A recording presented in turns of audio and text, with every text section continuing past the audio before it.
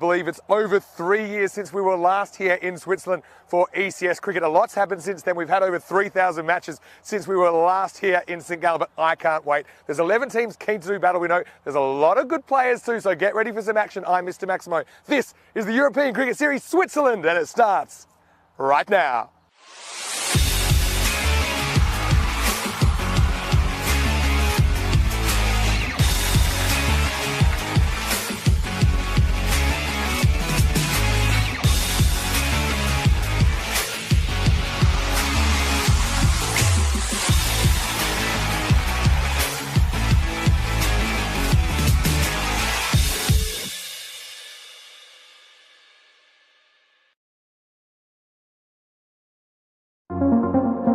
Good morning to you.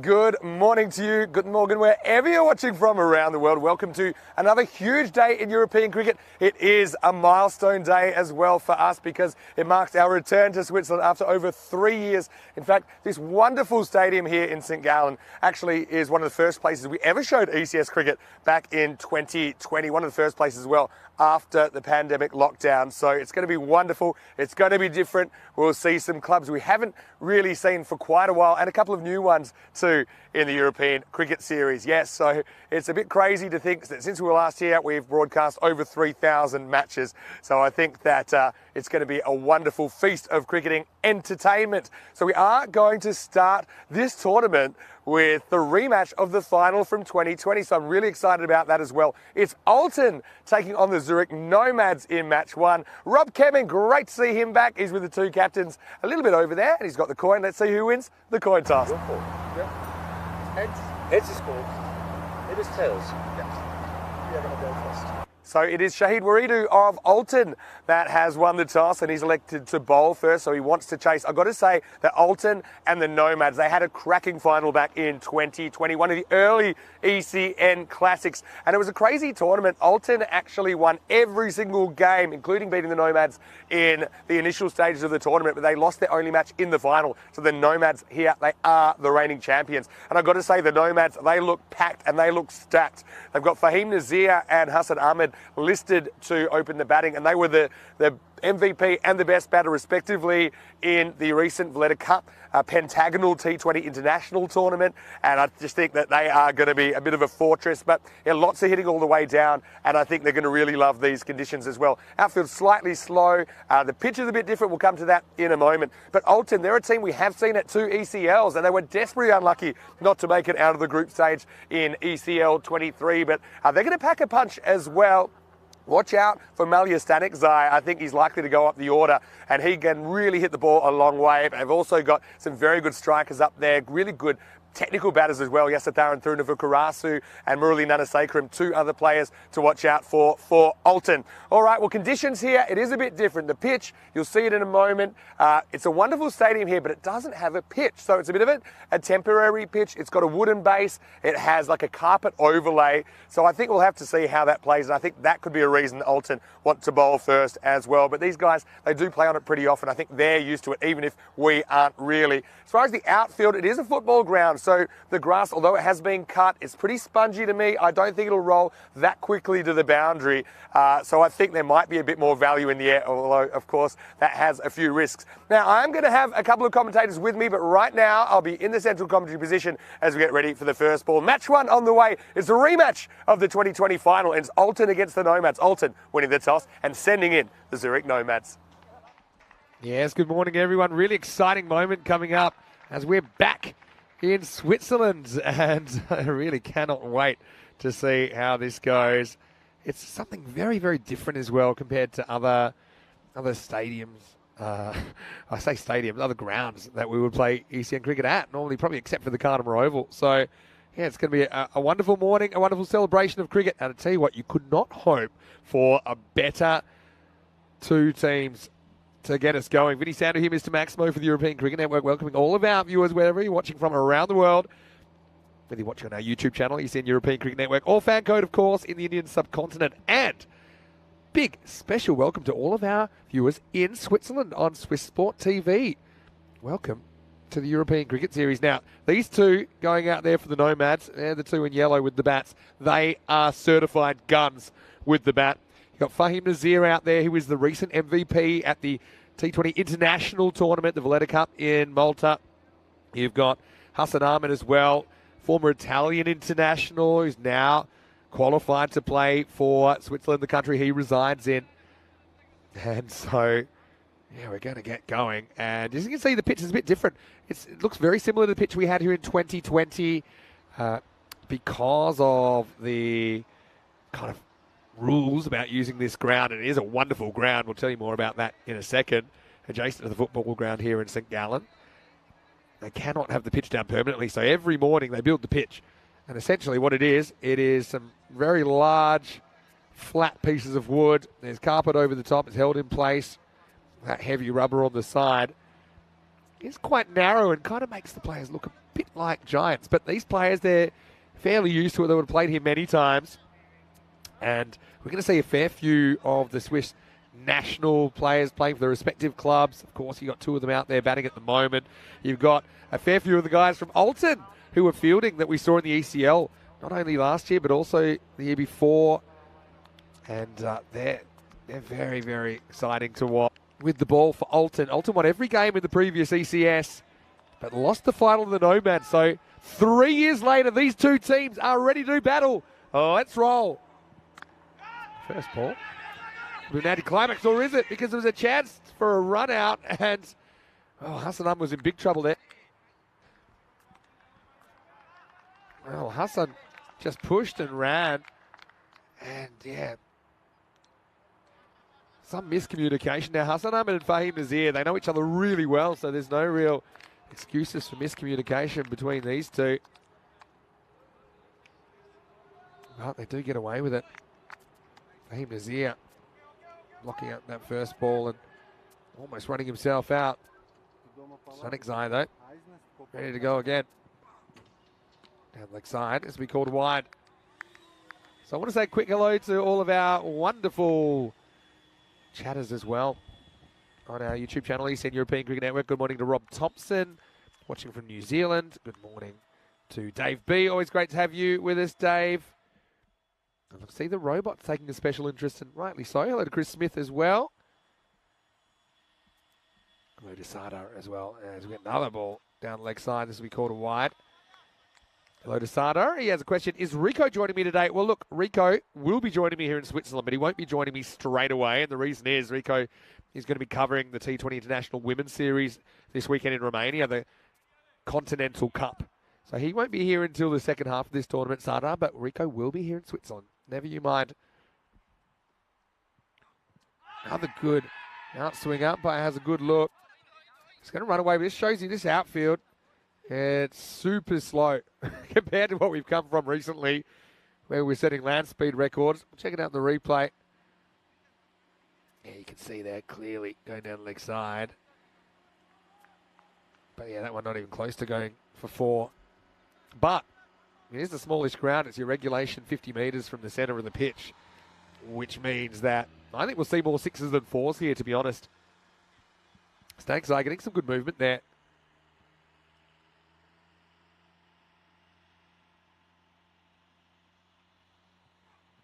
Oh, goes up and over the top, and we didn't have to wait long. That one's into the stands. Maximo! What a cracking shot that is. I said, these two left-handers, they are powerful. And Hassan goes bang. That one, lucky we don't have a full house. That could have done some damage to the spectators.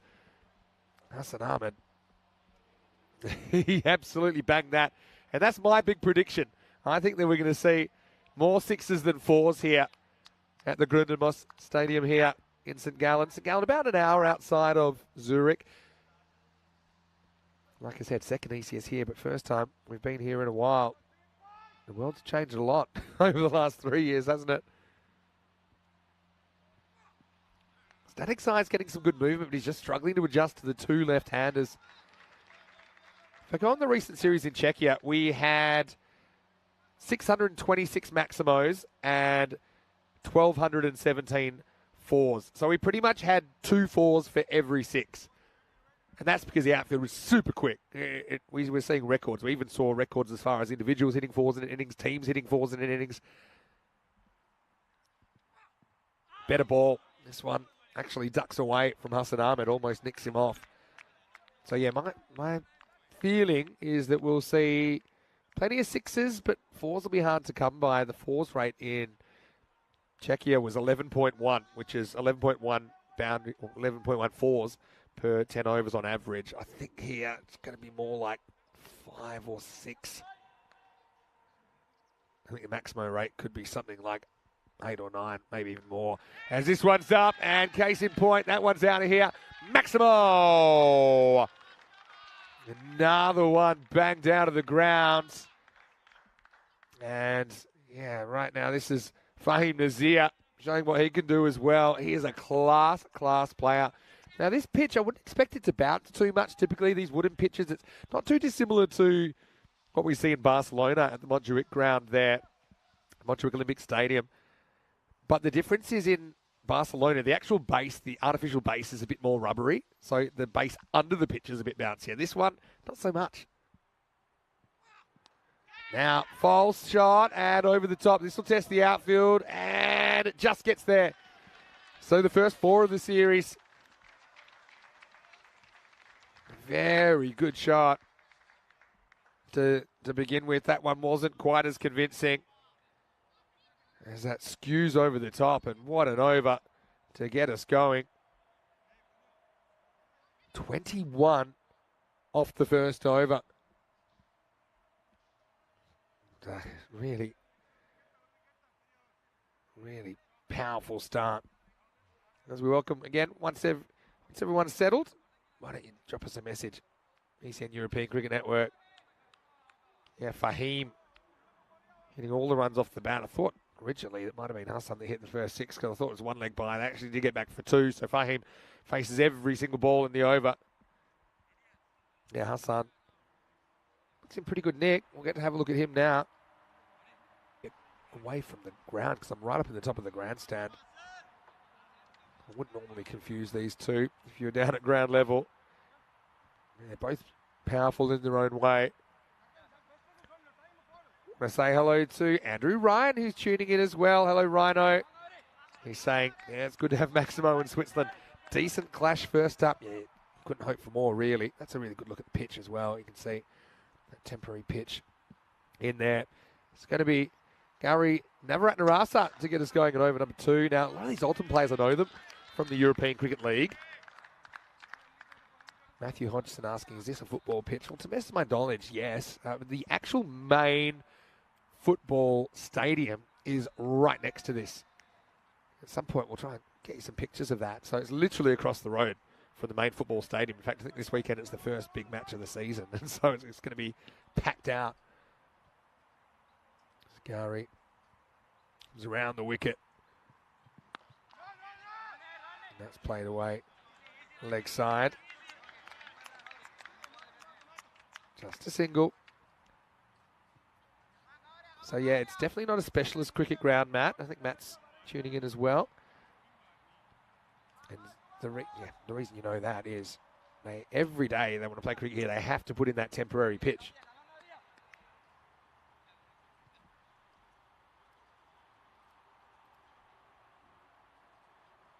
And Navaratnarasa's good bowler. Saw that in Kartama.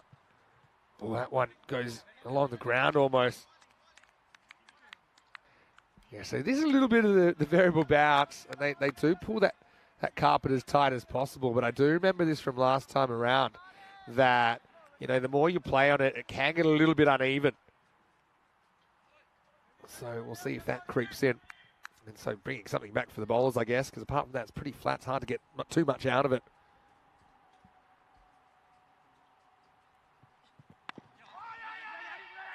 This time, Hassan pushed back and being a little bit more careful, as you can understand after that.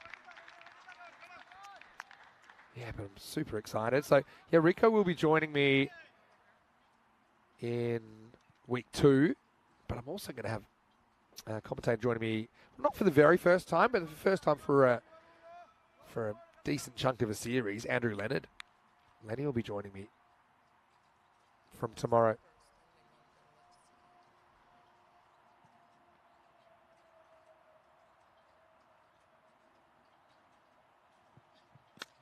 Oh, that's a cracking shot. And that's going to be 4. That's going to bang into the banner. Stronger together.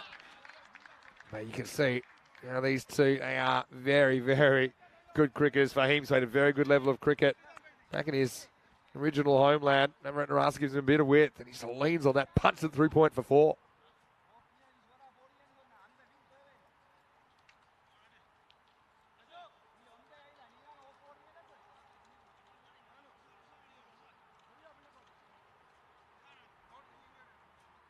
So now they're trying to work out where to put their 2 outfielders. Of course, you are allowed only 2 outfielders in the first 3 overs. That's called the power play.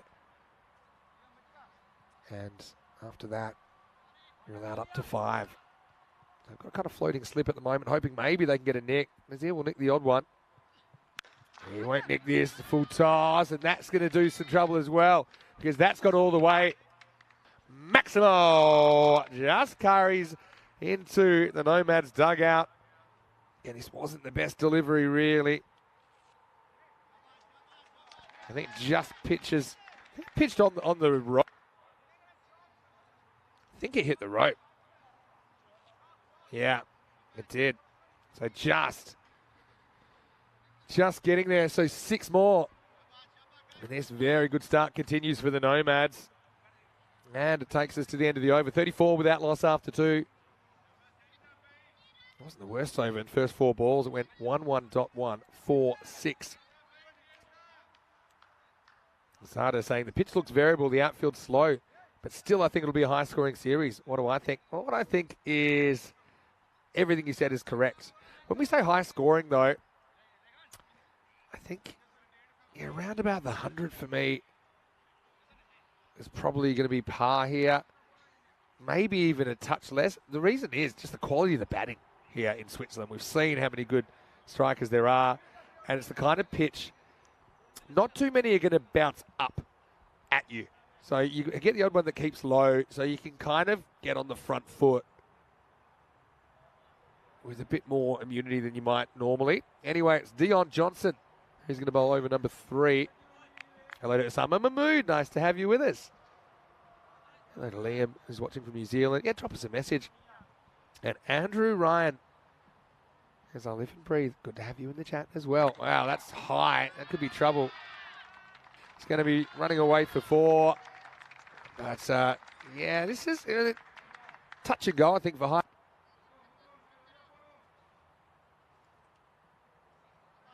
Yeah. Oh, for me, it's probably hitting him in the belt. Touch and go. Maybe a bit lucky to get away with it. I mean, Hassan didn't have too many problems anyway. But he will get away with it to an extent. Ahmed hasn't had much of the strike so far. This one just going to be called a wide. So you can see, because the pitch is narrow, the wide indication lines, you can just kind of see them there. Yeah, just inside, and Hassan asks for the wide and gets it.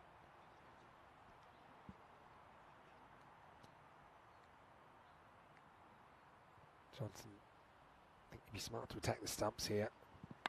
Doesn't quite get it right. It's on the pads, and that one's going to disappear as well. Maximo!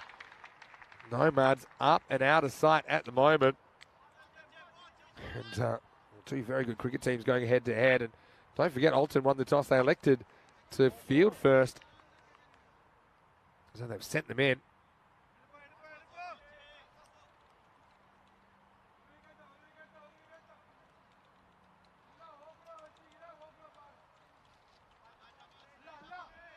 Yeah, just going back to that 2020 series. These two had a couple of very good battles. Nomads made 110 in the final and then were able to restrict Alton, previously undefeated, to 91. That was all the way back 26th of June 2020. That's the last game we played here at St Gallen in the European Cricket Series. And just think about what the world was like back then as well. Goes after this. It's going to be all the way over the dugout. Maximo! Johnson just kind of rocks in, round the wicket, bowls into the slot. Hassan Ahmed again. He's just very, very confident.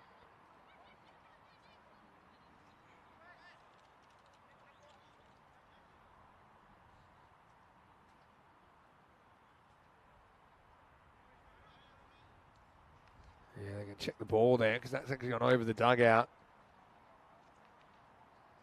and crashed into the concrete.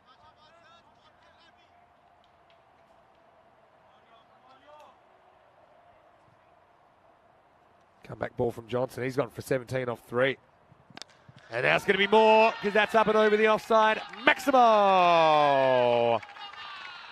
So watch out. Hassan Ahmed's about. Didn't have a lot of the strike early. He goes leg side, then offside. He's so tough to bowl to. And this is what I mean. Yes, there's some variable bounce, but most of the time you can get on that front foot here. If you've got a good technique, you can take your pick where you want to hit it in front of the wicket. That time it goes a bit more sideways.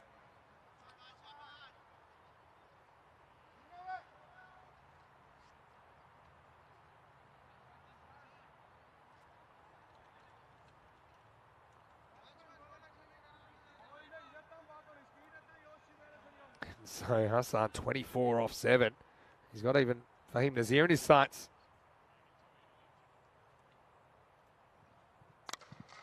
Straight drive, get this to test the outfield, but this is a good example. It'll just hold up and probably almost stop before the fielder gets there. It's Malia Static Zai. His power play is out of control. Well, my 100 par is looking ridiculous at the moment. I know it's the first innings of the tournament, and admittedly, you've got 2 national team players and 2 stars of the national team in the previous series we saw only a couple of weeks ago, really, in Malta. Yeah, that's the one I'm talking about. You've got to be a little bit careful with those balls that are on the stumps because you get the odd one that shoots. So, I mean, to be honest, it kind of gives the bowler something back because a lot of the time you're bowling into what feels like something giving you no assistance at all. You hope maybe the universe can give you a shooter and maybe get one of these guys LBW or bowled. Anyway, end of the power play, 58 without loss after 3. Well, Chris Smith saying we might see the most damaged balls in ECN cricket history this tournament. Well, maybe. It's going to be interesting. I think there's also a question about which teams are we going to see in the ECIs at the end of this 2 weeks. And we're going to see Switzerland, France, and Luxembourg in those ECIs. So Tri-Series, 10-over Tri-Series, International Tri-Series to come at the end of the 2-week adventure here. And Switzerland and France, they had some really good battles in the Valletta Cup recently in the 20-over format. And actually, Luxembourg were there as well. So we'll get to see 3 teams we saw in the Valletta Cup, but this time in the 10-over format. Yeah, that Switzerland-France game was almost at sunset in Malta. It was after 8 p.m. I was there at the Master Sports Club. Switzerland scoring the winning run off the last ball of the day, Abdullah Rana. Hitting Usman Khan for 4. They needed 1 to tie 2 to win. That was an epic finish.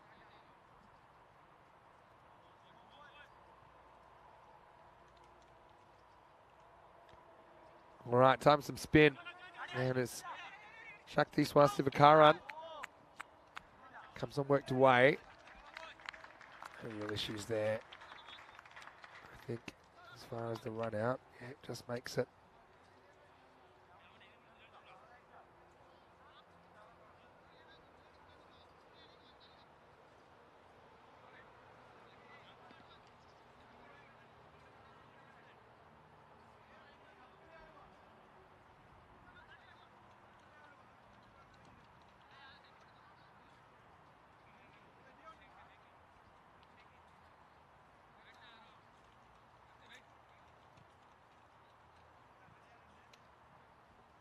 Zivakaran. Not a bad option to two left-handers. Sneaks in. Really good hands. Has Shahid Waridu behind the stumps. He's an outstanding keeper. Also, he's the captain of the side. The key on a pitch like this, you got to be able to stay low, keep those knees bent like that. That one sneaks in. And can't really see the wide indication lines at this stage. So you probably see that clarified a little bit later, but you've got to realise also that this pitch is put in every morning, so it's a lot of work that goes into it.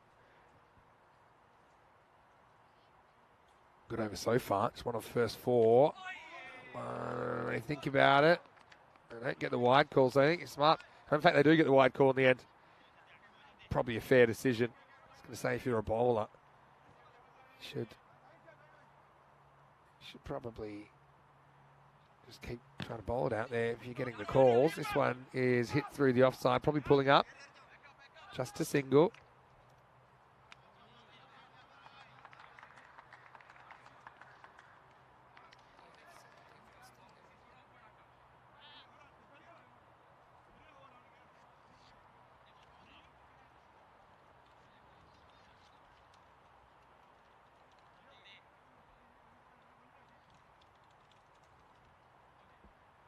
All right, so Hassan Ahmed, let's see how he deals with it.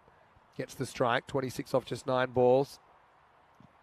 Steps away, hits away, and might have found trouble. Almost a fantastic catch. He's going to run around for 4. And actually, the fielder, he has Varadhayan there. He became a bit of an obstacle for the fielder who was trying to actually field it on the rebound. It's a really good effort. Those two hands, they've seen the fielder chasing, had to go around him. That allowed the ball to creep into the rope. That will take us to the end of the 4th over. Nomad's up and about there, 65 without loss.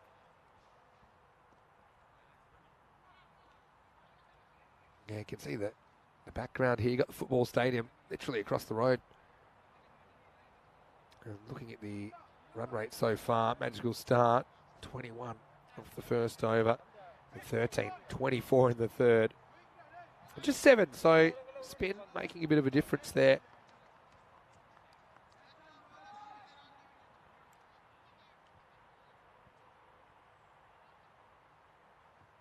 Okay, let's get cracking in over number 5 as Raihan Stanikzai. And he gets worked away, leg side, kind of into the gap, but just a single. Osama Mahmood asking which team or players am I looking for the most? Well, kind of all of them. Obviously, I'm looking forward to seeing players that I know very well. Like these two, of course. Some of the Alton guys from the ECL. Like yourself, Osama, for example. All right, this is up. It's in the air. Adios, Pelota. That one, it might have gone the roof. Maximo. Well, I hope we brought enough cricket balls because that one is not coming back. And there's the power of Hassan Ahmed.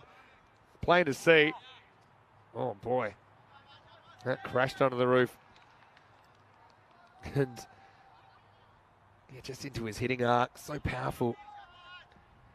Probably another team I'm looking forward to watching is Kosane Osama because, yeah, my sometimes commentary colleague, Andrew Ryan, been playing for them. This is off the end of the bat. Skirts across the rubber. There's definitely one there, but they don't take it because I wasn't sure if that ball was just going to curve towards the mid-off, so he's a little bit careful. Yeah, so Kosane, another team I'll be looking forward to seeing, but I don't think we see them till the weekend. 11 teams in this series. They'll play each other once, and then we'll have finals format. Slightly different finals format in this one as well, because the top 5 will actually make it into the final series. So that's something a bit different as well. Yeah, so the top 5 out of 11, which I don't mind. Makes the finals format a little bit different. Yellow bowled. Stanikzai just gets that angle across the left-hander by going around the wicket.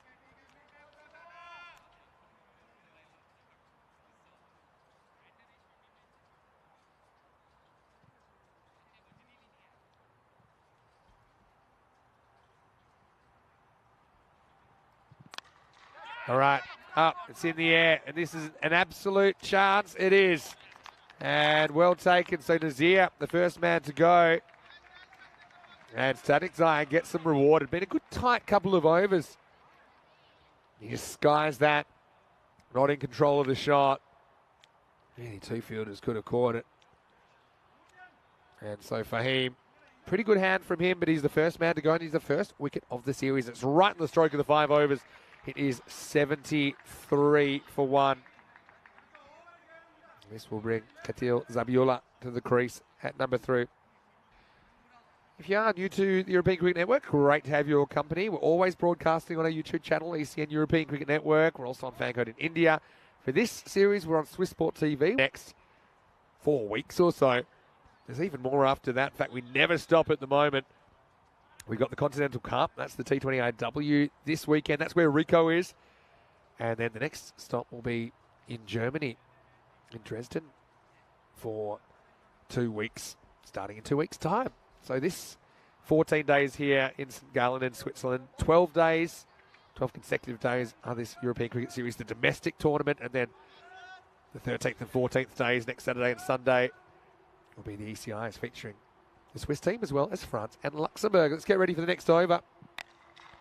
Siva Karan is going to come in, and he's going to leave just as quickly. Maximo!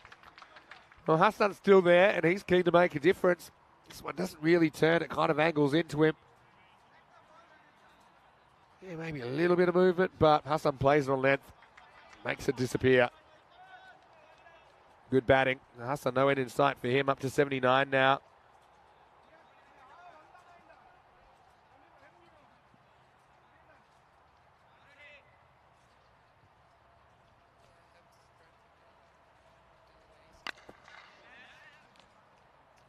Next one isn't really timed. Hassan Ahmed moves to 44, though, 15 balls. Yeah, Hassan, he was outstanding in the Valletta Cup recently. And he just was very good under pressure as well. I think that's a really good sign. Ended up scoring 164 runs in that series. Second top run scorer for Switzerland. Second only to Fahim Nazir, who is the only man to fall so far.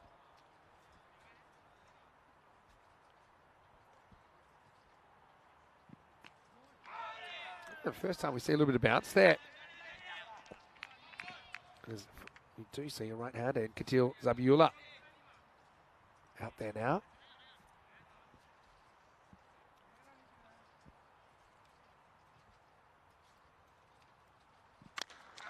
Up in the air, and almost a sensational catch.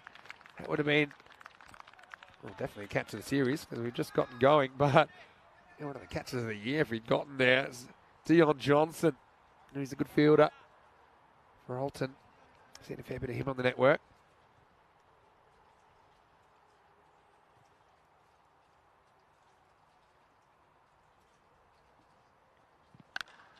All right, plays this on length, gets it up, into the gap and over the gap. Maximo! And 50 for Hassan Ahmed. And what a good innings it's been. He brings up his 50 off 16 balls. I don't even think his teammates have realised because it happened so quickly. But, yeah, well batted, Hassi. What a great start to the tournament. He took a wonderful catch in the final 3 years ago here when the game was in the balance. Now this one has gone absolute miles. It's another one on the roof. It's like a hailstorm at the moment. And Hassan is on a rampage. End of the over. Siva got away with a couple and then he didn't. End of the 6th over. It's 93 for 1. What a start to this tournament. Siva Karan actually thought he bowled okay, but he's going to end up with none for 27 off his 2 overs. Now, like I said, slowish outfield, but yeah, with these ECN standard boundaries, 50 metres, these guys are powerful at the moment. Someone like Hassan's clearing them with ease. Yeah, Rhino saying to me, and the grass looks a bit softer and longer than 2020. Yeah, I think that's a fair assessment. Of course, you were here, Rhino. Uh-oh. First one. Zai gets wrong down the leg side, but well done by Roridu. He does the fielding.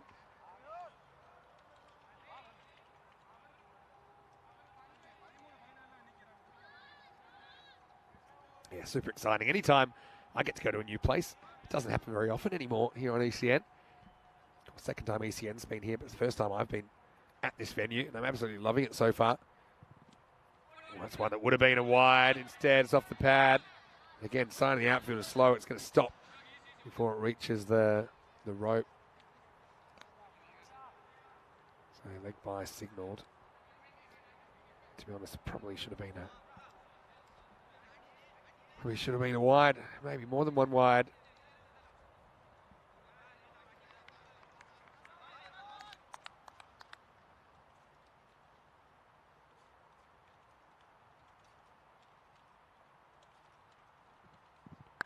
Uh-oh, a little bit short. And that one is going, gone. And that's probably landed 40 metres over the boundary. And I'm not exaggerating. Hassan Ahmed is 62. Goes Maximo, and this one was a super Maximo. Just have a look where this lands. If we get it, we might lose it to the left. We can only go so far with the camera. That was a monster hit from Hassan Ahmed.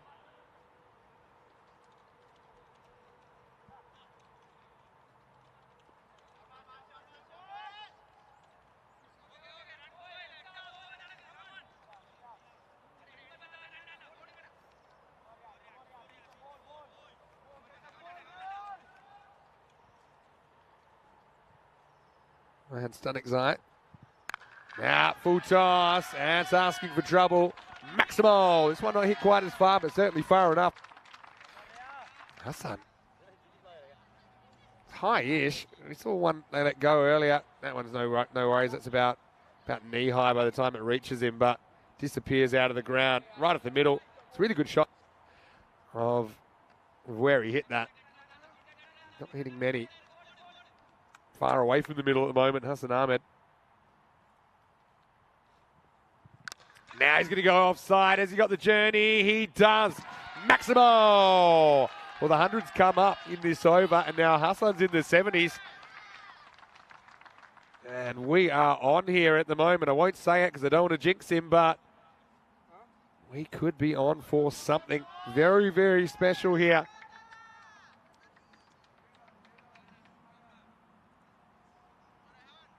Hassan picking up where he left off in that Valletta Cup. His high score is 81 not out on the network. Oh, he gets one that shoots. And there's just been the odd one, hasn't there? Maybe 3 in the innings. Hassan, we've seen him playing for Gina Brescia in Italy. We've seen him play with the Italian national team even at the ECC.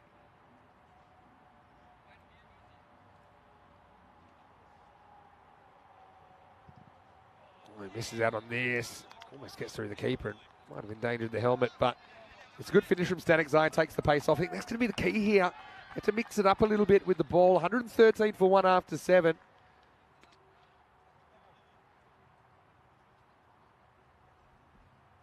Hassan Ahmed, 74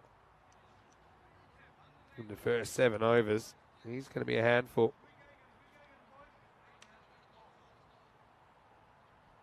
Yeah, you see the background here. You've got there's a shopping centre as well, the shopping mall. There's also a football ground, like I said.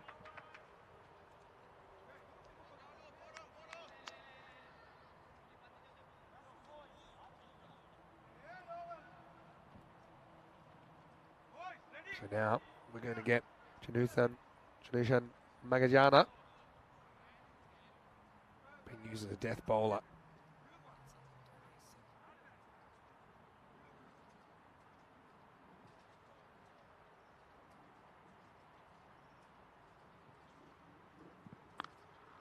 This is turned around the corner. This will test the outfield. It gets there. So now Katil Zabiullah gets into his work. The right-hander hits his first boundary. It's just a little bit leg stumpish, isn't it? When you're coming on this stage, you have very little margin for error.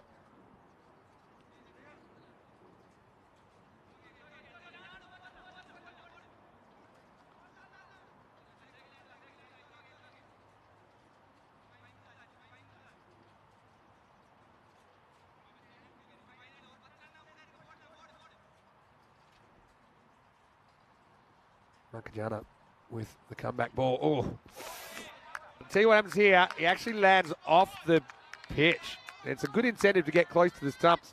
In fact, both feet, I think, for me, one definitely, that front foot. This makes your eyes water. So I don't know. I mean, at the moment, normally you have that return crease there. Probably in 2020. Got a slightly different rule for this. But anyway, right now, he's not looking comfortable. That one picks the gap, even the gap in the fence. Zabiula gets 4.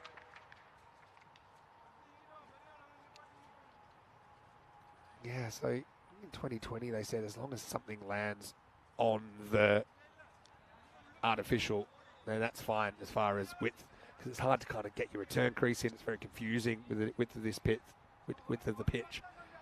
But something we'll probably see as we go. Still very early in this tournament.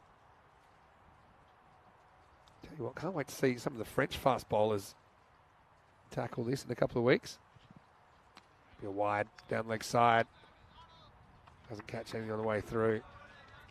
And these players, even though we haven't had any ECS cricket here for 3 years, a lot of them are pretty experienced in the T10 format. They have a local competition here, T10. A lot of them we've seen it at the Cardimer Oval.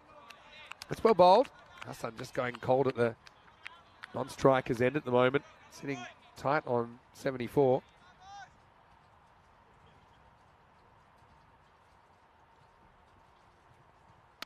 Full toss, hit hard, hit straight at the fielder. That'll just be a single.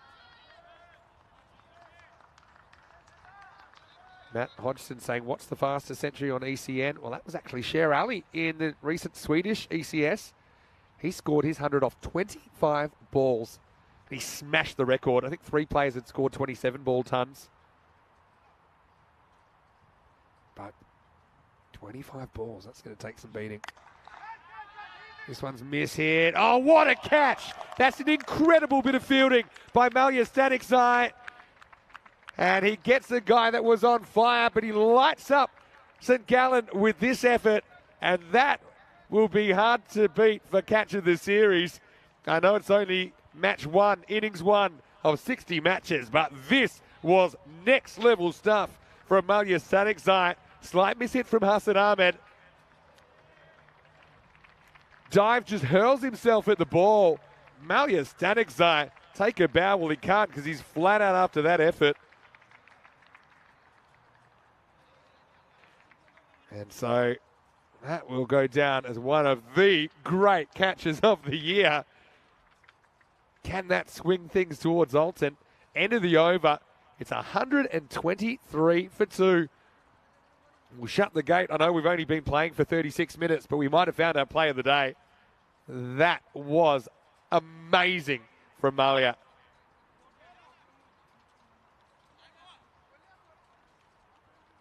One hand effort, didn't really have time to organise and go with 2. Well, here's a little taste of the kind of action you can get from Switzerland. These guys, they are excitement machines. Start of a new over, it all happens in the 9th. And guess who? It's Malia Stanikzai, who's going to keep the ball, and he's going to bowl over number 9. What a catch. Just going through the chat. A few people thought Hassan would be on century watch, but, well, we were until that. He just had gone cold a little bit at the non-striker's end, though.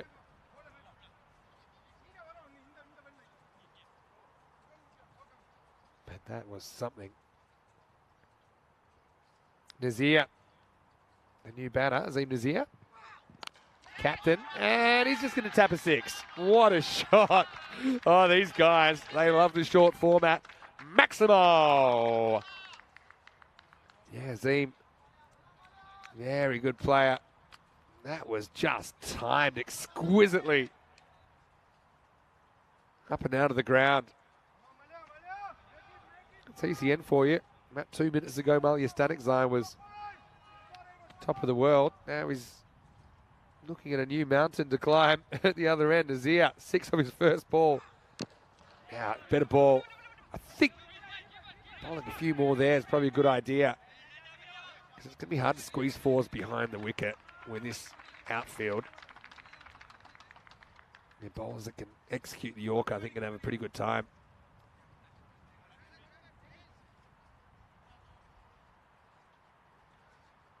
a few people talking about the pitch, and yeah, it is a bit different for sure. I mean, they'll constantly, during the day, be trying to flatten it out.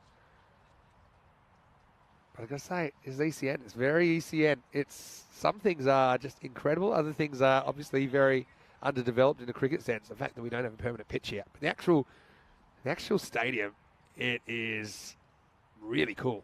You haven't seen my spot yet, but I'm loving sitting in the grandstand. Oh, there's the shooter for you.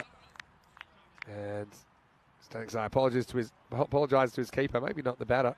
This is where I think it is pretty batter friendly, the fact that they can get forward and not going to be surprised with extra bounce, but they will occasionally be surprised by lack of bounce, I think.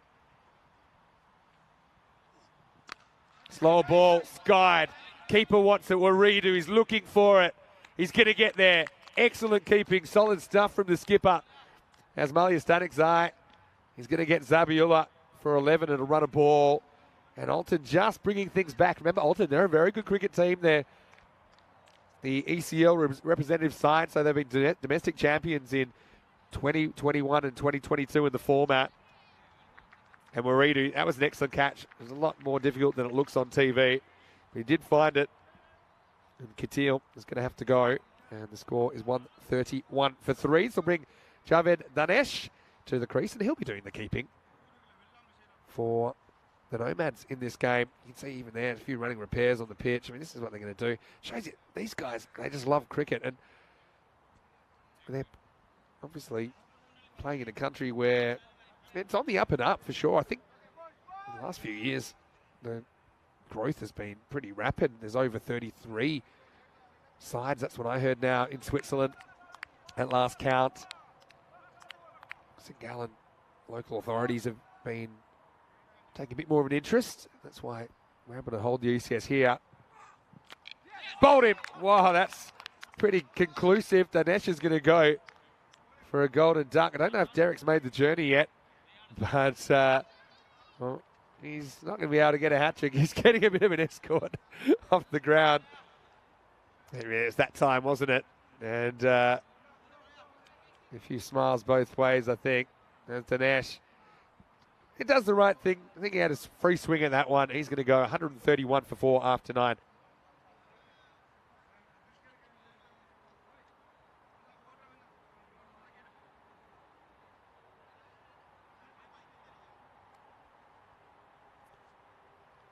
So 9 overs down, 131 for 4. Bit of a shame for Static's eye. He won't get to bowl at his hat trick because that was his last delivery. So, okay, they keep them to something in the 130s here. Maybe 140. Can you chase it? Maybe. A definite maybe, because Alton, they've got some pretty good batters of their own. Top 3 looks pretty stacked. It's going to be Gowrie Navaratnarasa to bowl over number 10. And he's bowling to the Nomad skipper, Azim Nazir. And he picks him up and out of the ground. Great shot. Great shot. I mean, you have to be a little bit worried about, is this going to bounce as high as you think? It did. I suppose it doesn't matter. It's to play with. If that had shot along, not along the ground, but almost, then maybe Nazir loses his stumps. But Narasa finds out the hard way, maybe not to give length to such an accomplished bat. He hit that away over the leg side with ease. Oh, edged. Let's test the outfield. This probably goes. Yeah, it does. With the pace of Navaratnarasa. So 6 and 4. And keeping it to the 130s. That's a bit of a pipe dream, I think, because they're already 141.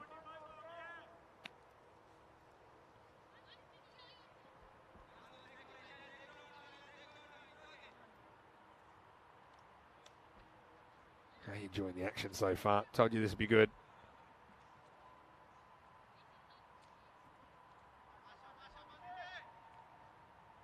There's another crack. Last one was a bit fortunate. The other ones were pretty emphatic. Drives, wants 2 here. And with the slowness of the field, he might get there. No, he won't. And so, just be a single. We'll get to have a look at the number 6, Samuela Sikandari.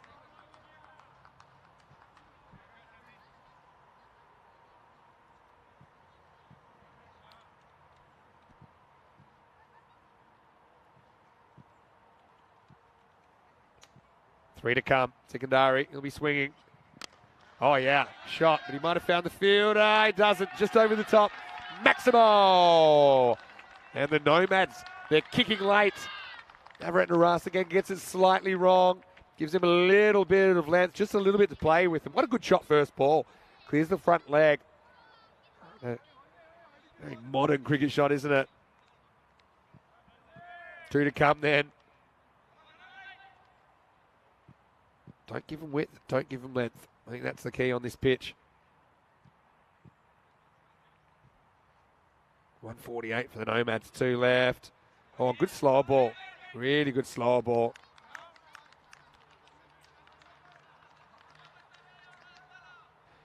That was an excellent variation. Just check out this. Yeah, little bit of a kind of back of the hand / rolling leg cutter kind of slower ball. Excellent work. So 148, last ball to come. Lights, camera, action. Well, let's go. Oh, edge. Where's that going? Going, and that one's gone as well. 150 comes up in the end. Nomads off to the races after getting inserted by the Alton skipper, Shahid Waridu.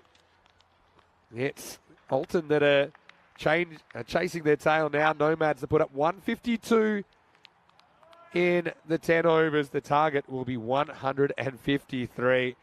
Well, that's just the first innings of 120 we'll get here in Switzerland. If that's anything to go by, I think it's time to buy a few bags of popcorn and settle in for the ride. Let's have a look at the highlights of the first innings. Nazir, well, he got them off to a great start in the first innings. 16 off his bat as the first went magical. And Dion Johnson, he also found it pretty hard going. Hassan Ahmed then got into his work. Almost caught his good friend Fahim. Alton did turn the spin, and it seemed to be a little bit more effective. This was a chance that went down, but a pretty tough chance for Varadhayan. Ended up dribbling across the line. Eventually, we did have a wicket, and it was Makajana that took a very good catch to get rid of Nazir for 29. No, he's a dangerous hitter, but Hassan just seemed to go into full beast mode, didn't he? As he cracked 10 Maximos and just 2 4s on the way to a blistering 74 of just 23 balls. So striking at over 300. Eventually, it would be a ridiculous catch that would get Hassan. So to get brilliance, you have to bring brilliance, and that's exactly what Malia did there. A one-hander, early contender for catch of the tournament. But Azim Nazir came out, and he looked very at ease, just stroking a couple of Maximos away. Buridu was able to get Zabiullah for just 11. Top etching an attempted hoik over the leg side. Great work by the keeper. Javed Danesh went without scoring, but then a bit of a kick in the tail for the Nomads in the last one going magical. 21 coming off it. That took them from 131 to 152 in the end. And so, yeah, it'll be right up there with their biggest chasers if they can pull this off. But who's to say they can't? We've seen some pretty epic ones on ECN recently. As we look at the scorecard, Hassan Ahmed, 74 off 23. Tell you what, he might have to go and find those balls on the roof. We'll need a bigger ladder because he was hitting some big sixes. 29 from Nazir in the opening partnership, which was pretty fruitful for the Nomads. They were able to put on 73 in 5 overs for the first wicket. Apart from that, some handy contributions. 18 from Nazir was a bit of a highlight. He had a couple of very sweet-looking shots. Looking at the bowling, Static Zai could make a claim for best of the bowlers. 2 for 27 of his 2 overs. Also took an unbelievable catch at long off. Wickets also to Raihan Static Zai and Jadashan Makajana. And really, as you can see there, none of the bowlers had too much luck keeping the batters quiet for long. We'll take a break. We'll be back in around about 10 minutes to take you into the second half. 153, Alton. Well, it'll have to be a champion chase, but they are a champion side. We'll see what they can do with the stick after this. Mr. Maximo here, Vinny Sandu for ECN. Hope you're enjoying the action wherever you're watching from around the world. We'll see you in a few moments with more European Cricket Series Switzerland.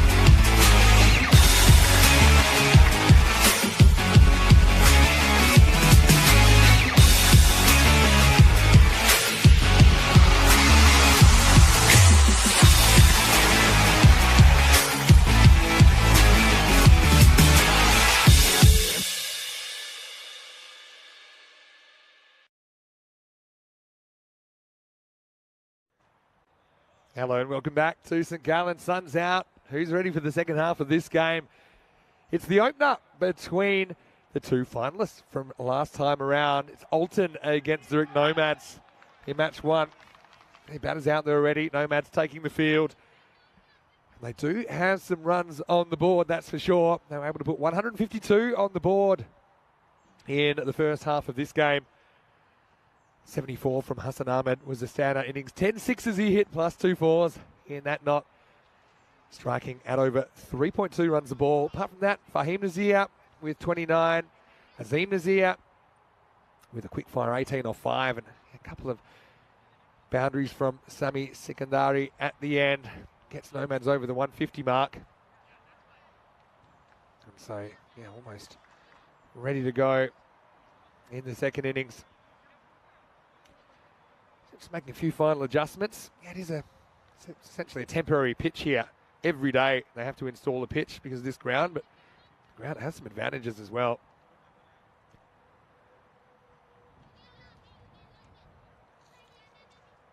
And I'm very curious to see how it'll go about this chase. You can see these players know each other pretty well. And we saw plenty of runs. I said about 100 par. Well, time will tell. Maybe 110. I do think it was above par batting, no doubt, that we saw in the first innings of this tournament. Also, what a catch from Malia Stanikzai. What do we think of that?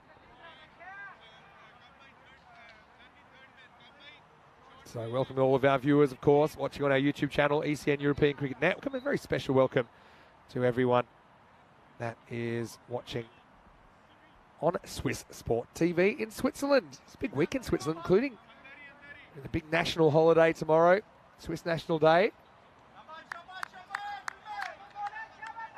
So, no, there's a lot of proud Swiss people that are tuning in. I think they're enjoying what they're seeing so far. Malia Stanikzai, who just mentioned, he's going to be the man who's going to face the first ball. He's out there with Yasso Thirunavukarasu. Oh, let's roll. 153 for victory in the first one. Sneaks in. Fahim Nazir with the ball. Good wide Yorker. A lot of chat out there, as you'd imagine. I think for the most part, if it's on the pitch, it'll be all right. We may see some clarification with the wides as we go.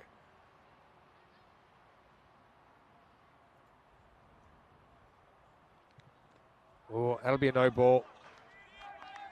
Yes, this is the issue. If you want to go for the wide Yorker, there's a bit of a negative, potential negative. If you miss, that one swings late. Because it hits the edge of the pitch, it'll be a no ball and a free hit coming up.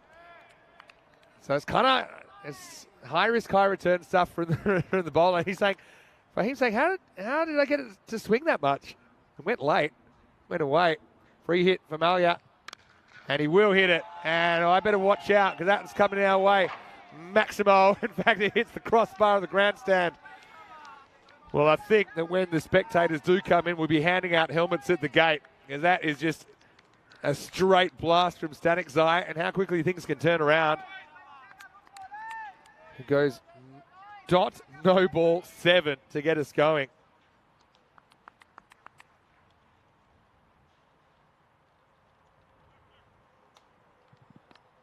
Now, little hands here, running away and getting to the boundary. So this outfield, it's even running a bit quicker than I might have thought. It did have a bit of a haircut before the first ball. Stanikzai with a little dab shot there, just had to get around the fielder. Can be a bit of a risk that he can edge to that man in the circle, but gets it away. And if you think that 153 can't be chased, think again.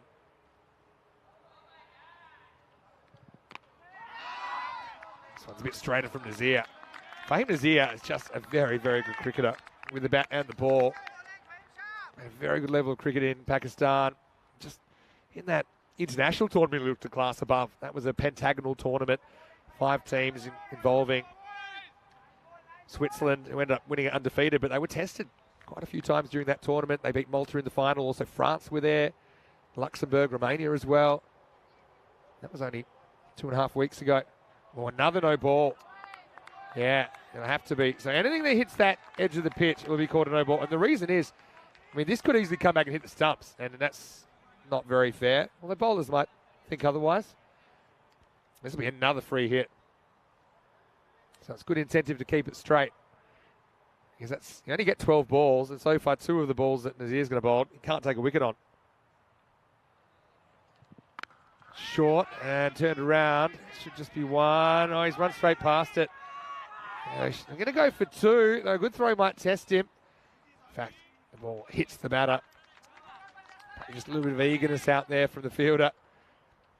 Here's Java Dinesh with the gloves for the Nomads.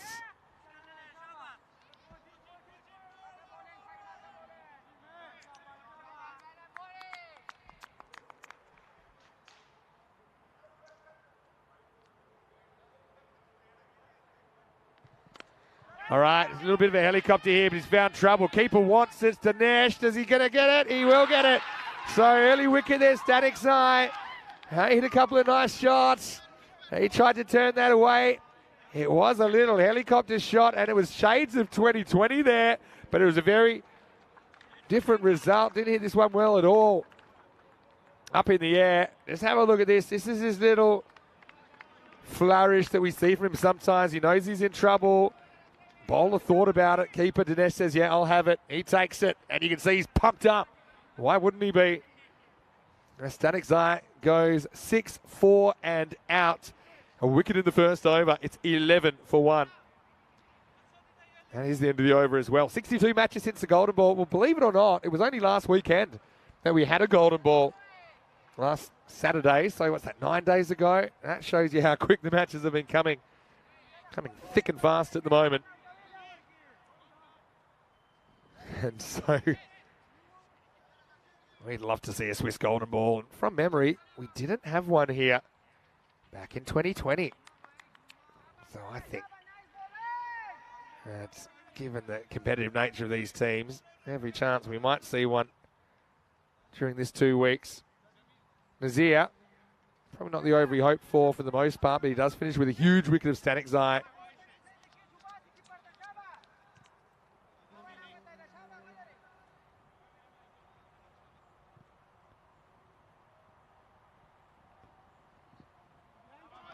First ball's okay, I think.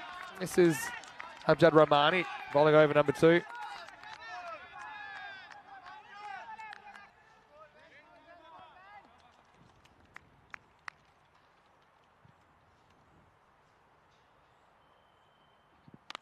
Oh, this is absolutely laced. And thanks for coming. Yasadharan through Navukarasu is one guy I always love watching in the ECL. You know why? Because he can hit big bombs. And that is massive.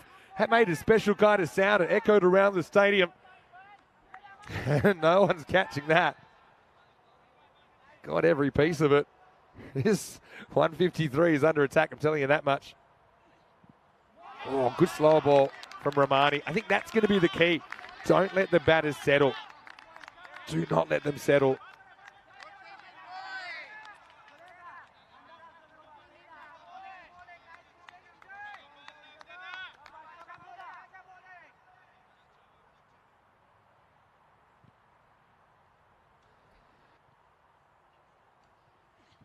Oh, shot.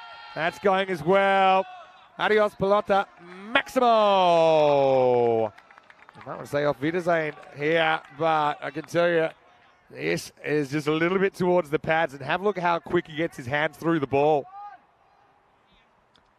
How are you guys enjoying this tournament so far? And it's just the beginning.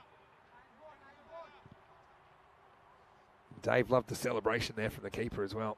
He was loving it. Anyway, this has hit straight and has hit true and has hit onto the roof. Oh, how far are these guys hitting it? That almost would have landed on my head, except I'm protected by the grandstand. Maximo, as Yasser is into his business. And we saw a big power play, didn't we, in the first half of this game, up in the high 50s. 58, in fact. But this could be something similar the way things are going at the moment.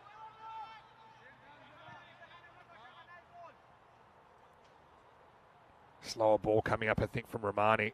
18 have come off this over. Here it is. He picks it this time. He's one step ahead. That'll be 4. The second goes magical, and it is game on here in the opening match of the ECS Switzerland, rematch of the final 3 years ago. I tell you what, I think some of these players have some long memories. And so, 153, it's a big chase. We've seen some big chases lately. If they can do this, actually, they will sneak on to the highest chases, which is 150 plus on there at the moment. We've had the record recently. 174, which is absolutely nuts. So could we have a little bit of history going on? We'll find out right now. Krishnamurthy is going to get a hit for the first time, the left-hander. Oh, that'll be a no ball, I think, because it bounces twice. So this is the other edge of the coin for the bowlers, because it rolls / bounces twice before the crease. It's a no ball. And the thing is, there's a certain length where that'll happen. So you've got to pitch it up a little bit.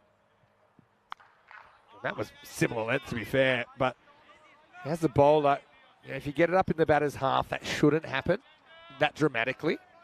Anyway, the free hit isn't really punished. They'll just get a single. But yeah, I tell you what, I'm loving this tournament already.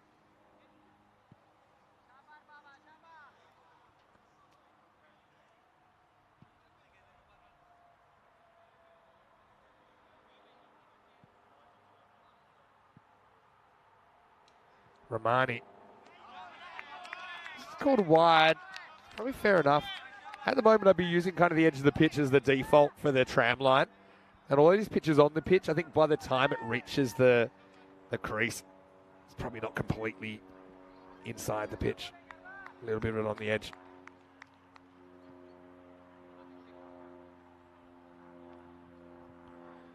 Similar ball, gets the same call. Fair enough.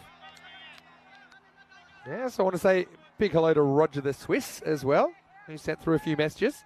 He was just letting me know that the colours of the city of St. Gallen are green and white. That's why the grass is so green. Legendary. To the St. Gallen side, they always look good in their green kits as well. I'm looking forward to seeing them. I think this one, it's called white again. I can't believe that one. You do see some little hash marks there where the stumps are. Yeah. Probably. If you're using the line of the stumps to judge, then yeah, probably. But I do think there's certain incentives to bowl straighter here rather than your regulation offside wide attack. Because I think the variable bounce is probably a bit more dangerous when you get the ball straighter. And with the outfield not being super quick, you can kind of protect the boundaries a little bit better. The outfielders have a little bit more lateral range.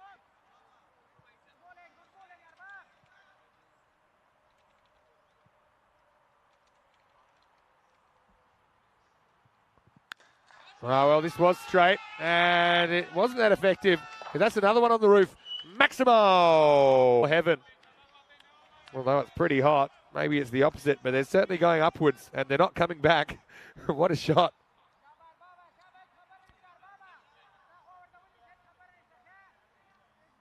Krishnamurthy goes bang.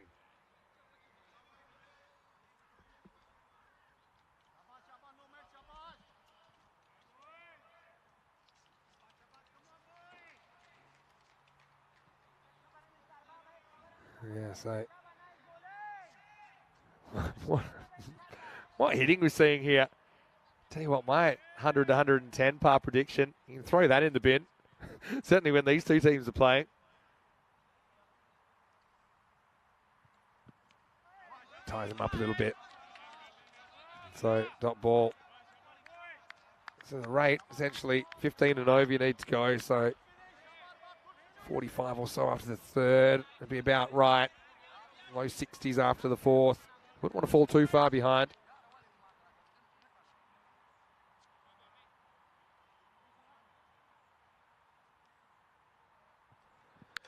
All right, pitches up again, and this one is going, gone. Maximo. And Krishnamurthy has come out, and he's whacked a couple of sixes as well. These guys, they're such good hitters in the top order. He gets the target down under 100 now.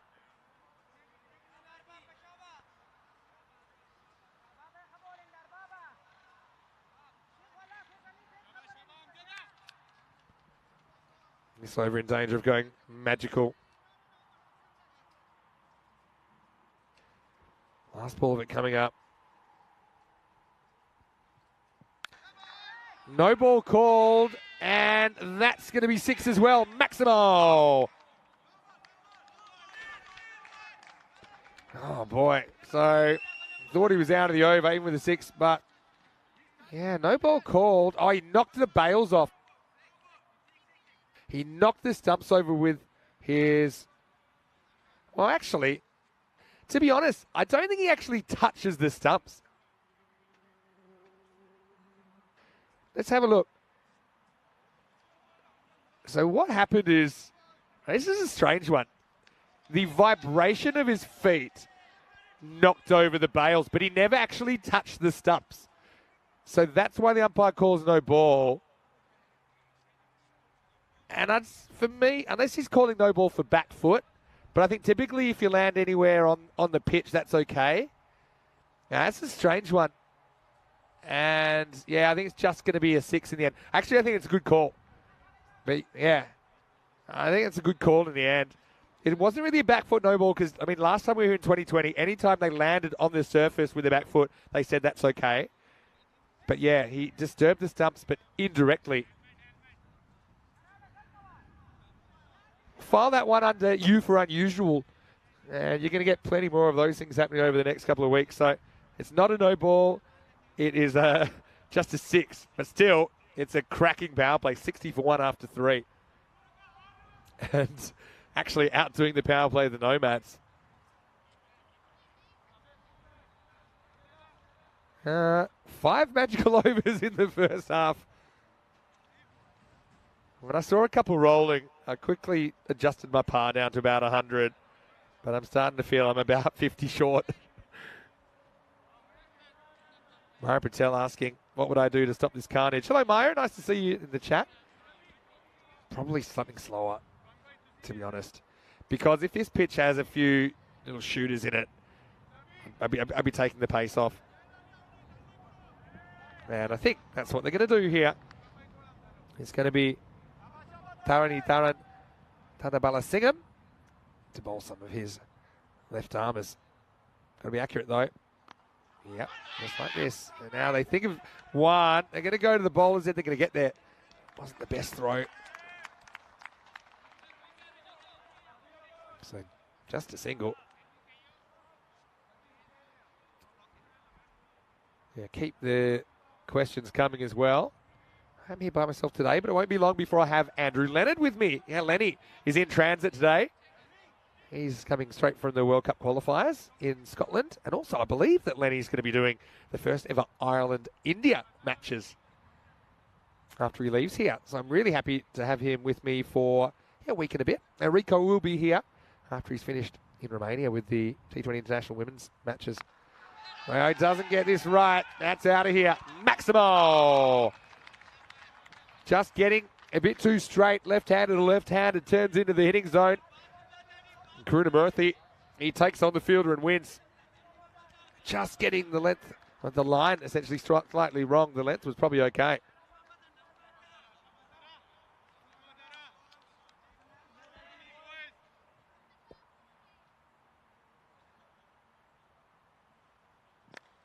Oh, that's a pretty good shot. That's not an easy shot at all. It comes down the pitch a little bit, but took a risk. If he misses it, it could have been stumped, but he doesn't miss it at all. He gets plenty of bat, gets it up, and actually into the gap as well. 4 more runs.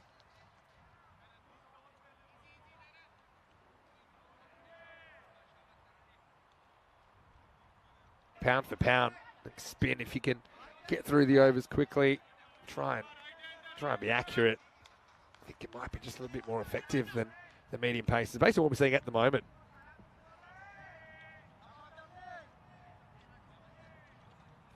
Yeah, Switzerland is a very interesting place. There's real national pride about the Swiss that kind of transcends cultures. Now this is in the air. Now who wants that? Bermuda Triangle situation is going to fall right in the middle of 3. And so through to Karasu. Gets lucky there. Could have gone absolutely anywhere.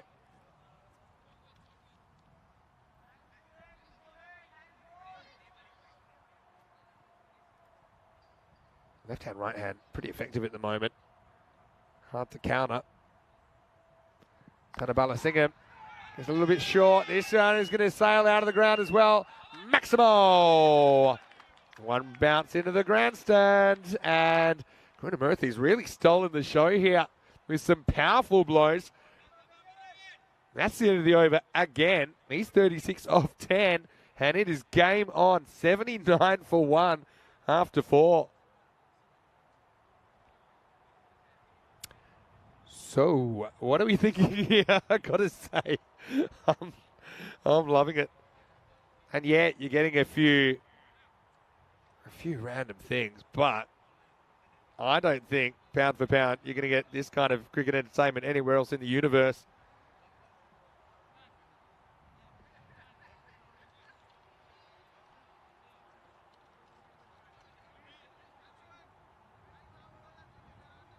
Yeah, so a few people reminding me, and Matt in particular. Ireland played India last year, so it's the second time they're playing them in 2 years. But I think Lenny was saying it's the first time he'll be doing some Ireland-India games. So, yeah, I know he's very excited about that. I think you're going to love Lenny if you don't know him already. He's a really knowledgeable guy. He's a real professional. And we are very much looking forward to working together again. Worked together briefly back in the ECN in 22. He's there covering Brigade for Cricket Ireland. All right, so time to stick with some spin. It's Azim Nazir. Clever bowling. I think a 2 here, but the keeper does pretty well to jump on it. Javed Danesh, just a single. Rate required to come down to 12.5 and over, so it's come down about 3 points.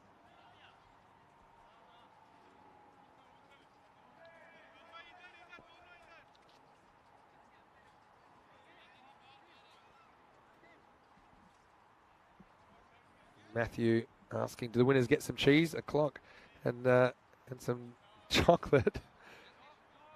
We are going to talk about Switzerland a fair bit over this 2 weeks. There's a great video in the introduction that gives you a look at St. Gallen as well. Zane comes into the left-hander. Tosses it up, but too much. And that'll be a no ball. I can kind of see what it is going for here. He's saying, look, I'm going to take all the pace off, but he's got to maintain the accuracy. Because now free hit, to be honest, I think Karunamurthy is going to run at him. Will he go quicker here on the free hit? Not really. As this is helped away. Would have been a good catch, but it wouldn't have counted anyway. Just the one. Probably would have been a wide down the leg side there, you know.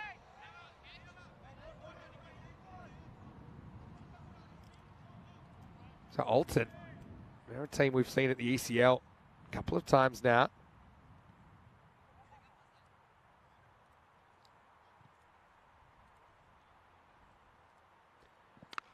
Well, he tosses it up and he says go for it. And he does go for it. Maximo! Yasso goes large again. A shot longer than his last name. And through to Vikarasa goes bang. He times it up perfectly. And gets 6 more to the total. What a chase this is at the moment. Oh, but that's what you're hoping. You're hoping that you can get an error in there somewhere. Get a sky ball, and we saw through to Vikarasa sky one into the Bermuda Triangle not too long ago. So I think Azim, he's prepared to give up runs to take a wicket. He knows the value of getting these top order wickets. And this might be the chance. It is the top edge, and it's taken. So it works. He was willing to go shopping, was the Nomad skipper, Azim Nazir. And Yasso makes a quick fire 32, but he's gone. And nicely taken out there because the sun was a factor. We'll check it out on the replay. This was hit square. Although he's able to time it up a couple of times, that time no good. And that's Abab Khan out there. But takes it with a minimum of fuss. And so, fantastic innings from Yasso, but he's going to have to go 32 off just 13 balls. It's 88 for 2. One big hitter replaces another. It's Murali Nanasekaram. And through to Vikarasa and Murali Nanasekaram, they opened a fair bit for Alton in the ECL, and they were dynamite.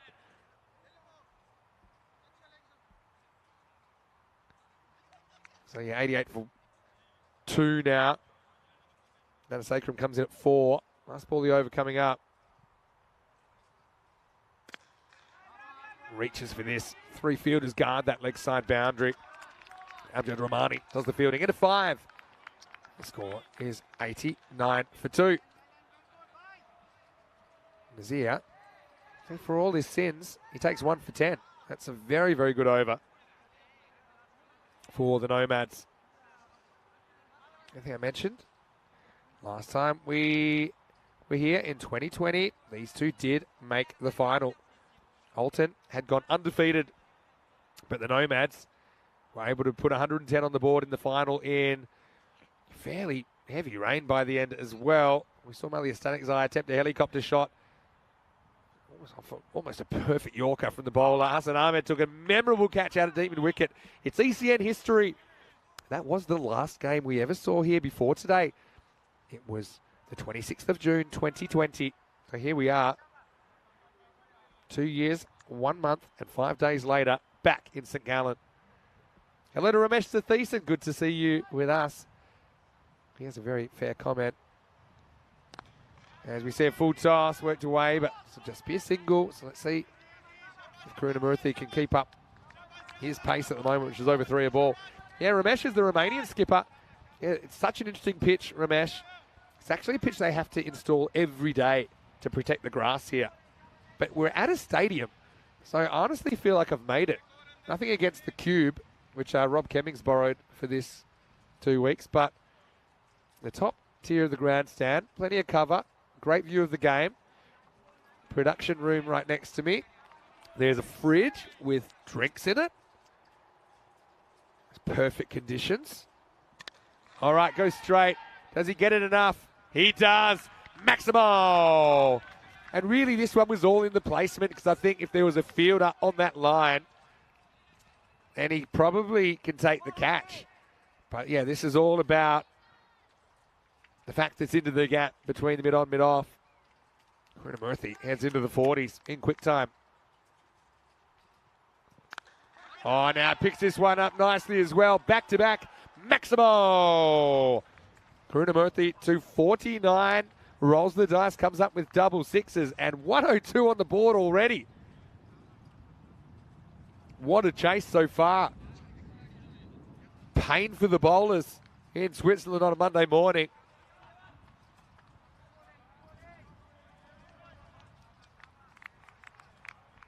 Karunamurthy on the verge of a half century. What a knock.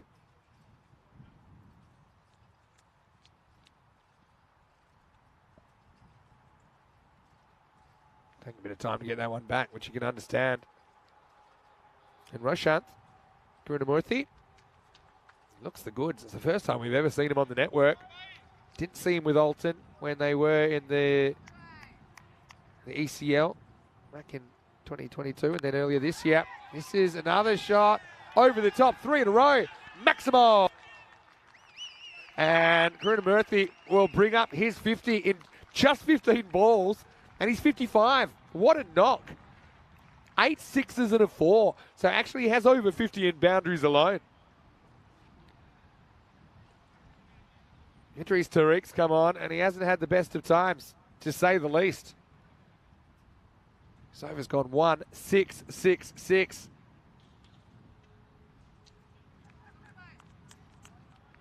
Is this a freakish match we're seeing, or is it something we can expect to see consistently over the next couple of weeks? Oh, this looks like a no ball, and that's going to go for 6 as well. Maximo!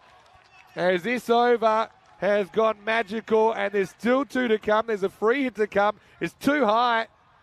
Called straight away. And what's worse, it's over the boundary. And I'm not seeing any way that Alton can lose this at the moment. Certainly not with this guy at the crease. Tariq in danger of going supersonic.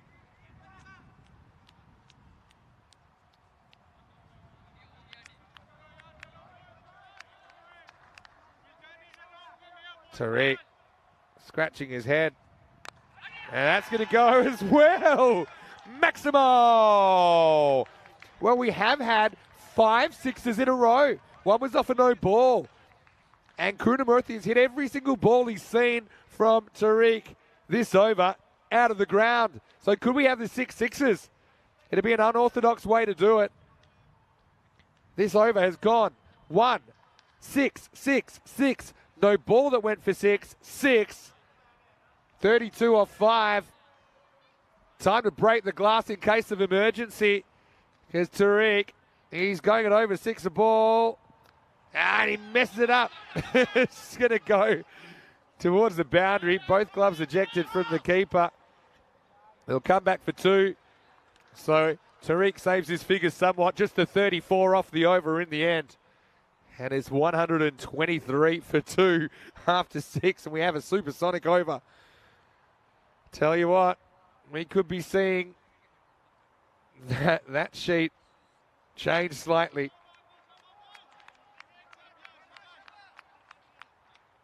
Slightly changed because I think Ulta might be on it.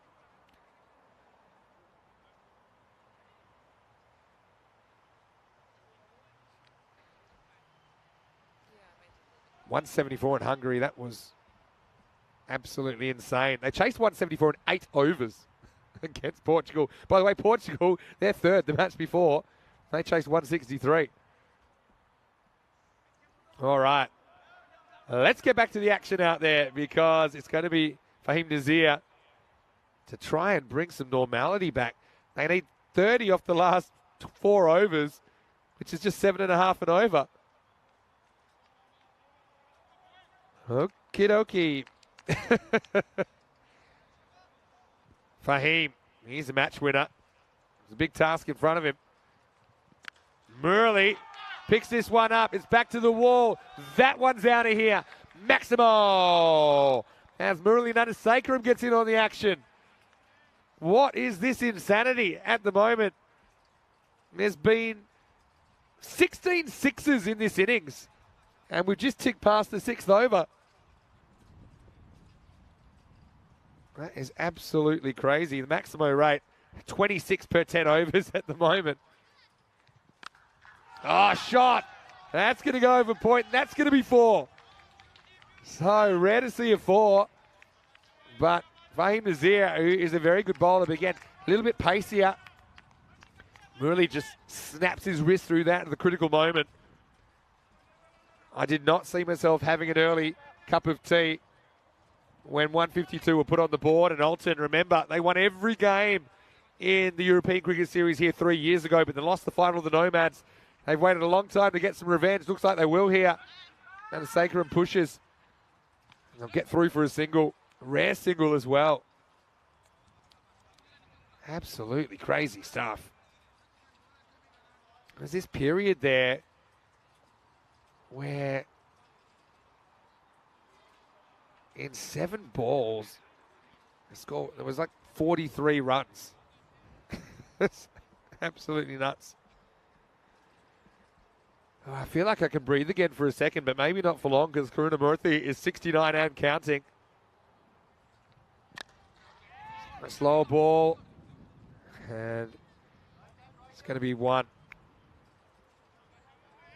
Well, Lenny, I know it's pretty early in Ireland, and I told him, look, just hop onto the broadcast when you get a chance. He'll be here with me tomorrow in the commentary box.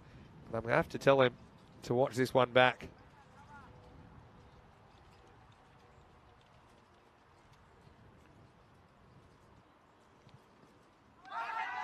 He likes it. Wow, he's got to the 3rd umpire. All right. Well, Rob Kemming's going to have to turn up the hearing aid here and work out what's going on. I think it's going to be not out, to be honest, because I don't think that with the technology we've got that you're going to be able to give this one out. It's on the pitch. For me, it's touch and go for a wide. They have got a little hash mark in line with the stumps. But yeah, I think they've gone to Snicko, and the emails come back that we don't have Snicko. And so, in the end, it'll just be a dot ball. But, I mean, Rob Kemming, for a man his age, he has very good hearing. So, obviously, just wanting to ask Rob for a second opinion. Last ball of the over coming up. Just 1, I think. And so Nazir ends up with figures of 1 for 27. Yeah, we don't really know one way or the other. There was a little nick on that. The umpire wasn't convinced, and I think the right decision's made in the end. That's the main thing. 7 overs down now. And so 136 for 2. And let's have a look at what's coming up. Well, the Nomads, they'll be back out there against Power CC.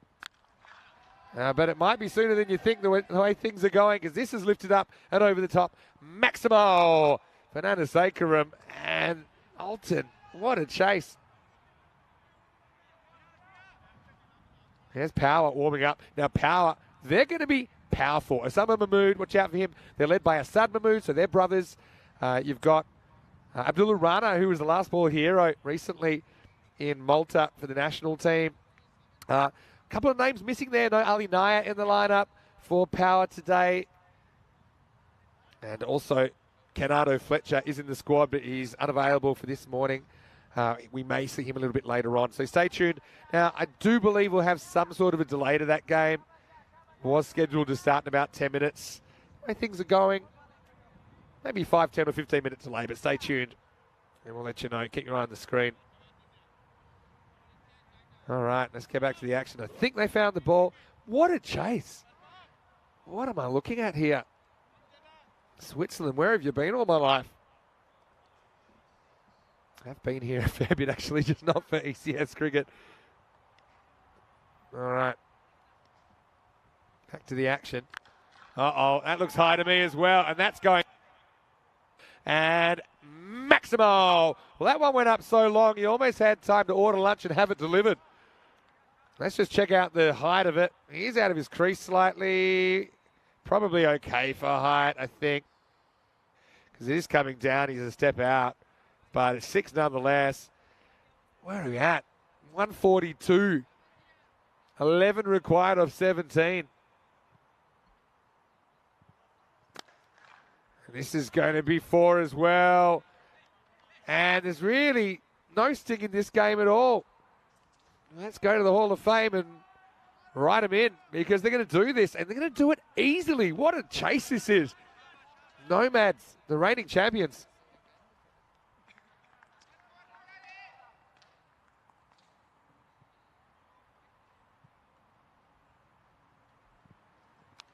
Oh, little edge, and that's going to fly away, and that's going to be 4. So Murilina Sakaram, 28 off 10. He's wasted no time. That brings up the 150. We're only in the 8th over. What a match. Osama, nice to see you in the chat. We'll see you in the next game for Power. Thinking, yeah, maybe the third umpire's call to see if we hit the rubber. Yeah, true, that is a possibility. But normally you don't see the full signal for that. But I mean, the other thing is the umpires, it's their first taste of ECS cricket in a while, and I'm sure we've got a couple of that haven't done it before, and things have changed a lot in the last 3 years as well. All right, well, this should do it, and it will. And they're going to do it, and they're going to do it easily. 14 balls to spare.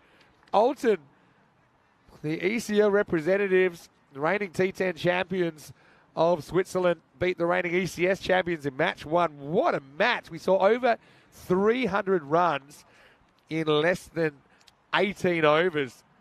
And that was absolutely insane. Here's the shot that brings it up, the full toss. And the Nomads, they knew well before the final punch, and they were knocked out. And so, fantastic contest. We've got just enough time to breathe. I wonder if we'll get back on track as far as time goes with those 2 overs saved. It is listed at the moment to start in 7 minutes. We'll let you know as soon as we have clarification on that. And so, yeah, you can see the news from the toss that Power won the toss. They elected to bowl. So watch out for that. And Nomads will want to bite back, still without a win. We saw plenty of balls flying out of the stadium. Just the first of 5 matches today. Let's go to the highlights. There were plenty of them, weren't there? Malia Statikzai went out there with Yasatharan Thrunavukarasu for Alton. And it wasn't long before Malia set his sights on attacking the power play. And that little helicopter that he loves, unfortunately got him into trouble there. It was high enough to probably hit a helicopter. Nicely taken by Dinesh, who called for it, made it his own, and took the catch.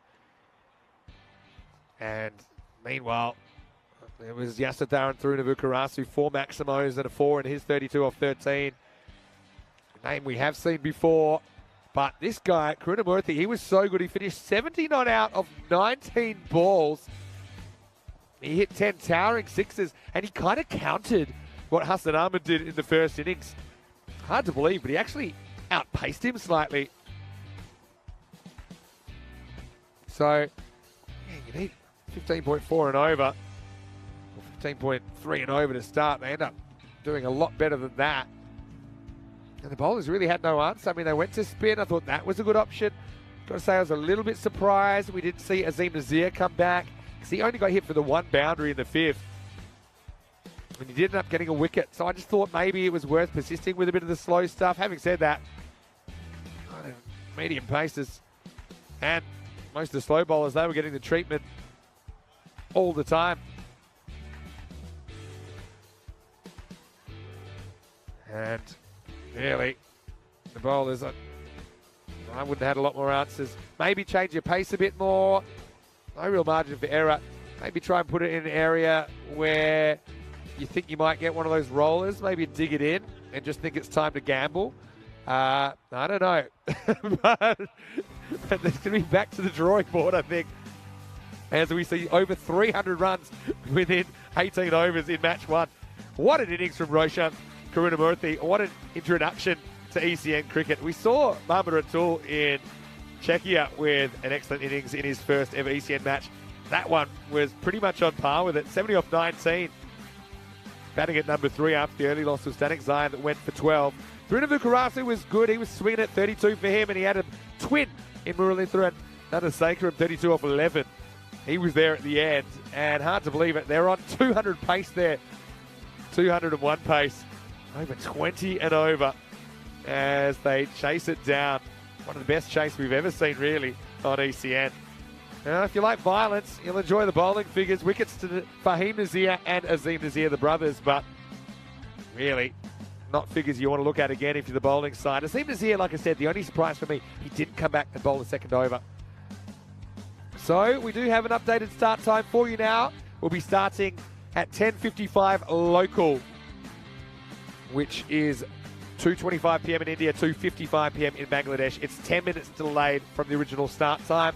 So that's coming your way in around about 10 minutes. We'll be back with match 2, and we'll see if Power are going to bring the power. They'll need to, because the Nomads, they'll be hungry, and they'll be swinging the bat first in match 2. Vinny Sander here, Mr. Maximo for ECN. Hope you're enjoying things so far. Back with more action after the break. You're watching the European Cricket Series Switzerland.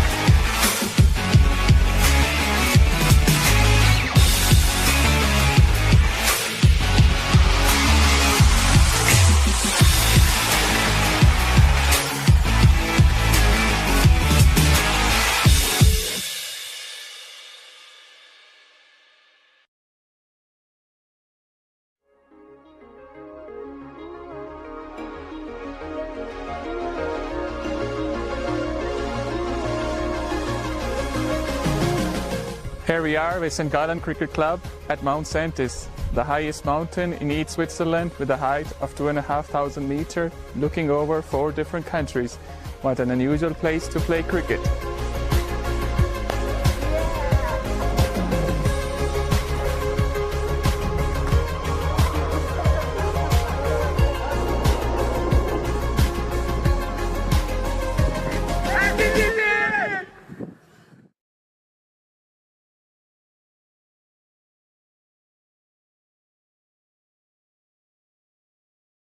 Hello and welcome back to St. Gallen. I'm out here in the middle of the field. I've got to say it's unique, it's special, and really it's what ECN's all about. Now, haven't we seen some action so far in that first match, but now time to roll into match 2. Nomads going back to back. It's Zurich Nomads taking on Power CC in this match. It is match 2. Rob Kemmings over there, he's got the 2 captains. Let's see what happens at the coin toss. Real cool. Heads. Heads is cool. It is heads. We're going to ball first. Super quick, yep.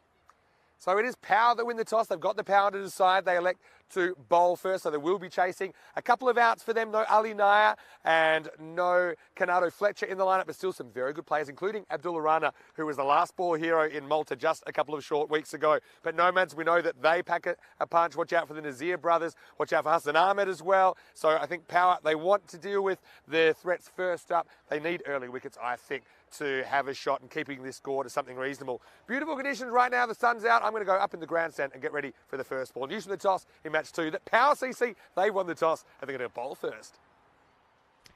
Yes, welcome back, and what an unbelievable turn of events in match 1. And you can see the beautiful ground here, the Grundamos Stadium here in St. Gallen, the host venue of this European Cricket Series. So we're into match 2. The Nomads, well, they put 152 on the board and lost. And they're probably still scratching their heads how that went wrong. It was one of the all-time best chases we saw in match 1. And we'll see them back out there in match 2, though, straight away. So they won't be able to dwell on it too much. Power CC, though, they've got some very good players in there. Osama Mahmood and Asad Mahmood. Watch out for them. Watch out for Abdullah Rana as well. Safiat Ullah, I'm looking forward to seeing him at the top of the order as well. Faraz Virik listed at 3. At Nomads, Nazir and Hassan Ahmed got them off to a cracking start.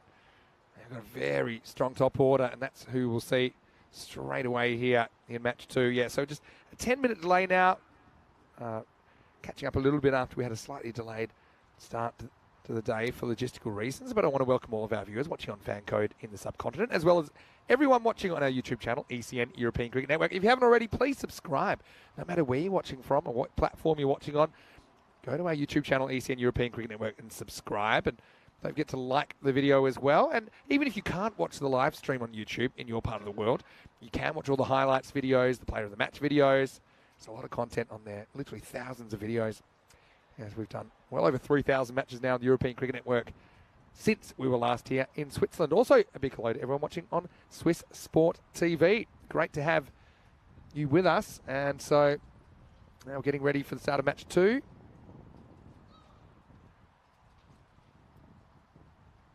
You see the umpires are out there.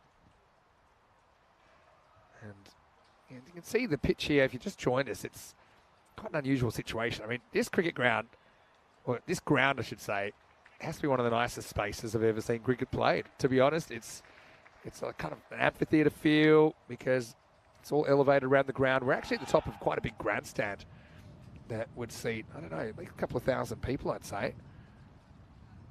And the only drawback, there isn't a cricket pitch. It has to be built by hand every morning to protect the grass as well. So it's not even like we're able to keep that pitch overnight at this stage. Although that may change as this series goes on. We'll have to see. It is fairly thin. We have seen it moves around a little bit. There's a few gremlins in it from time to time. But it's hard to say the pitch is unfair for the batters when you've just seen 300 runs hit in a game first up and one of the all-time best chasers. So it's been absolutely crazy so far. But yeah, I'd love it if you drop me a message, ECN European Cricket Network on YouTube. It is just me today for ECN for the most part, but I will have Lenny tomorrow, Andrew Leonard. He's a very good commentator. I think you're really going to enjoy him. And he said he cannot wait to get into some ECN 10 over cricket. He says it's going to be something a bit different to what he normally does. in the international arena, which he does very well as well, I should say. Yeah, but Lenny's from Ireland, and if you haven't heard him before, you're in for a treat. So, looks like we're almost ready to go. And yeah, Zurich Nomads, what are they thinking? They're probably thinking, all right, let's go put a good score on the board and let's defend it this time.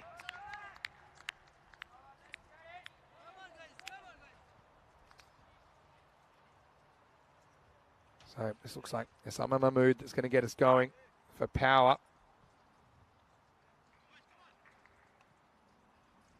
And he's a player we have seen in a Swiss shirt fairly recently. So he keeps the red shirt on. He bowls to his national teammate Nazir, who just lifts him up and out of the ground first ball. Maximo. Well, I know that Nomads lost that last game, but they certainly didn't lose it with the bat. This first one, not the worst ball ever. Attacks the stumps. No, Paul wasn't around for long. Very lush outfield, so not a particularly fast outfield.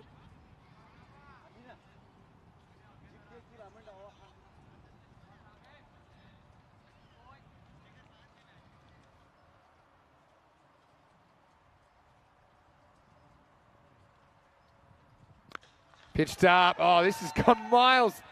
Brace for impact. Maximo. Well, there's a cube. It was kind of under attack. That was straight towards the grandstand. Wasn't quite on the roof, but not far away. So 2 balls, 2 sixes here in match 2. Osama Mahmood, not someone we saw bowling a whole lot for the national team.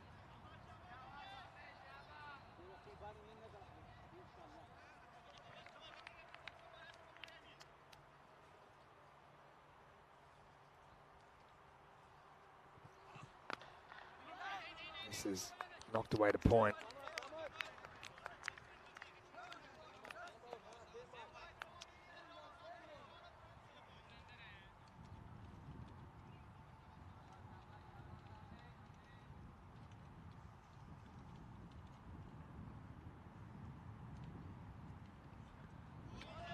This one's called a wide. Kind of worked out what they're doing now. You see those little hash marks in line with the stumps. So normally they'd be on the popping crease, but they're in line with the stumps here. So I think they're pretty much calling it if it isn't inside that hash mark when it passes the stumps. As long as they're consistent, that's fair enough.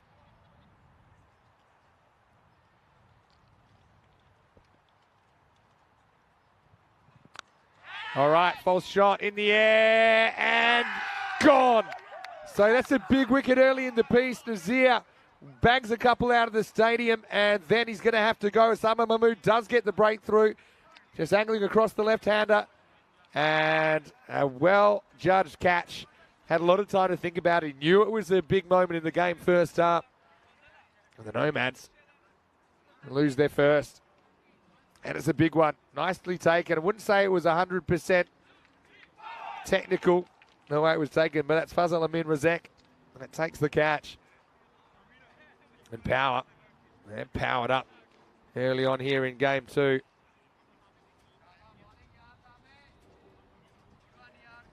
Nicely held. But we know that even with Nazir gone, there's still a lot of batting to come. Going to stick with the same number 3, Katil Zabiullah, coming out at 1 drop. Yeah, Dave Bean, just mentioning Lenny. Yeah, he is Irish, but yeah, his second home is Nepal. He's a huge Nepali cricket supporter. They absolutely love him there. Maybe some of our Nepali viewers, maybe you'd like to drop in a message in the chat.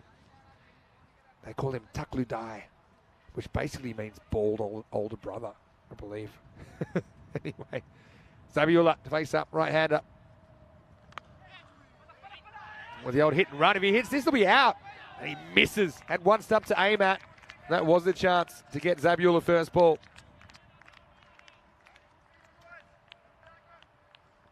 Have a look at this. Just kind of decided to take it on. I think he had second thoughts. Umpire didn't exactly rush out of the way there to give us a look at the stumps. I think it was pretty clear. And if he hit, would have been out. So Hassan Ahmed on strike now. And he absolutely cracked him in the first game. 74 of 23 was the high score of the game. I have a feeling he was edged out for player of the match, though, by Karunamurthy. Very well bowled by Mahmood. He caps off the first over. And the score is 14 for 1 after 1. Now, one of the things we're really looking forward to is the ECC. And we just keep on ticking, don't we? 56 days to go. Now, if I can divide that by 7, I get 8. And that means we are 8 weeks away from opening day. And Switzerland, they will be in that series. In fact, some of the teams in their group, they saw them not too long ago. They're in there with Romania and Malta in their group. Also, they've got Cyprus, who we actually saw over the weekend in the ECIs in Czechia. And they've got the England 11. So, pretty tough group, but I think Switzerland, looking at their play in limited overs cricket over the last month or so, they've got a real crack at that. England 11 are going to come in having played next to no T10 cricket. Okay, they'll probably have a few guys that have played before, and they are a team that were runners-up last year. They won it back in 2021, but I wonder if a few of them are tuning in and seeing what they're going to have to deal with. Hello, Shrug. Nice to see you. And Shrug's from Jersey. Jersey in Group B. Cannot wait for some of those Jersey versus Guernsey clashes. Battle of the Islands. Anyway, Samsur Safi to bowl over number 2. Oh, shot. It's like a gun. Bang. Maximo Zabiola. A bit of a risky shot, really, because you never know how much this is going to bounce. It takes it from outside off stump and absolutely smashes it. How good are these guys at hitting?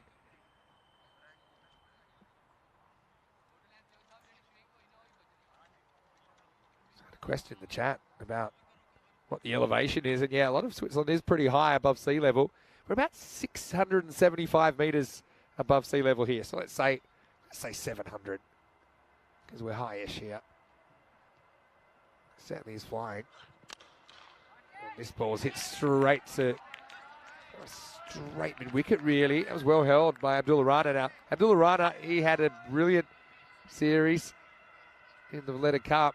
It was a bit up and down, I suppose, but he was able to come in his first series, I believe, and have a memorable moment when he hit the last ball for 4 against France to win the game for Switzerland, keep them undefeated. Anyway, no one's fielding this because that is going miles over the boundary. I'm trying to estimate how far that went over by. It was like 35 or 40 metres past the boundary. So, yeah, you're right. At altitude, this ball really is flying at the moment. James Stewart saying altitude and plywood. He's having a Barcelona flashback. Yeah, well, that's probably the ground I would compare this to the most, if you can compare it to something. James, watching from Estonia. Hello, James, and hello to Jacob as well. Slower ball. Has he got it? Maybe, maybe not. Just over the top. Maximo Zabiola off to the races. He's 19 of just 5 balls. I've got to say, I like the thinking from Samsur Safi. He takes the pace off. But the batter still gets just enough. He shrugs, saying hi and saying, just reminding us here that Jersey did spank Guernsey, his words, in the T20 Internationals a couple of weeks ago. And it'll be the same at ECC. Well, I'm looking forward to the crowds anyway. Might have cracked his bat on that 6. Zabiola.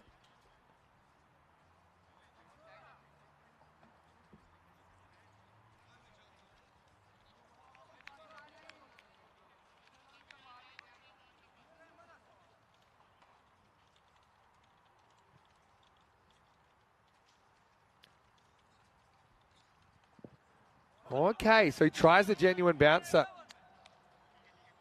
And I do think this is a wide, but I've got to say I don't mind the option. I just come in there and basically be a human bowling machine and constantly just get smacked for 6. He's saying, right, well, I'm going to do something a bit different. Now, it was wide for over the head, but you're showing you can bowl a bouncer on this. You put some effort in. Well bowled. There goes the old upstairs, downstairs, doesn't he there, Safi? I like his thinking. I like the headband as well. The Afghani colours there. Really, really proud. All of these guys, such interesting stories about how they came to be in Europe in the first place.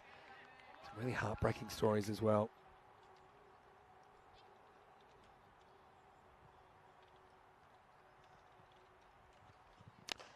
Hits straight, hits pretty well, and that's going to beat the fielder. That's 4.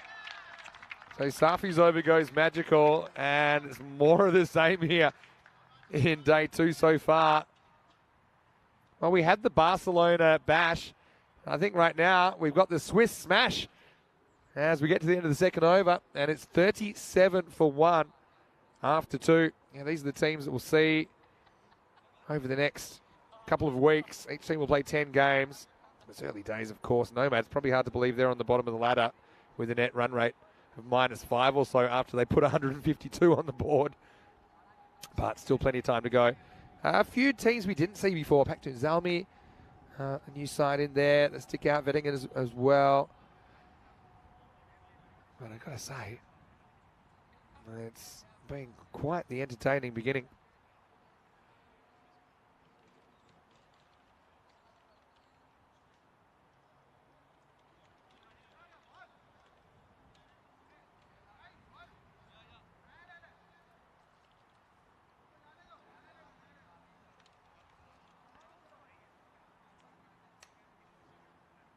Now going back to Osama Mahmood in over number 2. Shrug has a very good question, and it's one that I'm excited to answer. He's saying, Vinny, will we see Rhino playing in this tournament? And the good news is, yes, you will. Playing for Kosinate, which you saw on the screen a moment ago. He's over 3, last over the power play. Hassan Ahmed's going to pick up where he left off, and he bangs this one over. Forward point, into the fence. Maximo! Oh, this is such a good shot in the power play. Just has to get it over the infield, and watch that. Smashes into the European cricket banner. Got to say, the ground's looking great, bordered by those banners all around the place.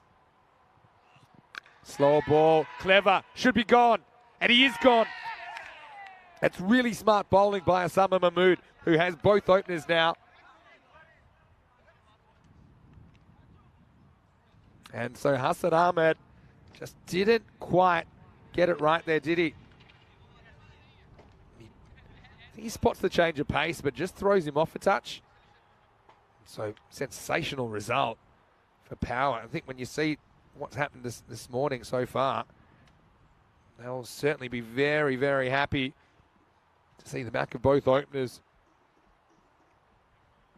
Hassan, disappointment for him. Didn't have a lot of the strike early, to be fair.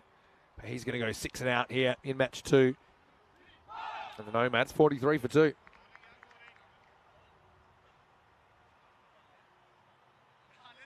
Yeah, a bit of cricket news being discussed right now in the chat. Matt Hodgson saying, talking about the retirement of Stuart Broad. Yeah, that was some news overnight, wasn't it? Got to say, there's lots of Australians that they love to hate Broad, but I think they respect him. The kind of guy kind of plays the Australian way, as they'd say. And I'm speaking as an Australian here, former Australian, I suppose. So yeah, I think he's done a lot for the game, and probably 2 bits of news, because he said he's going to hang up the boots. Anderson said he's got no plans to do that anytime soon, and why should he? If he's doing the job, get someone in there to replace him on merit. Yeah, I don't think just because you're a certain age you should be forced to retire. I think Anderson has to go as long as he feels he can do it, as long as he is doing it. Anyway, Sikandari is the new batter. A little bit of a window of opportunity here. Yeah, so going back to Shrug's question, will we see Andrew Ryan? Yeah, he'll be playing for Kosinate. And so we'll be seeing them on Saturday for the first time. I believe he might be here towards the end of Friday. Well, this is up, it's in the air, and this is going to sail miles over the head of Faraz Virik. Maximo in Switzerland. This is how you get off the mark. I was about to say Andrew Ryan, he was my commentary partner in Sweden, which wasn't too long ago. And Mashtad, just north of Stockholm. But yeah, he'll have the gear on. Oh, that's absolutely smashed. What a shot. That's halfway up the hill. Oh, this is going to be great. I know Corey, he was having a good time last night in the night series, seeing some pretty crazy things. I think he would be thinking the same about this. That was in the long rough. Pretty good throwback as well. Anyway, 50's up. Another big power play. Power plays we've had today, 58, 60, and whatever this is, 55 plus this ball. Slow ball, like it. Like it. I think you got to change your pace. So, Osama Mahmood, would he be happy with that? Probably happy to have the 2 wickets. I'd probably take that, to be honest, because at least maybe you can bolt someone else and hopefully slow them down. So far, it's not really working, though. 55 for 2 after 3. Have a look at that for some scoring. I'm laughing at myself 2 hours ago saying that I thought about 100 was par here. Players have got news for me because this has been crazy stuff so far. Yeah, so I think slower bowling and taking the pace off if you're a faster bowler, I think that's going to be the key, and doing it with accuracy.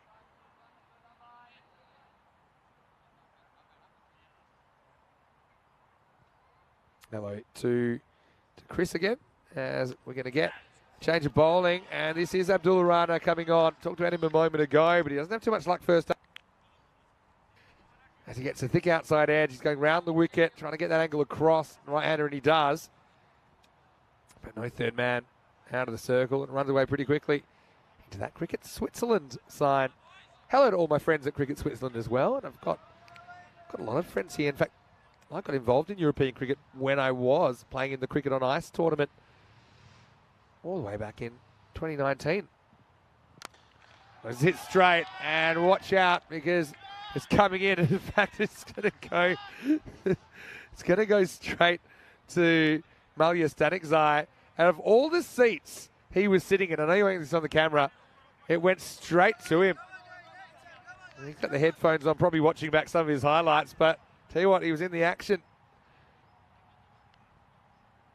He put it down, but that's another 6 to the total, another Maximo.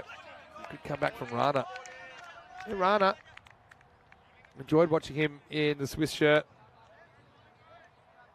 back in Malta. It was hot back then, very different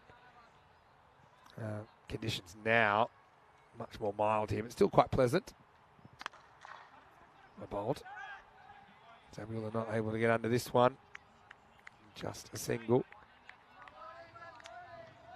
And so Rana made his debut in that recent series. Took 8 wickets in the series as well, including a best of 3 for 21. All right.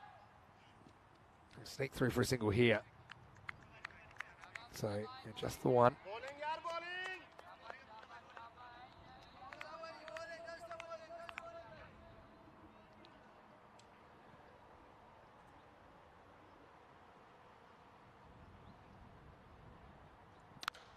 So this is up, and it is disappearing. See you later, Maximo. And that over finishes with a bang as well. And there's been some really big ones at the moment. End of 4 overs, 73 for 2.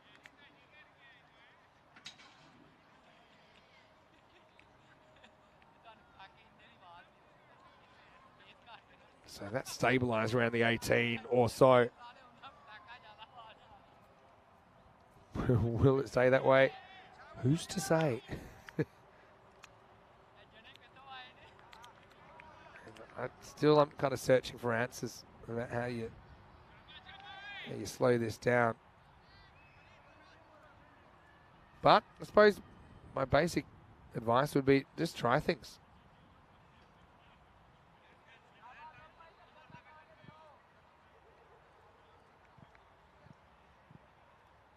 Okay, now we're going to get Farid Ahmed to bowl over number 5.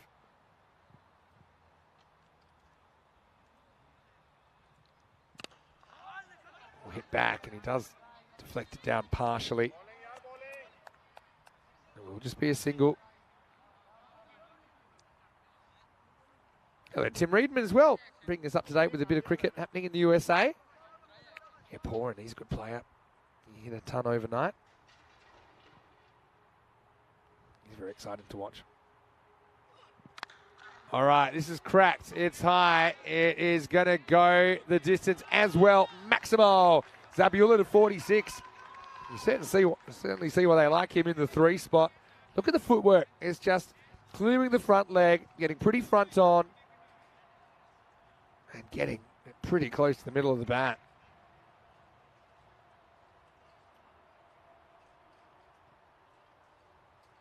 I'm loving this at the moment. Don't think the bowlers are as much.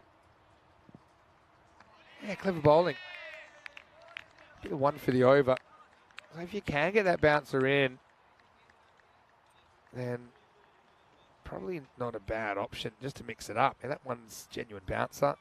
Gonna head high.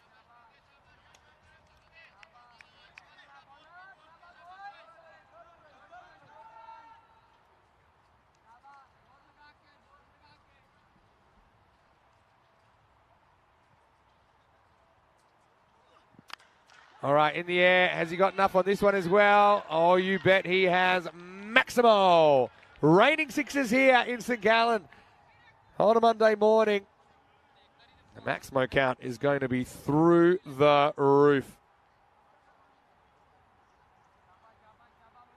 That brings up his 50 as well. Again, they haven't really been applauding 50s because they've happened so quickly. But Zabiola, yes, 52 off 15 balls.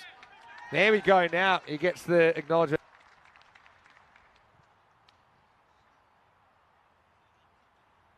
Couple to come here in the 5th.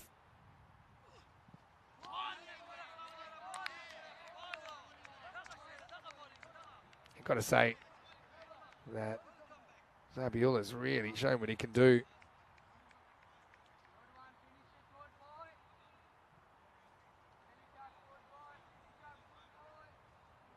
He doesn't look like he's finished yet either.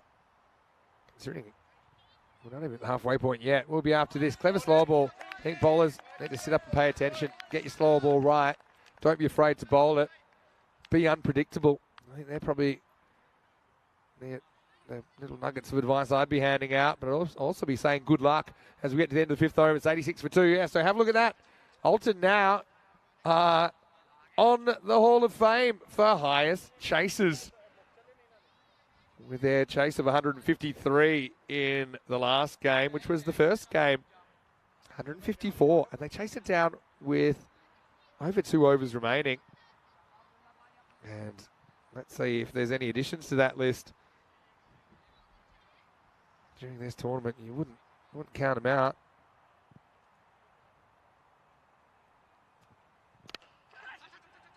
This is hit down the field. So just a single.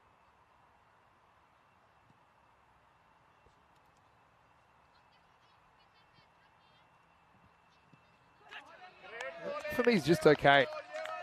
And I think they're going with a little white hash mark, which is in line with the stumps, which is something a bit unusual for us. Normally it would be on the popping crease, but yeah, touch and go. I feel like the bowlers need to catch a break. It's hard enough to hit the pitch in the first place here. Right, this holds up a little bit. Oh, they'll get 2 on the fumble, and there's really no. Oh, will they? Because the bowler is going to. Oh, I think he misses the stumps, and it would have been out. I said it should have been an easy 2, but you can see that the batter was very slow to get going for the second. Wasn't just really aware of it at all.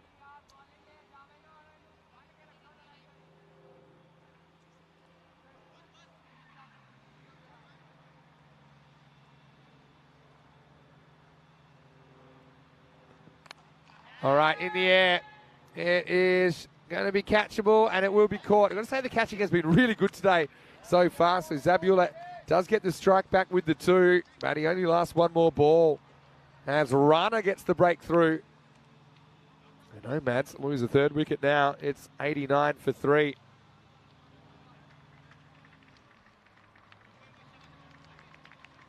Good knock, though, from Katil Zabiola. 54 off 20. 7 Maximos in there and 2 4s. My big prediction at the start of the day, we'll see more 6s than 4s, and certainly that's rung through to be fairly true first up.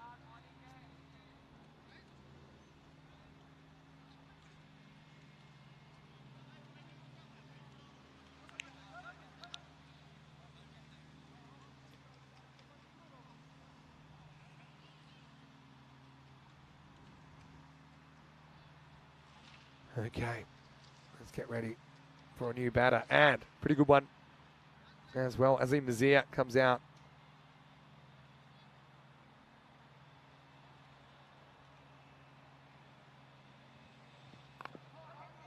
Slow ball first up from Rana. You see why he earned his national call up. He's a pretty clever bowler. I think you're only going at 2 a ball in these conditions. You're actually doing better than most of the bowlers so far.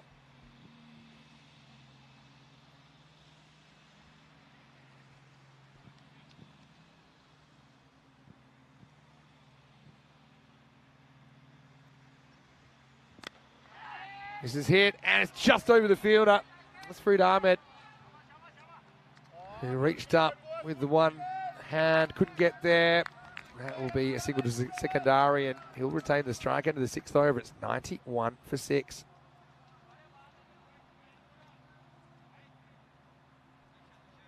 It has been a really fun morning so far. Like I said, maybe unless you're having to bowl at some of these guys.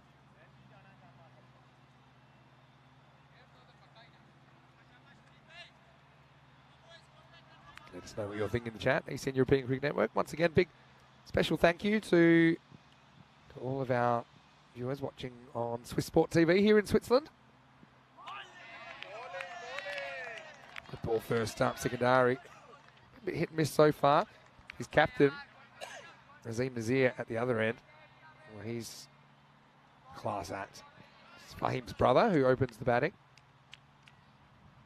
But Azim, right-handed.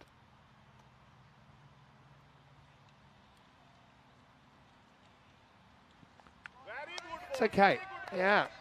So that ball's a gold dust here. Yeah, batter saying, hey, isn't that a wide? But I think the evidence would show just tails back a bit at the end. For me, it's inside that white line. Enough. Again, we'll have to wait and see what the interpretation is here. As long as it's consistent, I think that's the main thing.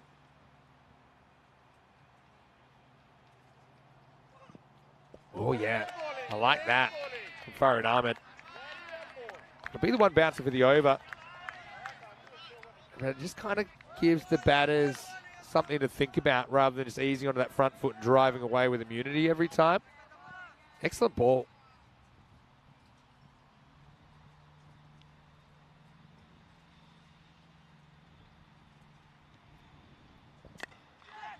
Singadari tries to muscle over long on but only gets one. Azim Nazir back on strike. He's a good player. I suppose he's a senior player now. He's 44 years of age. Has played 4 T20 internationals. And last year during the World Cup qualifiers in Finland. Scored 36 against Luxembourg.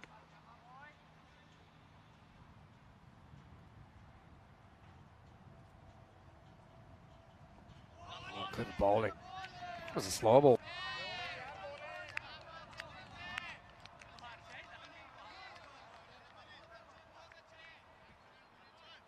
Maybe just rolled it out slightly differently. Certainly seemed to be a little bit slower. Azim is a player we haven't seen on ECN since 2020. And he's going to get a thick edge here, and it's almost going to carry. In fact, it does carry down to third man, where the catch is put down, and the catching has been, for the most part, very, very good this morning. But Nazir gets a little bit lucky as he's dropped, and it's the end of the 7th over. It's 93 for 3.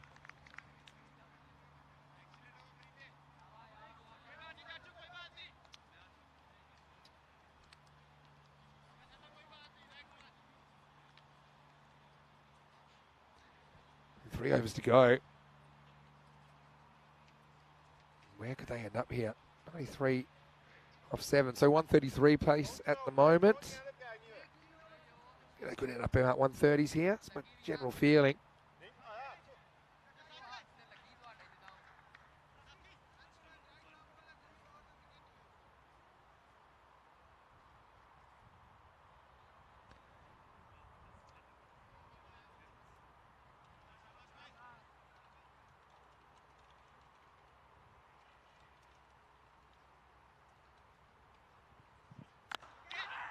First ball, not really timed by Nazir. I don't think we've ever seen a stretch this morning where you'd say the fielding team has got on top for any decent length of time.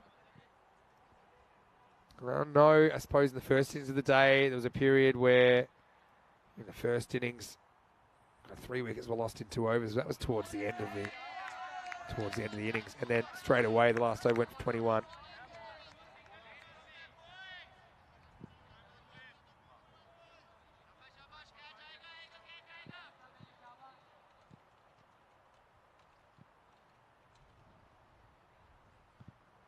Oh, that looks like it could be a no ball, you know. Was it coming down or not? Well, it's coming down eventually. Maximo! What a shot. It's a baseball shot, really. Yeah, the question is this coming down in time or not? Oh, yeah, it's a no ball, I reckon. I know it's coming down a bit, but he's hitting it like chest high. I think you're going to have to call that one. Wait for the signal, but yeah, I just feel... Look at where he's hitting. I know it's coming down a bit. Yeah, it's going to be a no ball as well. You can kind of tell from the angle of his bat. It was kind of a genuine baseball shot the other way. Brings up the 100 then for the Nomads. Free hit to come as well. Says Asad Mahmood, the skipper. And he's going to get smashed away again over the leg side this time. Maximo! So trouble with a capital T as that ball goes for 13. Unlucky for some. And Asad Mahmood, again, very good player we did see recently in Malta.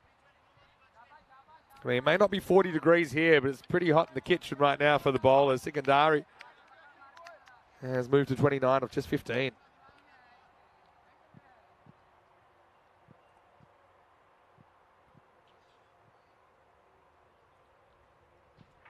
Okay. Nomads building up in the 140 space again. This is big swing and a miss. If you're just tuning in, you've missed a lot of action already. Go back and watch it if you can.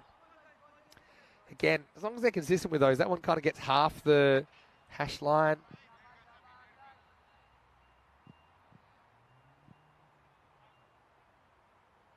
Bit of a fake step, and then hits it, but he hits it high. Is anyone getting there? It's a long chase. In fact, it plonks right on the circle in the end. And just a single still. It's probably a win for Power CC. Well, Power CC, they've got some powerful players in the lineup. Also a couple out of the lineup. Ali Naya, who is the Swiss national captain, not in the lineup today so far. Also, they've got Canado Fletcher. Okay, Fletcher, but he won't be seen maybe until later on. In the air. Now, this could be another chance. Got to come a long way. It's almost a replay. It's almost like you're watching the Olympic shot put here. You see the ball jamming into the ground. Not the worst over, really, from Asad Mahmood. And he'll go for 16, I believe, in the end. And at the end of the 8th over, it's 109 for 3. Yeah, so let's have a look at the groups for the European Cricket Championship, starting in 8 weeks' time today in Switzerland, drawn in Group E, with Cyprus, Romania, Malta, and of course England 11. Probably favourites, but the way Switzerland are playing, I think England better be looking over their shoulders. We'll also see France and Luxembourg in the ECIs at the end of this 2-week little stretch. France in Group A, involving Czechia and Greece that we saw over the weekend in the ECIs in Prague. Luxembourg in there, and a pretty strong Group F. All contenders, really. Scotland, Germany, Portugal in there, as well as Norway. The start of a new over. I say it all happens in the night. They're going back to Samsur Safi here.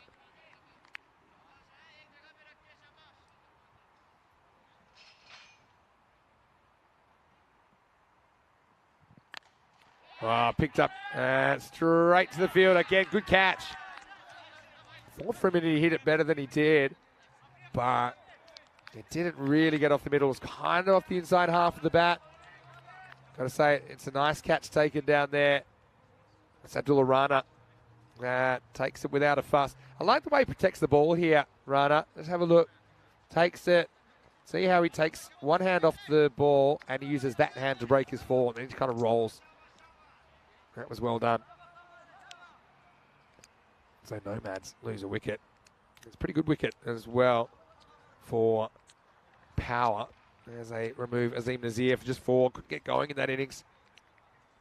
109 for 4. Javed Danesh, the keeper, is there. He's coming off a golden duck. Probably has to go for it anyway, you'd imagine. Well, he does. It's very similar to the ball that cleaned him up in the first place today.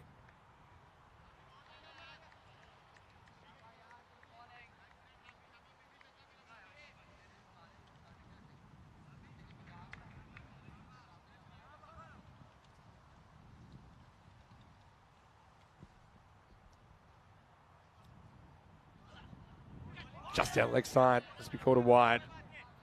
Didn't grab any of the pad on the way through. There's just been very few moments that I've been able to breathe so far this morning. That's probably a good thing. No shortage of entertainment.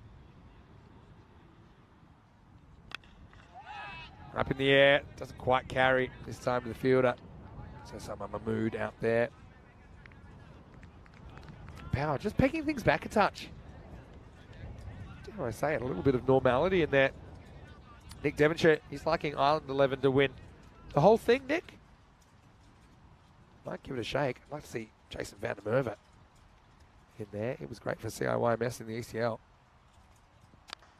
All right, loads up on this. Doesn't really get it, but there's no outfielder back there. So they'll come back for 2. Not a bad chase at all. This outfield is pretty forgiving when the ball bounces, so it's very lush, spongy is the way I'd put it. So you can see there, the ball's not going to bounce too high when it hits the field. That's why it stops pretty quickly. Bowled him, really good ball. He slid off something. Safi gets a good Yorker in. Needs to dial that one up a bit more often, I think. Gets a bit of assistance. Checking out the replay. Yeah, it might have just been off the back boot or low on the pad. Yeah, it might be on the boot, actually. Straight onto the stumps. And so, once again, Dinesh gets castled. He's going to have to go for 3. Also, it's the end of the 9th over, so 114 for 5. So, we've seen that run rate kind of jumping around up and down. There were 130s pace, up in the 140s pace. Then, after that over, 127 pace.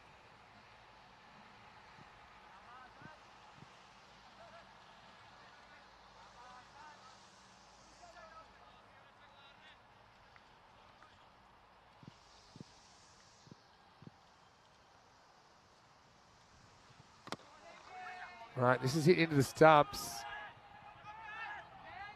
Now, I already had a bail off. And this happened once before where I think that the bowler's stride actually knocked it off. Let's have a look here. Yeah. Yeah, you could say that. And I guess you allow that. But sometimes you just got to take situations as they come. And they're going to have to reset the pitch here. This was something that was a bit of an issue 3 years ago. So, yeah, I mean, he's hitting it at pace, isn't he? Sad Mahmood. So anyway, it reminds me of, the bridesmaids at a wedding sometimes. You have a few people holding it up and, yeah, again, the players, they're a bit more used to this. Probably we are seeing it. It just shows you what's possible. Been pretty entertaining so far.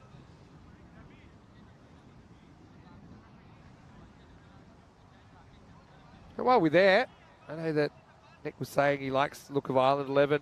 They've got a pretty tough group, though. Austria, pretty dynamic. I think that Turkey are the real wild card there. We've seen them do some pretty special things recently on ECN. You got Finland there. I think they'll be improved. Hungary haven't had too much success in the ECC. We know they've been building. They recently pulled off the highest chase ever on ECN. Missing leg. We'll get back for a leg by, though. So you can see that they get the running repairs going pretty quickly.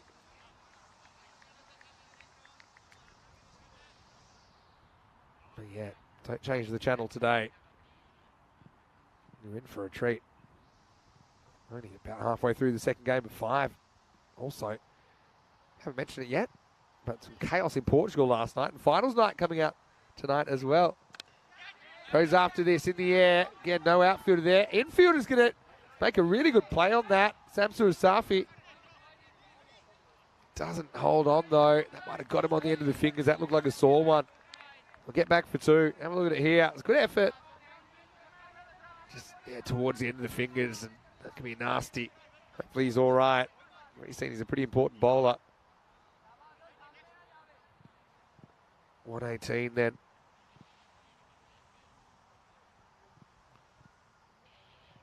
I might just be checking on Safi to make sure he's all right.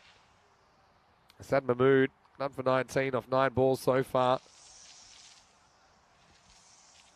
Shrug's got a very good point there, saying it's pretty much impossible to pick an ECC winner until we see the squads, for sure. Can't wait for them to start coming in. Probably think we'll start seeing them 2 to 3 weeks before we get going. Maybe more if we're lucky. Of course, all the travel arrangements have to be made.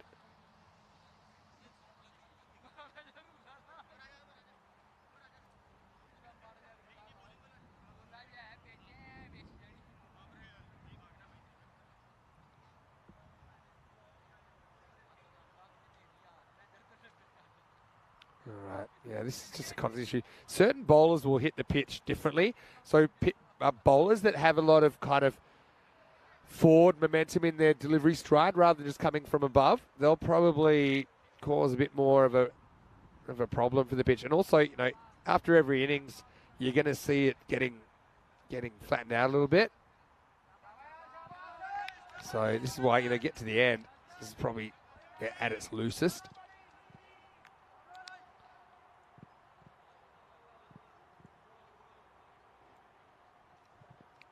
All right, they go. He's caught behind. Yeah, a little nick on there. Sikandari is going to have to go. And Asad Mahmood, I mentioned he bowled better maybe than his figures suggest. Here's a little feather of Sikandari. Goes through to the keeper. No need for the third umpire this time.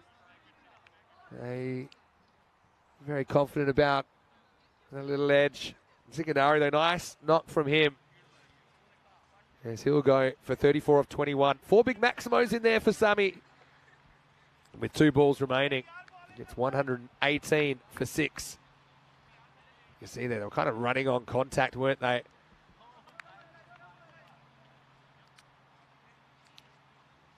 Gotta say, it's a real team effort. There's an army of ground staff and players helping out at the start of the day, putting that pitch together.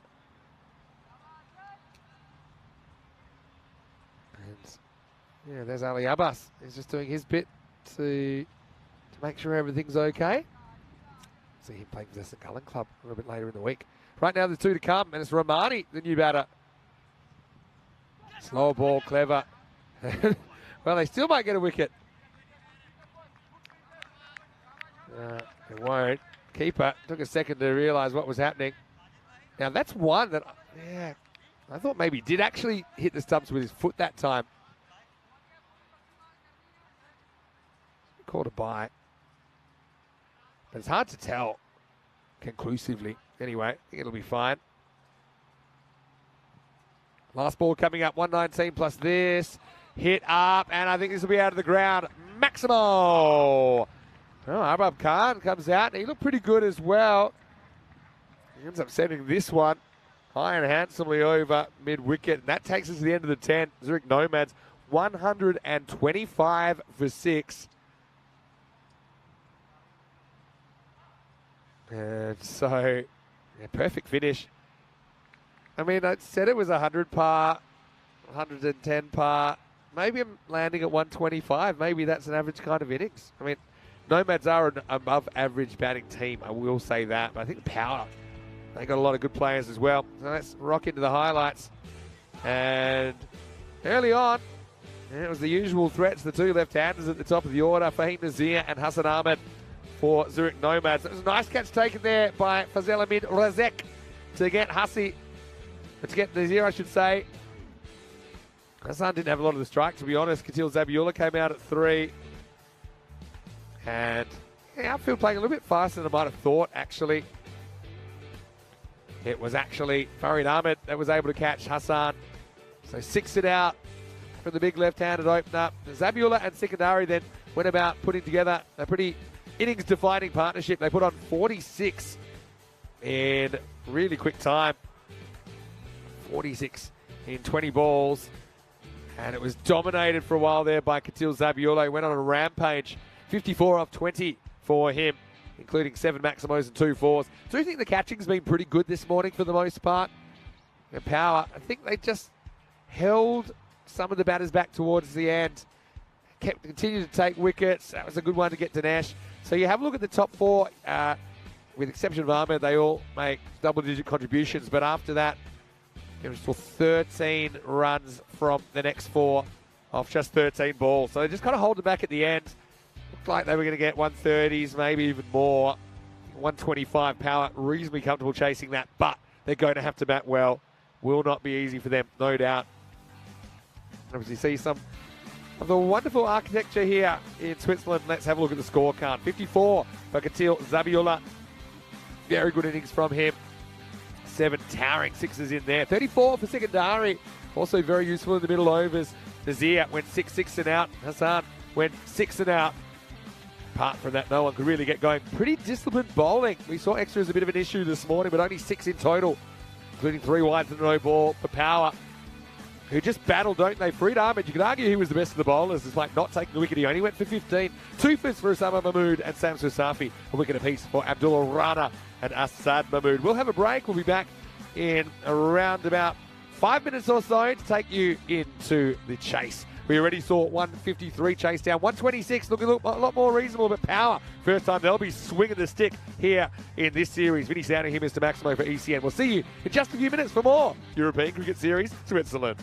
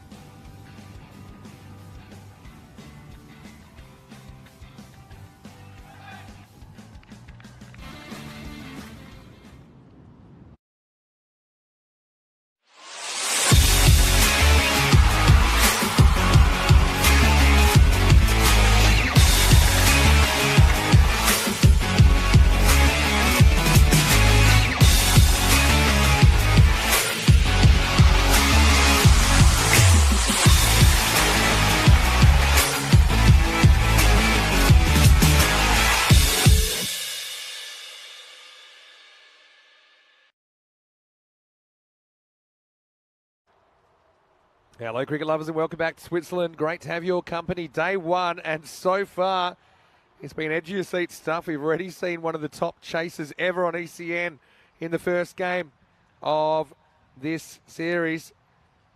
And now we're going to see another chase. A bit more reasonable, but still pretty demanding. It's Power CC. We'll see them with the stick for the first time. Osama Mahmood out there to face the first ball. Taking on the Zurich Nomads. Nomads are the defending champions in this ECS. Last time we were here was June 2020. It was a grand final rematch in match one. Alton, who were undefeated in that 2020 series before losing the final, they got their revenge 3 years in the making as they chased down 153 in match one against the Nomads. Here, the Nomads, they were asked to bat first by Power CC skipper Asad Mahmood. They have managed 125 for 6 off their 10 overs. It was an interesting sort of innings, to be honest. Seemed to be headed for a few more than that, but in the end, I think that it's more or less what could be an average score on this field. I say could because it's still really too early to say whether we've just seen some freakish hitting or whether that's something that's sustainable over the 2 weeks. Vinny Sando here, Mr. Maximo for ECN. Great to have your company wherever you're watching from around the world. Fahim Nazir will get us going. 126 to win for Power. And there's the Power straight away. It's going, and it's gone. Maximo! Osama Mahmood has come out and he's taken his national teammate down first ball. Oh, this has just been something else so far today. I see Sam Williams, the project manager, is going to find some new balls. He's put out a couple of extra boxes. Good comeback, though, from Nazir. It's been so good.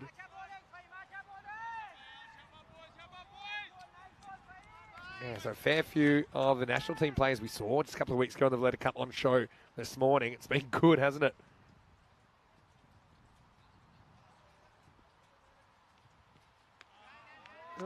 Probably called. See, their hash marks are kind of in line with the stumps, which is a bit different for ECN. I don't know if it'll stay that way, but so it's being judged kind of at stumps. That seemed to be outside it. Yeah, so the funny thing here is that Nazir is bowling to Osama Mahmood. They were opening the batting together for Switzerland just a couple of weeks ago. But now, their adversaries slides into the pads and Mahmood can't catch up with it. So, I think pretty friendly rivalries, but rivalries nonetheless. Some bragging rights here in the domestic competition. Switzerland did win that Valletta Cup in Malta. It's a 5-team tournament.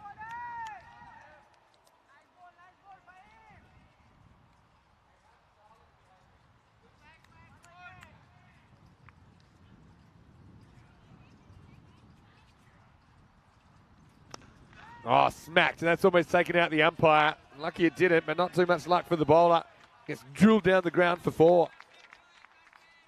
So far, Osama Mahmood getting the better of the initial exchange.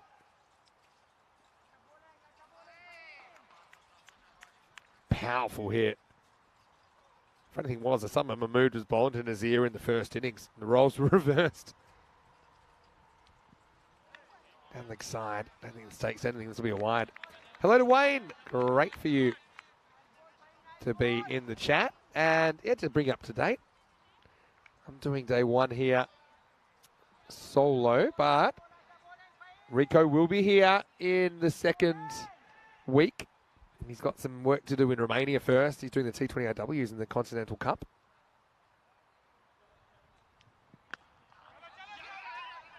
This is going to be a push and run job from Osama. He gets to the other end. Means we'll get to have a look at Safiat Ullah for the first time. Yeah, big raps on him. Yeah, so Rico will be here second week, but I will have some company from tomorrow. Then heading into week 2 as well, I'll have Andrew Leonard with me. Lenny will be joining us as our special guest, and yeah, I'm really looking forward to getting his thoughts on the tournament. I know he's going to be catching up on day one, and he's got some catching up to do already, I think. Good outswinger. It just shapes away late. Nazir does like to go full to get that swing. And so swing and a miss first up from Safiat as we get to the end of the first over. And it's a 13 without loss after one. 63 matches since the golden ball, and it does have that kind of feel about it early. It's a middle of the road score, I think, for these conditions. One thing we never had in 2020 was the golden ball in Switzerland, though we had a lot of highlights. And 63 matches, it's only 9 days since our last golden ball, so matches have been coming thick and fast. Of course, action here, action in Portugal as well, where it's finals night tonight. Monday night cricket live from Miranda do Corvo in Portugal. Amjad Rahmani to bowl over number 2 for the Nomads. This is picked up and it's sent miles over the boundary. Maximo. I think it's pretty clear already. If you're going to have a chance in this chase, you better get Osama Mahmood soon. This is asking for trouble. It's short, it's pitched outside the leg stump. That one went all the way up the bank.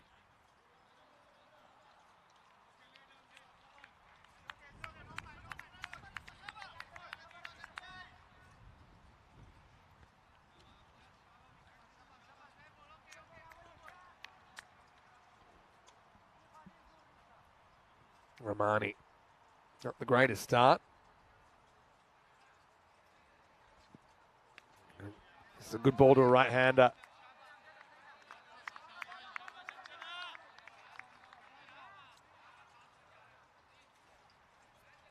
There, Rahmani might think of a change of angle. I don't think it's necessarily that. I just think he maybe has to change how wide his run up is.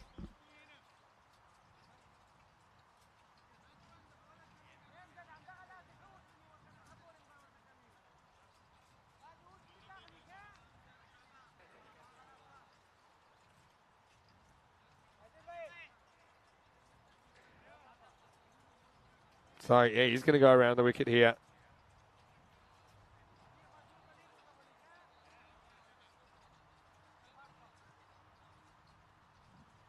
Let's see if this works. Nope, it does not. So, yeah, Nomads. That's such a great start to the day. They're staring down the barrel of going 0 for 2.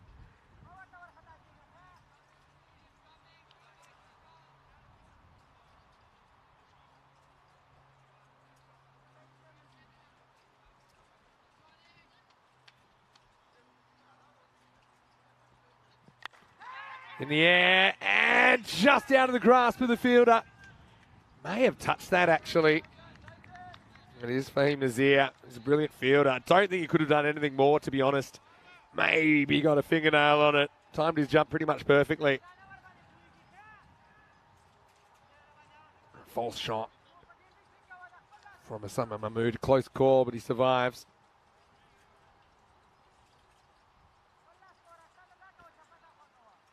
Dave B asking me, am I in charge of commentator logistics? Well, I've got a hand in it. Did shoot Lenny a message. He said he'd love to come and do some ECS.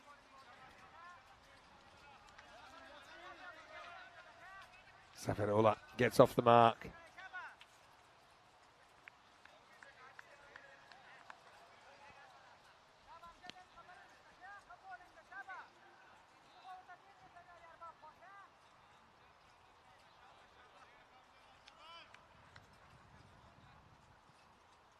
Rahmani, teeing around the wicket. Left-hander again. He's going to get a bit on this. Great effort. I don't know if he stops this or not. Feel like this is okay, but he does end up on the rope. Okay, ball's gone there. And I think that's... Oh, does it touch him again? If there's doubt in the fielding... Oh. There's a down leg side. So I think it was a close call, but I think benefit of the doubt goes to the fielder on those ones. The next one's wide, but yeah, Rahmani has really struggled as a left-hander. So yeah, probably my approach would be to probably stay over the wicket, try and start a little bit wider and get my natural body angle already pushing in that direction a little bit further to the right. As you can see, he's just losing a lot of balls. He's falling away. Losing down the leg side. Oh, it's better though. Gets through Mahmood. Not many have so far. A question from Mr. VPN in the chat asking what kind of pitch is this? Yeah, it's pretty unusual. It's a temporary pitch because they cannot have a permanent pitch here. So every day there's play. People are out there, they're laying the pitch. It's essentially big flat pieces of wood with carpet put over the top. That's what you're seeing right here. Another one that cramps in for room. To be honest, Mahmood should know better with these. If he gets across, these are all big wides.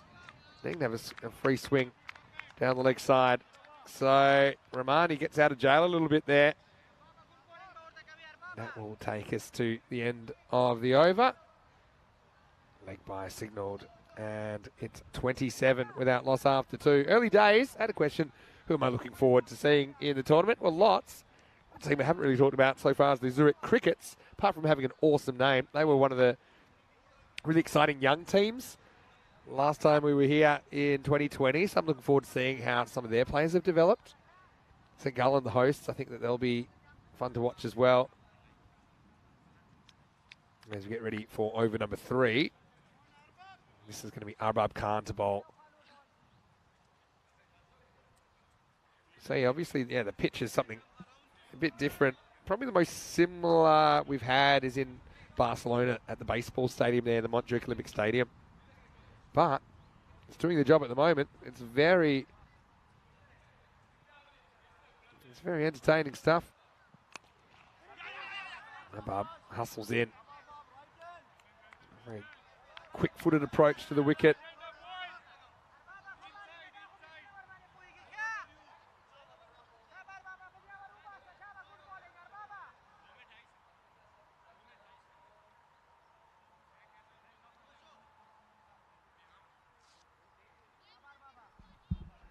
Arbab goes over the wicket now to the right-handed Ullah. Oh, he gives him something a little bit short. He smashes it. Oh, that made a bang. When it went into the fence. Maximo. Safiat Ullah with his first Maximo of this tournament right now. Power ahead of the rate. Nomads had no real answers to bring the rate down last time as Alton chased down 153 in 7.4 overs. Right now it's the same old story.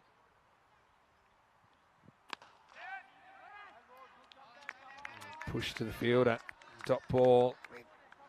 So the key is take wickets. Try and keep the batting lineup turning over. I would say, I would consider fourth over Azim Nazir, the captain, bring himself on. He took 1 for 10.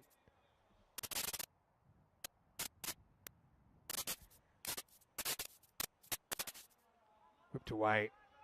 Kind of into the gap. Could maybe have looked for 2 there, but Nazir's onto it pretty quickly. For him, Nazir, that is. Just a single. Yeah, I'd bring on Azim. Just really kind of tempt him a little bit. Also, I think he's probably not a bad option to the left-hander or the right-hander, but I think particularly left-hander. I think the off-spinner is probably a good option. Azim wasn't afraid to toss it up and kind of challenge the batter's pride a little bit.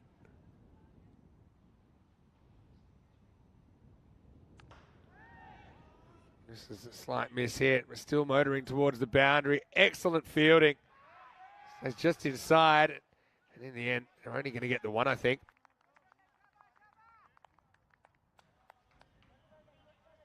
So we'll see here. There's a miss hit, but this feels probably only going to get quicker as the day goes on. Yeah, it does well there. Doesn't touch the rope. Last ball of the over coming up then.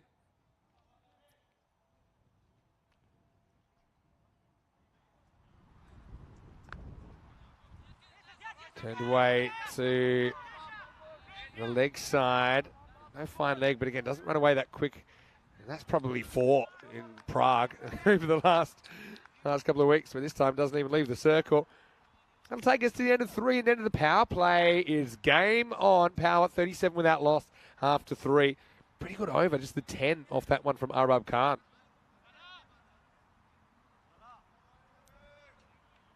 Well, hello, Dolly. Looks like we've got a guest in the commentary, and it looks like Andrew Leonard is in the chat. Hello, Lenny. He said, hey, Vinny, I hear that you're all by yourself in the commentary box there, mate. Do you need some reinforcements? Perhaps a bald, bespectacled Irishman. Well, you're really selling yourself there, Lenny.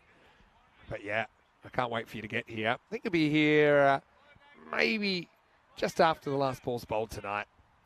He's going to fly into Zurich from Dublin, and then he'll catch the train. It's about 1 hour from Zurich Airport, or Flughafen, as they call it here, to St. Gallen, and then it's a short little hop across. And yeah, we're staying pretty close to this ground, actually. It's only about a 5-minute walk from our hotel, which is nice to have a little bit of a walk in the morning.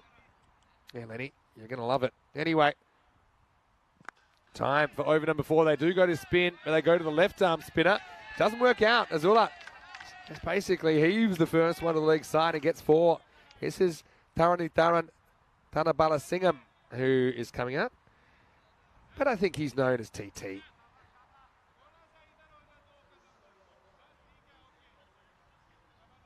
And right now, he's trying to find the breakthrough. Oh, well bowled. It actually took some turn on the way in. Check it out in the replay. Definitely seemed to spin a bit. Yeah, it's a pretty good take from Java Danesh behind the stumps.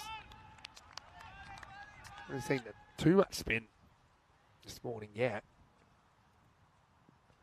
Well, that one wasn't a great delivery, but it might bring a wicket, and it will. So there you go. Hassan Ahmed takes the catch at long off. I thought for a second he got this all wrong, but again, change of pace. I said that's going to be the key on this pitch. You cannot be predictable. You've got to mix it up, and they changed the bowling pace. This one was dragged down. I think probably should have hit that a lot squarer. He tried to kind of flat bat it over Hassan Ahmed. He's actually got a broken finger, but he took that one without too many dramas. And so Safiat Ullah does contribute to 13, but he's going to have to go as the first wicket. It's 41 for 1 after 3. So the key here is staying ahead of the rate. Yeah, you can lose a wicket or 2. Most of these guys are all pretty confident hitting the ball in the top 6. Yeah, Lenny, welcome. And Lenny, when you get a chance, go back and have a little sneaky look at that first game.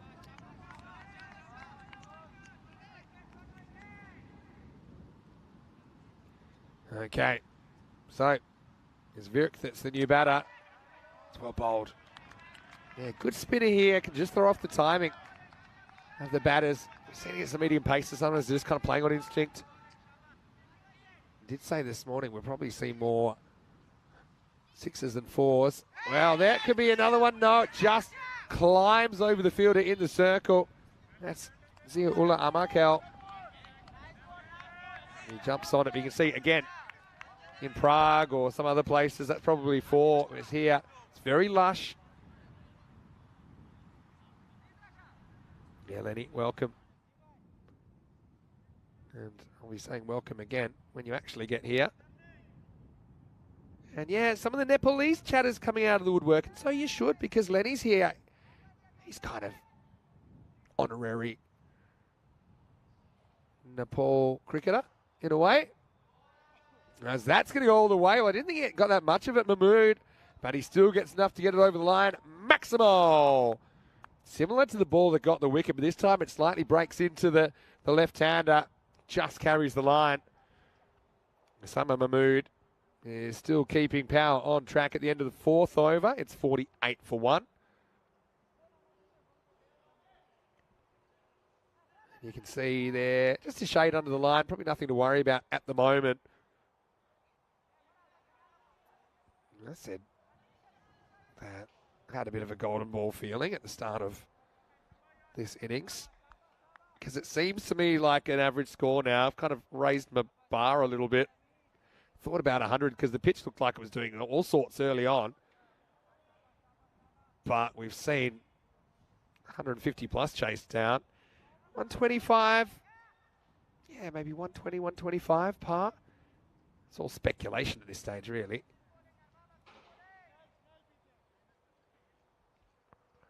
Just going back to the 2020 series, the average run rate was 9.9. So 99 per 10 overs. I do think we'll see that go up based on what we've seen so far. But who knows what this pitch will do? Who knows where this pitch will be by later in the week?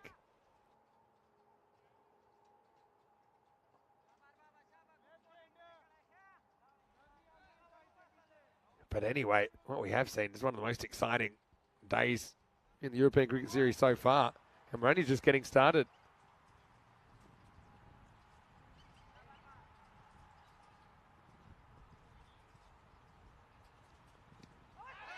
Slides into the pad. This is probably the only thing with Mahmood. I don't think he should back away, because he costs himself a wide there. Maybe costs himself the chance to flick it away to a fairly vacant quarter behind square on the leg side. Yeah, so hello to everyone from Nepal that's tuning in. Yeah, I think that you'll really enjoy seeing Lenny in a different setting here. Of course, we've got a lot of people from a Nepalese background as well that play in the European Cricket Series.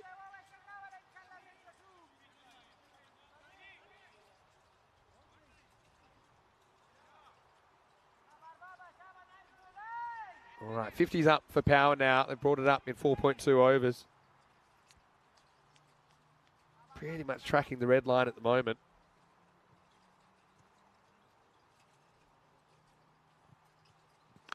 Wow, this is absolutely moosed. And it's adios and auf Wiedersehen. Ciao, however you want to say it. That is gone, and it's gone a long way. Just gets a little bit too straight here. It's probably a ball that's hitting middle stump. So there's a bit of a risk in that, but he did not miss out. 6 runs to Vuk. He gets his first 6 of the series.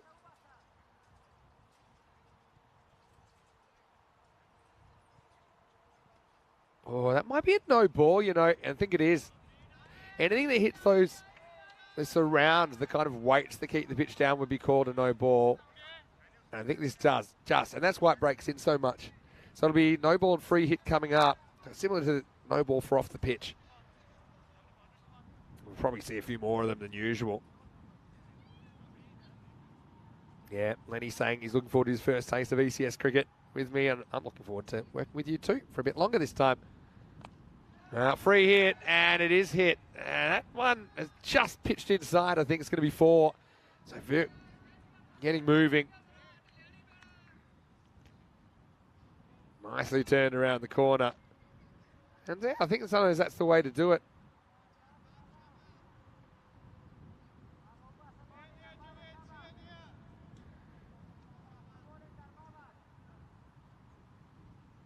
Yeah, just bat normally on a free hit. Be attacking. Don't worry about hitting the ball in the air, for example. So Lenny's en route to Dublin Airport right now. Or Dublin, as you'd probably call it. Watching hands-free in the car. Will drive safely, Lenny. Only speeding to see he'll be out there in the middle. As this is a little bit short. And that one's going the same way. Maximo. Both teams have elected to chase this morning. And so far we saw 153 chase down. That was right up there. It's in our top 10 chases ever in over 3,000 matches on the European Cricket Network. And this 126 is looking pretty thin on the ground at the moment. 126 target.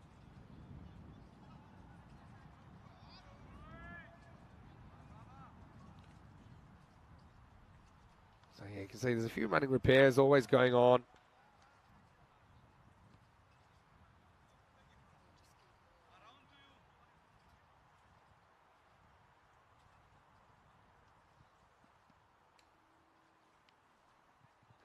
Last ball, the 5th.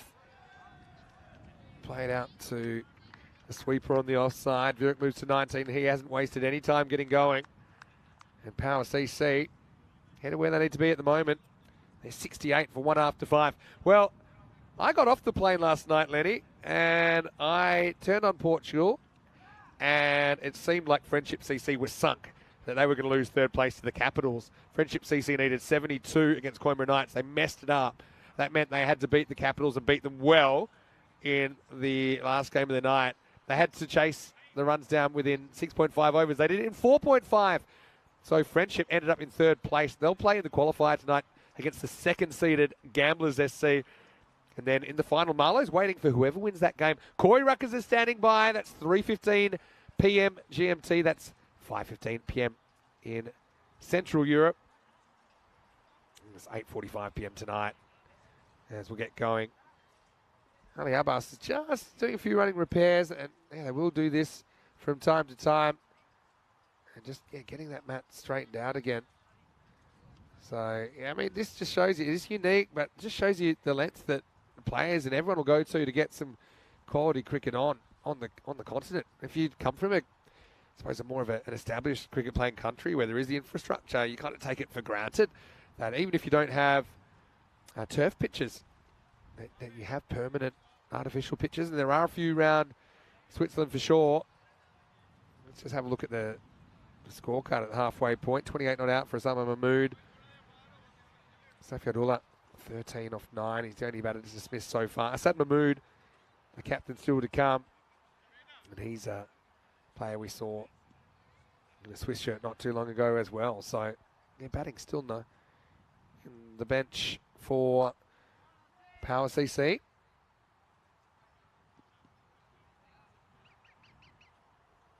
Good to go now. And now we are seeing Azim Khan. Azim Nazir, pardon me. He's going to bowl for the first time. I've been calling for him. Oh, in the air, almost carries. That's actually pretty good fielding to take it on the bounce. It's kind of side spun on him. Yeah, hello to Pradeep, who's watching from Nepal. Good to have you with us. I'm expecting a bit of a spike in Nepali viewers, perhaps, although I know that there's always a few that like to contribute. This turns well. I think he just gets genuine turn out of this. I have seen a bit of turn in this surface so far. Yeah, well bowled.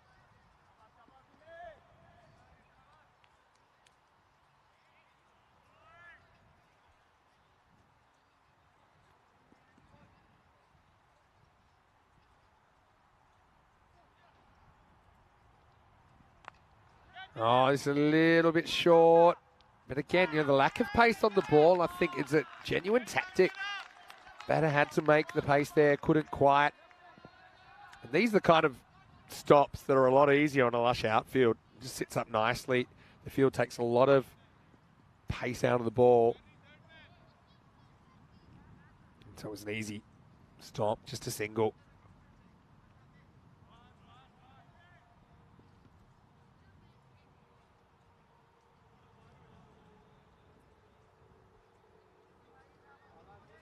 Nazir. Captain's aside. First time we've seen him for 3 years on ECN. Well bowled. Yeah, I think he's a really clever customer with the ball. If you just keep it to ones here, you can build that pressure again. Pretty much right on the rate at the moment.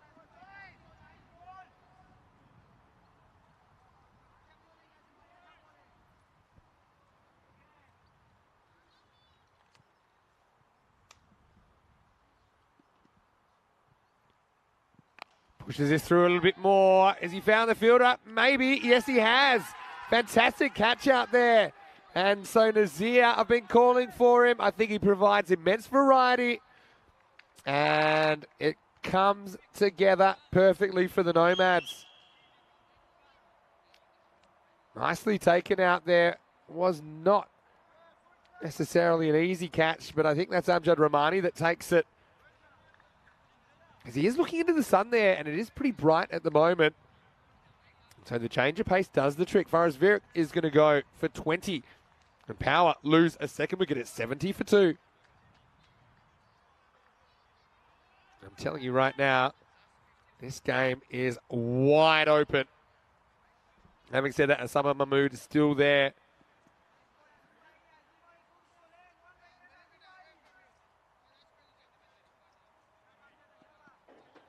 But yeah, very nicely taken. It was Romani that took it out there.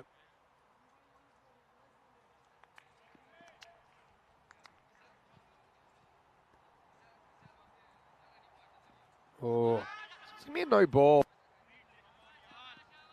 Okay, it's for pitching off the surface.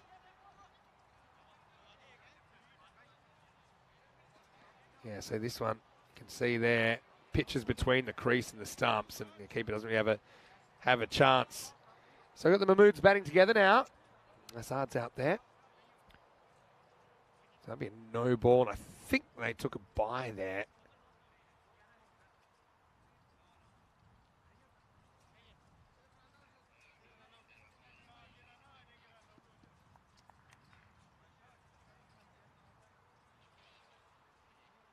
Okay, all sorted now. So it changes the strike, and it means that it will be Osama Mahmood, who's established, that gets to face the free hit. You see that the grandstand in the background there, so you get a good view of it. That's only the bottom 3 rows, but it goes all the way up. I think it's probably around about 12 rows or so of seating, and then there's a nice area above that where we're all the officials and where I'm stationed at the moment. Gotta say, we're getting really well looked after as well. Yeah, so no ball plus 1 bye. Free hit coming up. This is one time maybe I would run at him. Will it be quicker? Not really. Yeah, lack of pace does the trick once again for Nazir. He gets away with it in the end. Just 5 off that over in total. And Nomads working their way back into this contest. It's 73 for 2 after 6.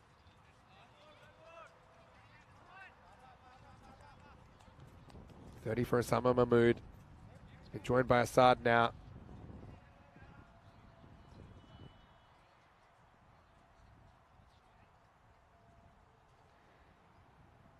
Big finish coming up, you feel. And the importance of variety. I think that's what I'm seeing so far.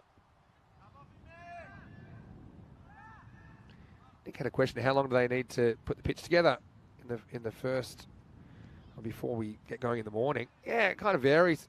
I think if you had a perfect run, you could probably put together in about 15 minutes. Probably to get it right, and then you've got to, do the markings and things. Probably looking more at around 30 to 40 minutes. Yeah, maybe on a good day.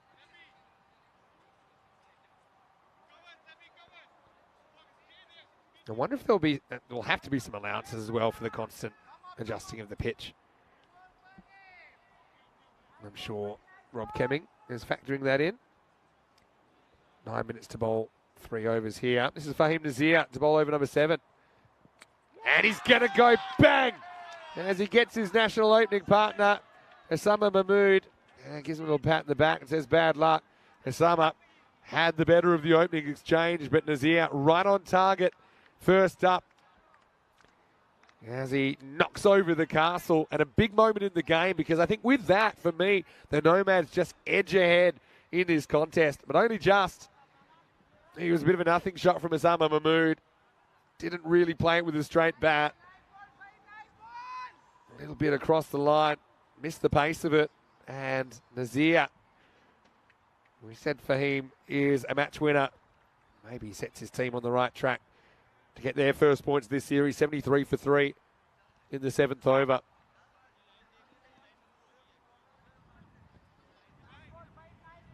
Having said that, I'm not going to rule anything out. And this guy, Abdullah Rana, he might have only scored 5 runs in that series, but they were a memorable 5 runs. Scored a single, and then needing 2 off the last ball to win, he hit it for 4 against France in the fading light of Malta. Anyway, now he's facing up. So a lot of national team representatives featuring this morning already. Nazir beats him outside the off stump first up.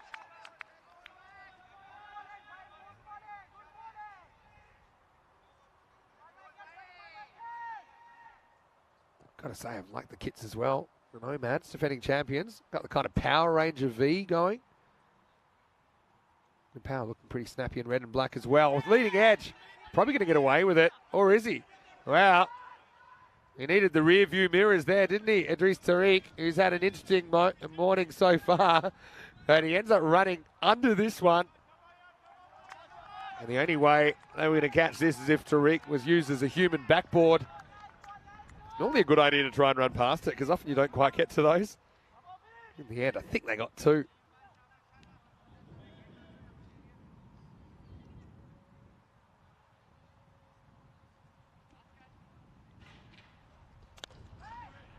Just tap down the pitch and only get one. Just look how quickly that run rate required has crept out. It was kind of settled in the 12s. I think it'll hit 15 now. I think it might have only just been a single. That leading edge.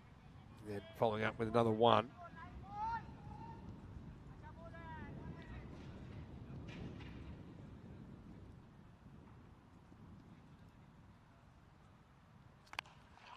A little bit short, but there's three men on the leg side.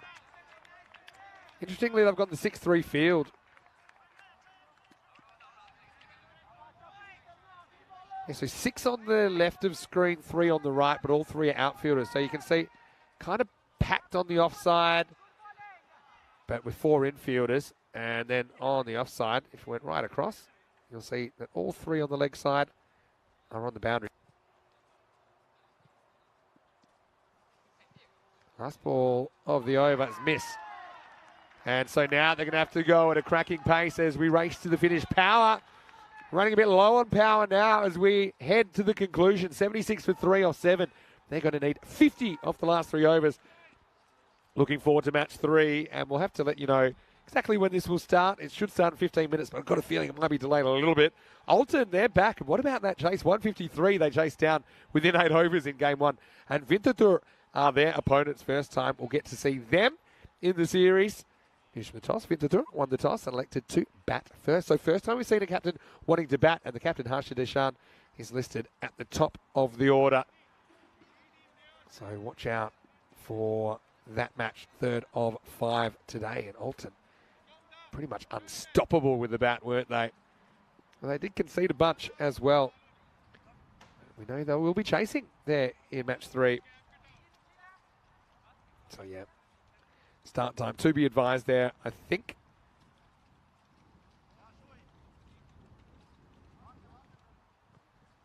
All right, now we're going to go back to the slow stuff. I think they've just changed their bowlers well through these middle overs. Nomads. Oh, shot though. That's going to be out of here. Maximo. Well, do not count power out to turn this around with these 2 out there. 2 national team players. You can see that's a genuine cricket shot, lifted up and over cover. 6 runs to Rana, who was cool under pressure. Back in Malta. So he changes it up, he goes shorter and flatter, and he goes further. Maximo! Well, this game's got all the hallmarks of you-know-what. Because it's toed, it's froed. It's been coming, it's been going, and that one is travelling. 6 runs. Back-to-back Maximos, and also some concerns about the clock. Again, you wonder, obviously, there's in-game adjustments made for things like the fixing of the pitch, and so haven't really been motoring. Right now, it's going to be a chance. Needs to be caught, and it is. So Rana goes 6 and out. The 3rd time's the charm, and it is the left arm tweaker. Tharani Tanabalasingam, that is going to break through.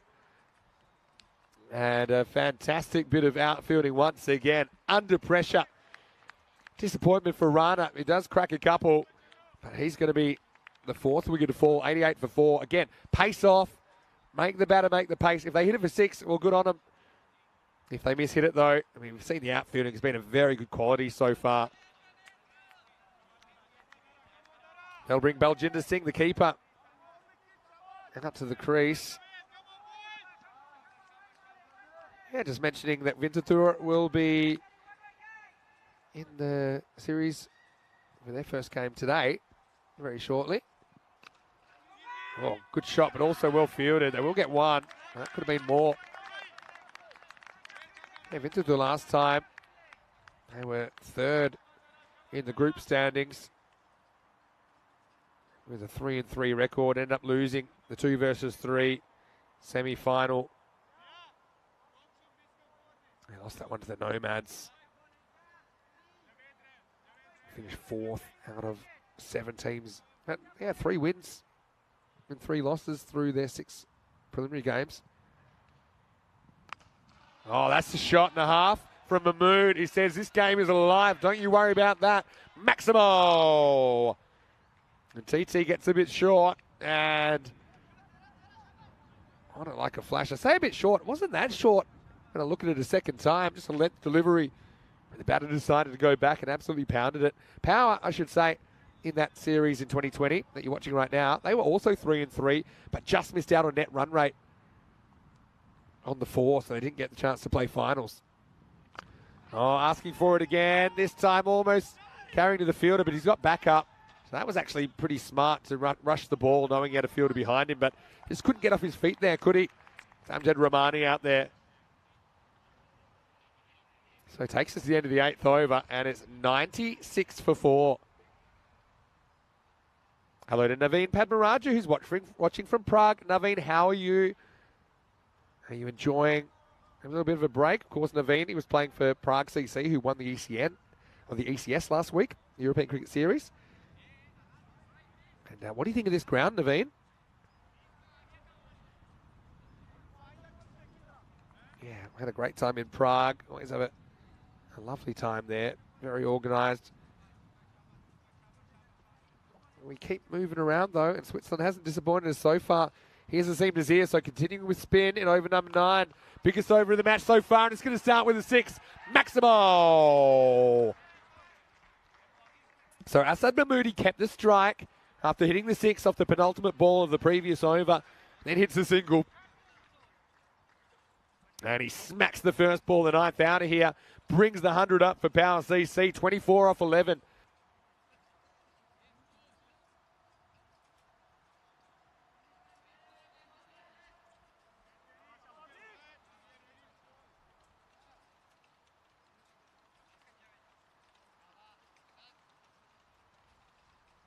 So, Nazir, I think when he's in trouble, he goes slower.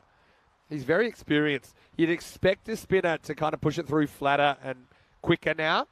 But I think that Nazir is a bit of a wily fox. He knows that's what the batter's thinking is going to come. So there's a bit of a double bluff about it.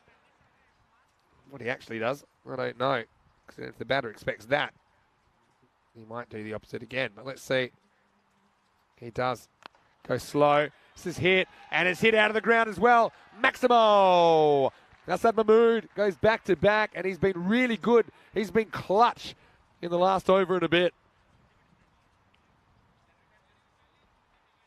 And this one, I thought for a second the fielder might have had a play, but he did not. Continues to rain runs. 18 off 10. You'd have to back the batting team to do this. But again, one wicket can change anything, in particular the wicket of Asad Mahmood, who's 20 off 7. He's hit 3 sixes so far. Now what does Nazir do? Go slower again, and he gets sent again. Maximo, and well, watch out in the cheap seats. That one is going all the way, and I tell you what, this might not be close after all, because after that, they're just 12 away. 2 more of these and it's game over. I got to say, I was calling for spin. I was calling for a variety. It was effective earlier. Azeem Nazir, now he's getting punished.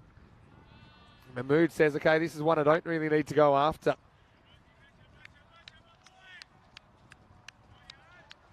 Everybody grab the stress balls. I think we're in for a ride still. Particularly if Mahmood gets out here. Got a feeling he's going to go for one or both of these last 2. I think it's called a wide. Yeah, I thought it was a wide first up. It pitches inside the pitch. But I think when it reaches the batter, it's too wide. I think that's a good call.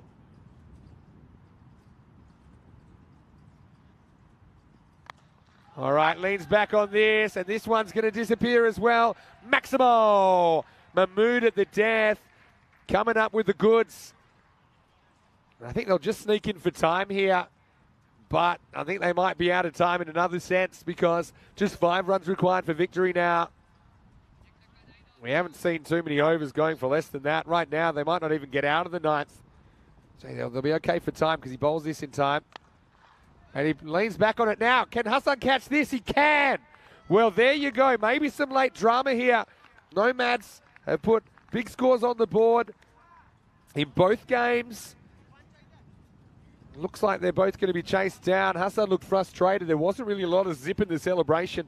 Just to clarify, because he delivers that ball before the end of the 9th, or before the clock runs out, I should say, then they'll be okay for the time penalty. Time penalty would end the game at the moment.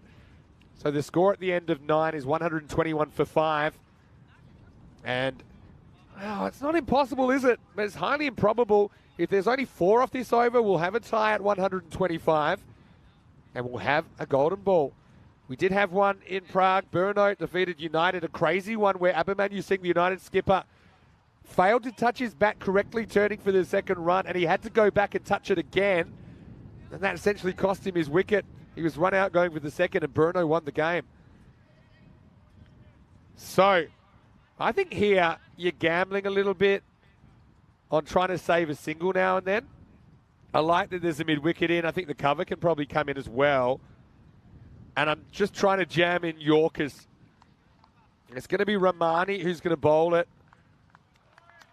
Amjad Rahmani, 1 over, none for 13. He bowled the second over of the mat, or the second over of the innings, I should say. It's amazing how quick the pressure can build. And you've got a guy out there, he's fairly new to the crease, Baljinder Singh. He's only faced the 1 ball so far. And I think, yeah, if you're the batter here, what's your tactic? I mean, you can win the game with 1 swing of the bat, but is that the wise option? You do risk missing it, creating a dot, or maybe a wicket, creating more pressure. So 4 to tie, 5 to win. We thought it'd be a close game. We haven't been disappointed here in match 2. Could we be a few minutes away from golden ball? 49. Okie dokie. Here we go, Rahmani. Can he keep his team in the game? 5 to win. Oh, and he lifts it away, and he wins the game for Power CC. Maximo. Game, set, and match. Rahmani just gave the batter a little bit of length to work with, and Baljinder, it's his first 6 of the series. Couldn't have been a better time either. And the Nomads put some scores on the board, but get nailed down twice by the opposition. Alton chased 153 against them successfully in match 1, and here 125 doesn't stand up for the Nomads either. It's Power CC, 3-3 back in 2020, just missing out on the finals on net run rate, but they've gotten off to a great start here, and Nomads, the defending champions, start with back-to-back losses. The drama just keeps on coming, and the matches keep on coming. Alton taking on Winterthur in match 3. Again, we'll have a delay there. If I was a guesser, I would say probably we'll start in around about 15 minutes, but yeah, stay tuned for that one as the Nomads go off disappointed. The players congratulate each other, and so they should. We've had so much entertainment, and we're only just getting started here in Switzerland. Well, we knew there'd be a few twists and turns in this one, a little bit like the pitch this morning, but yeah, the left-handers have had a pretty good morning as well. So Summer Mahmood got them off to a flying start. Get a bit of help from Safiat Ullah. He scored 13 before he holed out, caught by Hassan Ahmed. But really, all the top 5, they score double-digit scores, and they score it at good strike rates. In fact, we see 6 different batters hit 6s for Power CC in that innings. Nazir came back and got his old sparring partner and his opening batting partner from the recent Valletta Cup T20 Internationals.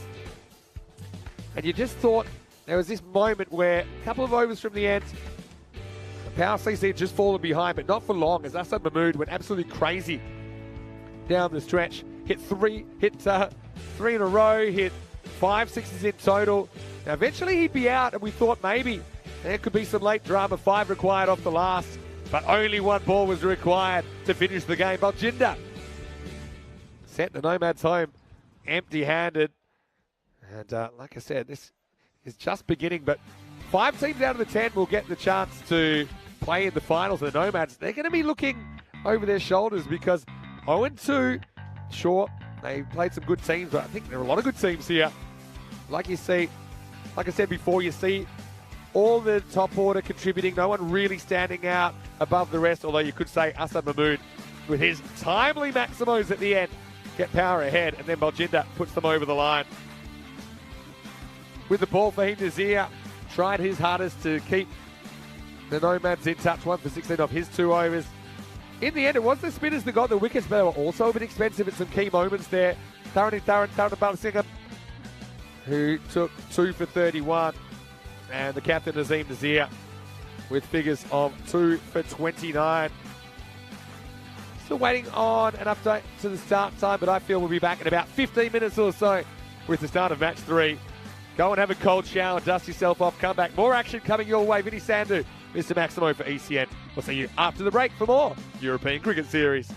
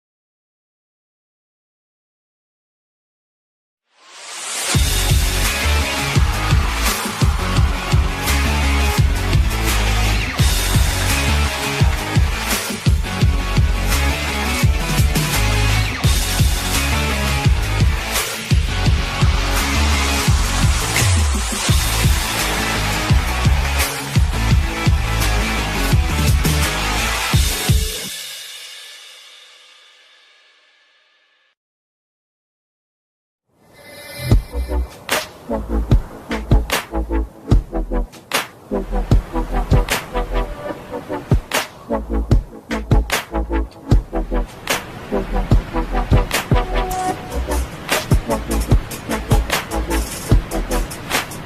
after a long period of playing cricket, the best place to come in Europe is the great Rhine Falls.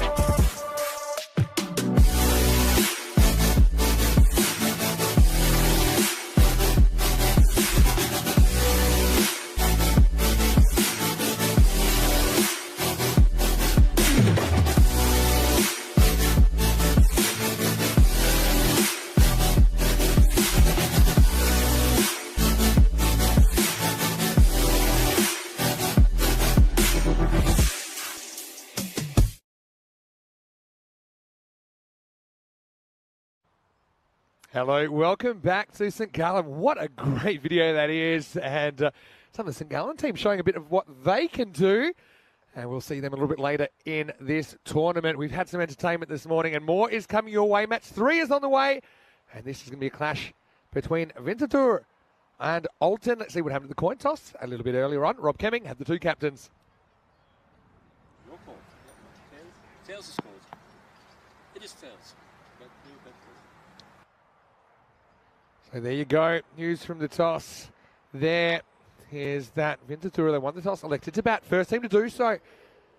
Both teams so far won the toss, elected to field, and it paid off. Even though we saw some pretty decent first innings totals, they were gunned down by chasing teams. So yeah, Winterthur, watch out for Harsha Deshan, the captain there, who is likely to bat at the top of the order. Pio De Silva as well.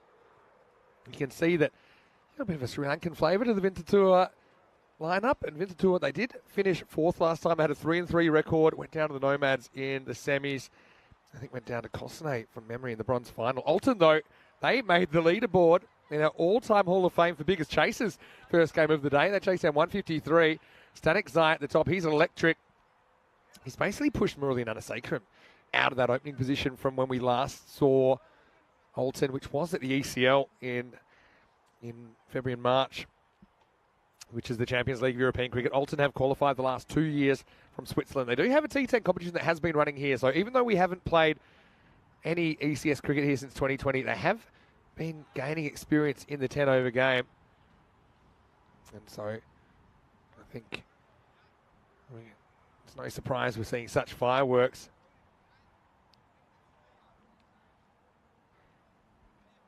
So it's going to be Kanaga Sabapathy who's going to face up for the first ball. I thought we might see Harsha Deshan, but Kanaga Sabapathy will face up. And at the other end, we do have Pio De Silva as listed. And Malia Stanek Zai to bowl the first ball. And yeah, so far, Alton, they're 1-0, and they're going to try and make it 2 in a row here. And there's a fairly early signal of intent from the opener as he tries to smash it for 6 and really didn't care where the ball was. I think this is going to be fun. It has been fun so far. Hello to Suresh Vikramasinghe in the chat. Nice to have you with us. All right, trouble with a capital T. Off comes the hat. Here comes the ball. And there goes Kanaga Sabapathy. He's going to have to go for a duck. Second ball up.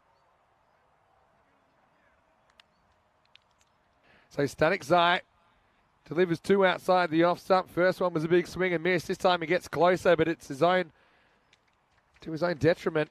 And a very easy catch there. Taken in the circle.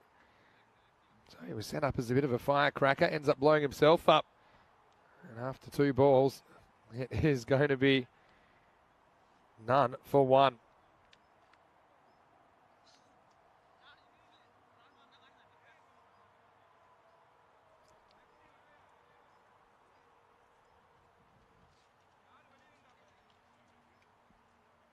So,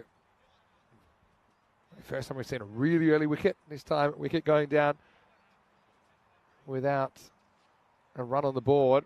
Hello to Bullar, who's saying that he's really looking forward to seeing Jagdeep bat.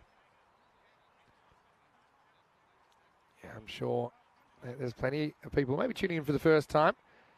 Not going to see him just yet because it's going to be Karana Gadagi who's coming in at number 3, left-hander. Static Zai at the moment opening the batting and the bowling for Alton.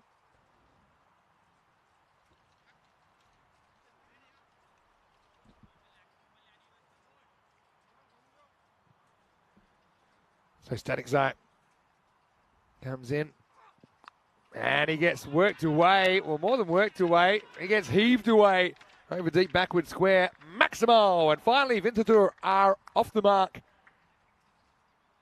It's a ball that pitches outside the leg stump. This is a good view of it here.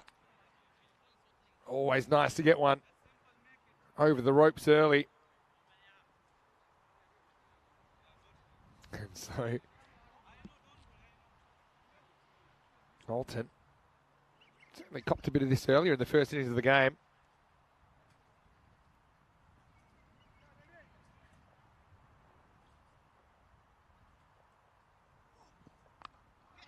This is cut away.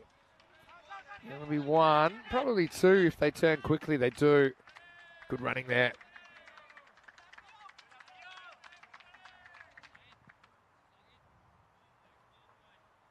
So, yeah, good running.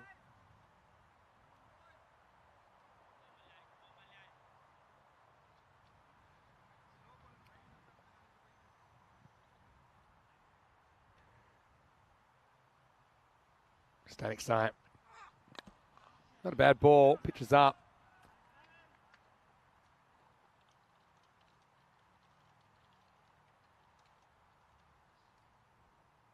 And so we'll get through for a single. I want to welcome everyone into the chat. Maybe if you're just joining us for the first time today, you've missed it a fair bit. Some questions about the time running out in the last game, but I'll just clarify that after this ball.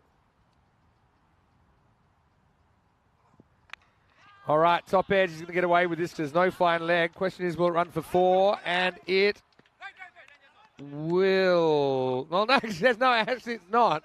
Well, let's have a look at this. Even on the camera, you won't be able to tell here because you'll see it stop, but it could have stopped by itself.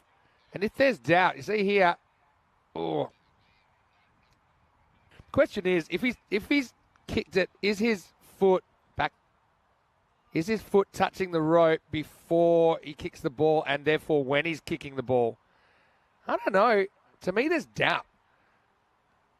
And if there's doubt, then I think it's got to go to the fielding side. Although, having said this one could go either way. It's hard to tell from that distance, well, even with the camera.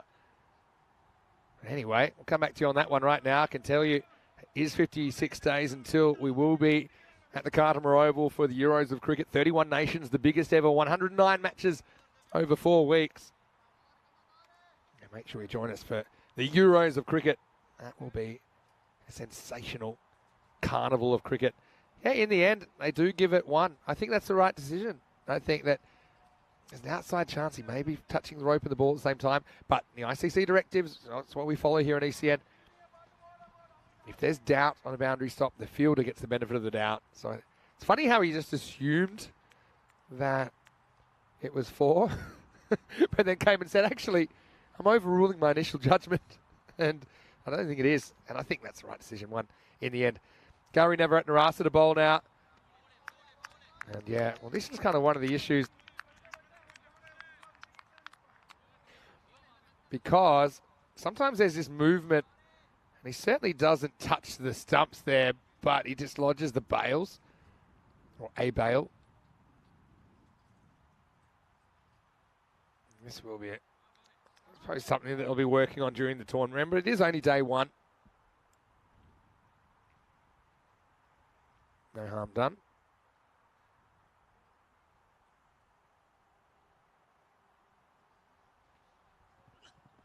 Well, this is no ball, but actually works out pretty well because it goes straight to the fielder. So they won't get an extra. Bouncing on the edge of the pitch. Just get some outswing here. Saw Fahim Nazir have something similar happen to him earlier. Well, Wayne's dug something out of the archives. I don't remember this, Wayne. Back in my suburban turf cricket days. Before I was playing grade cricket regularly. Good competition though, suburban turf.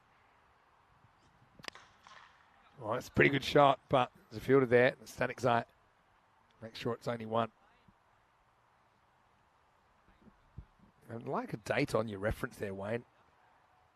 Back in the day, our very own Vinny Sando makes 77 runs, 5 4s and 5 6s, comes out and opens the bowling, takes a wicket, then tells the wicketkeeper to get walking, takes the gloves, gets a stumping a few balls later. Just a standard day in the life of Vinny Sando. My standard day is very different now, Wayne, as you can probably tell. Sounds like a good game. I'm trying to remember it as best as I can. I didn't used to bowl too much in senior cricket. Must have been an emergency. Anyway. Well, good outswing once again. Not middle of the bat. In fact, they'll get an overthrow here. It's a classic case of the ball being thrown and the bowler not really paying attention. Throwing to no one in particular, to be honest.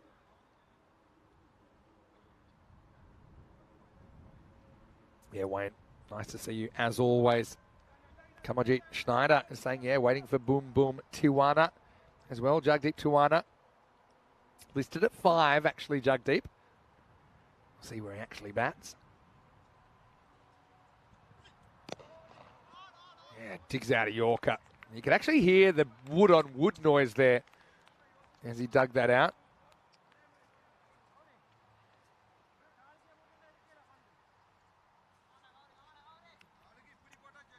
Good bowling. It's Navarat Narasa. He's one guy that I think he's actually looked really comfortable, even at the higher level. We saw him in the Champions League doing some very good things in the ECL.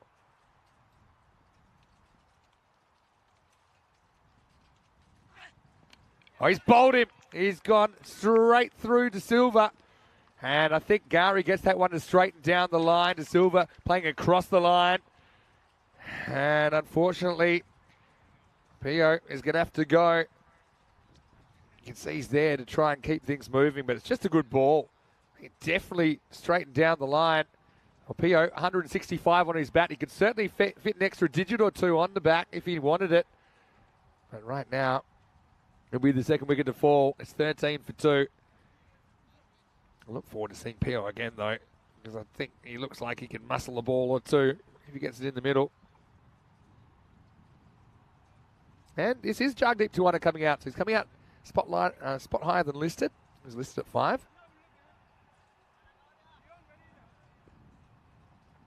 Hello to Ivan as well.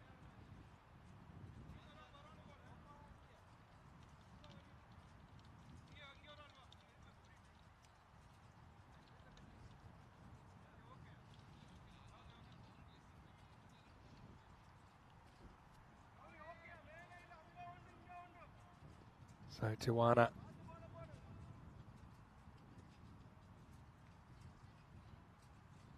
A lot of people looking forward to seeing him bat. Well, here he is. The first one's a decent one, actually, from Navarat Narasa. And that's a brilliant over. We haven't seen too many overs today where the bowlers have been able to get on top and stay on top. That was a good effort. He takes 1 for 3. And Vintadur, they're 13 for 2 after 2. Having a look at the standings. Early days, of course. Andrew Ryan, he's been sending a few messages through. He'll be playing for Kosane, who are listed there. Probably in alphabetical order in 3rd, but they'll be hoping to do it on merit. We won't see them for a while. We'll see them on Saturday for the first time. They're travelling a little bit to be here. Wayne's dug out a game from November 2018. Well, I actually retired in 2012. So that's actually 6 years after I retired. I must have just been making a cameo. I've only really played a handful of games since then. Nice looking cover drive. Picks out the fielder. Oh.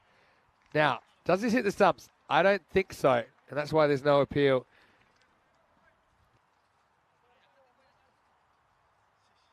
You can see that the bowler, I think, yeah, the ball's past the stumps and then the bowler's Bowler's hand comes in and hits the stump, so that's why the bails go down.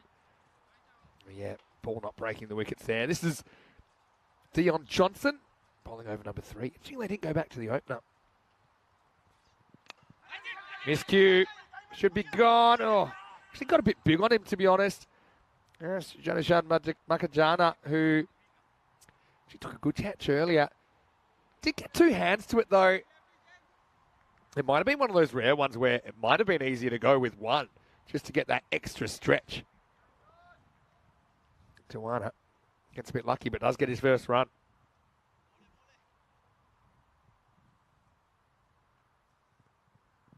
Slow ball. Clever bowling. Will be handled out there.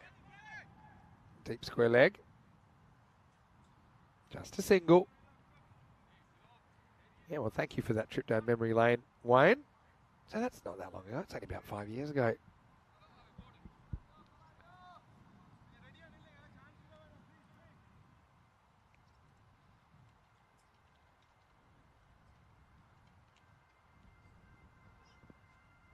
Yeah, well bowled by Dion. And so far, Alton have come down, put their foot down pretty quickly.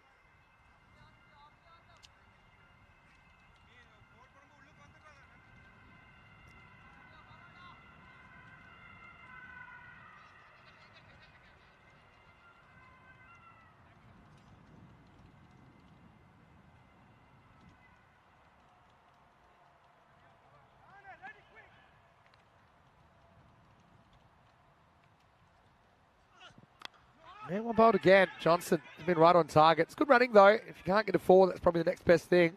Just get bat on ball and turn the strike over. Karangadagi actually has been pretty starved with the strike so far. Came in at number 3 after just 2 balls. He's only faced down the 6 out of the 15 since he has been there. Great view of this ground.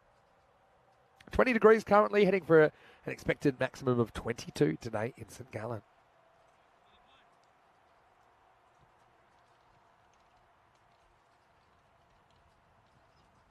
Oh, it's going to be a no ball.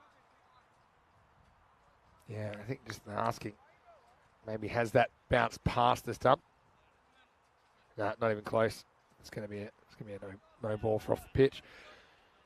And so Johnson has been really accurate, but the left-hander just throwing him for a bit of a loop. So be a free hit coming up.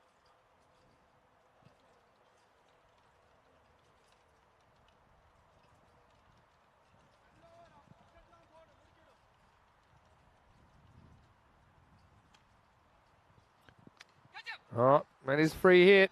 And it's not exactly a big hit, but it's an effective hit. It's more off the edge than anything else. Karangadagi will get 4. And it will take us to the end of the power play. A little bit more subdued stuff here in match 3. Vintadoor winning the toss. Batting, they're 22 for 2 after 3.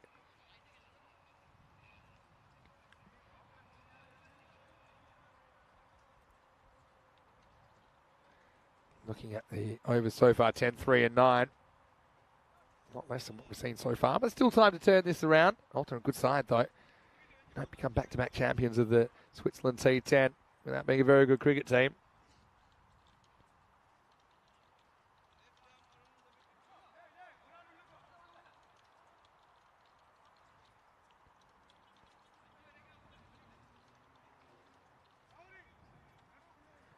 Okay, so there's going to be right-hand Static Zone out to bowl. And Wayne's saying it's a beautiful ground. Yeah, certainly something a bit different. A lot different, really. And leg side, as we call it wide, I'm pretty sure. I'll just have to make the adjustment on the pitch here. Again, just having a few problems at that bowler's end at the moment. You can see there in the impact. This ground kind of reminds me of it. It's like a would you rather puzzle. It's like, would you rather have the best stadium you could hope for and the best look and the greenest grass and everything pretty without a cricket pitch? Or would you rather have like the best pitch in the world but like in a desert with no infrastructure or anything like that? So this is different. Yes, it is different, but this is ECN. These are developing cricket playing countries, of course. Switzerland is one of the most developed countries in the world, if you want to use some other metrics. But as far as cricket goes, it's on the up and up. Over 30 clubs now. You get to see the Coburn Park there, which is just across the road. We're right next to the stadium here, where the St Gallen football team play their games. I think the season coming up in just a few days. Okay, we're all good to go. Well, in the air, and the keeper wants it, Waridu, and he'll take the catch. He's very solid under the high ball, Shahid Waridu. And so, Jagdeep Tawana, he went for the big shot, didn't he? Tried to go kind of with the angle of the ball, but it got a bit big on him, top edge. Shahid did the rest behind the stumps again. Good confident keeping. Put his name on it straight away. Said, yep, I want to have this one, please. Very similar to one he took earlier on today. And the captain doesn't make any mistake. So 3 wickets now for Winterthur, finding it hard going, 23 for 3. Never easy either if you're coming in, you're playing your first game against a team that's already had a game. Just feel like they're already up and in the swing of it. This will bring Arshad Hashan, the captain, to the crease. Yeah, just getting a bit of assistance. These players know each other pretty well, of course, in the local scene. We'll get to see 11 of the clubs here in Switzerland during this ECS. And that's up from just 6 clubs that we had when we were here in 2020. So everywhere we're going, we're seeing more clubs, we're seeing more quality.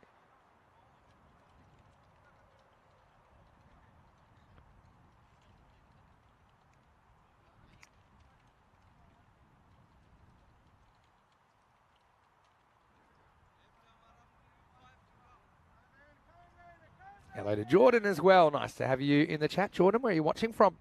Yeah, the funny thing with the pitch here, it has certainly moved a little bit since the start of the day, but you got to take your hat off to these guys. They're putting that pitch down before every day's play. And you can kind of see the issue that when the bowler's foot comes down, especially someone like a left armer where the foot comes down wider, see the front foot comes down wider, it just moves a little bit. So I'm sure they'll try and work on that. It's not easy because the grass here, it's a lot more lush, I think, than last time we were here. So the longer the grass is, the further away from the actual ground you are, if that makes sense. So that the grass will kind of move a bit. So I think that's why we've had a few more problems already with the pitch moving compared to when we were here in 2020. That's good Yorker. It's going down the leg side by a fair bit. He helpfully returns the ball to the bowler. Yeah, but that's the way it is. Like I said, it's different. But it has been really entertaining so far. Stay tuned.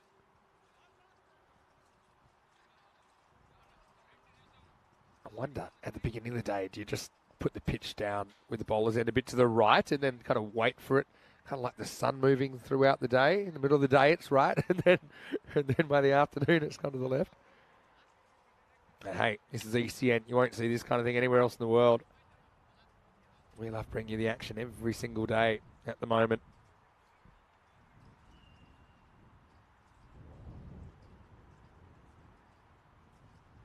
One goes a bit too far down leg side. Redu, yeah, he's solid behind the stumps, isn't he? Leads his team well, very experienced. Right, a few people asking how my trip was from Prague. Yeah, first, I was following Portugal. I had about a 1 hour flight to get from Prague to Zurich. And in that 1 hour, all chaos had kicked off in Portugal with the equation having to be sorted out. What Friendship CC would have to do to win, or to win the game, and how quickly to make the finals. We sorted that out and had the 1 hour train here. Well, that doesn't miss by much. Deshant swings all around it. Stunning that. Looks pretty befuddled as to how that didn't take out the stumps. Yeah, so yeah, a really nice trip. And yeah, the train was actually pretty empty at that time of night. Probably got into the hotel around about 11:30 or so. Unpacked the suits, which normally takes a little while, but got a few hours in before a nice breakfast this morning. This is hit pretty hard. It won't carry. In fact, it's a great pickup from Dion Johnson. These are a little bit easy on this field. But still a good pick up on the bounce anyway. Yes, we had a great couple of weeks in Prague, and we're in Switzerland now for 2 weeks on the tour before we head to Germany for 4 weeks. 2 weeks in Dresden and 2 weeks in Krefeld, which is near Dusseldorf. Then there's just one more set of 2 weeks. The Rome ECS and ECIs before the ECC.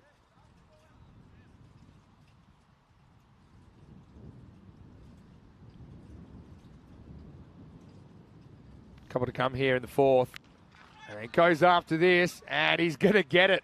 Nails it. Well, that's 5 rows back, literally. And then bounces back on the roof of the dugout. Maximo. And this guy, Karanagadagi, he's just been getting moss at the non-striker's end. He hasn't been able to get near the strike. When he has, he's been doing stuff like that. That's a really good shot of it. Vinter do it, need more of that. And fast. Brilliant shot. Helix is asking, can we get some shots of when they put the pitch down? Yeah, it's something we can work on, Helix. Very good idea. This morning was certainly quite a lot of preparations happening quickly. Full toss this time, fall safely. We won't get a run here.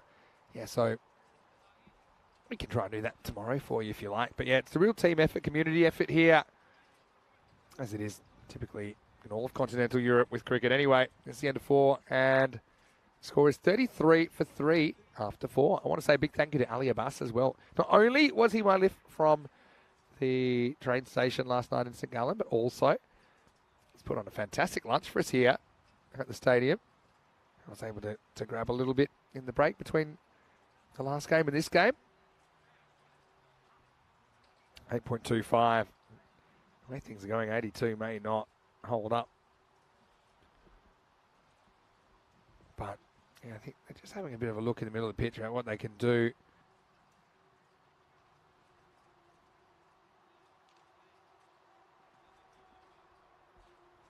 Yeah, so we're talking about the ECC and the fact that Switzerland will feature in Group E. So that's 9, 10 and 11 of October.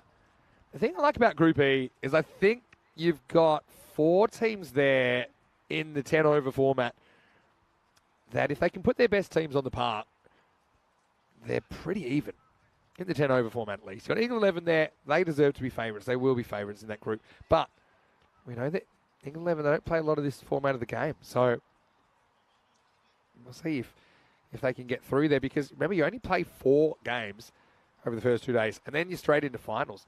And last time we saw England 11 playing, they lost their first 4 games.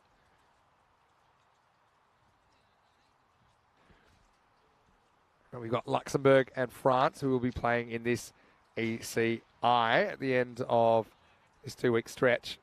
You see there in groups F and A respectively.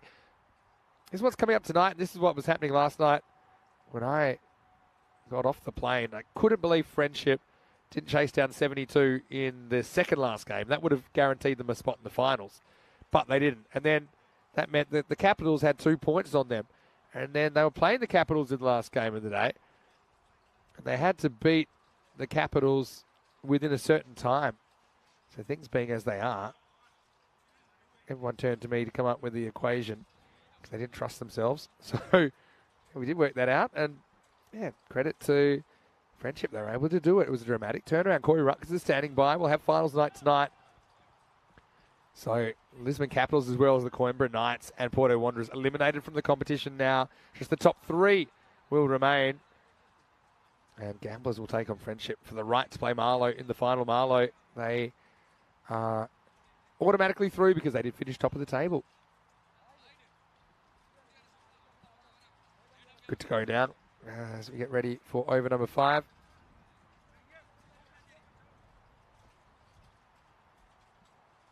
All right. Johnson back for more. In the air. Gone. So missed time. Karanagadagi is going to go. And yeah, he's certainly been very, very good while he's been there. But you feel that that could set Vincentur back a fair bit, because of the 33 runs on the board so far, 23 have come off the bat of Chamith Karanagadagi. Simple catch taken there at point.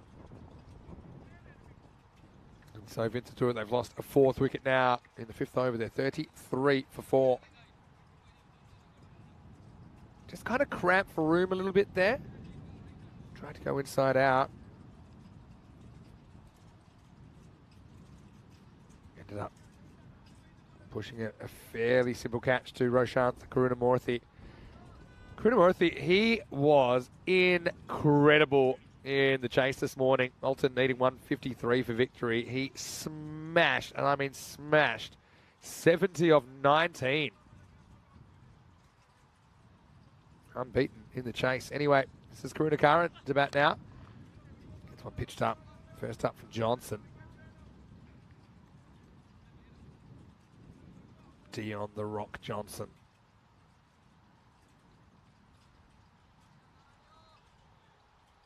Karunakaran is off the mark. Deshan, the captain, trying to bat his team out of trouble. It won't be easy. Volkan can chase 153 against the Nomads. They're probably feeling pretty confident in chasing anything here against Winterthur, particularly with the game situation as it is right now.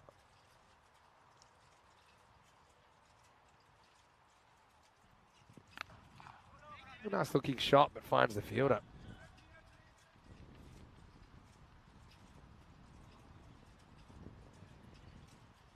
It's always a great time to drop us a line as well. Maybe let me know who you're liking in the ECC. I know that Matt was saying he likes the look of Ireland 11, even though we don't have the squads released as yet.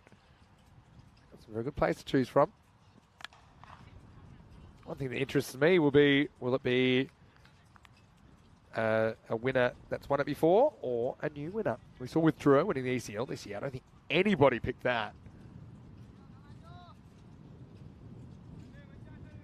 Will it be England 11 that won in 2021 winning again? Will it be the Netherlands 11 going back to back? Or will it be someone new? Will it be a continental team perhaps? This one comes back from outside the off stump. Karunakaran can't quite deal with the bounce. Well, Chris in the chat saying by looking at previous matches, he still thinks they'll score 120 plus. I'm not so sure about that. Probably tongue-in-cheek there.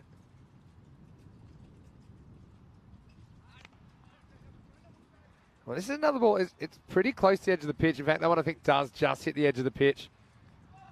And this is where, if you can get a swing on this, yeah, if you're sure it's bounced off the pitch, you can actually treat it like a free hit. Because you can score off it, and then you get another free hit anyway. It's going to be a no ball. Karunakaran will get a free hit now. Pierre Henniker has a question. Hello, Pierre. Where are you watching from? Are you watching from Switzerland, perhaps? In the air. There's the free hit. They won't cash in. Just a single. Yeah, Pierre, so he's asking, Alton behind on time, or will there be leeway given? So what you need to realise is this. You'll see that clock jumping around a little bit. And so as we get to the end of the 5th over here, 37 for 4 at the halfway point. So the clock will actually be adjusted in-game. So you might see a minute added on here and there. You might see it stop sometimes. That's because the referee's always controlling the clock. So what you see on the screen should be accurate. So yeah, the short answer, yes, there's leeway given. If there's 2 minutes because you're searching for a ball or because you're fixing the pitch or the batter needs to change their equipment or something like that, it'll always be factored in. So the short answer is this. You need to bowl your last ball of the 9th over by the time the clock's run out or before the clock's run out. So as long as you release that last ball of the 9th over before the clock runs out, you're fine. If not, you got a 5-run penalty coming. It's as simple as that. Oh, no ball first up. Makajana is the new bowler. First time he's bowling in this game. Just gets the first one wrong. So another free hit coming up. Extra delivery is not really ideal. Not a bad comeback. Ball doesn't go too far. Helix is asking, Vinny, is having to put the pitch down before playing a normal thing in Switzerland or just here? I think it's just here. I think there are some grounds a little bit further out where they do have cricket pitches. Although I will say I've seen it in Germany as well. I've seen it in Switzerland. I've seen it in various other places as well where there's similar solutions. We even saw it in Barcelona, didn't we, in Spain? So it's just great that there is a solution. Of course, you know, sometimes on day one, it's going to be a little bit of trial and error, especially because, like I say, the grass is pretty lush here. Even though they did mow it before the start of the day, it's still pretty long. And this one is cut away. Nice shot from Karunakaran. Nakajana just gives him a bit of width outside the off stump, a little bit short as well. That's an excellent cut shot. Just took it on and won. That one banged into the fence. Stronger together. So yeah, it's something that we've seen from time to time. But imagine, for example, imagine if the grass, let's take it to an extreme. Imagine the grass was 30 centimetres long. I mean, the pitch would be moving around a lot, right? This isn't quite that long, but I think that's why we're seeing it moving a bit more than like in 2020. Right now, though, it's the batter that has to get moving. Karunakaran gets a good in-swinger from Makajana, who I think should be well advised to pitch it up after seeing those last two deliveries. This one came in quite a bit from off to leg, and the batter swung all around it. So Karunakaran is going to have to go, does hit a boundary, but he's out straight after.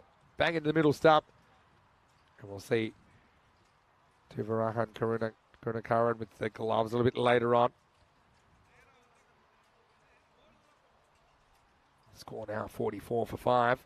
So bring the international man of mystery, Amal Fonseca, to the crease with the 007. Pretty popular number, the 007, I've noticed. Pierre said he's watching from Cape Town, South Africa. Pierre, beautiful part of the world. I've actually played in Cape Town. And we actually had a food tent from Brylappa in Prague. South African food. We had it on Saturday as part of their Czech Cricket Bonanza. And I've got to say, I certainly made my presence felt. Some boerewors, some buri rolls, the lamb on a spit even. That was very good. Full toss, first up. Fonseca knocks it down to mid off, gets a single. Yeah, so, yeah, Pierre, I do miss going to South Africa. I haven't been now for almost 4 years now, since before Corona times. But lovely place to play, lovely people, lovely countryside as well. It's been no balls, missed pitch again. So, yeah, I suppose with this particular surface, it is thinner. You probably worked that out. It is thinner than most other artificial surfaces. Most similar, I think, yeah, to Barcelona, where we have been before for ECS cricket. Free hit then again. Last ball the over. This would have been a wide. Can't be stumped anyway, but doesn't stop the keeper trying. That'll be the end of the 6th over. And Winterthur now 46 for 5. See the footwork there, just kind of went away from the ball. If he gets across there, then we'll get to wide and we'll get it again. So looking at the scorecard, certainly weren't afraid to play some shots at the top of the order. Kanaga Sabapati went for a 2-ball duck. Karanagadagi 23, still half the runs are to his name. He went a while ago now. It's a good Yorker from Rahan Stanikzai first up. Helix putting his groundskeeper hat on, said he would think this ground would stripe up beautifully. Yeah, that's when you mow in different directions, right? I think you're probably right. They've gone for the circle, though, here. Concentric circles. Beautiful view. So I'm at the top of the grandstand, so I'm looking down. I'm actually even higher than the camera that you're watching on. Well, it goes through his legs, I think. So, yeah, once again, I think about to get himself in trouble by backing away.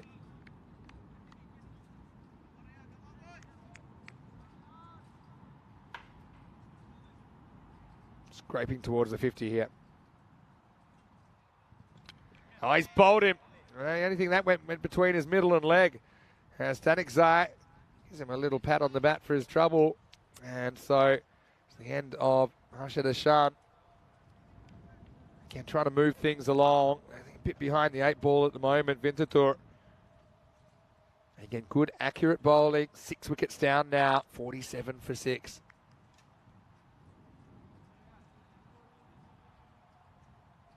I want to say a quick hello to Rangan Sahitya Sansa, who's saying that it's Kem from Nepal. Hi, Kem. Hopefully you're well. Well, good news is that I think you'll have a friend of Nepali cricket with us tomorrow, because Andrew Leonard will be here. And he's a guy I have worked with before. I believe he's known in Nepal as Takludai, which is Nepalese for bald older brother. I do think he's a bit younger than me, though.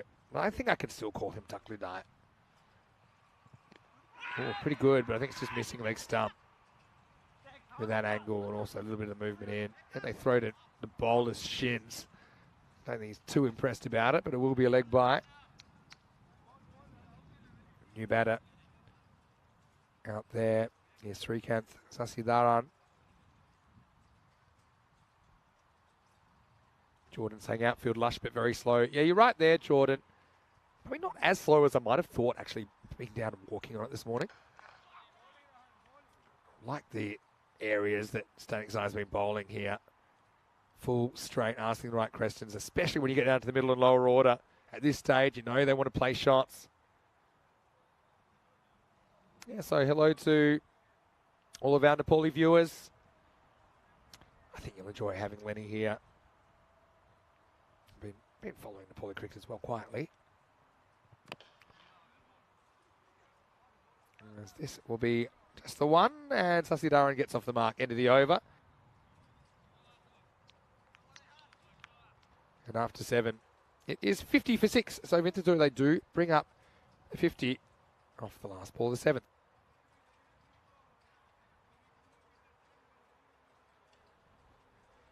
This has been the story so far. And if you look towards the bottom of the screen, all you Alton fans out there, they've got a few around the world because they have been to the ECL, got a bit of a global reach. They've made our top chases ever. It's the 8th best chase ever on ECN in our 10 over cricket. Alton 154 or 7.4, defeating the Surrey Nomads 152. That was the score in match 1. And there's not too many old ones surviving. That 159 for Cluj back in 2021 on finals day. It's kind of the only one from 2021 or older. I think for me, it's showing that batters are kind of working really hard in their hitting skills. We even scored, yeah, that top one, 174. I mean, that's just insane. He runs at it, clever bowling.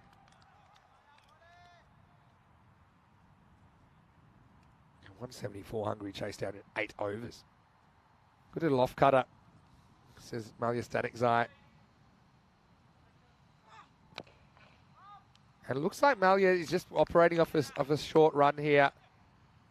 He's recognising, look, we don't want to get into time trouble. Also, you know, with the footing, a bit inconsistent. He's saying, look, I'm just going to come in here. Maybe roll my fingers on a few. Now, I think they're not going to take a second because it actually hits the batter. Funny thing is, if it hadn't hit the batter, they probably would have got a second anyway. It's pretty good sportsmanship there from Vintatur. Got to say, these players, like I say, they play hard, but also they really love playing their cricket. They love the opportunity to play European cricket. A bit short, not a bad pull shot, but 3 fielders guard the leg side boundary. It goes between 2 of them. Just won't see as many 4s. I think we're up to 11 or 12 4s per innings on average in Prague. And yeah, this morning, nothing like that. I said there'd be more 4s than 6s, more 6s than 4s, and it certainly worked out that way. We had the 4s rate was about 8 per innings in the first game, and then the second game again it was even lower than that, I think. We just had 5 4s in the whole match. It was a 6s order of the day. Right now it's the end of 8 overs and the score is 54 for 6. So 2 overs remain. There you can see run rate. They're heading the wrong way, I think, for Vintatur fans. No surprises with the 6 wickets that have fallen in the first 8 overs here.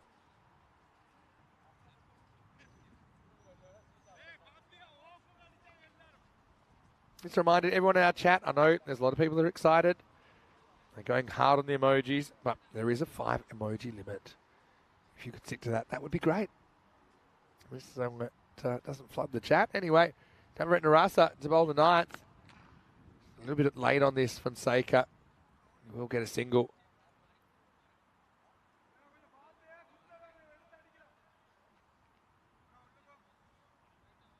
So, yeah, Lenny's joining me tomorrow. His other nickname is Fuzzy, which I think is a little bit ironic from his days where maybe he wasn't quite hairless like he is now.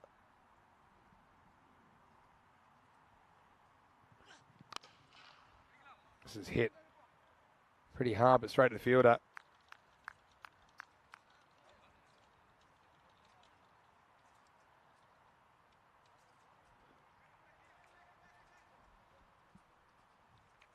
Still just a few issues with the pitch moving around. I'm sure that's something that they'll work on for tomorrow.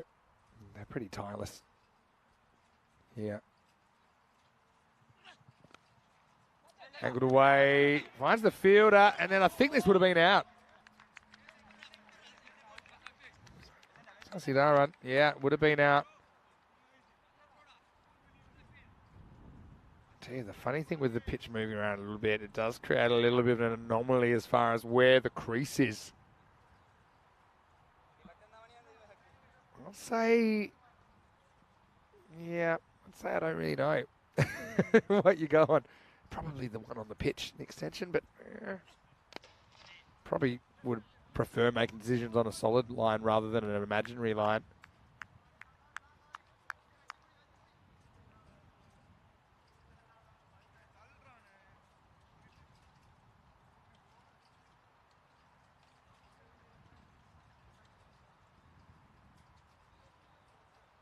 Couple to come in the 9th.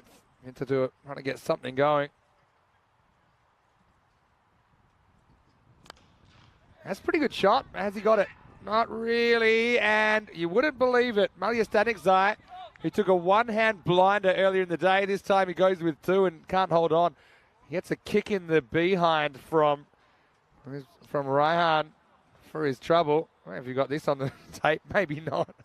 But I think he was a little bit worried about Raihan coming the other way. He knew he had company, and that's always a little bit of a distraction. Don't think it hurts him too much, to be honest. Last ball of the 9th. Pretty good ball. Not a bad shot from Sasidaran, but he only gets 1, end of 9. And Vintatua, they are 60 for 6 after 9 overs. Hello to Nick D in the chat saying he's watching a program about Railroad Australia. Yeah, it's quite interesting, some of the experiences you can get. They're not cheap, though. Raihan Stanikzai, the only multiple wicket taker, but everyone doing the job so far that's been asked. All 5 bowlers used have taken wickets. Makajana is going to bowl the last over. Yeah, I know that there's the Indian Pacific, which goes from the Indian Ocean to Pacific Ocean, so from west to east, from Perth to Sydney. There's the Garn. There's all sorts of experiences. It's more than just a train ride. I think it's like a hotel on tracks, basically. Anyway, 10th overtime here. Oh, bowler takes cover. Oh, yeah, though, it's good fielder. He'll still be kicking himself there. He dropped that last one.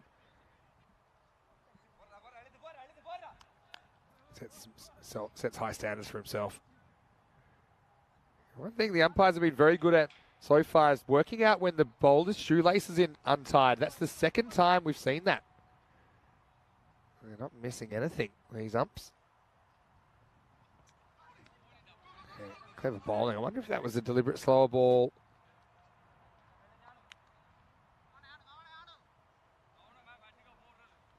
Let me just try and pick his arm here. Yeah, I'm not so sure it was a deliberate slow ball when I see the release. One thing we haven't really seen one keep low for a while. There were a couple earlier today that really shot. Picks it up. Should only get 1. Standard of fielding's been pretty good this morning as well. Helix is calling it the second chance crease. Yeah, because of the 2 creases, the one on the pitch and the one off the pitch, which was the original position this morning. All right, high. Who wants it? Malik Zai's not going to drop this, and he will drop this. So, well, he always gets a run out. He goes a long way. And just cut those two together. He took probably one of the catches of 2023 earlier today. And this is one that I think he probably should have caught. If he was blindfolded with his hands handcuffed behind his back, he still would have found a way. Somehow Malia shells it. Well, if he got a kick in the behind for the last one, I'm a bit worried what Raihan's going to do this time. Anyway, he'll probably have time to laugh about it later. But that's later, and this is now. Winterthur will take the break.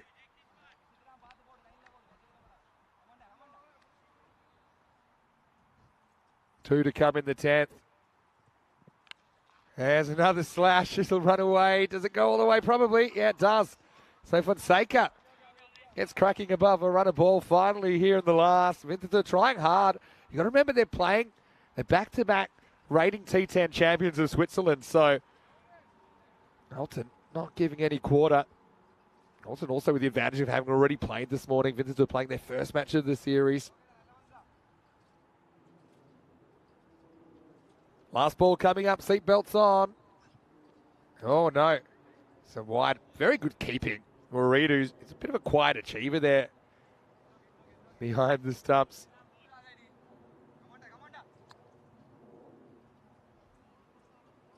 Yeah, deals with that well. Again, you've got the confidence of knowing that's probably not going to bounce up and hit you in the head like some of the other fields we've had this year. So have another go. 70 plus this shot. It's actually a really good shot. It's going to be 4. So Fonseca shows what he can do. Throws the hands at this, and he will get 4. That will be the 10 overs. Winterthur struggled for most of it, but they are able to get a little bit of a something away off the last over. They get 14 off that one in the end, and they're going to finish with 74 for 6. As we look back at the highlights, bold decision for Winterthur to come out and bat. That's exactly what they did, and they were pretty keen to swing from the bootlaces. Kanagasabapathi went for only 2 balls. They were 2 big swings. Wasn't able to score. Waridu took a nice catch here. That was Jagdeep that went. So the wickets were tumbling early. Found themselves 44 for 5, 47 for 6 at one stage. That was one of the good moments, and I will say that Karanagudagi was the only batter that really was able to get anything going in that phase of the innings, but he didn't have a lot of the strike. Meanwhile, he had a carousel of partners. They were coming and they were going. That was Deshaun, the captain. He got bowled. Credit to Alton, I think you have to give them some of the credit for the score because they didn't bowl too many loose deliveries. They were mostly full. They were at the stumps. And they end up being able to restrict Winterthur to just 74 off the 10. 23 for Chamith Karanagudagi off just 11 balls. 2 sixes and a 4, but like I said, didn't have a lot of the strike while he was at the crease. And meanwhile, the others were struggling. Fonseca came home with a wet sail, 19 or 14 for him, including a couple of boundaries late in the piece. 10 extras, which is probably going to be about par for the course here, I think. 2 for 14. Raihan Stanikzai steals the figures, but a wicket for all the other bowlers. Navarat Narasa continues his good series. Very economical, just the 9 runs he concedes off his 2. So we'll take a break and we'll be back in just a few minutes. And when we do, we'll see if Alton can chase down this 75 for victory. Well, it's about half of what they needed last time. If they do it in half the time, we've got to have a very quick finish indeed. But Winterthur, they'll want to show what they can do in the field, and maybe they can get some key wickets early and spring a surprise. Vinny Sander here, Mr. Maximo. Great to be here in St. Gallen, Switzerland for the first time in 3 years. You won't have to wait 3 years. Back in about 7 minutes with the chase. You're watching ECN. This is the European Cricket Series.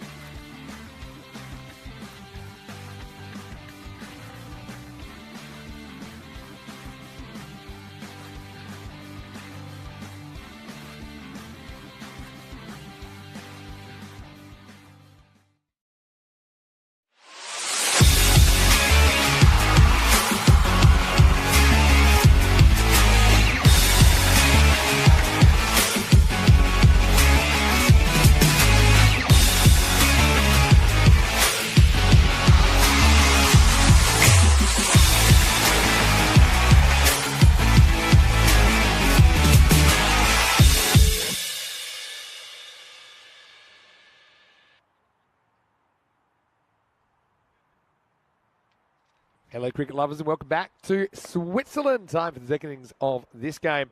And it is the third match of 5 today. It's opening day in this European Cricket Series. The first time we have been in Switzerland since June 2020. A lot's changed since then. Lots changed in the ECN universe as well. But right here, seeing some top-class entertainment. Winterthur, first team to bat and not crack the 3 figures as they only managed 74 for 6 off their 10 overs. Of course, we have seen scores in the 70s defended. But I just think based on what we've seen this morning and the quality of hitting we've seen from Alton already, this is going to be tough. As will be Mahmoodi to get us going. Oh, yeah. He fires up and gets this moving and biting into the batter who's tied up in knots. Stanikzai. He's an excitement machine in his own right. Couldn't deal with the movement in the air and off the pitch.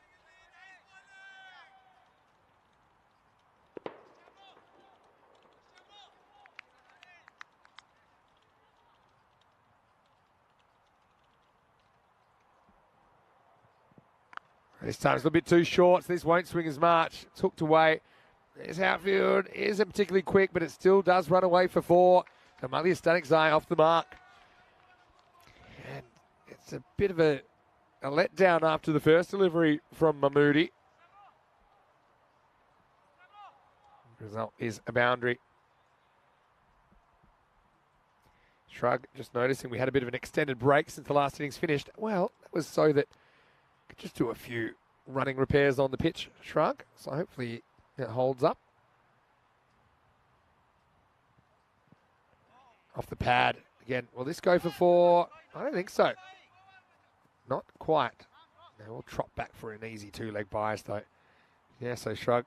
I was a bit worried someone pulled the plug, but no.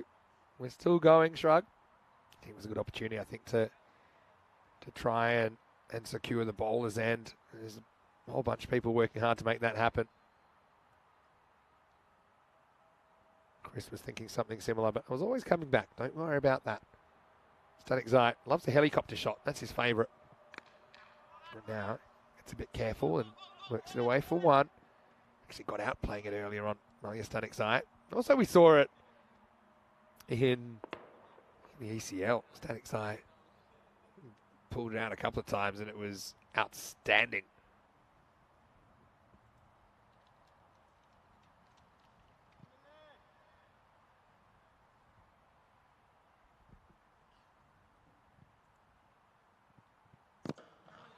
Yeah, that's the Yorker. Jams down. You hear the bat on the wooden underlay there. We'll just get a single in the end. Yes. Yes, Utharan through to Vukarasu off the mark. Yeah, remember Alton taking on Lathbury Lightning of Gibraltar in the ECL, and it was a pretty dramatic one. They're actually chasing pretty much the same score as this. They were chasing 75 for victory. So I knew that number rang a bell. This one holds up a bit off the pitch, and Stanikzai, he cuts it off stump. And that'll be the end of the over. So 8 without loss after 1. I'll come back to that trip down memory lane in a minute. But right now, I can tell you, 64 matches since the Golden Ball. We had one in Prague, Switzerland. I'd like to see at least one here. I'd say there's a fair few teams that are close together as well. So we're more likely than not, I think, to get a Golden Ball. Of course, we'll have the 60 matches here in the ECS, or 59, pardon me, 59 matches in this ECS because it's an 11-team ECS. We'll have 9 ECIs as well, as the Swiss national team will take on France and Luxembourg. So 3 teams we saw pretty recently in the Valletta Cup. And I was there for the Valletta Cup. I can say it's about 20 degrees cooler in my spot now compared to when I was there a couple of weeks ago.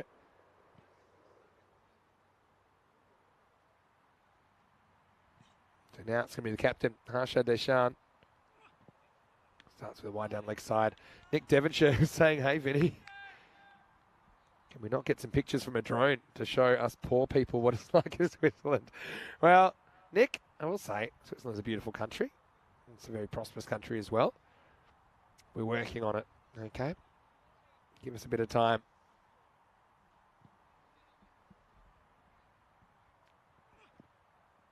That's well bowled by Deshaun. Meets the outside edge of through to Vukarasu. Yeah, so back in that ECL game, Lathbury Lightning made 74. Alternated 75 for victory, but they completely fell away in the last over. Only scoring 4 off it, and they ended up making 68 for 8. But in there, Malia Stanikzai, batting the middle order, made 25 off 10. And I remember him just struggling to hit a few and then just unleashing a couple of the most powerful helicopters that you would ever want to see. And he was swinging hard and pretty much at everything. Got him close, but couldn't get him across the line. I think it was a 6 required to tie for last ball. And it was Prathi Ratnaraja who got across his stumps and left one, hoping it would go for a wide, ended up crashing into his stumps. And Alton had such a funny ECL. And they're not laughing because they won their first 2 games really comfortably, but then lost their next 2 and went pretty much, I think, from top to bottom of the ladder and ended up missing out on the 4. And there was only 5 teams in it. So that was an insane group. It was Group C from memory. Oh, how's that for a hook shot? He's actually hit it the other way. And look at this. He goes through it and actually hits on the way back. He's pretty lucky that doesn't go to the fielder. Yeah, look at that. Completely tied himself up.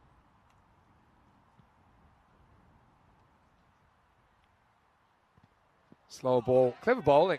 They're doing really well to hold things at the moment, Vintatur. They do have some runs to bowl at. I wouldn't say it'd be particularly easy to do this. But you never know. Just going to have a good start. Yeah, Group C. Alton. That's right. They just won. They only win the 1 game in the end. I think they had the rain. That's right. They had a no result in there. Oh, he's done it again. What's going on? I've never seen that twice in an over. That'll be the end of the over. Deshaun only goes for a single. I tell you what, bring this guy out at parties if he can do party tricks like that. He's playing the accidental reverse hook. So late it almost never came. As we get to the end of the second, it's 9 without loss after 2. Oh, what an entertaining day we've had. Yeah, going back to Group C, Alton, you see at top of the table right now, and they'll be hoping to stay there with a win here. They won their first game against Beveren, the Belgians. Then they got bowled out for 89 before the rain came against the Norwegian club Fossum. So they finished day 1 undefeated. And from memory, I think they were top of the table. Of course, we don't know if that 89 would have held up or not. But then the next day they came out, and they only needed 75 to win against Lathbury Lightning of Gibraltar. They couldn't do that. They only made 68.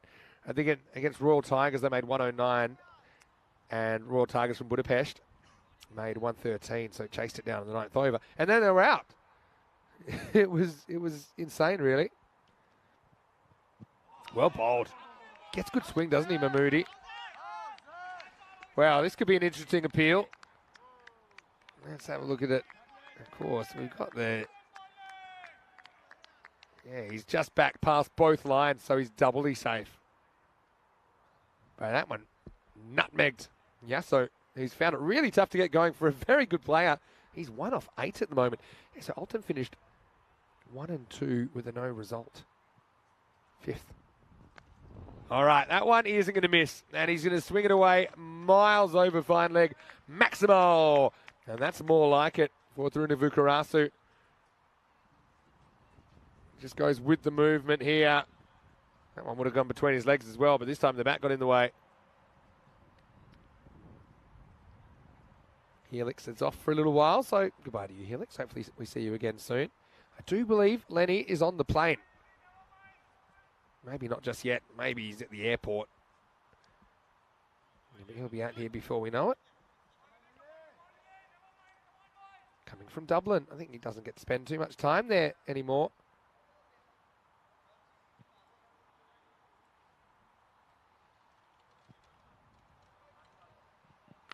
All right, miss hit. Keeper wants it, has to find it. He's turning, and he's catching. As well held That's Karuna Karan behind the stump. So Srinavu Karasu ends up going 6 and out after being 1 off 8. And Alton just on the back foot a little bit. I suppose if it's not really happening for one batter, it's not often the worst thing to make a change. This one's forced. That looked like the slight cutter from Elias Mahmoodi. He looks like a handful with the ball for Winterthur. And he's pretty happy. Gets his first wicket of the series, and so do Winterthur. And the score is 10. Playing that 16 for 1, 6 and out. They go from 10 to 16, and then the wicket's going to be Karunamurthy, who's going to come in. And how good was he in that chase? First game of the day, 153. It's the 8th biggest chase we've ever seen on ECN, and that is in over 3,000 matches. 10 over cricket. Record books being rewritten already, but this guy was an absolute boss. Kind of countered what Hassan Ahmed did in the first innings for the Nomads. He ended up scoring 70 off 19. Just the 1-4, but 10 big sixes. So I don't think it's a bad thing that he joins at this moment.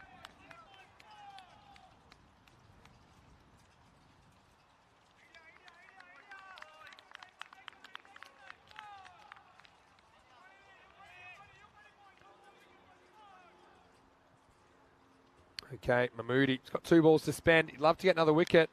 And Willie, I don't think so, because this is going, and it's gone. Maximo. And watch that. Gives you a really good idea of what this outfield's like. It just sticks in the turf. I was a little bit worried he hadn't hit it that well, but there was no long on. It was a long off, and the long off almost got there. That one made a crater. So Karunamurthy isn't too worried about having a look at Mahmoodi.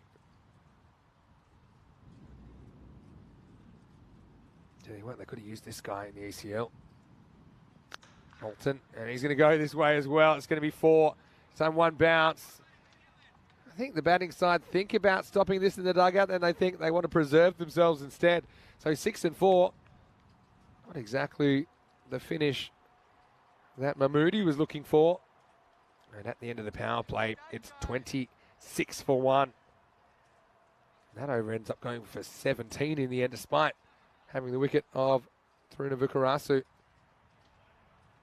Looking at the first innings, the best over was the last one, wasn't it? 14 coming off that. We've already had a better over here. Although, shout out to the bowler that bowled the second over. It was Harsha Dashan. And I would keep him on. Yeah, I think he is going to keep himself on. Makes sense.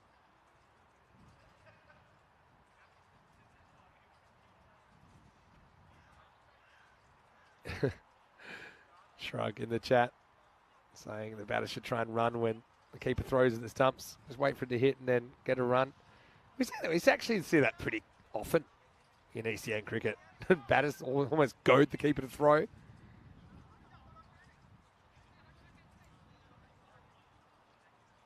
Nick saying that I'll be a bit upset there's not too many barbecues near here. We had one on the weekend. I think I'll be okay. That's a pretty good shot. Almost carries, doesn't quite. Oh, and then it's going to be 4. Yeah, just slipped at the last moment, Elias. Did pretty well to get there in the first place. But when you're defending a low total, here, look, just needed to stop it the first time, and you could see his hand went onto the rope.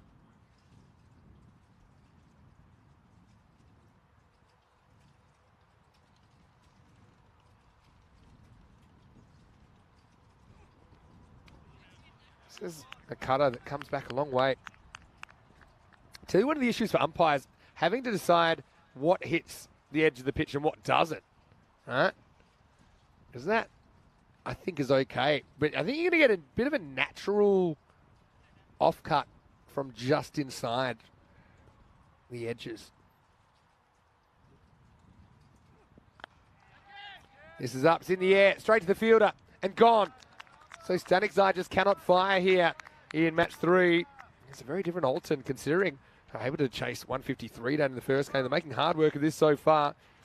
Still think they're on top though, but credit to Winterthur. They've come out, yeah, certainly looking energised, and I think that's really good reward for Harsha Dashan, the captain, who does bring himself back. He's only conceded 5 runs off his 9 deliveries so far, and now he's got a wicket to show for it. Maliat well caught in the deep. And Alton, 30 for 2, new batter is Murali Nanasekharam coming out. These two, again, they could easily be opening for Alton. You can kind of see why Alton have had that success in the T10 game. Got some good depth in there, good bowling options.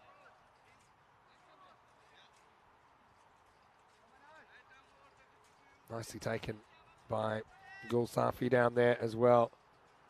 Should have been taken, and it was. We have seen some pretty easy catches drop. Not too many. One, though, from Malia Stanikzai, who actually was out then in the first innings. Malia dropped an absolute soda. Well, this would have been out. Had one stump to aim at. And it goes so quickly to the outfielder that they won't get an overthrow. Have a look here. Direct hit would have been on his bike. Hello to Gary Wheeler. Nice to have you with us, Gary. Well, you've missed a fair bit, Gary. If you do get the chance at all, go back and watch some of the first game. Maybe if this is an early finish, even the second half of the first game might be a good idea. A couple to come here in the fourth. Oh, nice, easy shot, but it could be gone. It is gone this time. Elias doesn't make any mistake. And this is ECN cricket at its best, because Alton, they chased down a hatful in the first game of the day, but they're making hard work of this 75. And the guy that did a lot of the damage earlier, Karunamurthy, he's going to have to go. He goes 6 4 and out in his innings. Nicely taken by Mahmoodi. And now the captain has 2. Rashid Hashan. Alton's top 3 back in the shed. It's 31 for 3. Prathiparaj Bharathayan is the new batter.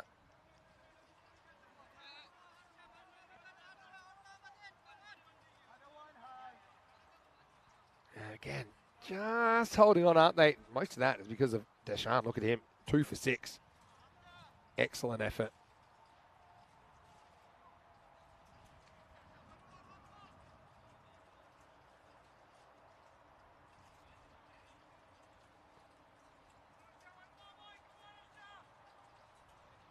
Okay. Varadhayan, as I recall, wasn't required to bat in the first game of the day. Yeah, we didn't see anything beyond the top 4, so he's coming in at 5 here. Again, not a lot of pressure you'd imagine from the rate required, but of course it's a bit difficult coming out to bat in this pitch for the first time, I think. He gets a good one first up from Deshan. It's actually Deshan's last ball. So that's really good leadership from Harsh. I think he does do the right thing to come in and bowl out straight away. This is the end of the 4th over, and Alton are 31 for 3. And Gary said he's been lurking, he's seen it all. Yeah, I feel like I've seen it all so far. Shrug says that he feels a low-scoring thriller on the cards, perhaps. Perhaps. Still ahead of the rate, though, at this stage with 7 wickets in hand. But, hey, if you can pick up 2 wickets here, it's game on.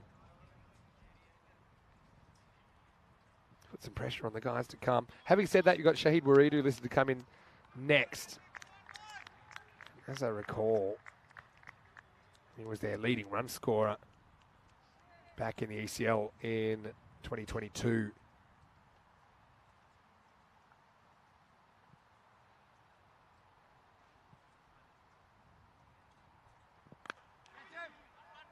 Start of a new over.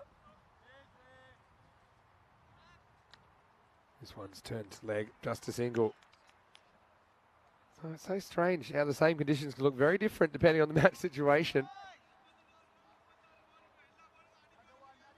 Going back to that ECL in 2022, Alton actually finished 2nd in the group, Group C. But then went out in straight sets. They had the double chance of finishing second. That was the group with Carlton, the Scottish team that went undefeated through to the final. You had Cluj from Romania. You had Brescia CC finishing fourth. And the Prague CC Kings, or Prague CC, who you saw in the ECS, win their fourth consecutive on Friday. They finished fifth in that group. Missed the finals. Up in the air. Fielder comes around, can't do anything about it. Maximo! Really nice shot by Pradeep. And you can see no real obvious signs of nerves at the moment. Pradeep goes up and over the top. And Pradeep is a player we have seen a fair bit before. We've seen him at the ECL twice now. I mentioned some of the exciting matches that Alton played in the ECL. Of course, that's the Champions League of European cricket. We'll have to find out as well how that will be decided this year. Normally is the winner of the Swiss T10, but now that the ECS is in town, not sure if that impacts things at all. Murali, happy to keep this out. He was also part of the national team that were in Malta recently for the Valletta Cup in the T20 Internationals.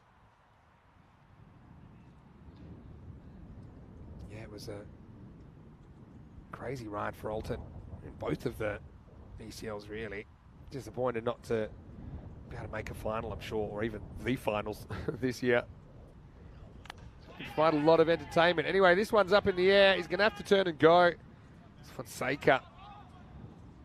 Thought he had a shot at that for a second, but in the end he doesn't. That takes us to the end of the over. It's 41 for 3 after 5. So Alton still, it's probably a Bill Laurie nose in front in this game.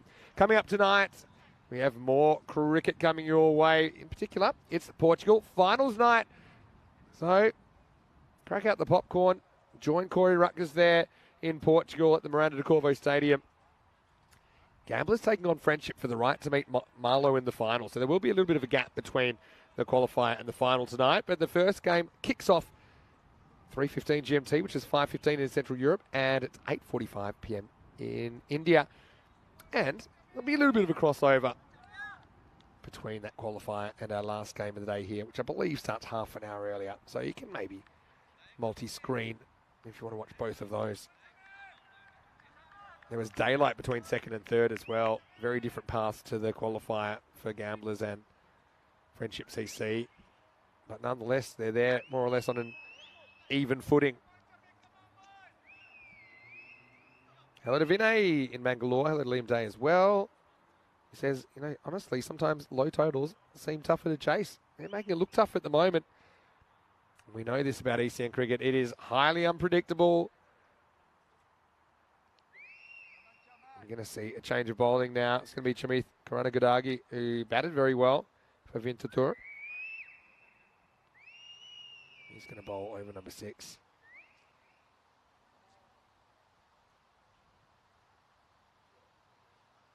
Pradeep will face up. And I think we're ready to go. So yeah, keep an eye on the equation. 34 off 30 at the moment. So +4 in the equation. 34 runs off 30 balls. Keep an eye on that as we get to the home stretch here. Well, that'll be +5 after that. Bit of bounce there for Chamith. Keep a fair way back, to be honest. And I think it's pretty clear that he was in. That time, at least.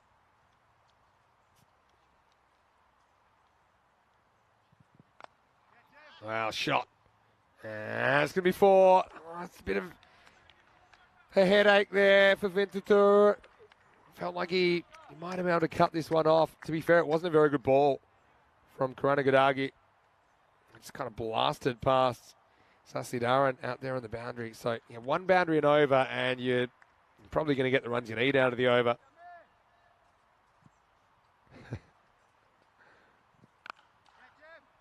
This is into the gap. Again, the outfield's slow enough, and I think he does well to make a stop here. Going to come back for 2. Going to have to hustle. He's going to get there. Shrug, I had to laugh. He said you might watch the Portuguese final on mute, though, of course. That's because Corey's commentating. I don't think he ever touches the rope there, so no problems at all. Yeah, a bit of spin for the finger spinners, I've noticed. I haven't really seen a genuine leg spinner yet, interestingly. So we haven't really seen how the pitch would assist a leggy. But yeah, the finger spinners we've seen, actually, when they put some revs on the ball, it's taken turn. Oh, now that time he pushes it through. Clever bowling. I'm liking what he's dealing here. Just kind of let himself down with it. One bad ball earlier in the over.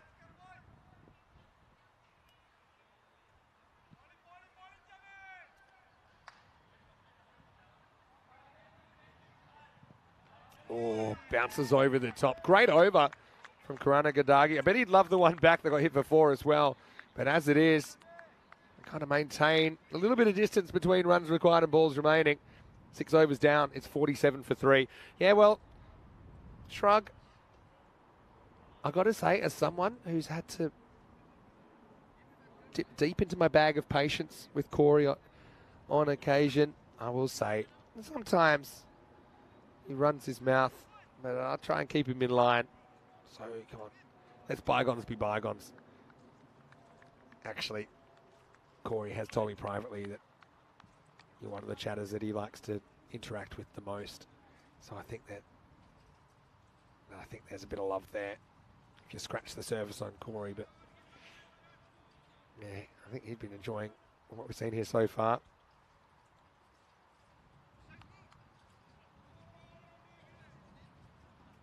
Shrug's talking about the qualifiers last week in Scotland. Yeah, that's where Lenny, who'll be here tomorrow, that was his last stop. He was doing some commentary. He just went home to Ireland for the weekend. That's why I gave him an extra day to catch up on a few things. Travelling today, and he'll get here tonight. He'll be in the box with me tomorrow. Okay. It's going to be tough, but you never know. Safi comes on. That doesn't help. First one. Just angle down the leg side. Doesn't really swing at all. Cool, Safi. I've got a question. Is anyone's YouTube chat different? I've just noticed that where you normally type, it used to say type here to chat, and today it just says chat. Now, is that because I'm in Switzerland and things are different in Switzerland? Because certain things are different here, like the PowerPoints for a while, for example. It's pretty well bowled.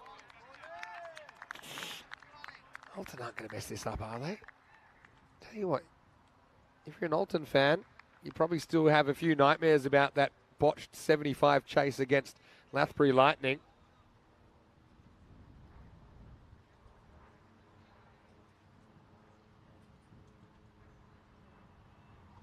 Nanasekram, though. It's too good to stay quiet for too long.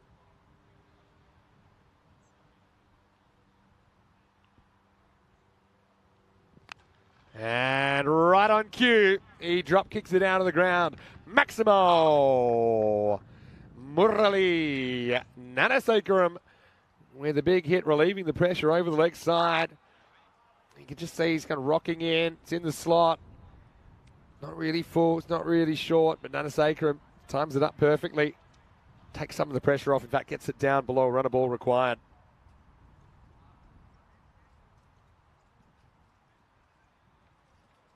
Yeah, Shrug, of course, as an avid Jersey supporter. I'd say Jersey played really well last week.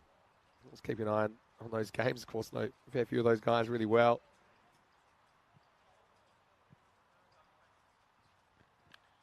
Well, now Edge just past the keep. And that is going to run away for 4. So it feels like the game just running away from Vinther, who have kind of hung in there bravely. Have a look here. Keeper gets a bit of a dive on it. Maybe didn't get too much of a spring in the dive. Karunakaran. But I don't think too many keepers are grabbing that one in European cricket.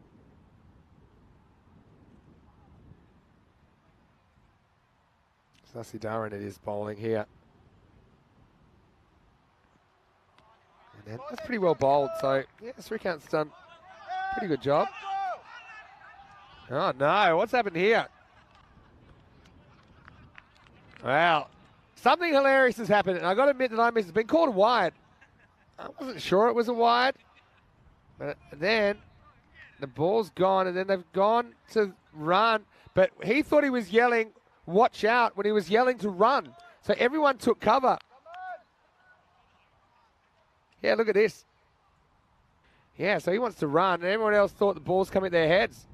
And meanwhile, one fielder knows where it is and then shapes to throw again. Geez, I wish he'd thrown it. All right.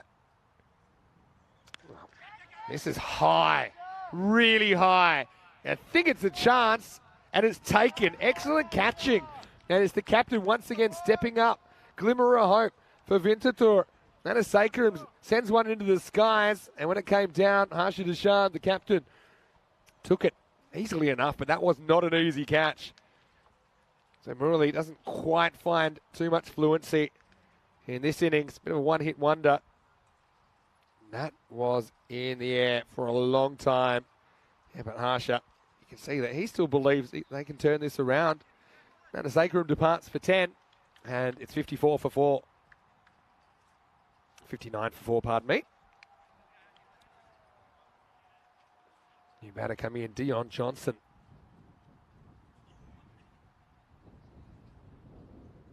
Elsboy asking, are the wickets perfectly in line? Well, here's the thing, Elsboy. You really have to bend your mind a little bit here on day one. Because the pitch has been moving a little bit, they were perfectly in line, and now, because of the surface, this is a temporary pitch. It has been moving a little bit. You can see that. They're going to work hard on nailing it down as much as they can. But yeah, it's certainly provided some entertainment and a few interesting moments so far. So just P1, Dion Johnson off the mark. So anyway, Elsboy, keep an eye on that as things go on.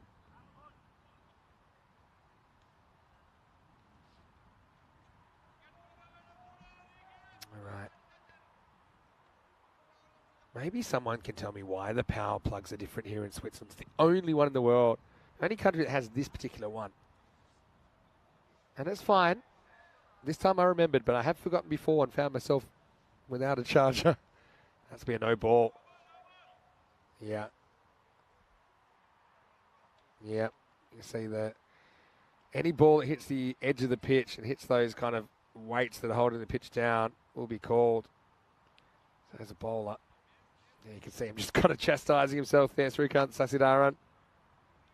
A free hit. Maritime.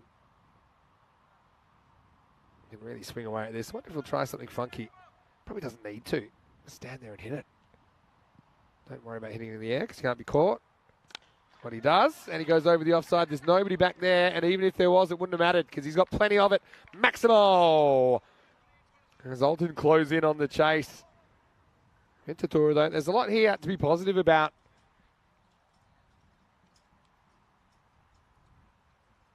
And so, yeah, Nick saying the bowler knocked off the bails, but I think we'll come back to that in a second.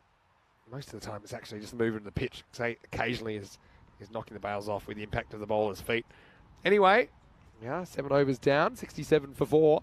Coming up next, we've got Winterthur taking on Power CC. So 2 teams playing their second match in the tournament. Power CC, they're able to chase down 126 against the Nomads in match 2. Winterthur looked like they'll be going into it without a win. Huge from the toss, Power winning the toss and batting first. So winning on the chase earlier, but they're happy to bat first, and why not? They've got some very good players in there. And their top 5 or 6 look very, very good and already have runs in the series. 8th overtime, 8 required. First ball gets away from the point, and they will get a run because there's a sweeper out there on the boundary. So now that equation, minus 10. 7 off 17. Alton, I think, we'll be hoping to finish it off this over. Yeah, Nick, so we had this issue earlier. It happened the first time. The umpire actually called it for a no ball, but then kind of realised the bowler didn't actually make contact with the stumps. I don't think you can be penalised if you don't actually make contact with the stumps. Right, in the air, and this one will tie the scores. What a shot by Pratheep. And he puts it up in the grandstand. Maximo! Big hit. That was a slower ball. I don't mind the idea. And that's Jagdeep Tuana bowling his second over. He knew pretty much straight away that one wasn't coming back. So just one run to win now. And that will be it, I think. So they're going to get it on an overthrow. And so they'll do it with 15 balls to spare. So yeah, the game kind of fizzles out in the end, but it was coming alive for a lot of that innings. I think the Winterthur can be really proud of their efforts in the field. If only they could find a few runs. Maybe they went a bit over-aggressive early in their innings. I suppose they'll have the benefit of batting second in the next game, and they'll know exactly what they need to do against Power CC. That game probably slightly delayed, but maybe only about 10 minutes delayed. We'll find out very, very shortly. But right now, let's have a look at the highlights of this chase. 75 required. That's an eerie score for Alton fans. That's a score they failed to achieve against Lathbury Lightning in the ECL earlier this year. And it seemed like there could be a few dramas. Got to say, I like the bowling of Elias Mahmoodi. Able to get the breakthrough here. He's also able to curve the ball back in pretty viciously at times to the right-handers. And we had Roshanth Karunamurthy, who has been outstanding this morning out there and has a bit of bad luck for Mahmoodi. And the kind of left-hand, right-hand combination was working nicely. Thirunavukarasu, though, wasn't really able to capture his best form. And then when Roshanth went, he thought, well, maybe it's game on. But I think it was always going to be tough for scoring the 70s to stand up, even despite a good start. Winterthur, got to say, their captain bowled really well, took a good catch there. Harsha Dashani finished with 2 for 6. But this game would only make it to the 8th over. This is what's coming up next. With Winterthur taking on Power CC. And you can see there, Power with a win to start, Winterthur with a loss. But I suppose things can turn around really quickly. Like we saw with Alton, even though they get 2-0 in the end, and they'll be playing in the last game of the day, still didn't have things their own way. And Power looking forward to seeing the moods going to work, and they'll get the chance to do that in the first half after winning the toss, selecting to bat. And let's have a look at the scorecard. 26 for Varathayan ends up leading the scorers as he saw them home without too many dramas. There's some nice big hits in there, 3 Maximos and a 4. Apart from that, a few little contributions. Sanik Zai with 10, Krunamurthy with 10, and Nanasakram with 14. Looking at the bowlers, 2 for 6. Harsha was head and shoulders above his teammates. A great effort from him. Some things to be excited about, I think, for Winterthur fans. Wickets also for Elias Mahmoodi, did some good things.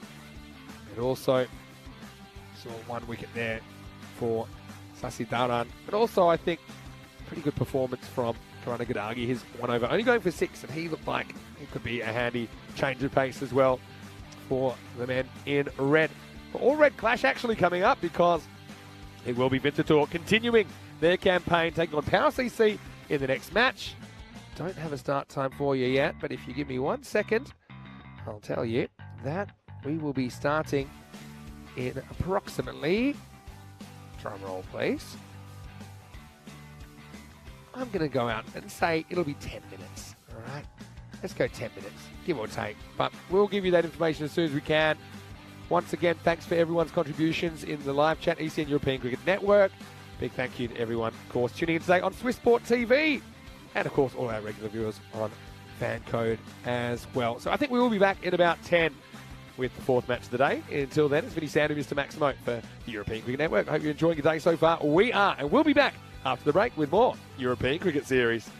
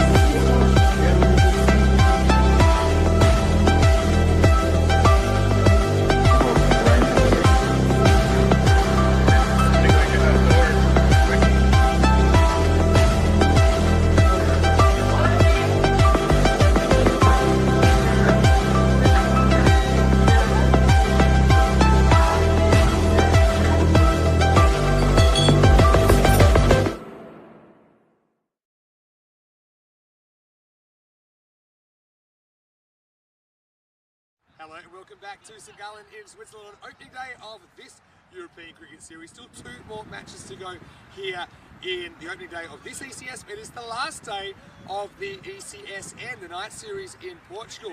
Finals night coming up, so still 2 matches to go tonight. So plenty more action here on the network. Special welcome to all of our viewers watching on Swiss Sport TV as well. And if you want to continue on tonight, all you have to do is follow our YouTube channel, ECN European Cricket Network. Right now, though, it is time for match 4. It's going to be Winterthur, who are taking on Power CC in this one. Rob Kemming, he's over there with the 2 captains. Let's see who wins the coin toss.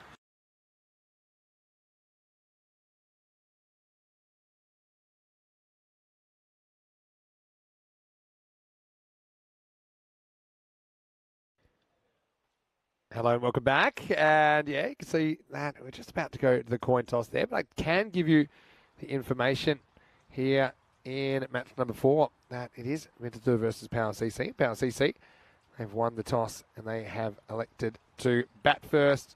Why not? You've got Mahmood's in fine form. So we're almost going to get going.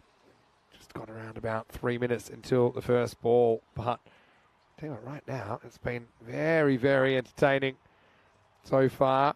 Seen some high-scoring games in the first 2. The third one a little bit lower scoring, to be honest, but still a pretty entertaining game nonetheless. With Alton getting across the line against Winterthur, they end up doing it.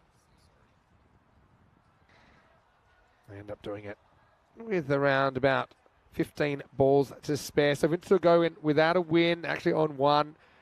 This, of course, is prepared before the result of the last game was known. Power CC 1-0. Watch out for their captain, Asad Mahmood. And they've got Osama Mahmood there at the top of the order. Got to say, all the Power CC hitters we saw so far had power. For Winterthur, Kamana Gadagi batted really well for them, but he didn't have a lot of help. They sent Kanaga Sabapathy up to the top of the order, and he swung hard with his 2 deliveries. And he skied the second one. Pierre De Silva as well. He was opening. Deshan is listed there as a batter, but he's a pretty handy bowler, wasn't he? Picking up 2 wickets. He was a real shining light. But I do think that Power CC, on current form anyway, probably go in as favourites. Both these 2 teams, they had a 3-3 record, so very similar stories in the previous ECS back in 2020. From memory, I think Winterthur edged out Power CC on net run rate. Winterthur would then go on to lose their semi-final and then ended up finishing 4th after not managing to win the bronze playoff. So yeah, you can see confirmation there of the toss news that PCC will be batting first. So just a note as well that we are slightly behind schedule, only slightly, 10 minutes behind schedule at the moment because of just some logistical issues at the start of the day with getting the pitch there and getting the pitch in the middle of the field, which is a bit of an operation here. There's a temporary pitch. It takes a lot of work to do that. But anyway, looks like we're almost ready to go. Power CC openers to get us going. But yeah, what a day it's been so far. A few things that actually remind me of that series back in 2020. We had issues with the pitch then, which is very hard to avoid, I think, when it comes down to it. Elias Mahmoodi is going to get us going. Got a feeling that his shirt might actually be a typo. It actually has an F instead of an E, so he looks like Fly Us. You can tell how windy it is by what his hair's doing as well, Mahmoodi. But I tell you what he did do. He was able to bend the ball. Have a look at that. Here's Elias, E-L-Y-A-S, but it says F-L-Y-A-S. Well, he'll want to make the white ball fly here in the power play. He's going to have to deal with the left hand first up. Will be Osama Mahmood to face up. Start of match 4 live from Switzerland. And it could be gone. Should have been gone too. Well, that's a big moment first up. It was pretty much hit straight to Amal Fonseca. Osama Mahmood is such a dangerous hit. It was off the end of the bat. He didn't really have to move, but he did. He kind of went down. Amal would love that one back. And Mahmoodi could have had Mahmood. Just remember that. Osama Mahmood dropped very first ball of the match. That's what Mahmoodi's done so far, just sneaking the ball into the right-hander. I'd like to see him perhaps take a slightly wider approach to angle the ball more outside off and then bring it back. I think a lot of times when he swung the ball, these balls have been missing leg stump. So yeah, they look good, but you're not going to really take a wicket against a right-hander. Having said that, left-hander back on strike now, so his approach is probably fine. Hello to Tarek, who's in the chat. Nice to have you with us. Yeah, so to a left-hander, that's fine. To a left-hander, that's exactly where you want to be. But to a right-hander, you might get lucky. They might back away and back themselves into trouble. But if they're smart, they'll get across. They'll take the wide there. Maybe you ought to glance it away. I've got a question for you guys in the chat. What's been your favourite moment so far with 3 games in, if you've been watching? Let us know in the chat. ECN European Cricket Network. Well bowled. This isn't a very good shot from Osama Mahmood. He's right across the line. And let us know what's been your favourite moment so far. And I'll tell you mine. It can be random. It can be a highlight. It can be anything you like. Something a bit unusual. Probably wide.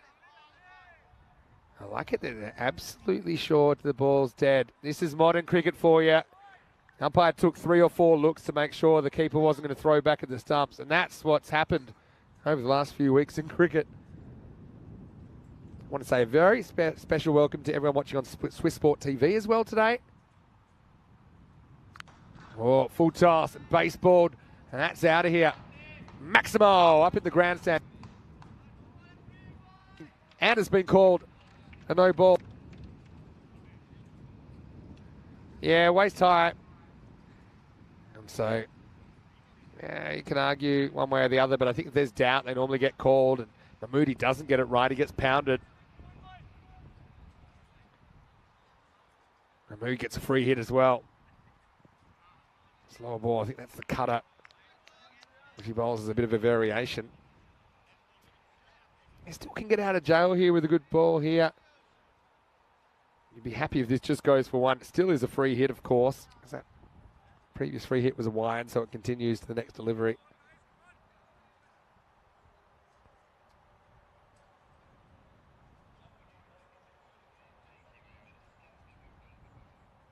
Let me just see what's been going on here.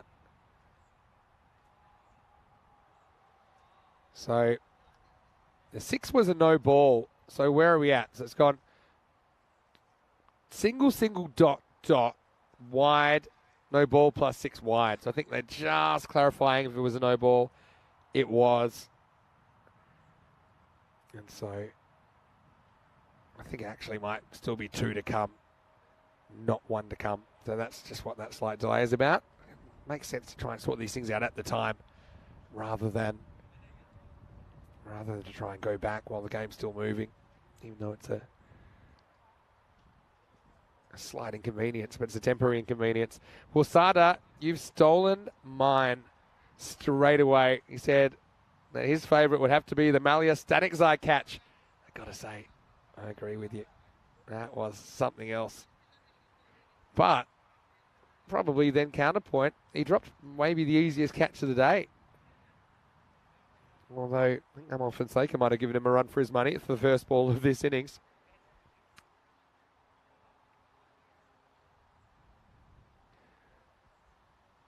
And just while they sort this out, maybe it's an opportunity to let you guys know what's coming up on the European Cricket Network. Now, of course, we are live in Switzerland on Swiss Sport TV at the moment, but for all our other tournaments, you can always find them on our YouTube channel, ECN European Cricket Network.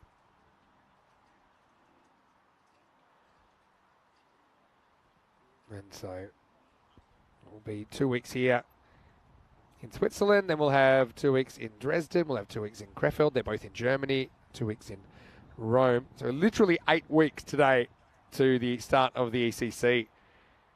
The funny thing there is all those things are in the next 4 weeks. So that is what 4 weeks of cricket looks like on ECN at the moment. And we're not even using separate lines for the ECS and ECIs. So what's that? 4, 5, 6, 7. That's 9 different tournaments that are happening in the next 4 weeks. That will be completed in the next 4 weeks. So stay tuned. It's going to be fantastic viewing.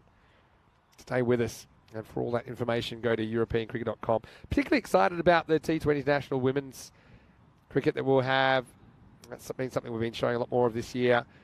We've got the Continental Cup this weekend. Rico will be there. Then he'll join me here in Switzerland. We've got the Men's Continental Cup as well in just a couple of weeks.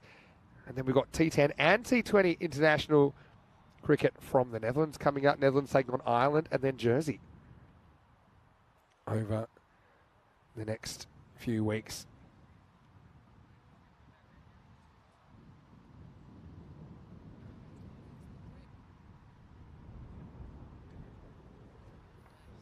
So, yeah, I can tell you that we're actually exactly 8 weeks away now. And if you want to know where we'll be after that, the plan is that we'll go to the place I just mentioned. So Switzerland here for 2, and then we're in Germany for 4 weeks, first in Dresden, then Krefeld, then we're in Rome. So there's 8 weeks until the ECC. And then we'll continue afterwards with another ECS coming straight up after the ECC. So we're in Croatia for 2 weeks, back in Malta for 2 weeks. And the plan is to visit Spain for 4 weeks. So I think they're taking this opportunity also to just have a few running repairs.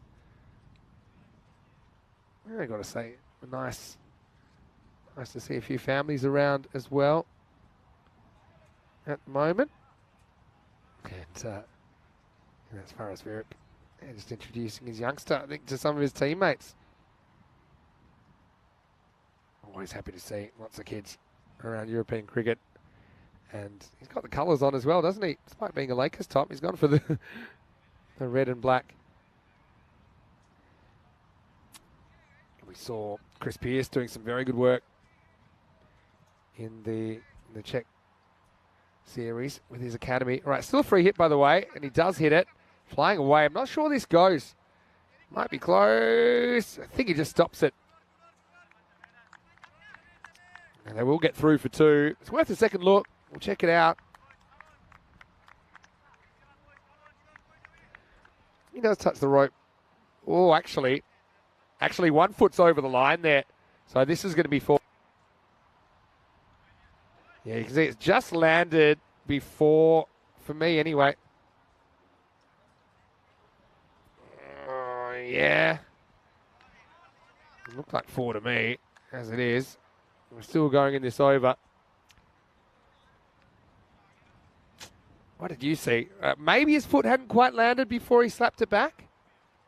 Maybe. If he throws down, it does go to the fielding side.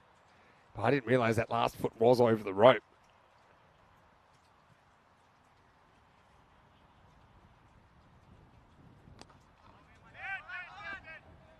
Maybe Vince will catch a break there, regardless. This over might be one of the longest opening overs we've seen because of that technical delay. It goes 10 minutes. But don't worry, they won't all go that long, I hope. This will be the end of the over. And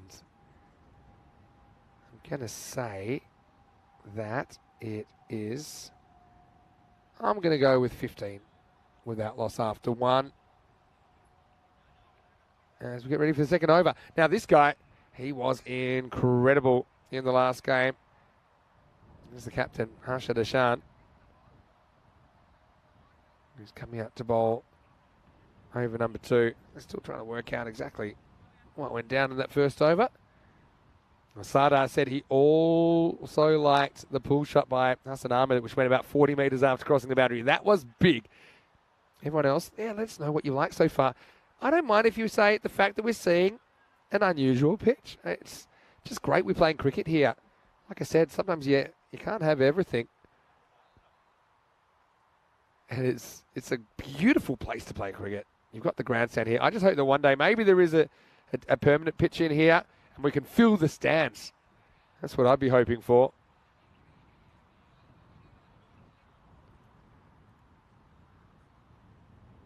Yeah, Nick just mentioning as well, so many games coming up. Yeah, so many games coming up. In fact, we started the year and we projected we probably go up from about 1,200 matches to about 1,400 to 1,500.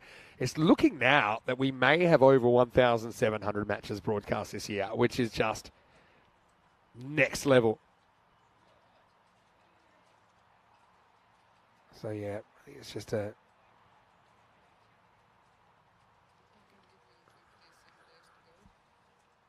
just a technical delay. But yeah, confirmation that we're exactly 8 weeks away from a start in Malaga. And as Corey would say, it means we're only 55 days away from empanadas. Yeah, we'll have to see if we can get the crew around there. Although looking at the timings, looks like we might be finishing a bit late there this year. Might be touch and go a few nights. Might have to get the empanadas to come to us. Anyway, Dream 11 European Cricket Championship has grown from 15 countries in the inaugural edition in 2021 to 21 last year. Now 31 countries taking part this year. So I'm super pumped to see a few new countries. And the thing is also, we'll see teams that we've seen in the ECIs.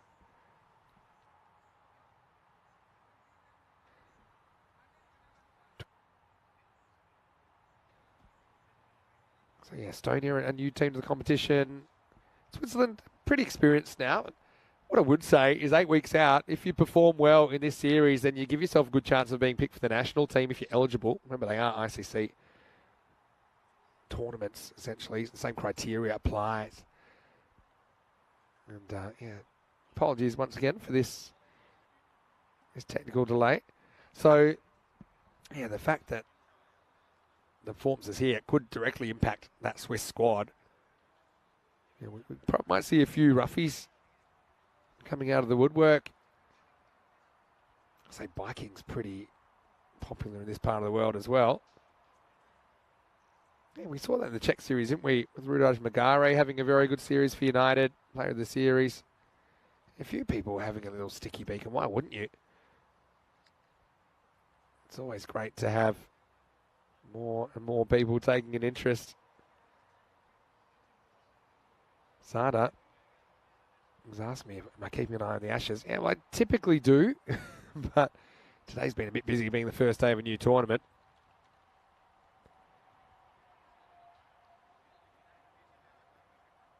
And so, yeah, that's been a bit of a roller coaster, hasn't it? The Ashes this year. It's good to see people take interest in cricket, no matter what the format. And for me, the Ashes in England is always a special series. It was the first full series that I watched when I first got interested in cricket, back in 1989. Yeah, you can see some of the surrounds here. The football stadium not too far away as well. Yeah, I remember seeing this on TV in 2020. I'd never quite seen anything like it in televised cricket, and now I can say I've never quite seen anything like it live. So here we go. We're back, and it was 14 without loss after the first one. So now we're away, and that's probably going to be a wide as well. Well, the thing with this one is it bounces off the pitch, but it bounces past the pitch, so I don't think it's off the pitch for sideways. And once it's past the stumps, once it bounces past there, then it's just a wide, not a no ball. See what it was called here.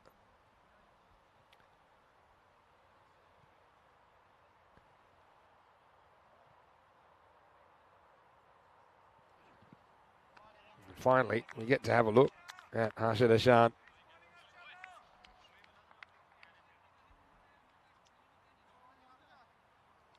He was such a good performer in that last game for Vince. They really stood up. Just thought they might have lost their bundle, only defending 75, but he took 2 for 6 off his 2 overs. He gets this one. Slightly painful blow for the batter, perhaps. He tries to turn it around the corner.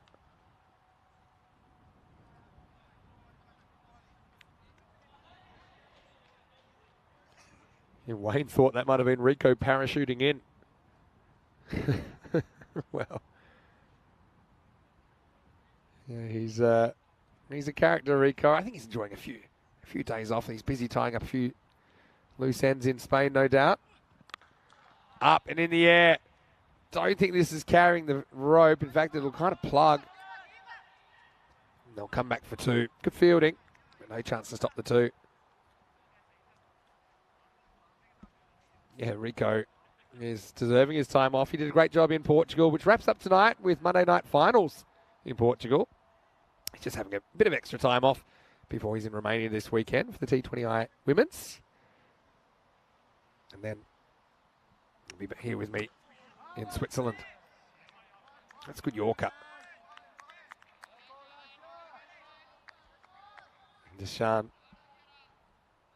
certainly looks made for it, doesn't he? He was listed to open the batting, I noticed, but we didn't see Matt till the middle order.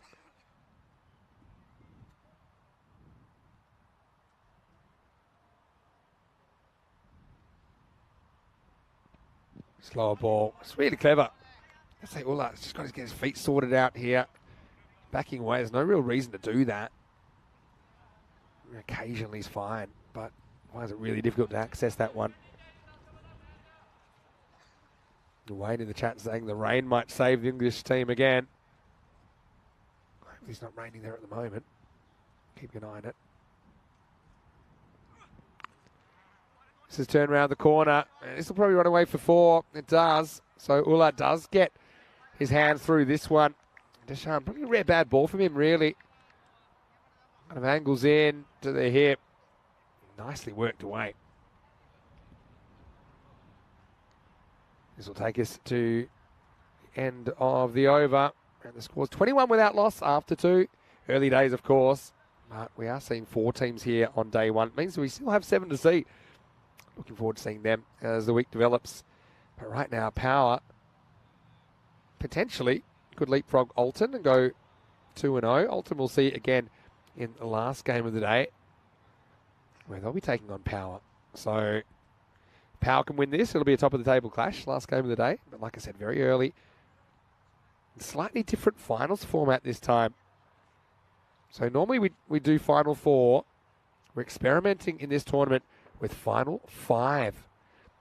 And not just that, big prize for whoever's up the top. Whoever's up the top goes straight through to the final. The other 4 essentially play off for the right to meet the top team in the final. So they need to win 2 games to get to the final. So the difference between first and second in this format is huge. Absolutely huge. Big swing and a miss first up. This is Jagdeep Tawana. Good strong medium pacer. Maybe a shade above medium pace. Gets it through Mahmood first up. Yeah, I think the little delays here just kind of played havoc with the timing of everyone, to be honest. Both batters just struggling for any momentum through their innings so far. It's well bowled. It's called wide. I feel like this was a bit of a harsh one. Check it out on the replay. So you got the tram line there. Depends, you know, are you judging it at the stumps or are you judging it at the crease? Normally we judge it at the crease. The popping crease. In which case I think it's inside, but I guess that's where the line is. That's a good comeback from Tawana, regardless.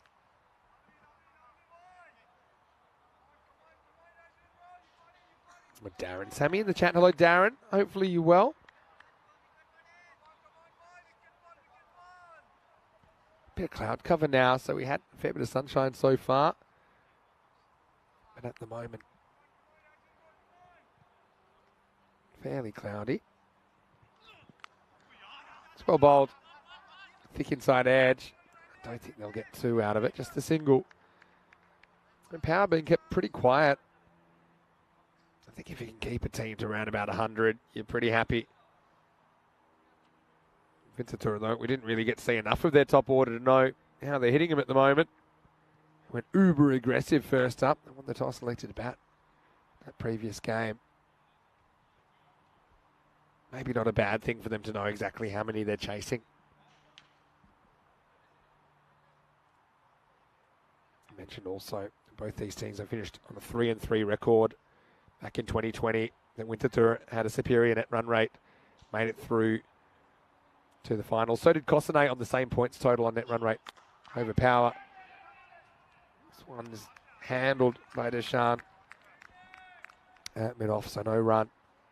Yeah, so that series was pretty even, except for Alton winning every game, but then losing the final to the Nomads that had a 4-2 record through the group stage. It was a 7-team tournament, actually. 7 teams played back in 2020, and now we have 11. So that's great. We're seeing some new teams. Oh, I wonder if there's an edge there, because there was a seemed genuine. It didn't really appear like an obvious edge to me. Tijuana doing a good job, but yeah, you can see there from the bowler's reaction. He thinks there's a tickle on this. Yeah, could have been too. It kind of went up with the keeper and lost his balance. He was going the wrong way.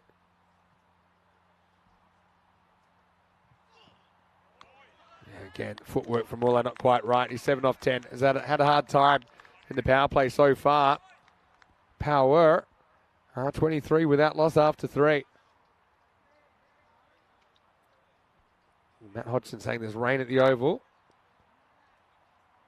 Well, no rain here. Hopefully stays that way. But yeah, it's the reverse step ladder, isn't it, from Power in the power play. 14, 7 and 2. And what a good over that was from Jagdeep Tijuana. Got to say the Ashes these days a bit more competitive than the series I remember growing up. Kind of grew up through the 90s. Yeah, it was often a bit of a non-contest. I think it's certainly getting a lot more people talking now that the series is a coin toss, essentially.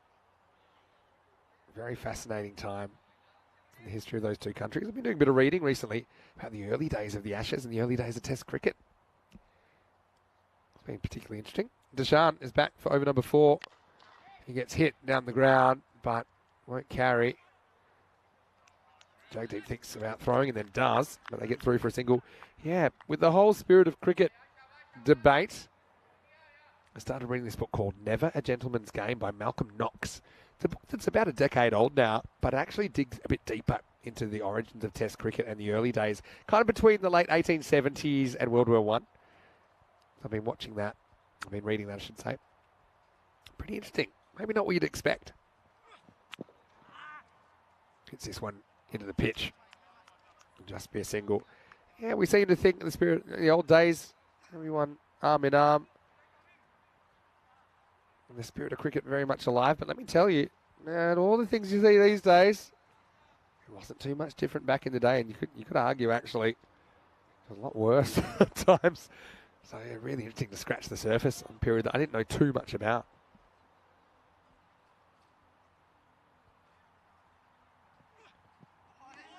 So, Ken, I know you're in the chat right now. Have a look at that book. I reckon you'd enjoy it. It's called Never a Gentleman's Game.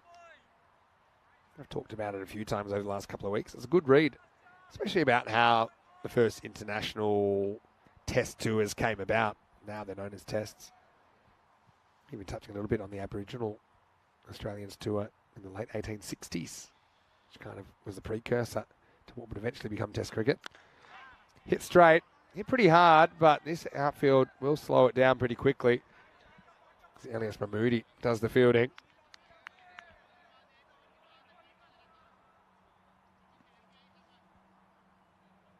Yeah, of course, Ashes 2-1 at the moment in the 5th test, with the 4th test to draw. It seems like all 3 results possible, based on the scorecard I'm seeing at the moment, over there in the 5th test.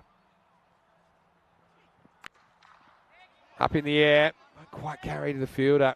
Kind of realises early that he wasn't going to get there on the full. Srikanth Sasidaran. Gotta say, Winterthur certainly did a good job with the ball, keeping Alton quiet for a while. So I don't think it's a bad thing that they're bowling first here. They did lose the toss, but they're kind of leading with their strength,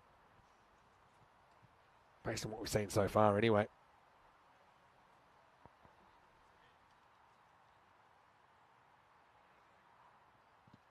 Well, that's no ball. That's probably one of the easier calls you have all day.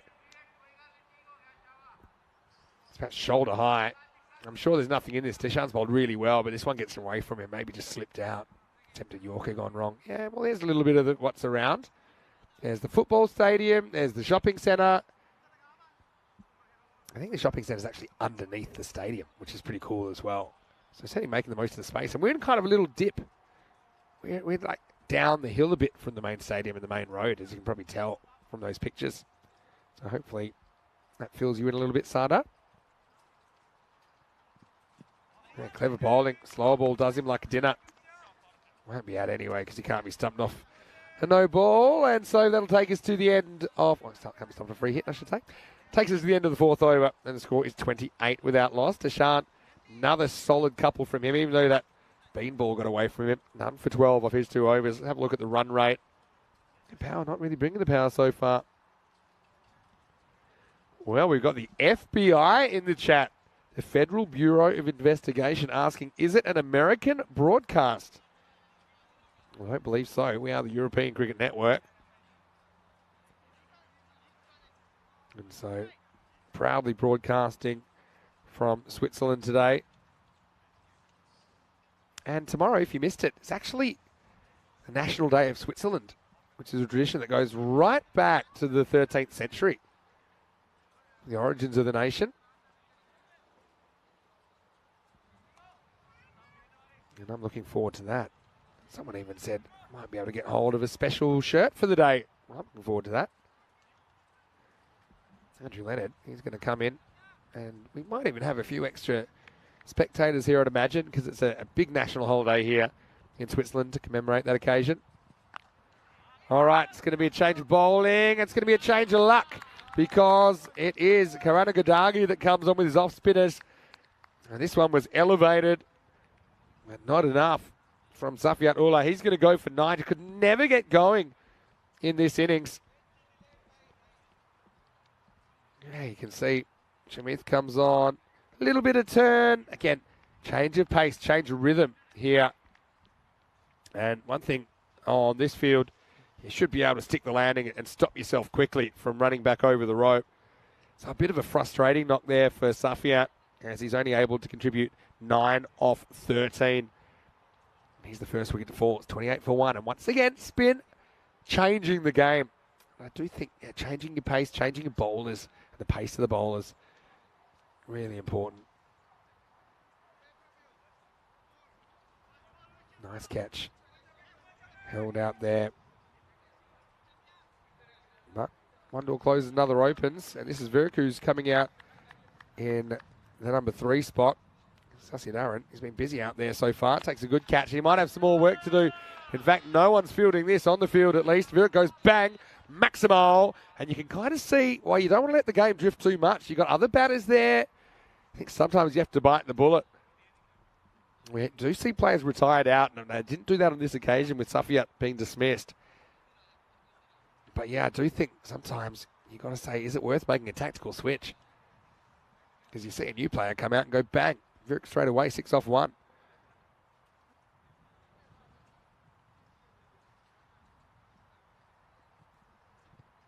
Short, and it sits up nicely. And that one has gone miles. That's into the long cut of the rough. Maximo. Another 6. And this was slammed out of here.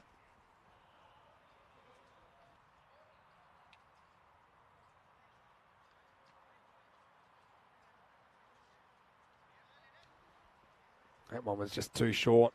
We've seen the odd one get away from Karanagandagi, haven't we?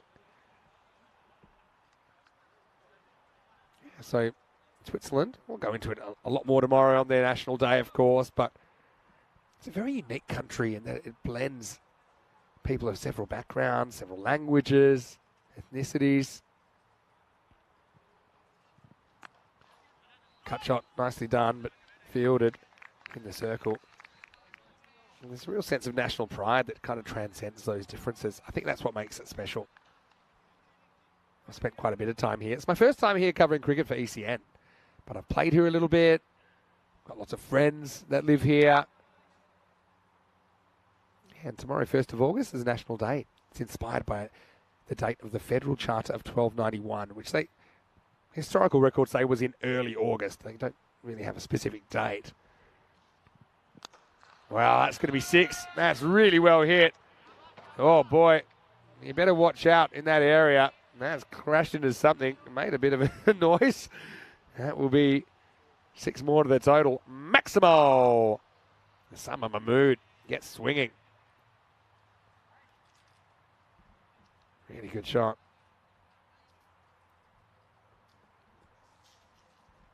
So still 1 to go. And Karana Gadagi is in danger of going magical here. 19 off this over. Does have a wicket. He will go magical because 20 will come off this 5th over. And Power finally starts swinging the bats. Coincidence or not, it happens when they get a bit of fresh blood out there because Vuk has 13 already to his name. And be careful what you wish for. They get the wicket, but they also get a pounding in the 5th. It's 48 for 1 after 5. You're coming up tonight. Corey Rutgers will be taking you through the action. And within 2 hours of a start there, Gamblers taking on Friendship. Gamblers kind of cruise through the stages. I think 8-2 record from memory. Friendship had to fight for it. And then Marlow will take on the winner of that qualifier later on tonight. So stay tuned. Corey Rutgers will take you through Monday night finals there in Portugal. Here is Srikant Sasidaran to bowl over number 6. And the first one is angled in and it's disappearing. Maximo. Hard guy to bowl to Sama Mahmood because you can see he can hit you over mid-off. Looks very comfortable doing that. But then if you angle in, he's very good at opening up that front side. Even though that one I don't think bounced as much as he thought, but he made the adjustment and still had plenty of power to get it up and over the rope.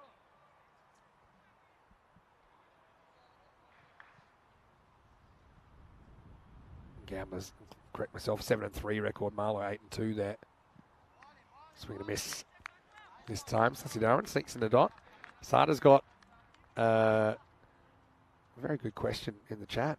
Saying I've visited so many countries. Which one's my favourite apart from Australia? I mean, I do love Australia, but I was very used to it, having spent most of my life there until the last few years. Can I pick a favourite? It's very hard. I tend to favour countries that we spend a lot of time in.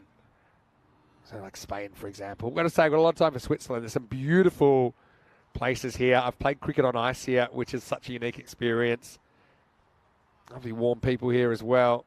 Some incredible countryside. 50's up. Also, a couple of good balls here from Sasidaran. He's gone 6-dot so far in the 6th. Yeah, so probably where we just come from, Prague is a very nice city. It's one that I wouldn't have thought of actually visiting unless I was there for cricket. This one is close.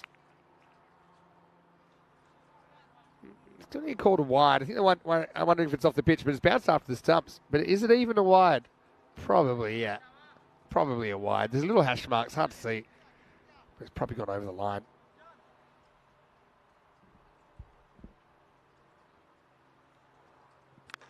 All right, takes it on and wins. Maximo. Sama Mahmood has had a pretty good morning with the bat for power, and he's bringing the power. Saw him blast 30 off 17 earlier with 3 big Maximos. Now here he is in match 4. And he's hit 3 bombs again, 25 off 19.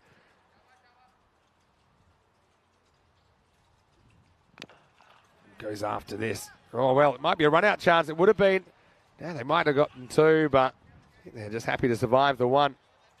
But this was a definite opportunity to run out Osama Mahmood. And the thing is here with the bowler, he didn't know he had so much time. He really could have set himself, but he kind of threw off balance. It was a throw that never had a chance because it was over the top of the stumps anyway. So even if it was on line,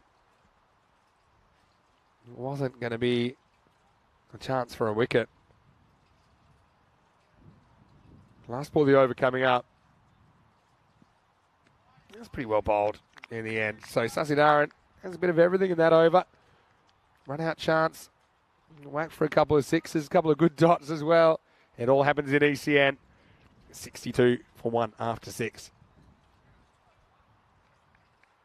Yeah, so sad. I don't really have favourite countries. I think it's like saying favourite children. You know, they all are special in their own way. But maybe you can tell us what countries you like to watch cricket from on ECN. Sakib Ali asking, is Sufyan Chima in the playing side? Yeah, he is. He is listed at number 11, though. Whether he bats there or not, we'll wait and see.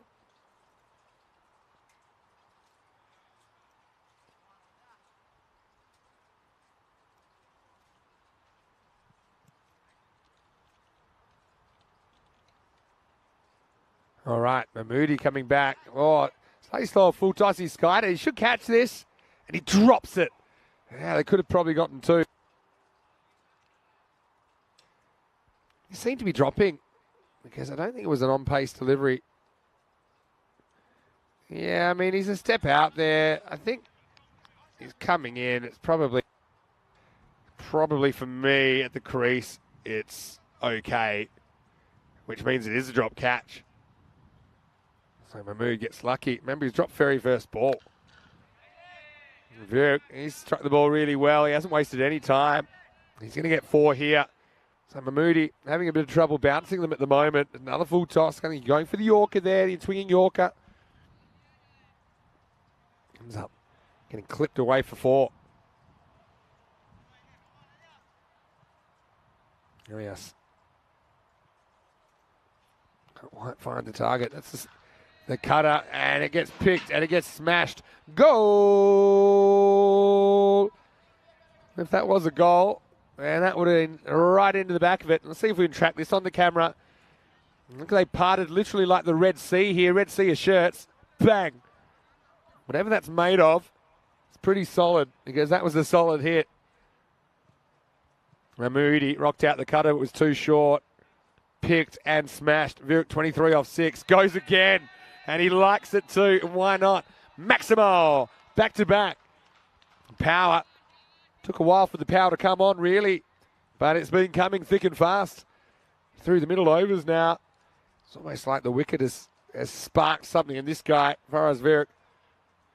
He's looked very, very good.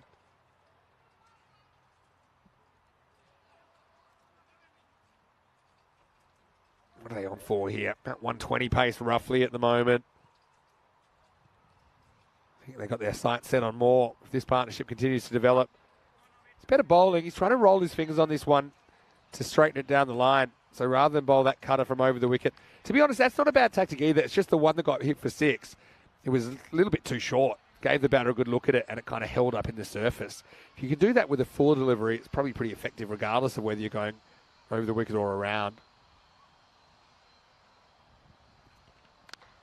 Right, hit straight, but not hit that well. Still well enough. Wow. Yeah, power of this guy. Virik, who's 33 off 9. That seemed to be low on the bat for me. Didn't think with this outfield it would have gone. But yeah, you see, it was low on the bat. Just kept on going. Perfectly placed. And this guy is on fire at the moment. End of the 7th over. It's 83 for 1.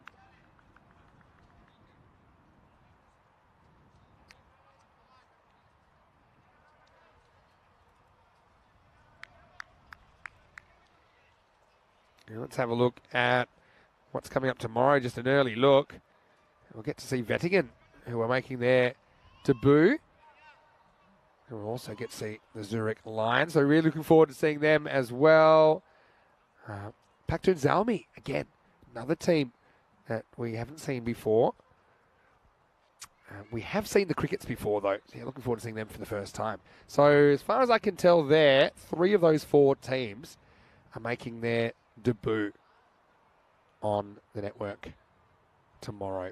So we have gone from 7 sides up to 11.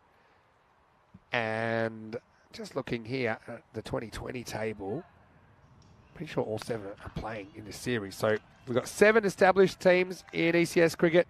We have 4 new teams. So it's great to see all 7 teams that played in 2020. They are playing again. Now, I just need to work out who the 11th team are. In fact, it's Geneva, I'm pretty sure. Geneva are the team, the 4th new team in the competition, because we didn't see Geneva back in 2020. There were some issues back then with travel because of the pandemic. So even within country, sometimes traveling within regions wasn't that easy. So that's why I think probably a few teams that should have been in the ECS back in 2020 weren't able to participate.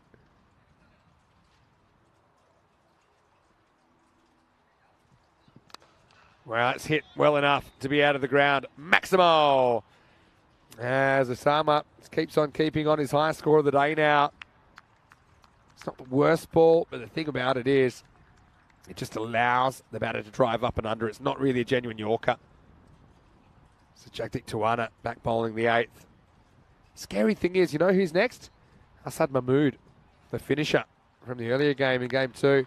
Anyway, right now, this could be a chance. We might see Asad soon, and we will. Because Osama runs out of luck on 39. He tries to go across the line, a fairly straight delivery. It's the captain down there, Hashad Hashan, who is patrolling the deep mid-wicket boundary. And not huge celebrations for Ventazura, but they still are pretty happy, I'm sure, to see the back of Osama Mahmood. Still some nice strikes in there. 30 of his 39 runs come in Maximos. Osama Mahmood, not a single 4. And he goes for 39, and the score is 89 for 2. And his ears must have been burning because right on cue is Asad Mahmood. We've hit 22 degrees now. That was the maximum temperature forecast. Got to say the pitch is holding up really well. If you've been watching earlier, there were a few issues with that bowler's end, but it's holding up really well now. All right, well, Asad Mahmood comes in and he drills the first one over the fence. One bounce, ground rule double. That's not an easy one to get. That's in the front row of the grandstand. Maximo! Asad, he came out and set the ground on fire earlier. Chasing 126 for victory against the Nomads. They were a little bit behind at one point, but Asad Mahmood only faced 11 balls. 5 of those were hit for 6. He ended up 32 off 11. And that was a brilliant shot. I think that Jagdeep's going to have to learn you can't just rock it and bowl that kind of a length. And yeah, it'll work sometimes, but I think a lot of these guys are so confident driving down the ground. There's not a lot of bounce in this pitch either. And they're pretty confident getting on the front foot and slamming it. Good genuine Yorker, I think. Try and land that. Can't go wrong if you get too full as well, but yeah, I'd say that's been a pretty effective delivery. Once again, there's some length to work with, but this time he finds the fielder. Oh, no ball called here. And my guess is it might have been... Yeah, see, I don't think this is a no ball because it doesn't actually touch the stumps. We'll see it again. Or does he? Does he hit it with his hand? Let's have a look. Oh. Maybe he does, you know. Yeah, he does. Yeah, so good call by the umpire. And it is a no ball. A great spot from our crew at Spring Productions. And so we'll get a free hit. And it will be hit. It's into the gap. And that's just going to carry the line. Maximo. So he doesn't get out of the over in the end.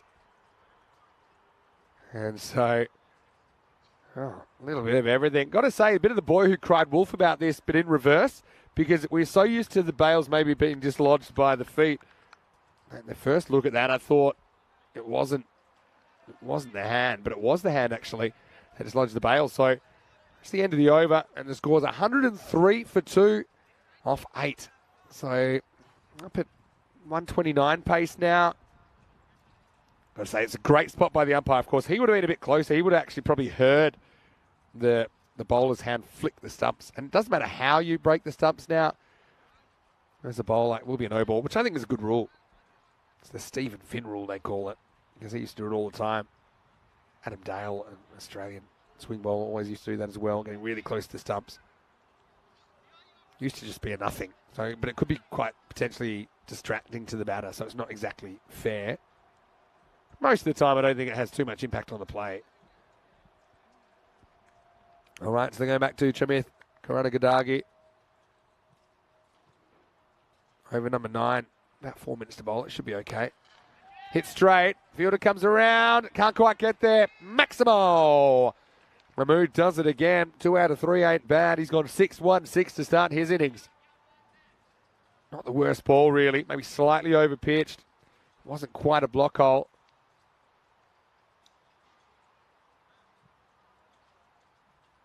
And Karanagidagi. See what his tactics are here. So something similar. Almost deflects it onto the stumps. Pretty sure the batter was alert to this.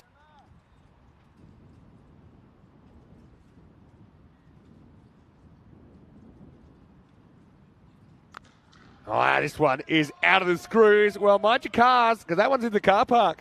Maximo and Ramoot. He has a great mixture of technique and brute force in his batting. You can see there, he got in the front foot. He was able to get under it. I think that's the risk at this stage of the innings for the off-spinner. If you're giving him something that's on the up, I think these guys are so confident driving up and out of the ground. I think when he looks back at this, maybe should try a little bit harder to get up in the block hole. Maybe go a bit quicker as well. Good batting, though. He's over the wicket now. And now he's going to get it wrong. So you can see he's trying really hard to stay away from the right-hander. But with this angle, I mean, that's a ball, if it's on the pitch, it might even spin back and won't even be a wide. But, of course, you've got less pitch to work with. Tell you what, from that angle, it looks amazing. Because it actually knocks the bail off. But anyway, it will be a free hit coming up.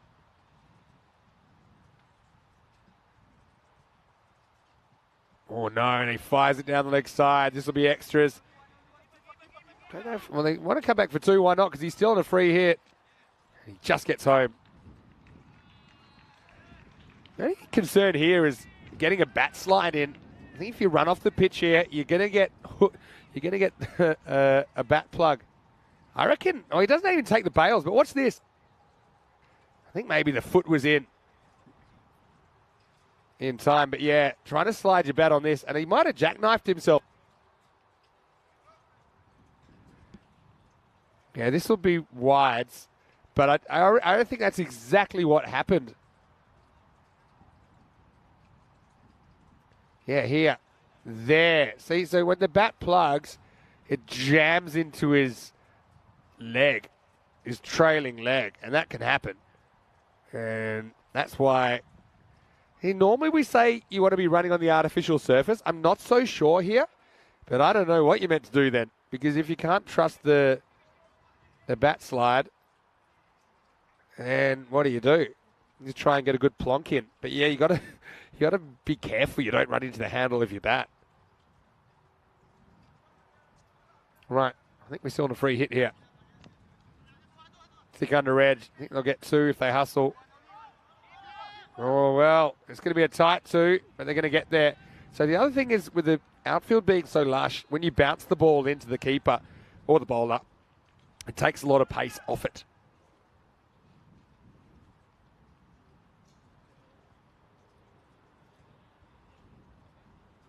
Couple to come then in the 9th. Yeah, that's better. Although, in a sense, Mahmood Yorks himself there because he seemed to be on the march. See, this innings has gone for a while, but remember we had a few delays that weren't the fielding team's fault. So that's why it looks like they'll get away with this, and probably even with their batter tying his shoelace, they'll probably get a slight allowance for this as well. The clock typically is on the money. Yeah, you see it just stopping there for the stoppage. So as long as this isn't a wide or no ball, I don't think there'll be any issues with time. Well bowled. This one just sneaks across Virak, who's had his thunder stolen somewhat by his skipper. That's had Mahmood coming out, but I don't think he'll mind because Power in good shape as we get to the end of the over. And I do believe that's the end of the over. And it's 122 for 9. So, interesting little contest here at the moment. Wickets for Tiwana and Karanagidagi so far in this innings. But I'd say Deshard, for me, still the best of the bowlers. Look at his economy rate. It's none for 12 off 2.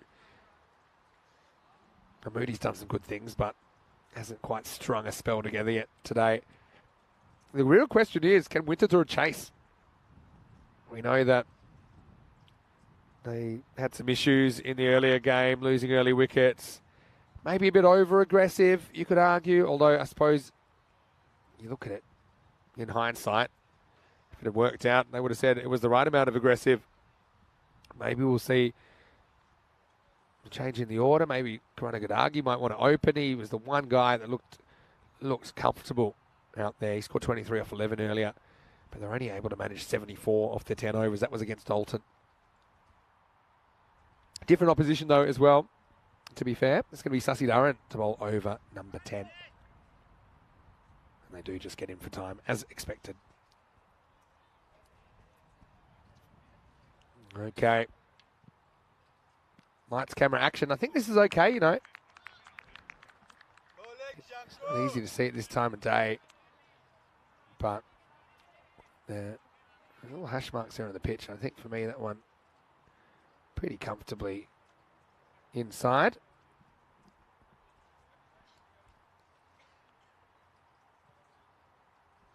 Just making a few adjustments.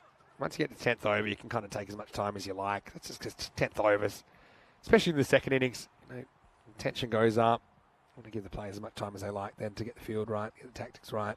It's well bowled. So far, so good. Mahmood, to be honest, looking at how well he hits them, I don't think he needs to charge. I think he should just stay still and smash it. Sometimes players can be too good. See that a little bit and check here. That a guy like Muhammad Ratul is the example I'd use from Bruno. It's the first time we'd seen him. And sometimes he's got 3 or 4 shots, and he seemed to pick the most difficult option. Just almost like he was bored with playing more traditional shots.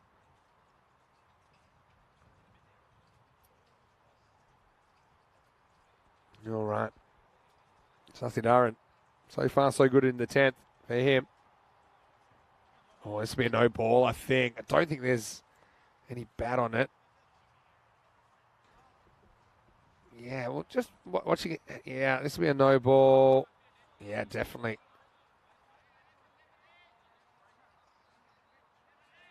Yeah, and weird. He knocks the bails off. 2 things. You can't be hit wicket off a no ball. And also, I don't think he actually hit his wicket there. He just went near the wickets. Tell you what, I'd be thinking twice about going back, though. So that one was just a bit of outswing for Sussy Durran they didn't plan on. Narrow corridor bowlers are dealing with. So free hit coming up. Furyk.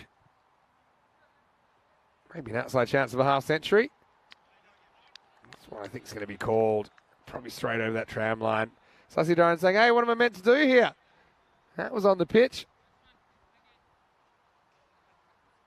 I will say, bowler's end gets 10 out of 10 for me for stability now. It's the keeper's end, which is now occasionally just a little bit all over the place. But I would say it's improved so much. And I think it'll keep improving over these 2 weeks. Low full toss, drilled. And that's Karanagandagi that does the fielding. Just a single. Yeah, so Winterthur, I think they're keeping it to more or less a par score, maybe a few above, but they'll certainly feel that they can chase this down if their batting clicks.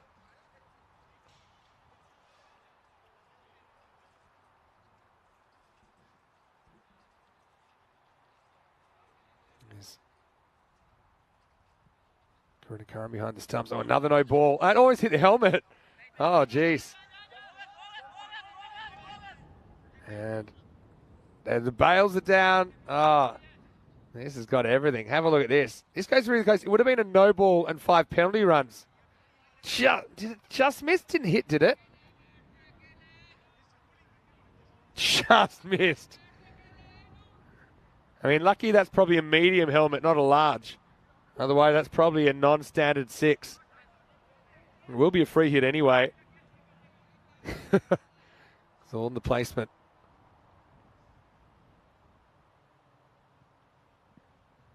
And the free hit is missed. This might be the longest innings ever that doesn't have a time penalty. because it really hasn't been the fielding team's fault, but they did cut it really fine. But we're at 56 minutes. What time does the sun set here again? 2 to come here. That's Ussi Darren. Most things he's done have been really good. There's the off-cutter. I like this last over. I know he's missed his spots a couple of times, but he hasn't gone for the boundary. He hasn't gone to the boundary. 128. Looks like 130 or so will be the chase.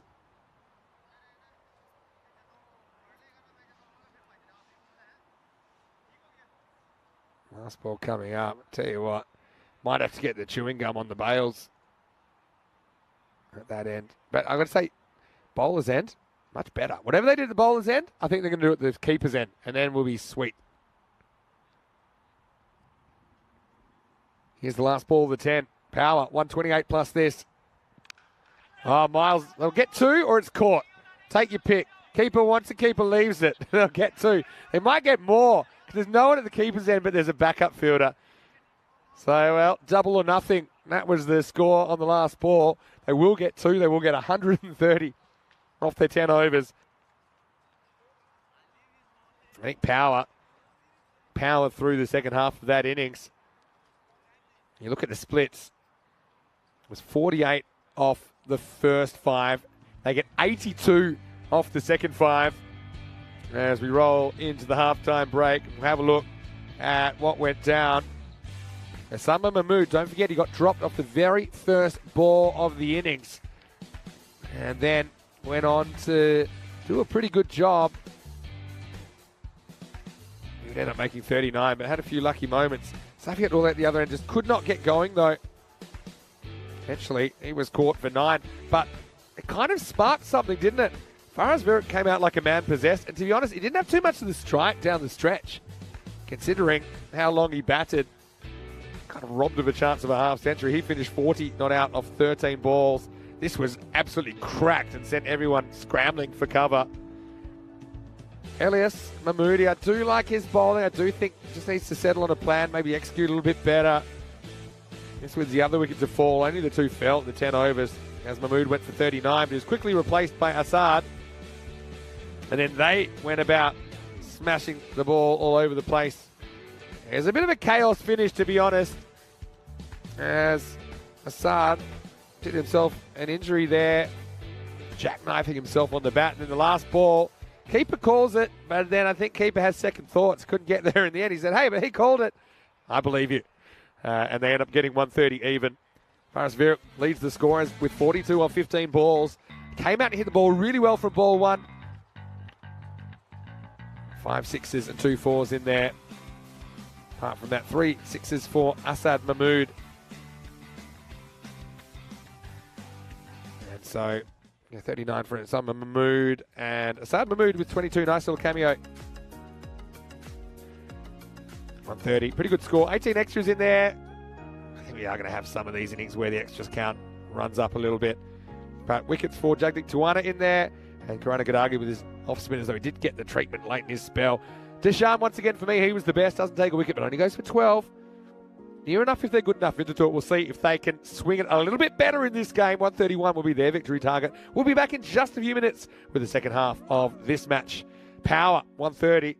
And hoping to power themselves to a second victory. Vinny Sandhu, Mr. Maximo for ECN. We'll see you after the break with more European Cricket Series.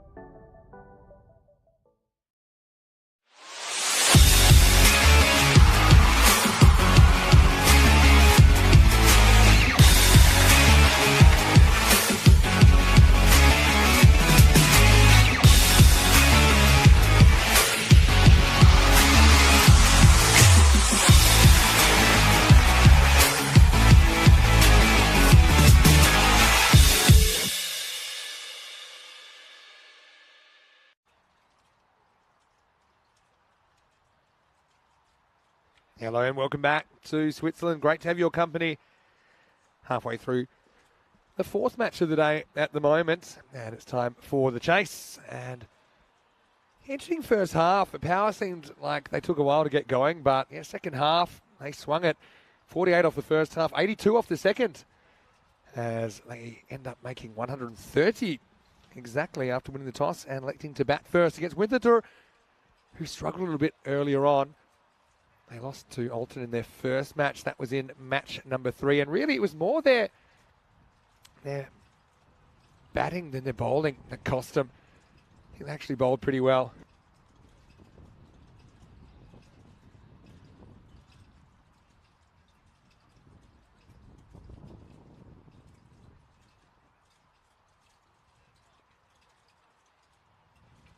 Welcoming all of our viewers, whether you're watching on our YouTube channel, ECN European Cricket Network, or on Fan Code in the Indian subcontinent. And of course, a very warm welcome to our Swiss viewers watching on Swiss Sport TV.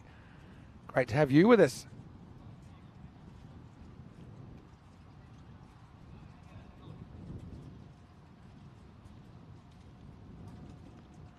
So, it's a big week here in Switzerland. It's a national day tomorrow as well. It's the national holiday here in Switzerland. 1st of August. Yeah, that's a tradition that dates right back to the 1200s. The cantons came together to form a nation, and it's been celebrated since around the 1890s regularly. So that's going to be a big day, Swiss National Day tomorrow. Looking forward to the celebrations. Two teams proudly sporting the red of Switzerland out there at the moment, Power and Winterthur. Winterthur, can they get something going? Now, Deshan is going to open here. We saw him bat in the middle order. They tried a few things. They tried Kanaga Sabapathy at the top of the order, and he did swing hard, but didn't hit too many. Karuna Curran, though, is going to be the keeper to open up. He'll face the first ball. Deshan at the other end. Let's go. It's Osama Mahmood defending 130. First one slides into the pad down the leg side. I'll get through for a leg bye, and we're off. Hello to James Stewart watching from Estonia. Great to have you with us. Now running a little bit behind time because of the few delays we had today. Just first day, these things are bound to happen, especially we haven't been here for 3 years, and ECN cricket has changed a lot in the last 3 years. Pretty well bowled. Might have been a slight slower ball. Check it out in the replay. This was a little variation. Yeah, I think it is. It's kind of like a back spinner. Just takes the pace off. Kind of flicks it out the front of his hand. Clever bowling. Pretty early to do that, mind you. You only get 12 deliveries, I suppose. Now puts the pace on. Now, this is going to be a run out. There's got to be a run out. Surely cannot miss it. In fact, the keeper doesn't have to do anything. Just stand still. So it's going to be Chima that is going to hit the stumps. The keeper was panicking here because if this doesn't hit the stumps, it's probably hitting him in the ankles, and then you've got chaos. But it's a very accurate throw. Didn't have to be. And that is a disastrous start, to say the least. Checking out the replay. Deshan wants the run. You see, and he's going to be the one that's out. I don't think, that non-striker never moves. And so the captain has to keep on walking. I tell you what, you're brave to turn your back on the captain and go back to your crease. You want to bat for a while now, but Karuna Curran survives. Deshan does not, and it's 1 for 1. Rojas in the chat. Hello, Rojas. Hopefully you're well. He's never seen this sheet pitch before. Yeah, it's basically flat wooden sheets with carpet over the top and then nailed down to the surface. So because of where this ground is, you're not allowed to have a permanent pitch. In fact, you can't even have the pitch overnight. So what happens is in the morning, a lot of people work really hard to put the pitch down. Probably makes it slightly different every day as well. It's pretty well bowled. This is Karuna Gadagi, who's coming out at 3. To be honest, I would have thought of him to open anyway. Obviously, don't think the plan was for Deshan to get run out for a duck. But Karuna Gadagi, he looked the most comfortable. of the Winterthur batters, so why not get him out there straight away? And he hits this all right. There's long on in place. Of course, just the two outfielders involved in the first 3 overs.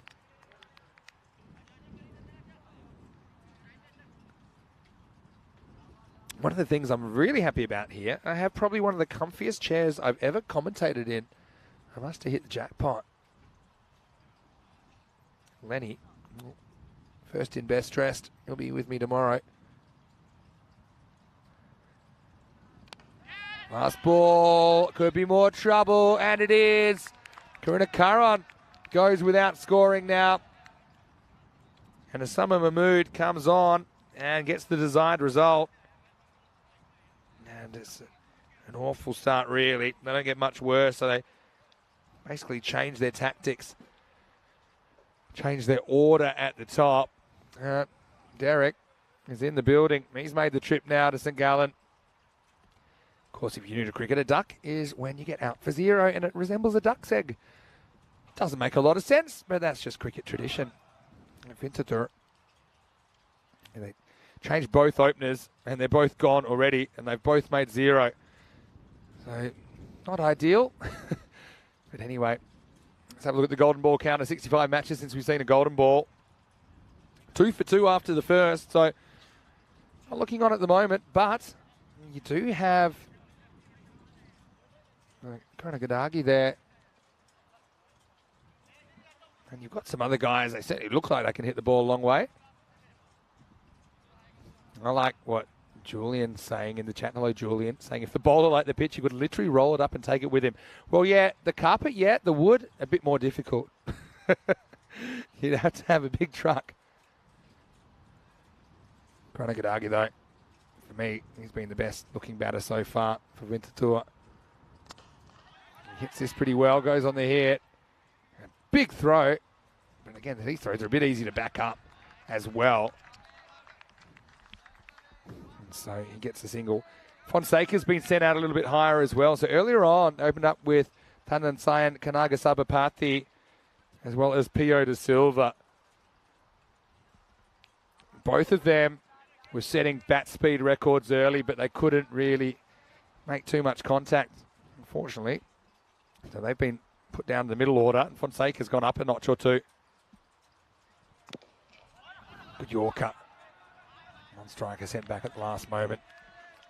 And Fonseca in the last game, he batted number 7, but he did hit 19 off 14. Having said that, took a little while to get going. At least he does have some runs under his belt. In fact, these two batting right now, they're the only 2 batters that reached double figures earlier on against Dalton. Oh, Yorker again. Fonseca chops down. Gets a single. Fonseca wearing the traditional international man of mystery, 007 on his back. Yes, so Rojas, hopefully that answers your question about the pitch. So let's see how it looks tomorrow. I think there'll be a few improvements as well. All right, full toss. Still no boundaries. Karangadagi has shown that he can hit the ball a long way. Hit 2 big sixes in his 23 earlier on.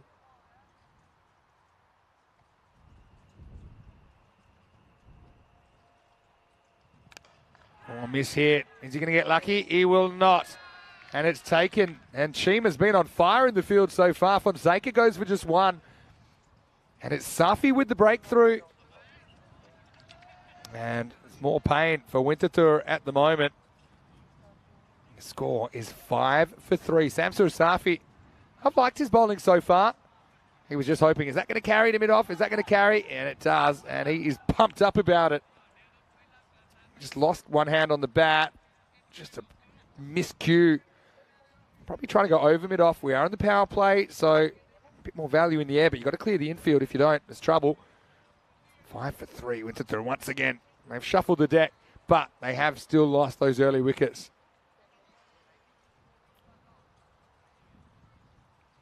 New batter comes to the crease. That's Jagdeep Tawana. He's been pretty good with the ball so far. I've got Ravi in the background. And we're talking about Malia Stanikzai and Raihan Stanikzai of Alton. How's this for a coincidence? They both took 3 for 41 off their 4 overs today, or so far. We'll see in the last game. Yeah, Ravi, good spot.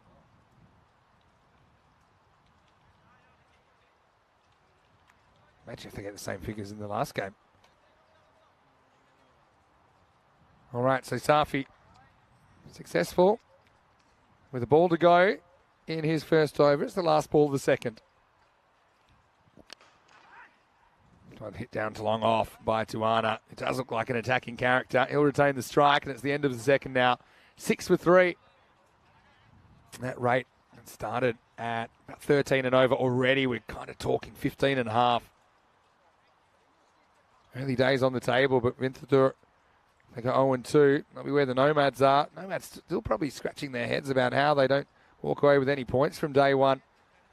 After whacking 152 in the first innings of the day. That got chased down. 8th biggest chase ever on ECN. We've had a few lately. It's got to be more than a coincidence as well. I just think teams are getting better at managing the chase, and just teams across the board, across the whole of Europe, they're scoring quicker. The run rate in this series in 2020 was 9.9 and over. Already I can tell we're on for more than that. Although Winterthur could probably use some of those runs right now. Osama Mahmood to come back. His second over lets himself down. Down the leg side. Eventually knocked down by Baljinder behind the stumps. Baljinder, a bit of a last over hero earlier on for power, getting them across the line against the Nomads.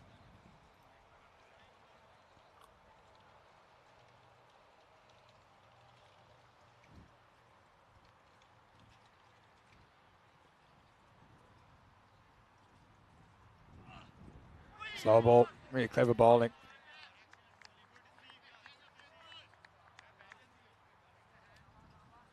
Osama Mahmood, clever customer.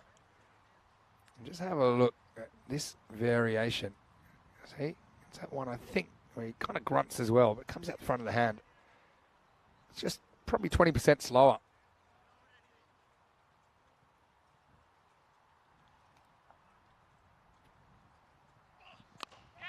Goes up and goes over and goes 6. Maximo! Tuana gets his first blow away in anger, and he'll like that. He wasn't able to get a boundary before, but this shows that he's just got some good, easy power about him. That one crashes into the grandstand. Good shot. Wants to do the same again, but this time he gets York, but he gets lucky, gets French cut. This will be a single. Of course, French is one of the 4 official languages of Switzerland. German, Italian, French, and Romansh are all spoken. Fair bit of English is spoken as well here. I have to say that. I get by. The German is probably the most widely spoken. Depends on the area, though, that you're in. And Swiss German's slightly different from German spoken in Germany. All right, in the air. This one should be another one. And guess who? Oh, Chima running hot. Sufyan Chima. 2 catches and a run out. And this guy's going to get leather poisoning if it keeps up this way. Again, off the end of the bat. And that is a big wicket, isn't it? Because they've relied a lot on this man to get them going in this innings. And now he's gone. Shamith Karanagadagi out for 3 off 5 deliveries. It's 14 for 4.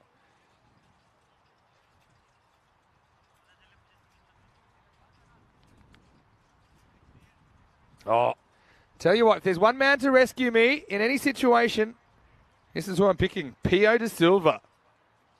He's coming out, and absolutely anything is possible with this man out there.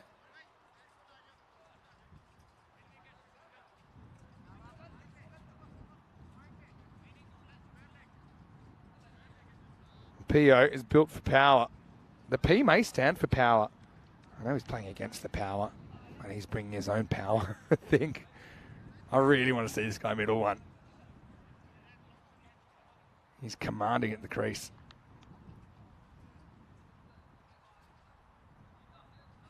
All right.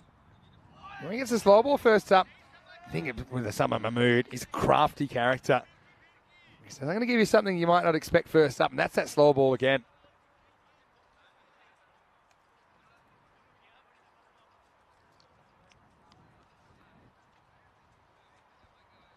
It doesn't surprise me that Pio's disturbed the bails there. They might need to get someone else to fix them up, because if his first step away, he's probably knocking them over most of the time.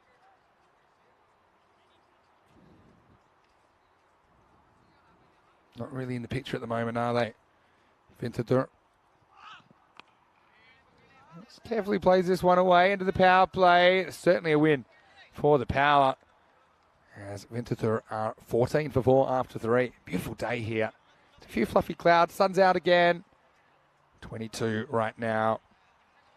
Beautiful time of the year in Europe. And here there's a nice mix of the warmth, but it's not too warm. Have a look at that second half. You can see how they turn things around. In fact, if you want to take it to those 5 overs between 5, 6, 7, 8, 9, they actually score 94 runs in that period, in a 5-over period. So 188 pace. Really able to get moving in the middle overs. Change of bowling now, and this is going to be Abdul Rana to bowl over number 4.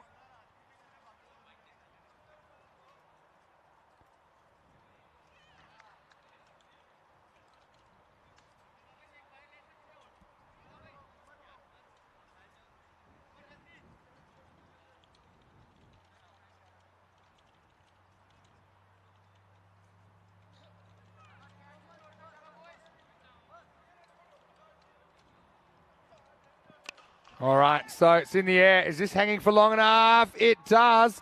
Great effort from Faraz Virak. Can't quite hold on in the end.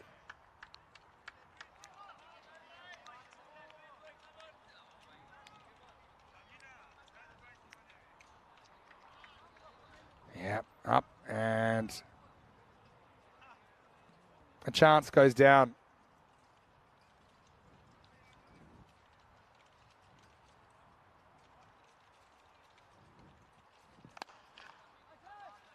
This is not down too long on just the one.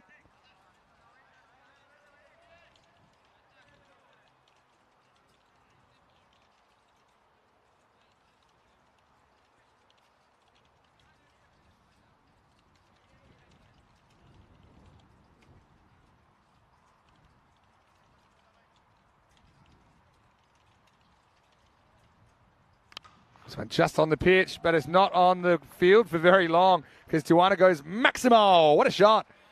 Has to hit him out of trouble. I know a lot of people were looking forward to seeing Jagdeep bat. And what I like about this shot, it goes with the line of the ball. It's outside off, so that's where he hits it.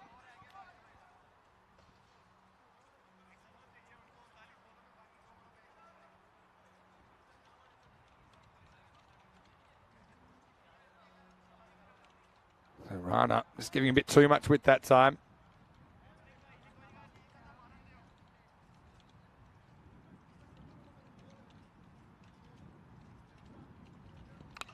All right, missed cue, but he'll get away with this. Tawana moves to 16, and he's going at a decent pace, but that run rate required quickly creeping towards the point of no return.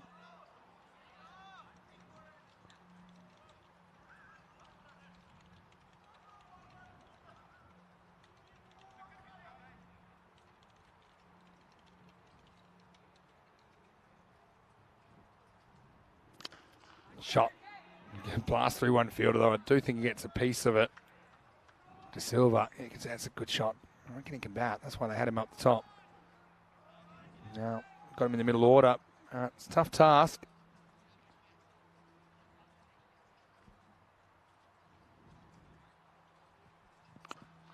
Last ball, the over. Not going too far. Rana goes for 10 in the 4th. Winter needed more than that, as the score is 24 for 4 after 4.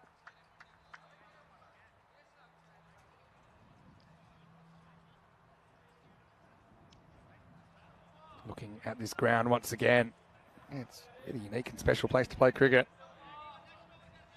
Unfortunately for Vintatur, this was the low point of the run rate for power, and they're still trailing.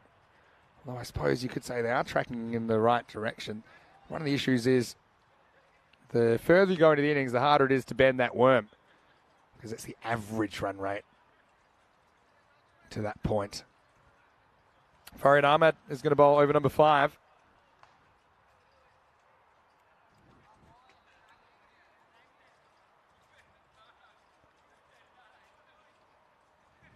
Here we go. Well, De Silva is in session. This is back to the wall and out of here. Maximo! Some uninvited fielding practice for his Vintadur teammates. Having a look at this. He just opens up that front leg, gets pretty front on and just muscles it up. Yeah, that one sent them scrambling. Another Red Sea parts. Good start to the over. We need a partnership. Both these two can clear the boundaries. Would be dramatic, but dramatic things happen here on ECN.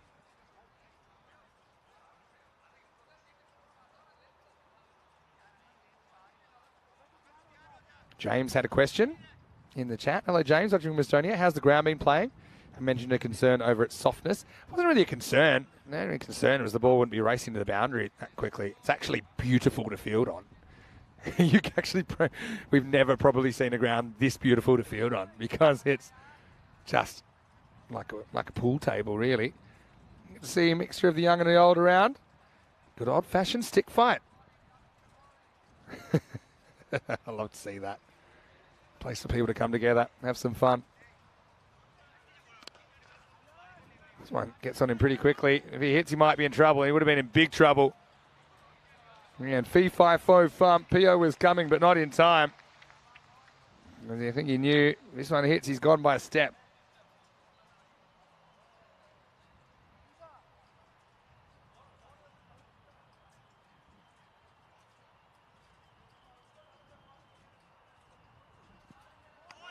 Big swing and a miss from Tuana this time. Yeah, Dave's asking about the width of the pitch, but I mean, you've got to realise that yes, the materials that they are using here, you know, the wood probably comes at a certain width. The carpet probably comes at a certain width. It's an improvised solution, essentially. Solutions we can play at this ground, which is a fantastic stadium. Oh, shot! That's one of the shots of the day.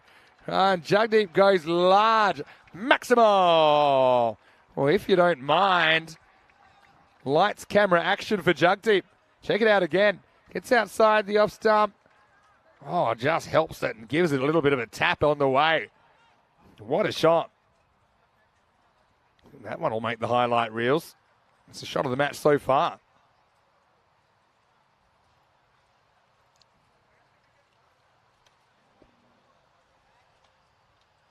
Brilliant batting from Tuana.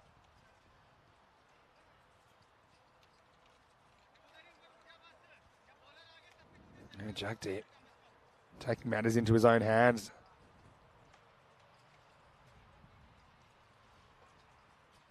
Farid, off 13. They need about 18 and over. Can they get it here? Well, they won't get any more here.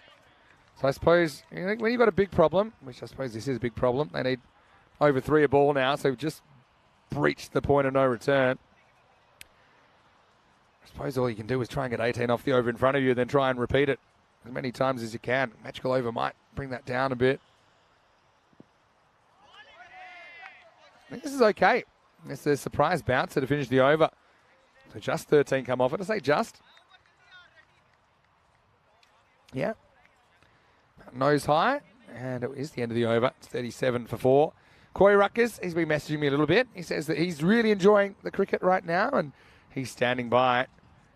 Within an hour, it will be time for finals night in the ECN in Portugal. Night 14. Been a great couple of weeks over there. Gamblers Friendship, 2 versus 3, playing for the right to play Marlow in the final. So yeah, not starting very soon, but the final's not starting straight after the qualifier. There's a little bit of a gap between the two to allow the toss to be done and the teams to prepare. Another great night series there. at the Miranda de Corvo Stadium in Coimbra. Third time we've been there. Gamblers, of course, previous champions. Whoa! Well, Pio's a big target, and he was under fire there. Well, this will be a rare no ball +4 buys. And there's the no ball signal. There's the buy signal, and then there's 4 run signal. A bit harsh on the keeper, to be honest. You can understand why he wasn't really thrilled to get behind that. So free hit coming up. And Pio is going to get the free hit at least. But that was a loose one, to say the least, from Umar Ali. There's nothing intentional in that.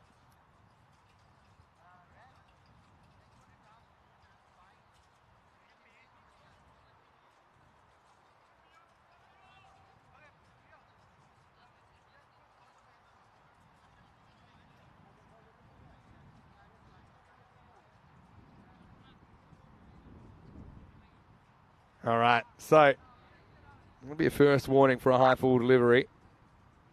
Anyway, hopefully that was just a loose no. Here's a free hit coming up. Oh, he sneaks it in. He can't be out that way, but maybe they could have run. Still, I think that Pio's thinking more about blasting balls into the car park than running quick singles at this stage.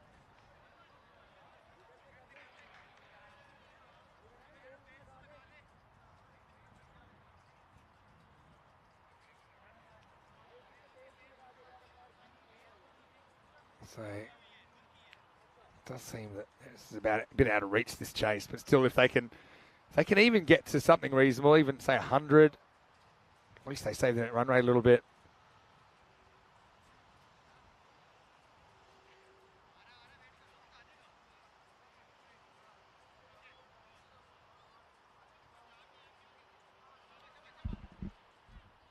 So avoids damage on the free hit.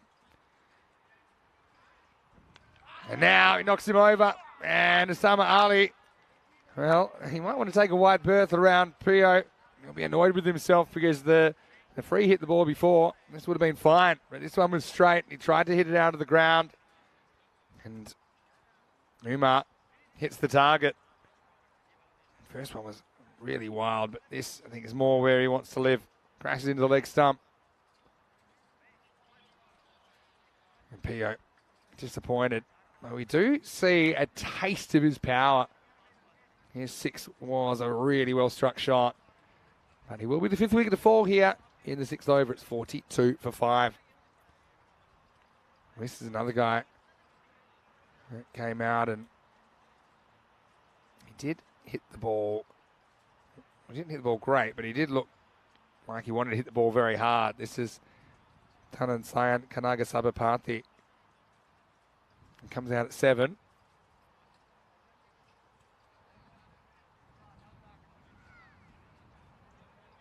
Say hello to all the chatters as well. I know we've had a few lurkers as well. If you are a lurker, now is a good time to say hello. Andrew Leonard will be joining me from tomorrow. Rico will be joining me next week as well as we get through this 2-week series.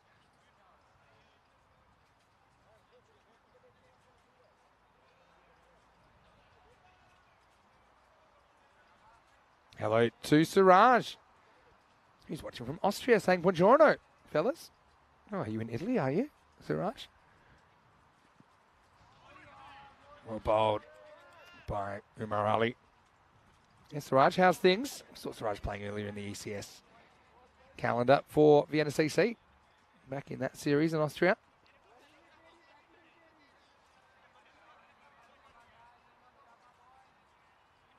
Yeah, Siraj, it's been an interesting day so far.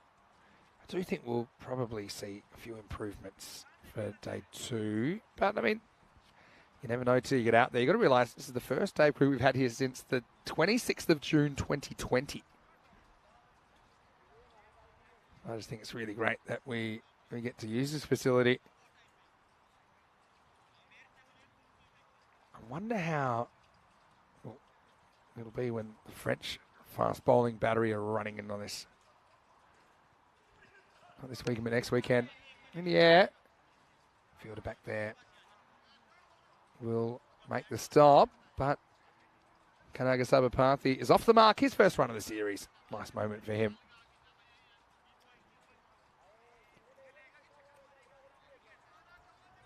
Quick Ashes update. Where are we at with that? Still raining? Looks like it's still raining there. This one goes through everybody between the body and the stumps.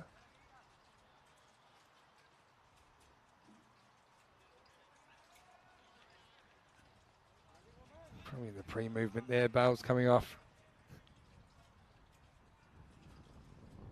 It has been a bit of an issue. It seems to have been sorted at the bowler's end now. So I think if they can do something similar at the keeper's end. But yeah, Julian has a good point as well, because that take the pitch away every night also limits the size. You think of storage, things like that. One thing they also said is that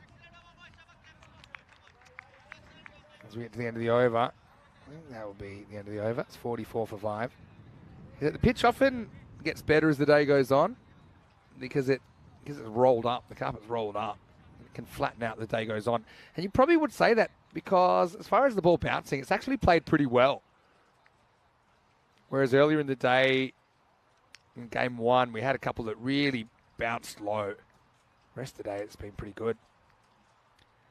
Bit of a curse of the openers so far, unfortunately, for Winterthur in their innings. Their openers today, across the 2 games, have scored 0, 2, 0, and 0. That's not an ideal start to any innings. This is pitched up and it's hit pretty well. That's going to fly. That's on the roof. That's the roofer. Maximo. And Jagdeep. He's one guy. A lot of people were keen to see him bat. That one disappears.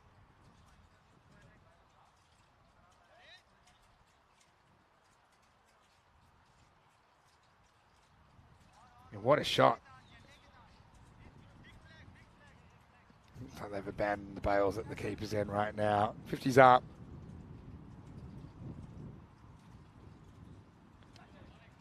One maybe just sneaks in.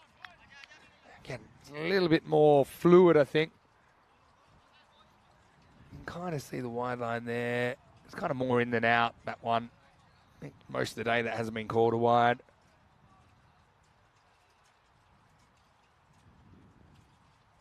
Yeah, it goes short.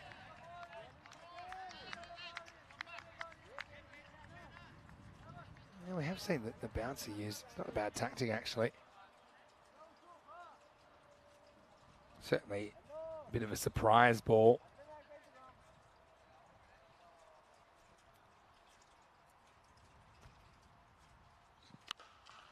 Oh, pitches up and Tuana gets hold of him. Maximo. Good shot. This is Fazal Amin Razek who's bowling now. I suppose it's kind of in that middle end, isn't it?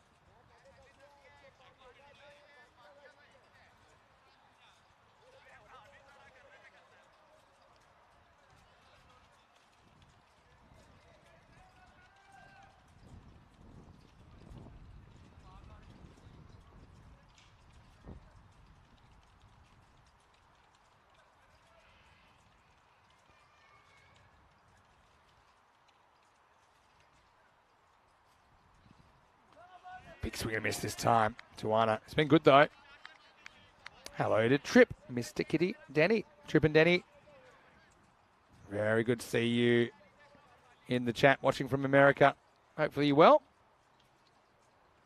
And got viewers all around the world tuning in, of course, on our YouTube channel, ECN European Cricket Network, as well as those watching on Fancode in the subcontinent. Also, Swiss Sport TV. I think he actually hits this, but it doesn't carry to the keeper.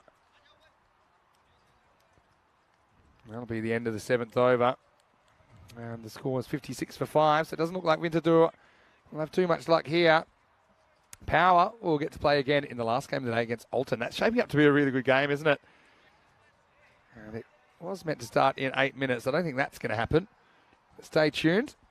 News from the toss. Power CC winning the toss, electing to bowl first. So Alton, they won't be chasing this time.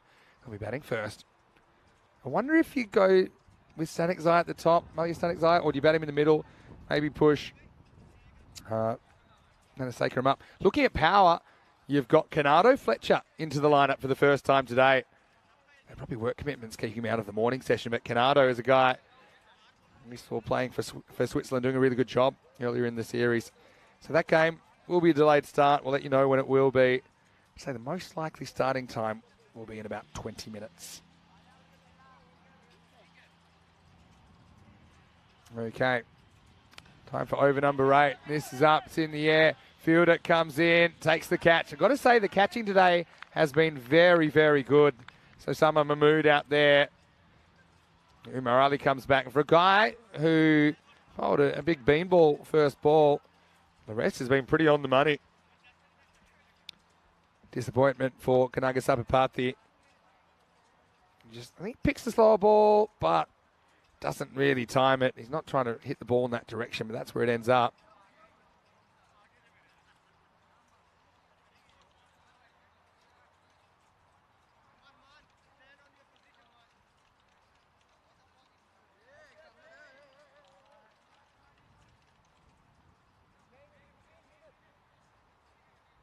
And so the score now, 56 for 6. This will bring Srikanth Sasidaran to the crease. Let's say that Srikanth bowled pretty well so far today.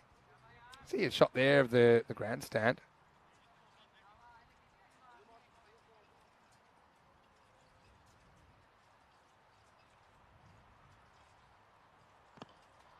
It's pretty well bowled.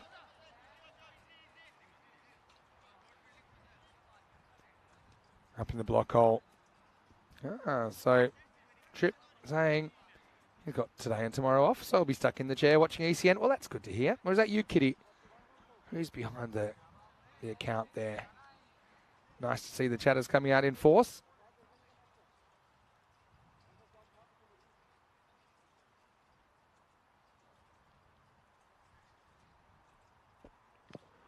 Oh, if he hasn't hit that, he's gone. But he must have hit it. And then just kind of showing the bat. I kind of believe him. I thought I heard a double noise. Yeah, in fact, he's never hit the pad. Yeah, maybe he did hit it with a foot, but it was a big bottom edge. Just making sure the umpire saw it. So, yeah, fair enough. It's all about how close can they get now, Vintatur. Any thoughts of an actual win are gone. Oh, this is asking for trouble. He's going to get it. Maximo! Slight slow ball, I think, from Umar Ali. This pitch isn't that pacey. So if it's even a fraction short, the batter can adjust. And hit it over the leg side. That's exactly what happened there. Hello to Kroom. Hopefully you're well. Says he doesn't have the sound up. So there says they're playing Thrumpton in Nottingham today. Lovely ground. Well, because you can't hear me, Kroom, I'll write your message in the chat. All right, this is hit, and it's hit really well. Grandstand, roof. Well, that's the only question sometimes with these hits. Is it grandstand or roof? Well, that one was roof. And like I said, I don't really know where the balls go when they go on the roof. Because I just hear a lot of bangs and then one final bang and that's it. To 1 and to 47.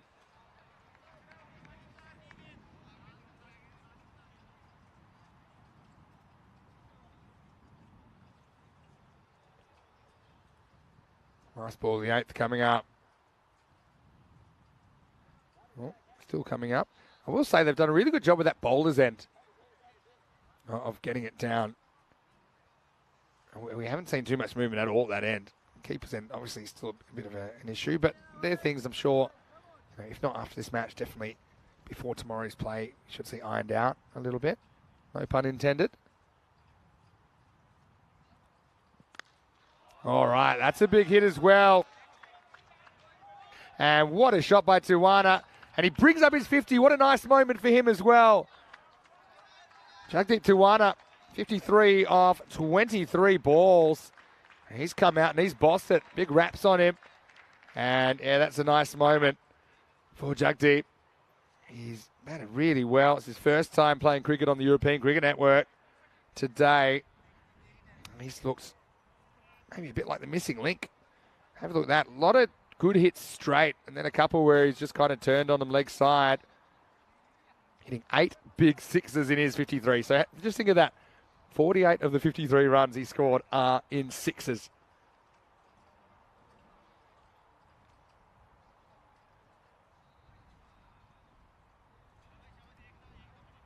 So, into the over, 75 for 6. Sussy Durham will take strike. Fazal Amin Razek will be the bowler.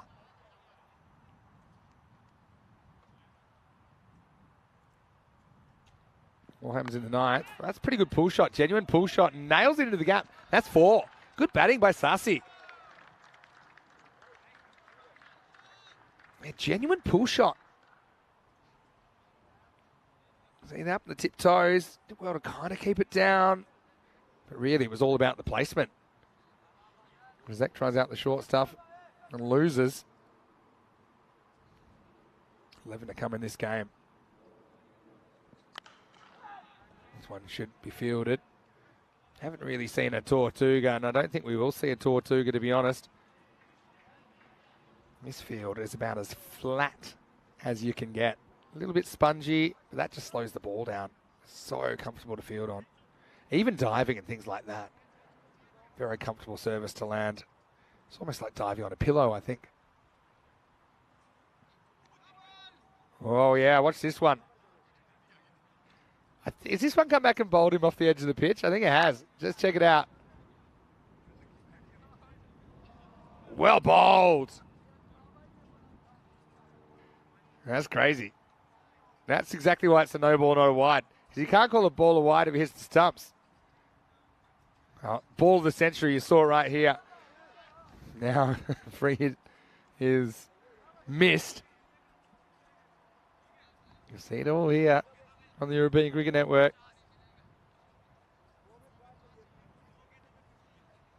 Dave's pointed out that some of the celebrations on the 50 were not actually by Tijuana at all. That was a celebration or just a message.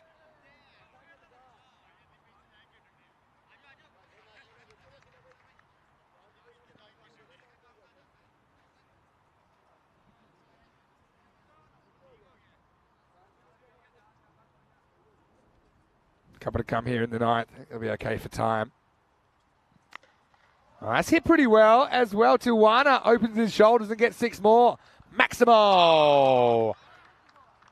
So Tijuana, what number did he bat in this innings? You didn't see him for a while. He batted 5. To give you a sense of proportion, the top 4 above him scored 4 between them. I don't mind Winter kind of mix and matching their batting until they find something that works. But maybe Tijuana's the guy you put at the top. Maybe put him with Karana Gadagi. Put the guys in form at the top if you're in doubt. Anyway, this time it's in the air. It's going to be another 6, I think it is. Maximo. Tijuana. He's really enjoying himself out there, even though I think it'll be a lost cause. But he's getting Vinta a little bit closer than they would have gotten otherwise. Yeah, so for me, what's my order? If I had to make it, as we get to the end of the over, 93 for 6 after 9. My order, I might stick with Deshaun at the top. He got run out, and so you don't really know too much about how he's going yet. But I might go Deshaun and Karana Gadagi 1 and 2, and then I'll go Tijuana 3, and then you can shuffle the middle order 4, 5, 6, however you like. But I think getting that top order right is the real key to Vinta moving forward. And if in doubt, get the guys who are scoring runs up there and just gamble that they'll get you that partnership. Why wait for wickets until you bring them together? Anyway, this is turned away. Nice little leg glance, and this will be 4. So it's Asad Mahmood. He'll just get the 1 over in this innings. First ball, full toss on leg stump, turned away for a boundary.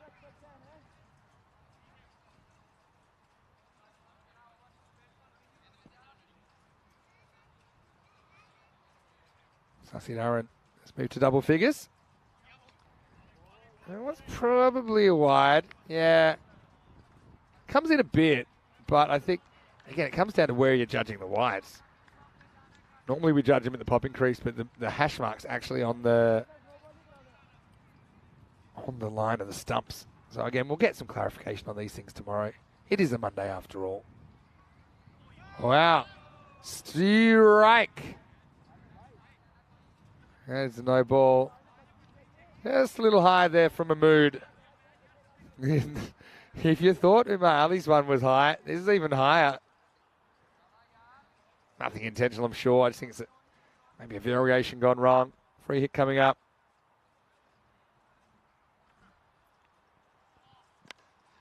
Well, this is hit, and it's a free hit, so you just need to keep it in. He doesn't. So Maximo, 6 runs. Samsur Safi out there.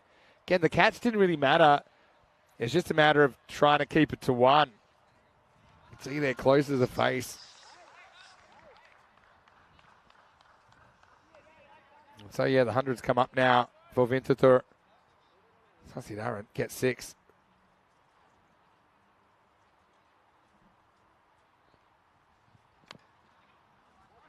This game, not too long to go. And a few people reminding me, and messages coming in, and yeah, I do remember that Tawana, sometimes known as Boom Boom Vicky, edged, and this will be gone. And yeah, quick to walk. 50 partnership came up there actually, just 16 balls. But it is over now. Tawana, really good innings from him.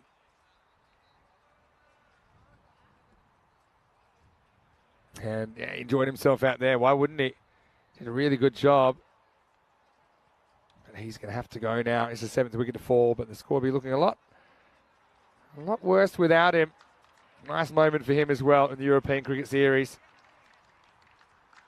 He departs for 65 off just 29 balls. And of those 65, 60 were in 6s, 10 6s. Not even a single 4 in there for Jagdeep.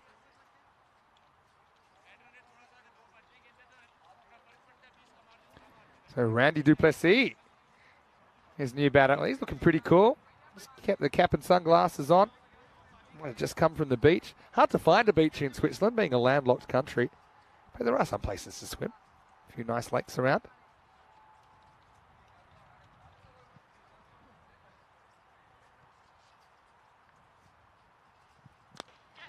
Up in the air and out of here. Well, there you go, Duplessis. He doesn't just look cool, he bats cool too. Maximo. You know, they're going to get so close to this in the end. Well, they are close to this. I don't think they can win, but it looked like it was going to be an absolute mauling. They got themselves up now to 112. So, I mean, you don't think you're going to get 19 in a ball, but it's not a bad effort. All right, I'll extend it a little bit further. I've got some information coming in, and we will have a delay. Of course, we'll have a delay because the 5th match should have started 6 minutes ago.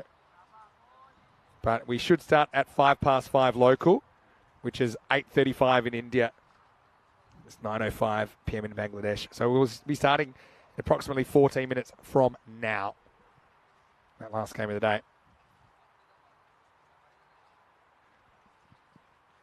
And this will do it. So Duplessis, I liked his 6, and he couldn't really do too much else. And the final score, Power CC 130, Winterthur 113, 17 runs between them.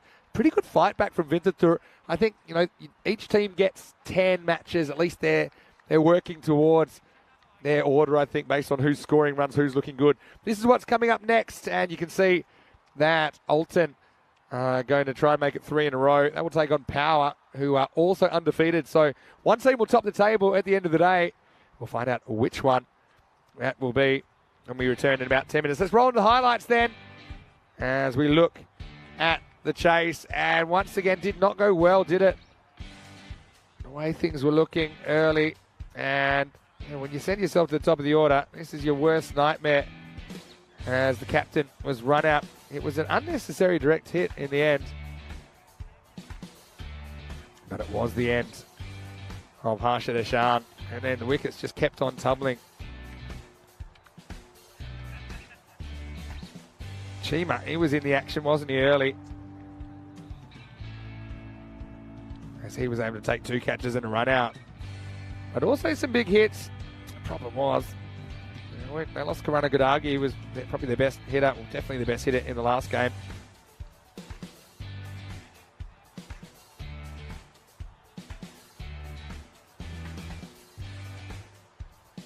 And then we saw a wild one from Umar Ali, but then he got right back on target. He got Pio. He did hit one big shot.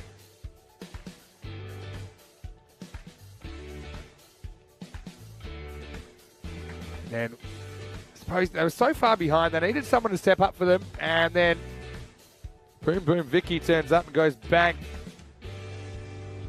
And, yeah, Dan Weston, the robot, whoever's behind it today, saying that Boom Boom played in the last St. Gallen All-Star back on German Cricket TV in the days. And, yeah, see that he certainly looked pretty comfortable out there once he got going. 10-6 in his 65 before he had to go. But, yeah, he scores well over half the runs in this innings. And he gets Spencer to a reasonably decent score in the end, 113. I think about 120, 125 might be the par when all's said and done. Dust still needs to settle, though. As we look at the scorecard, and like I said, the 4 opening batters today for Winterthur scored 2 runs between them, so that's an issue. Tijuana was 65 or 29 with 10 big maximos. Sassy Dharan gave him some company at the end, 17 not out from him. And then Randy came in and whacked a big 6 first ball. 2 firsts for Osama Mahmood and Umar Ali. Singles for Samsur Safi and Asad Mahmood. As Power make it 2 in a row. So the 2 undefeated teams will go head-to-head in the last game of the day. We're only 10 minutes away from a start, so I'm going to get out of here for now. Back after the break. Vinny Sander here, Mr. Maximo for the European Cricket Network. We'll see you after this with more European Cricket Series.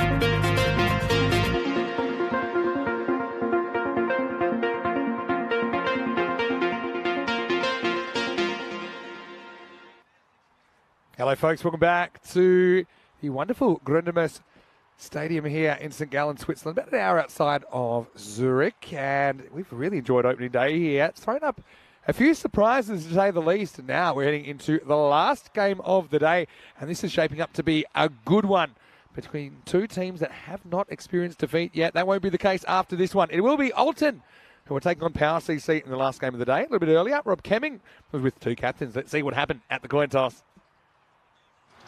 Your call. Yes. Heads. Heads is cool. It is heads. We're gonna ball first. You're gonna ball first. Good. Thank you. I'm loving that from Asad Mahmood as well, who wins the toss for Power CC. Says he wants to bowl. That means Alton will have to bat first for the first time today. And both these teams with 2 wins so far.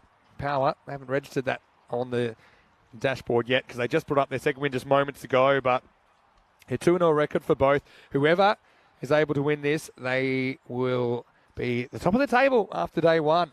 Canado Fletcher, a big in for Power CC.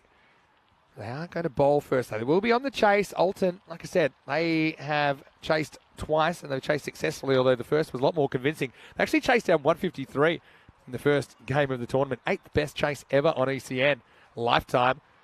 And they dribbled to the target of 75 against Winterthur in game 3.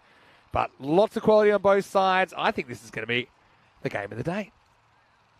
If the first one wasn't, which it probably was, if anyone's going to beat it, it'll be this one.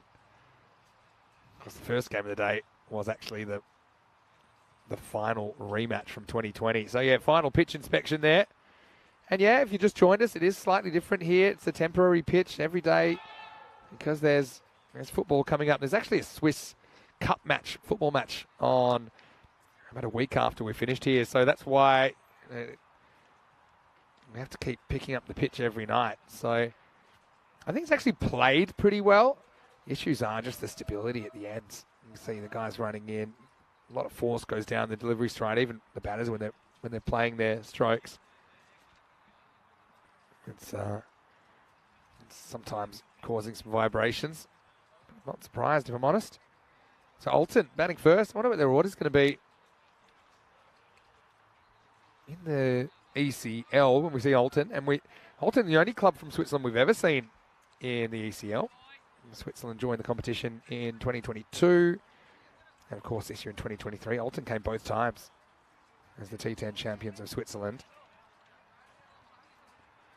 And, yeah, they're going to stick with what's been working so far. Malia Stanikzai out there with Yasutara and Thuruna Vukarasu. Stanikzai is a guy we typically saw in the middle order for Alton in the ECL. So I think they like him at the top. Maybe like him in the power play. Does have all the shots. So wealth of riches really to choose from.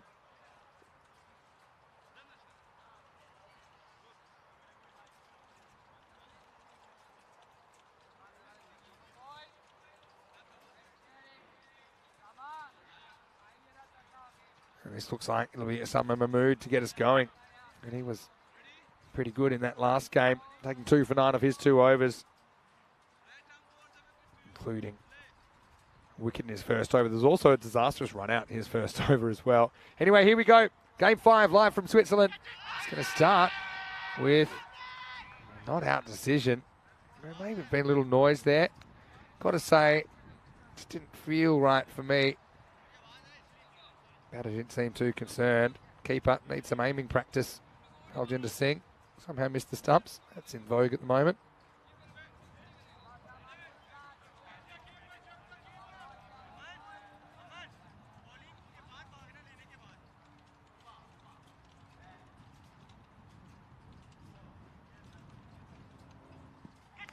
Swing and miss again.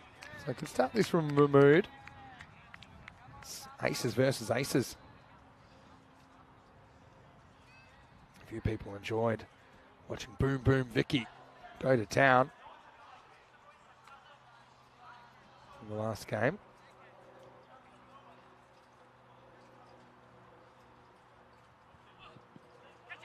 Yeah, clever bowling.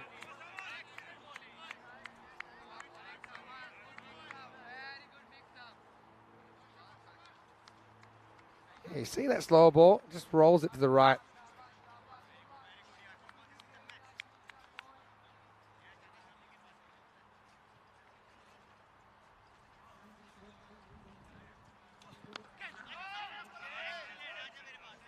Stanixai eats 4 dots, and that's not really what he's been set up the order to do.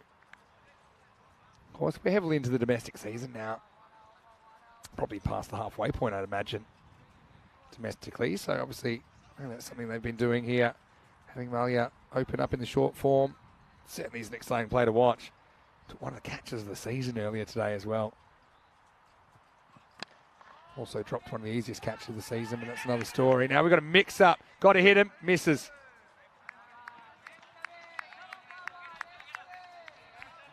We've seen a lot of direct hits today. There was one from Chima in the last game. Knocked away, and then I don't think he's getting back here, Yasso. Yeah, he would have been out. Didn't get the bat down. It's pretty hard to slide the bat on that grass. Another dot ball. That's a maiden. What an over. If you told me that Stanixai is going to eat a maiden, I would have said, forget it. And Mahmood, well, he's celebrating like he scored a century after that. And he said, yeah, unhittable, saying to his teammates. See, that's how you do it. As we get to the end of the first over. No score and no wickets off the first over. Pretty rare.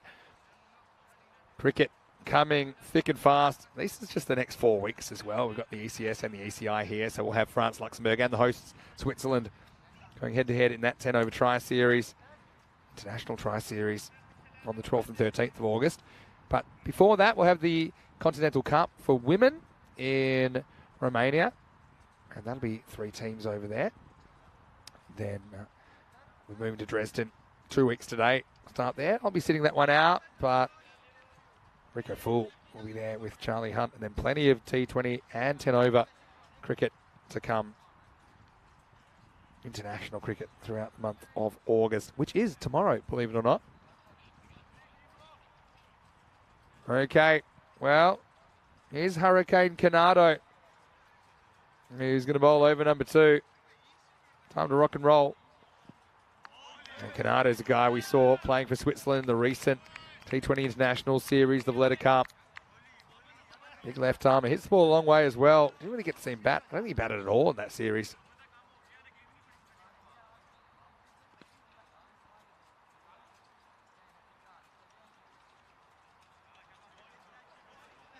But yeah, Canado is a real character. Enjoyed watching him back in 2020 and even more recently. And he gets the first 2, whistling past the bat. Well, that's 8 dot balls to start us off. Alternate grounded. I think it's Fletcher. He's just going to keep doing that.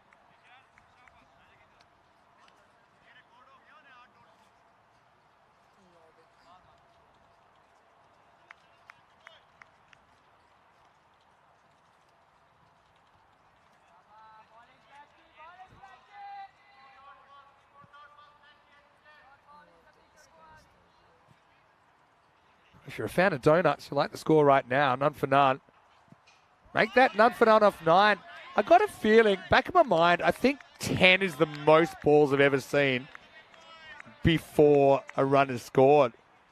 I think we might be on pace here. Probably jinxed it by saying it out loud. And I'm pretty sure that was when some wickets fell. I don't think I've ever seen a none for none off 9. Canado just keeps doing the same thing. It's getting dramatic. You always got to jump across. You know where it's going to be.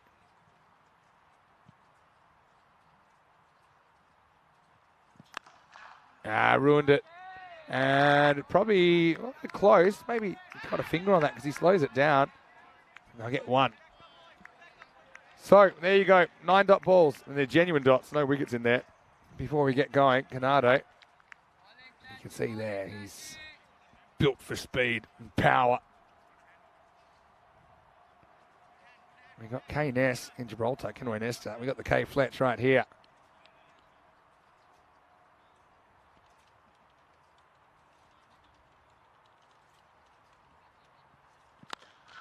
Wow. Okay. Well, we haven't seen too many runs. That'll make up for it. That is a roofer in the first degree. That was straight. It was high. And I hope whatever is holding that roof up is strong, because that one is smashing the tiles. What a shot. We are back, baby. Static Eye off the mark. Ada Maiden in over one, but first ball to Fletcher. He gets off Fletcher, disappears, and will not be found. Oh, yeah. Bites back. And just occasionally, Static Eye has been troubled by the ball coming back into him. You see, he wants to go straight at all costs, doesn't really want to hit across the ball.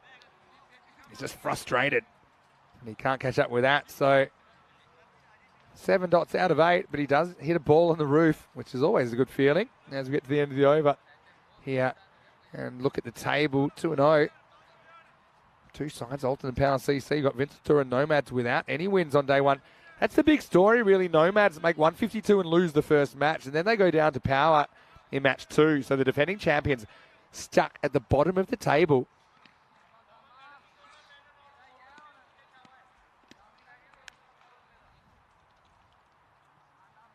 And so 7 without loss after 2. We've had a single, a 6, and 10 dots. It is the last game of the day, so I will say it's always a good time for random questions. We're in last game now. Off the pads. Oh, yeah, they're going to throw. I think this would have been really tight. Really tight, actually.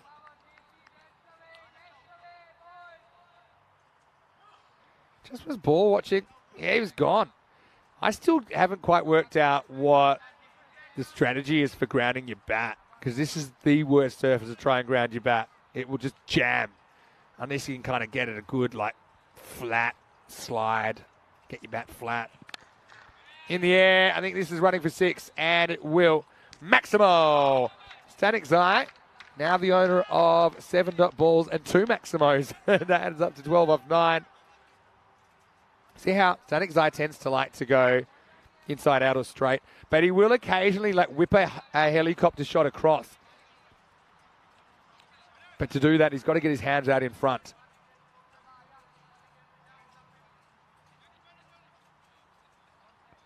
What a day's cricket. And there's plenty more to come from St. Gallen over the next 2 weeks. This is going to be a wide. Just bounces off the keeper, Balgender. It'll be 2 wides. It changes the strike through to Vukarasu. It's almost like a perfect storm of both openers just not being in touch at the same time. Now, Static Eye has whacked a couple away, but also you've got to hand it to the bowlers.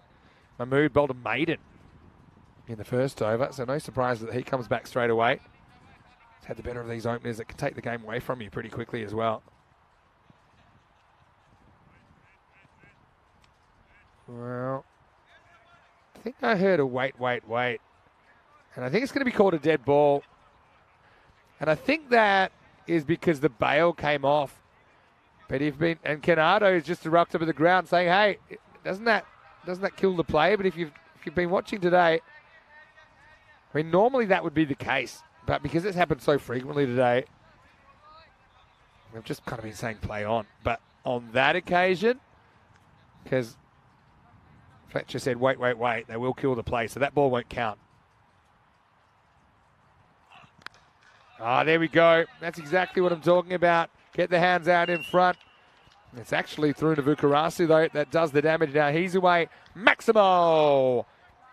And when you add this up, it's a fairly normal-looking power play. But there's nothing that normal about it. It started with a maiden and a half. So all those 22 runs, they've actually come in the last 6 balls. Yeah, so first 9 balls go for 0. The last 6 have gone for 22. They have survived, that's the thing.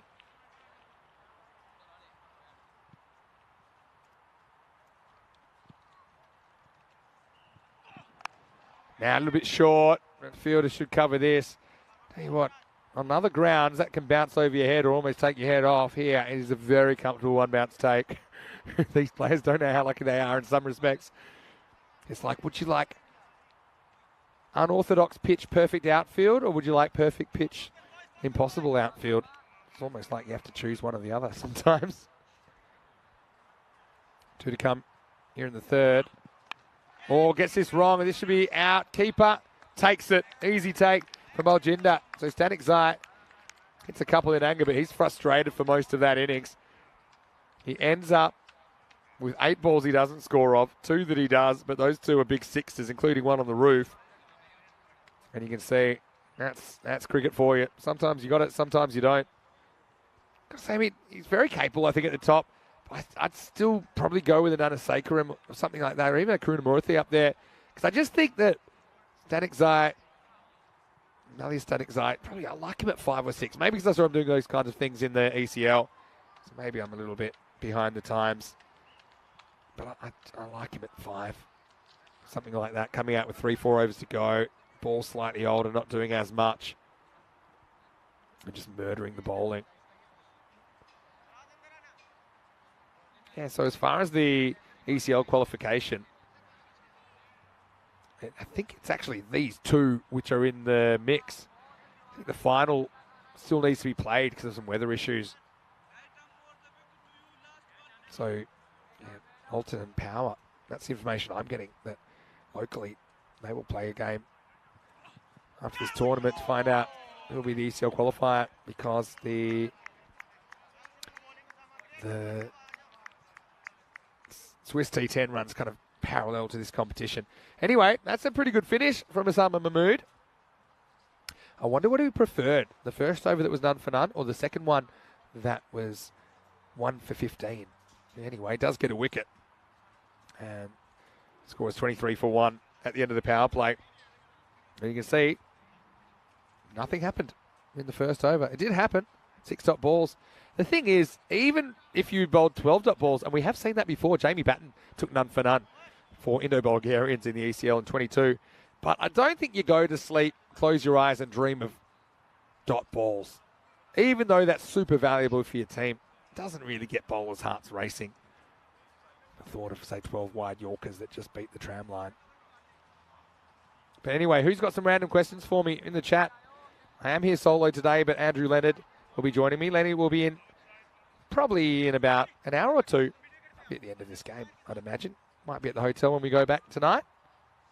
Hotel's just a short walk away, just a few minutes away. So, yeah, Lenny will be with me from tomorrow. And it's also Swiss National Day tomorrow. Big national holiday. 1st of August. Okay, we're going to get Abdullah Rana now in over 4.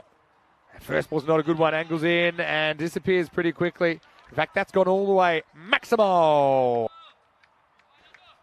Taruna Vikarasu again. He had a bit of a pedestrian start, but he gets a bit of a gift here. Just carries the rope.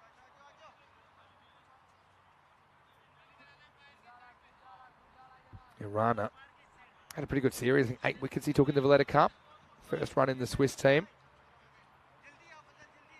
Still getting the field right. Yeah, Swiss National Day tomorrow. It's been an official holiday since 1994. But the history dates back a lot further than that.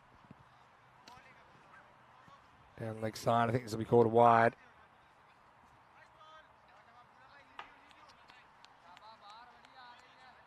Rana falling away a couple of times in his action.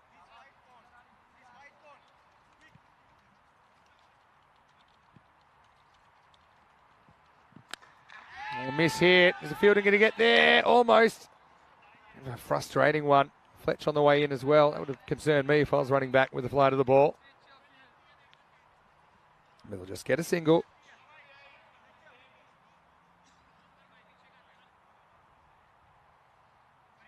So a few of our viewers, no doubt, multi-screening it now. They're underway in Portugal in the final.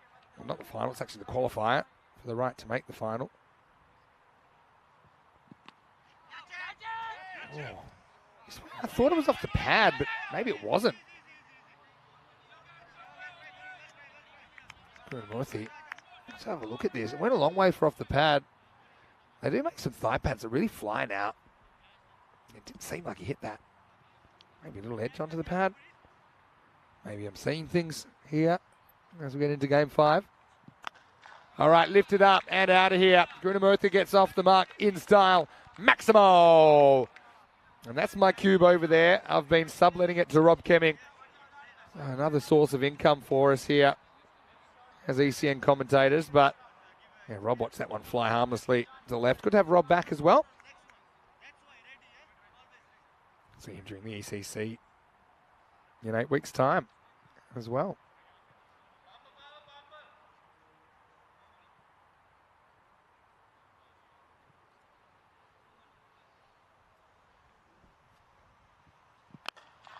Takes this on, but finds the fielder.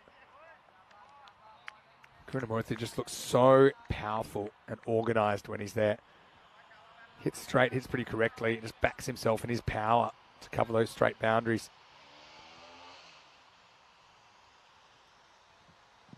Wow, that's large. Forget it. That's right up there with the biggest one today. That's up with Hassan Ahmed earlier in the day. It's gone about 40 metres over the boundary. I said he hits straight well, but he can also turn on it really quick. And that has gone absolute miles. That one was almost hit across the road. Maximo time. And what a way to finish the 4th over. 43 for 1 after 4.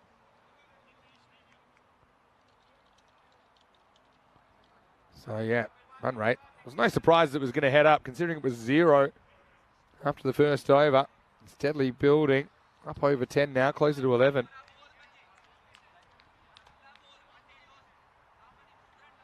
Abdullah Rana, his over went magical in the 4th.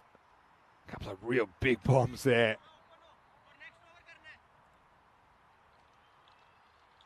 So yeah, anyone that has a question, throw them in the chat. Sagor's got a question as well. I'm loving the questions. Like I said, I'll have some company from tomorrow. Right now, let us know what's on your mind. It doesn't even have to be about cricket. Can be about ECN. Can be about cricket. Doesn't have to be. Right, here's Fareed Ahmed in over number 5. I think he's going to get called, but for me, he runs straight in front of the umpire. I'm not sure it is a wide, actually. Maybe. Maybe not. I think the fact that the tram line's on the stump line is just kind of throwing everyone out a little bit today. Well, adios, Pelota. That's gone huge. Oh, wow. Has anyone found that? That's gone a long way. Maximo. As the 50 comes up in style. Let's watch this one fly off the bat of Yasso. Player we have seen doing some pretty good things at the Cardamore Oval in an Alton shirt. So, yeah, that is exciting if that's the case, that these two teams will be playing off for the ECL spot in 2024. No draw yet, but it'll be in February or March 2024.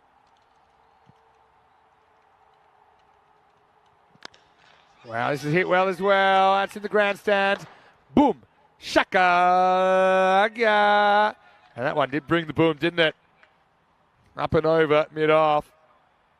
So he can go sideways, can go straight. This guy, if he gets going, he stays going a lot of the time. That's what we've seen before.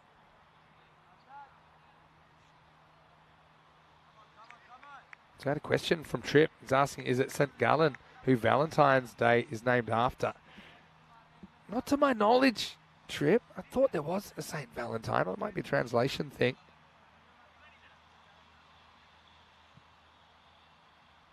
Yeah, originally Valentine's Day was named after the feast day of St. Valentine. Oh, in the end, gone! He goes the one hand, mistimes the jump, but Rosette gets away with it. And that's a pretty handy wicket to get at that stage, because Thirunavukarasu, he was accelerating at a dangerous pace. But this is a funny one because he's actually kind of on his way down as the ball still stays up there. Let's see it on the replay. Mistimes the jump. Look, he's already on the way down, but throws up the Statue of Liberty hand and takes it, and he's thrilled, and so he should be. because, remember, Thuruna Vukarasu had a really slow start. He'll finish 27 off 12 with 4 Maximos as he departs at 56 for 2, and that will bring Murali Nanasekaram to the crease at number 4. And he was also opening the batting in the ECL when we last saw Alton on the European Cricket Network. So, yeah, what I did find out, though, is that St Gallen is amongst the top places as far as celebrating Valentine's Day in Switzerland. That's what I heard.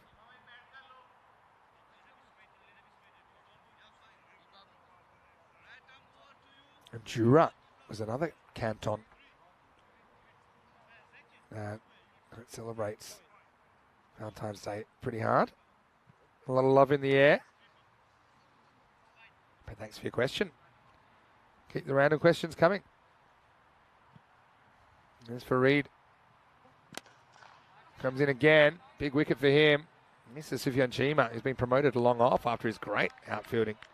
Or infielding really before. Took 2 catches and run out. What else do we have? Sluggo's asking, if I go to European countries like Romania or Portugal, can I play in this type of match or need special permission? Well, all you need to do is be registered with the club. So you don't necessarily have to be a resident of a country to play in the European Cricket Series. International cricket's different.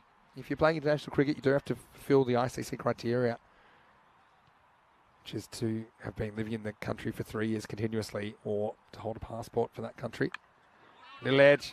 Just to test the third man. He's got a lot to do. He's not going to get there. Karuna Murthy, not his most convincing stroke, but effective nonetheless. He moves to 16. That was nicely executed. If it was on purpose, not so sure it was. So what I will also say, Sagor, is that you'll have to pay your own way if you're going to make it to Europe for cricket. It's not a professional sport at this stage. Maybe one day it'll be different. But yeah, it's at the discretion of the clubs, obviously, and the federation to allow you to play, but there's no reason you wouldn't be allowed to play if you're on the country.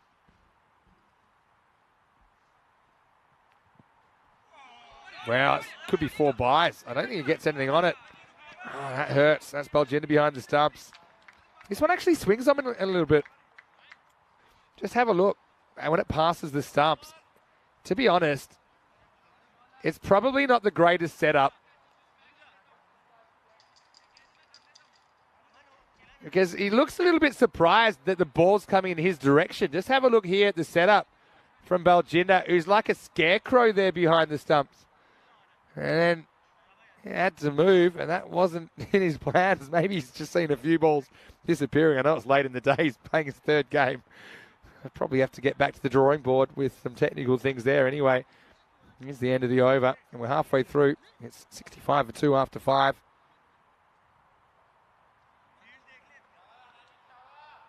ECC, 8 weeks away. And yeah, looking forward to that. Very, very much.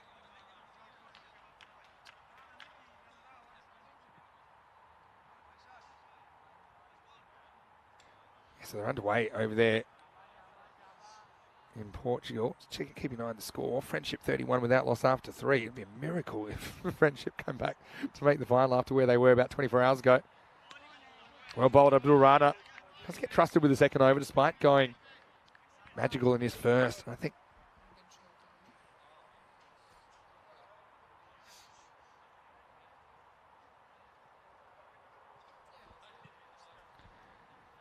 you kind of earn your stripes a little bit, having performed well earlier in the day and also in the national team. So even if you go magical, they'll say, okay, we think you can come back from this.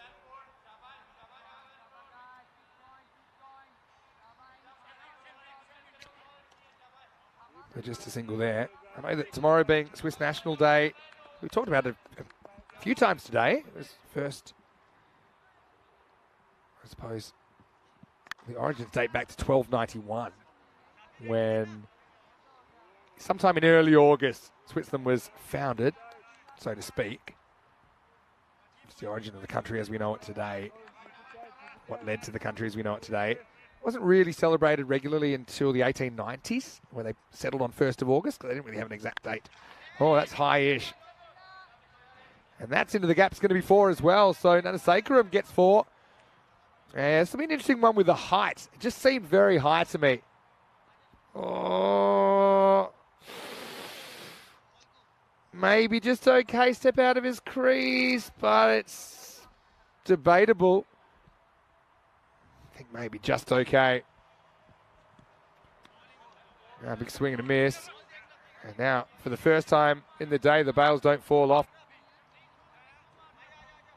Anyway, getting back to random questions. Sorry, I was distracted by a little bit of the action out there on the field. Explain this to me. These bails have been falling off every time today. And they don't fall off that time. And this is up in the air, drives on the up, doesn't have that much of it. Fielder goes back, takes the catch. Nicely handled out there. And Power remove another dangerous hitter. As far as Viruk out there, it was very powerful with the bat earlier on. So the decision to bring back Rana pays dividends. And yeah, nicely taken down there. That deep mid-wicket pocket, one of the longer boundaries from the bat. And that will take us to the end of the 6th over. 72 for 3, Nana Sacrum departs for 6. Yeah, so this is what's going on right now. We've got Gamblers versus Friendship. Kind of in the balance at the moment. And yeah, here's the teams. No real surprises there. Imtiaz Rana leads Friendship. They really turned things around last night. Actually have a losing record, but they sneak into third on net run rate. Gamblers 7 and 3 should be favourites, but you never know what you're going to see in that series. As Golia is certainly a player to watch, but Ankush Kumar, he's having such a good series for Gamblers. They are bowling first though, and it's already underway. So you can watch 2 at once if you like at the moment on the European Cricket Network. Yeah, so going back firstly to the Swiss National Day, if you are watching from Switzerland, maybe you're watching on Swiss Sport TV, why don't you come down to the ground? We're at the Grundenmoos Stadium here in St. Gallen. We'd love to have your company. Plenty of room in the grandstand as well. We're hoping we get a few spectators down tomorrow for day 2. And it's going to be exciting because 3 of the 4 teams tomorrow have never played ECN cricket. Bearing in mind, we only did 1 series here back in 2020. Full toss and not a great ball. I think that might have gone all the way. It has. Maximo. Start of a new over. That's why the new batter, Raihan Stanikzai, isn't on strike. This is Krunamurthy. That goes bang over the top. 6.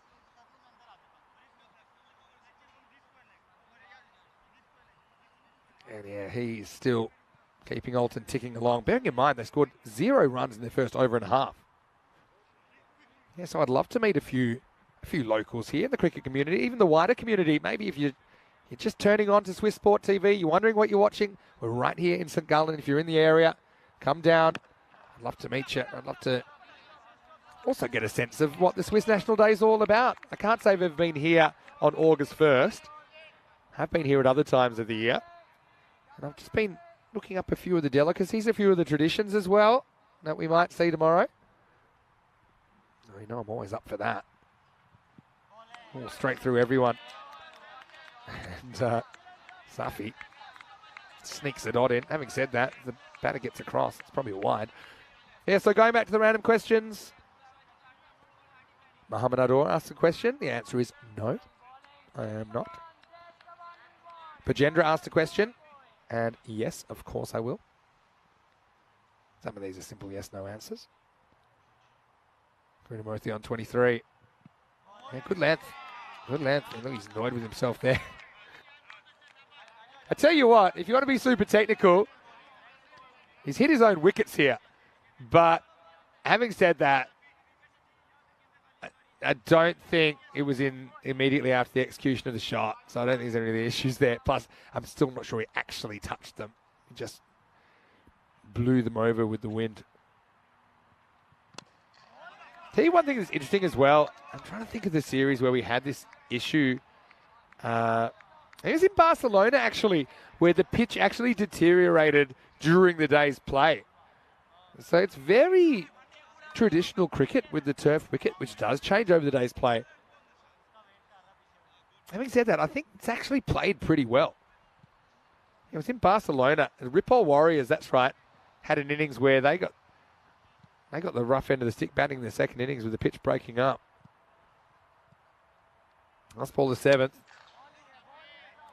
Stanikzai, the new batter. This is Raihan Stanikzai, cousin of Malia Stanikzai, that we saw earlier. Whack a couple of big sixes. Also made up a maiden first up. End of the 7th over here. Score is 80 for 3. This is what's coming up tomorrow. So, yeah, we would love for you to come down on the Swiss National Day, August 1st. Very big day here in Switzerland. And why don't you come and join us for the cricket? It goes for 10 hours. So it starts 8:45 local, which is 12:15 in India. Vettingen, as well as the Zurich Lions and Pakhtun Zalmi making their ECN debuts. We'll see the crickets again. And back in 2020, they didn't have a lot of success, but I'm sure they've come along since then. They were 0-6, so they're still without a win. So all we know, and all the winners tomorrow will be their first wins on ECN, so really exciting time for them. Join us for day 2 of 12 days of this European Cricket Series before we hit the internationals. Not this weekend, but next weekend. Canado's back. He gets the first ball whistling past the bat of Stanikzai. It's maybe the one for the over. I'm not convinced, though. Let's check it out. Yeah, probably one for the over. Touch and go. Canado might have been that low if you were batting, but you're not. I think it probably was the one for the over when you look at it that way. It is standing at the crease, though. Borderline. Anyway, Canado, it'd be smart to just whistle one into the stumps here, I think, anyway. Tries, doesn't get it right, and that's going to disappear. Maximo! Good batting from Raihan. I think he does go at the stumps here, Canado Fletcher. But it's not really a Yorker. It's not really a short ball. It's in between. Raihan Stanikzai clears the front leg and muscles it over extra cover for a Maximo. Oh, I'm loving the random questions. There's even more coming in now. Oh, okay. Well, that probably is going to be no ball because I think it's higher than the one before. Yeah, this one's definitely over the top. So it'll be a no ball. Free hit to come. Fletcher. They've poked him now. He's riled up. Throws in another short delivery.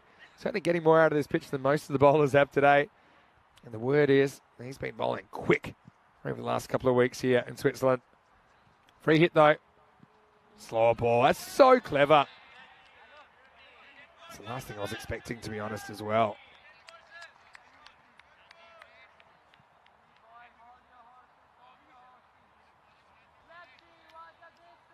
Yeah, so just have a look at his hand here. Yeah, excellent, excellent ball.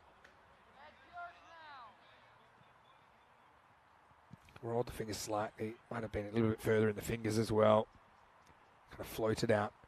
Now goes pace back on.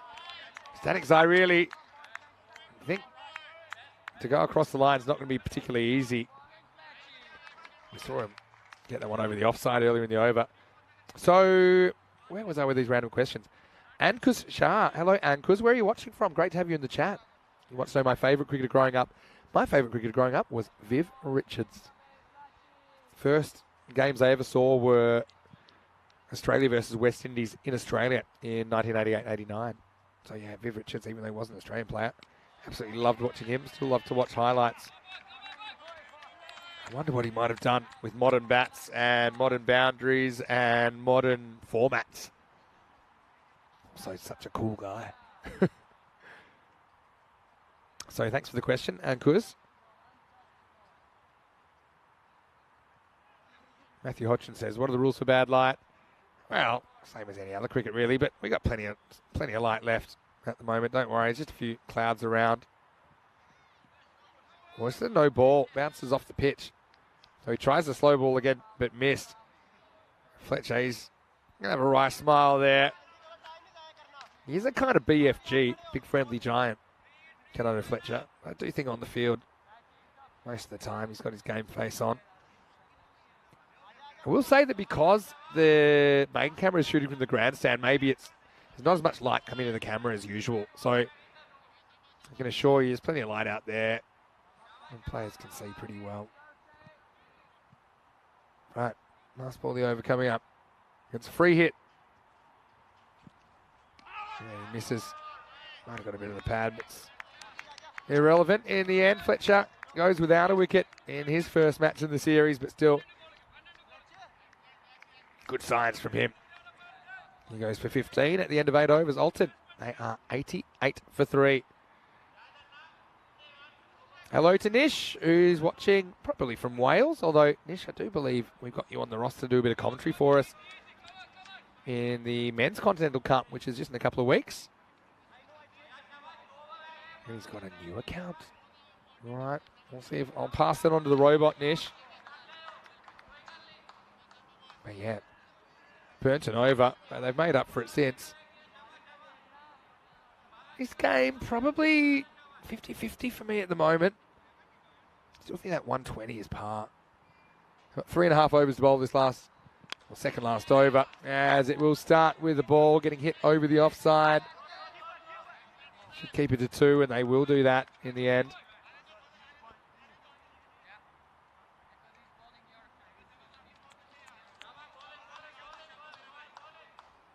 This is a guy I quite like his bowling, Samsur Safi. Bowling the 9th. Important over, really. If he gets out of hand, then Alton could still get above par. I'm putting par about 120. It's where I started. Actually, I started the day a lot less. I settled on 120 after seeing the first game, seeing how the pitch was playing. I started, I think it was about 100, but I feel that's not really enough most of the time.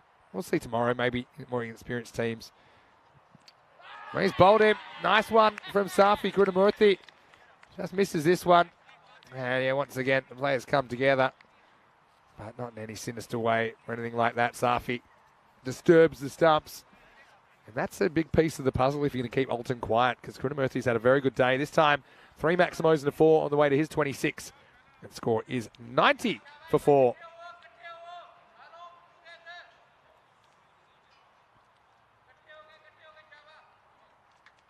Yeah, just swung around, lost his shape slightly.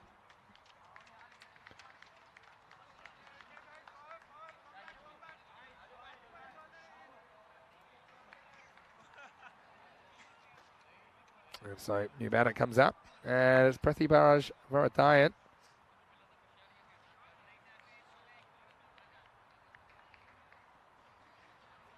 And yeah, he's a guy we did see in the ECL over the last couple of years. Of course, it's got to be every club cricketer's dream to make it to Spain, to win the domestic championship, and to get that experience. Yeah, the all expenses paid trip out to Spain to play in the Champions League of cricket.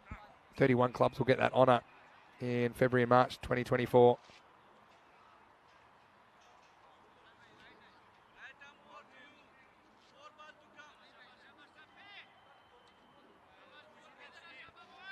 Well, I don't know about the fake Nish, Wayne, but I can tell you that this is the real Nish right now. I have had issues sometimes with multiple accounts, getting locked out of accounts. Has anyone had those issues before? What are some kind of 21st century hassles? I'll give you one from the other night, actually. All right, in the air, but I don't think he's got it. Forming a queue here, and it will be taken. Slight bobble, but it is Asad Mahmood, the skipper, that will take it.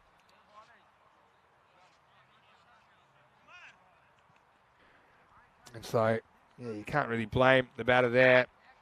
Pradeep going for it straight away, but wasn't really full enough to drive comfortably. He kind of sliced under it. A nice catch heading back there by Asad. Wonder if we'll see him with the ball. But yeah, right now, Golden Derek.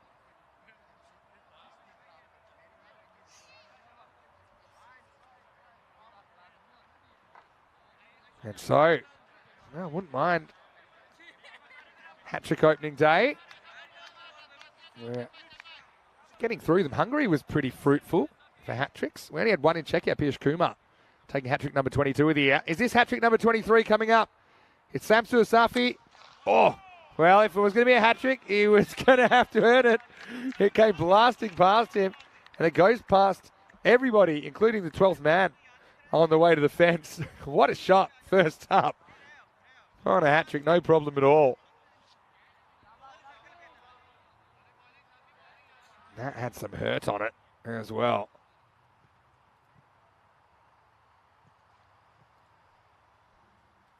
Dion Johnson comes out and goes smash. Now, this doesn't sound good. Off the end of the bats, Chima, he wants it, he takes it. So 3 and 4, not too bad. As Power, have to say they're on top of this game at the moment. Still, nose in front, but again, the power of a new batter, or getting a new batter there, if you're the fielding side, just not as comfortable with the pace of the bowler, the pace of the pitch, and the conditions in general.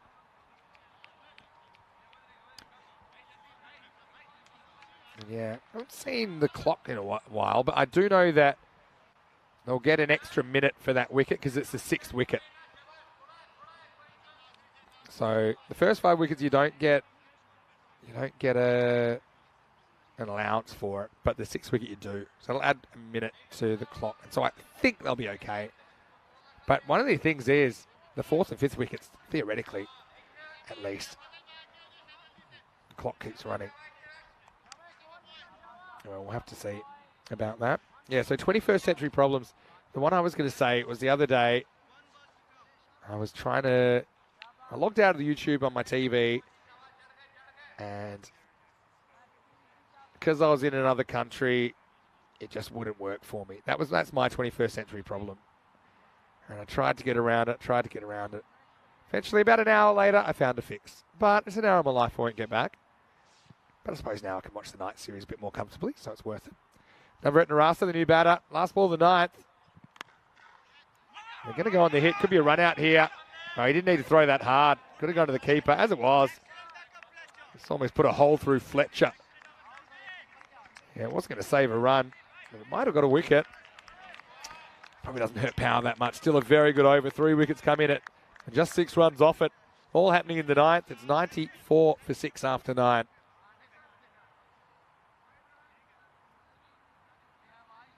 Yeah, Nish saying that that was his 21st century problem. Sam Susafi, 3 wickets all in that over, 3 for 14, steals the figures. Plenty of good performers, though, for Power. Got to say, if it is these 2 teams that are in the frame for ECL 24, whoever comes, it's going to be a really exciting adventure. And I think they'll do really well at Cartermate. Still can't believe Alton found a way to miss the final, going out in straight sets in 2022. And somehow missed the top 4 this year, despite leading the table on day 1. They had a washout that kind of cost them to an extent, although we'll never know what would happen in that game. They didn't make a huge score. It rained at half-time. All right, last overtime. We have had penalty runs here, so the clock had run out.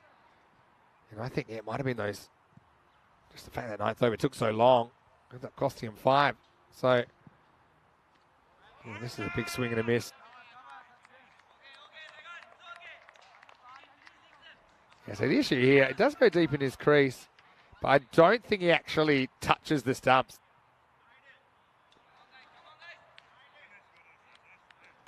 Because if he was to actually touch the stumps, then it would be out, but you can see he hasn't touched them. So anyway, get on with it. Deep in the crease. Slow ball, smart bowling, a sudden mood. Just going to get the 1 over here. And that's that off cutter.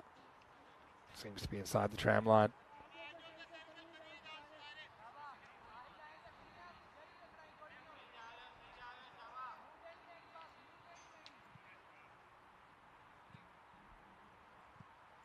So, this is up, it's in the air, and this is going to disappear out of the ground as well. And static sign goes Maximo. Mahmood tries the cutter. Gets caught with his hand in the cookie jar. Same issue. It's going deep in the crease. But that ball travelled all the way over the fence. Chris Smith is saying if something happened to his account, no one has his WhatsApp. Only one mod is on his Instagram list, and no one from ECN is, so he'd be in big trouble. Well, Chris, you just had to chat for a little while. We'd know it was you. We would know it was you. All right. Well, there goes the helmet. I'll say it. I think that the days are numbered where you can bat without a helmet. I think that's the way the world's going. Probably rightly so. Anyway, Wayne, congratulations for your performance tonight as well. Yeah, tell us your 21st century problems, if you can think of any others. Look, people say it's looking a bit dark. I do think it's a lot lighter here than it looks on the camera. I don't think there's any issues with the light at all. But the main camera shoots from the grandstand. All right, bails are off now. Edged and dropped. Baljinder then hits the stumps. Oh, now there's no stumps. So they're going to go bowler's end, and he's gone. Wow, how about that for some action? So it was edged, it was dropped. To be honest, it was worth taking on the second run. You might as well just scramble for every single run possible at this stage. Again, Baljinder looks mildly surprised that the ball comes to him in the first place. Yeah, he's just kind of standing in that statue formation. Then he actually makes up for it with a really good throw. Yeah, but that was in. But then they say, well, let's run two, because even though the ball's right next to the stumps, they're going to have to pick the stumps up and knock them down again. Or at least pick the stumps up and hit them, because there were no bails on those stumps. You want to be super technical. And then a very good direct hit.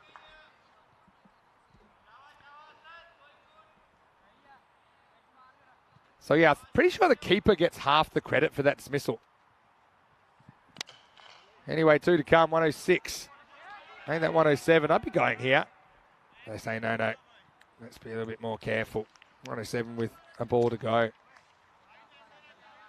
So Baljinder Singh gets half the run out. And Sam Surasafi was the man that actually hit the stumps. Over at Narasa, bit stiff. He has to go for a 1-ball duck. Still win for a cracking chase after the break. Here's the last ball. Expect the unexpected. Assad, pretty good last over, all things considered. Only going for 8. Edged and gone. And this is the one that Baljinder will catch, one that's directly to him at a comfortable pace. And it's a long day even to be keeping for 30 overs. You see there, he's so still. If he was batting, I'd be saying, yeah, well done for staying so still. But anyway, someone's got a good pair of hands for the most part. The last one was a bit of a toughie with the one glove. So it will be a wicket to finish. Alton lose 8 along the way, but they do score 107 off their 10 overs. And so let's go back and look at the highlights. Well, big inclusion for Power. CC, Canado Fletcher, formerly of St Gallen Cricket Club, actually. Back in the 2020 series, I remember him in the green shirt. But it was a super slow start. 9 dot balls before we get going. I think that's the longest none for none I've ever seen. But Malia Stanekzai did whack a couple away, but that's all he got. He went for 12 off 10. And apart from that, Razak was able to get through to Vukarasa, who had made a bright start after a few dots early. He cracked 4 sixes on the way to his 27. Krishnamurthy was important, and he was joined by Nanasekaram, who did crack a nice-looking 6. But again, that's all he was able to get. Plenty of dot balls in there. Krishnamurthy, though, he was looking like one of the most, if not the most dangerous across the day for Alton.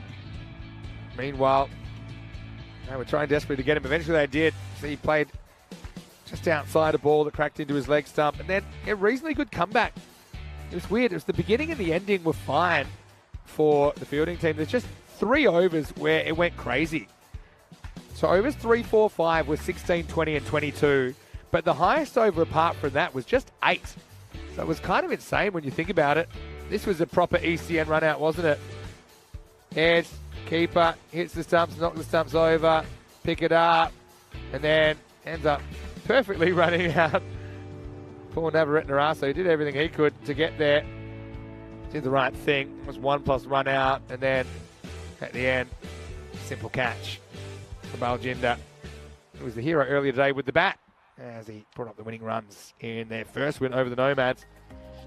And the job will be there to do again. 3 ducks in there, but also some scores. Stanekzai had 8 dot balls in his 10, but he did have 2 sixes, 27 through to Vukarasu off just 12 balls. And even he had a slightly slow start, but did whack 4 sixes. Krishnamurthy with 26, 15 not out from Raihan Stanekzai. including a couple of Maximos of his own. Dion smashed a 4 late in the piece, but he went straight away after that. 17, including the 5 penalty runs for time. We saw those added because they couldn't quite bowl the overs in time.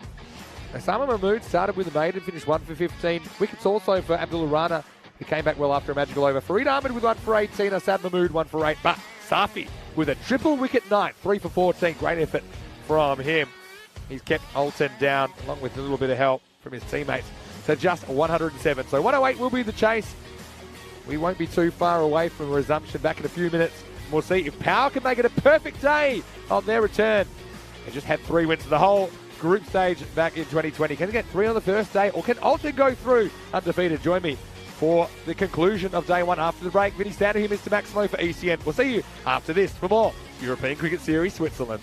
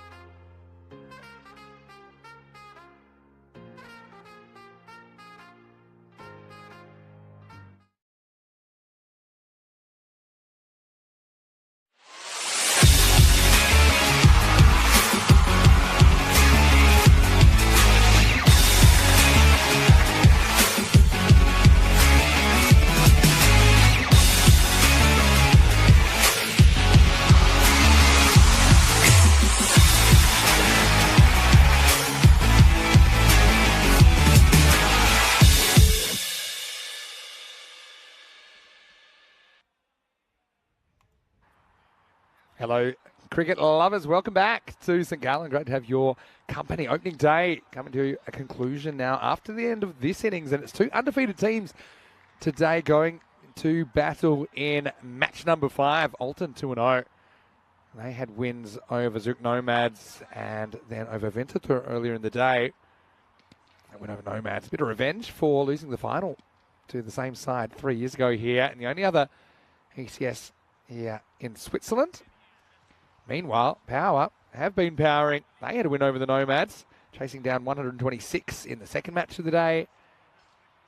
And then fairly comfortable, even if it didn't look that way on the scoreboard, win over Ventatur 130 to 113 in match 4. So one of these teams will be undefeated at the end of the day and one will not. So looking forward to seeing how things wind down. Jeez, it's been a great day. I know we've seen a few things you wouldn't normally see, but you've got to realise this is the first time we've been to this venue for 3 years, and there's some real big pluses about this venue as well. You know, the pitch is something they'll work on for tomorrow, but it's actually played pretty well. That's the thing. It's a bit of an issue with the shifting, but as far as the actual integrity of the pitch and how the ball's bounced, it's been pretty good. A few shot through early, but apart from that, I think it's actually been pretty decent.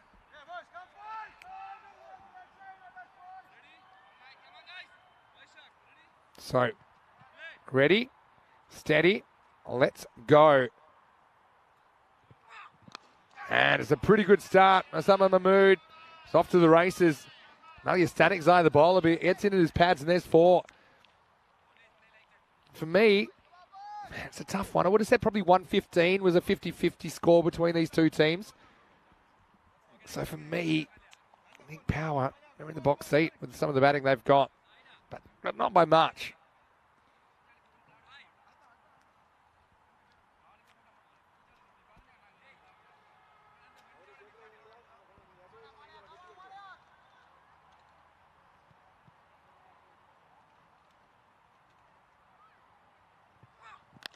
Now it goes up in the air. This could be trouble. And he's gone. So 4 and out. And if they were ahead, maybe it comes back to a 50-50 with the early wicket of Osama Mahmood. He's batted really well today. Static Sai, a bit more on target this time. No real timing at all from Mahmood. And that's a big wicket to get early on.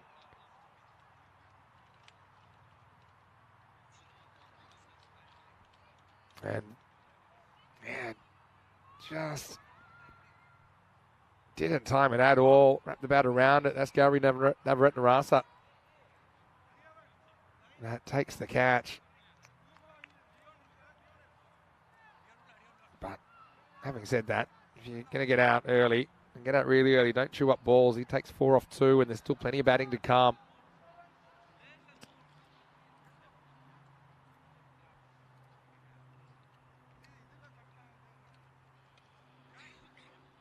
Malia had an interesting day, hasn't he? Remember, he batted the first over and he played 6 dots. Exactly the kind of player you would not expect.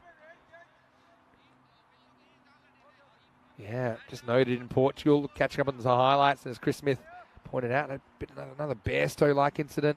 Batter snoozing out of his crease. Well, they're going to go on the hit. Oh, so close. I don't know, he was so far out, I felt he might have had time to actually throw to the bowler quickly to just make the second throw a shorter one. And he would have been gone by plenty. Maybe not. The bowler didn't really make an attempt to get back to the stump at all. Puts his hand up saying, look, sorry. But the issue is the bowler to get back behind the stumps there. He's got a lot to do. He's falling way to his left. Have to get back on the other side of the pitch. Looks like they've dispensed with the bails at the keeper's end. Probably sensible. Some issues with the movement of the pitch, but I've got to say, if you're watching ECN, if you're a fan of ECN, then you would have loved today. Very different, very entertaining. This is a cracking cover drive, and it will win the race to the fence. What a shot. They've sent Chima out at number 3. That was a brilliant shot. Yeah. Chima getting the promotion. Didn't see him batting in his earlier appearance, but yeah, did very well in the field. That was a cracking shot first up. Oh, that so's that, because that is going, gone. Maximo! Michima eating up the power play here. This is just kind of half volley type length. Still had to reach for it. It's not an easy shot. Took it from outside off and made it disappear. Michima's a guy we did see in 2020. I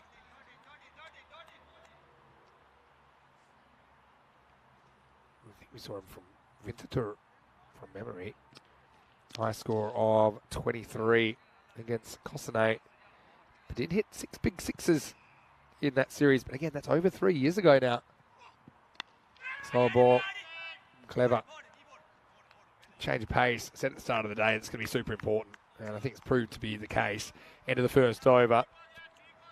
And Power CC, they are 15 for 1 after 1. So they do lose a wicket, but they do get plenty of runs in that first over. When you consider, of course, that their opposition got none in the first over. Well, 66 matches since the golden ball. And it's hard to believe. It's only 9 days ago we had a golden ball, and that's already up 66. So, yeah, crazy stuff, really, how many matches we've got going on at the moment. But that's all because of demand. People love ECN cricket, and we're very, very happy about that. And yeah, I hope you can continue to love it. And yeah, tell your family, tell your friends about the European Cricket Network.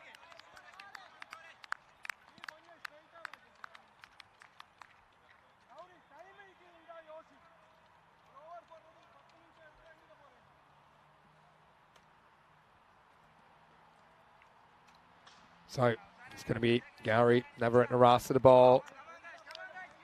Over number 2.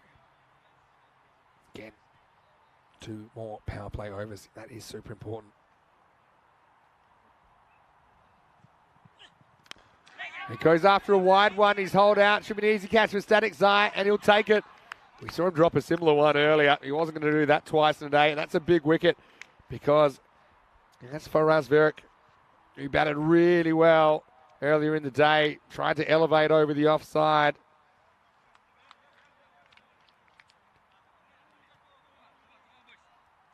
Just, yeah, reaching away from the body. There's always an element of risk there.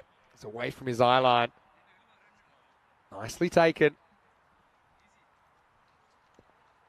So 15 for 2. Pretty even start. You factor in the high-scoring first over. They lose 2 wickets. But this guy, Hassan Mahmood, I'm a little bit surprised that we see him at 4 because he could easily open. I think he just has confidence the guys above him. They're not going to waste balls. They're going to go for it. And then they can come in pretty much any situation and do a good job.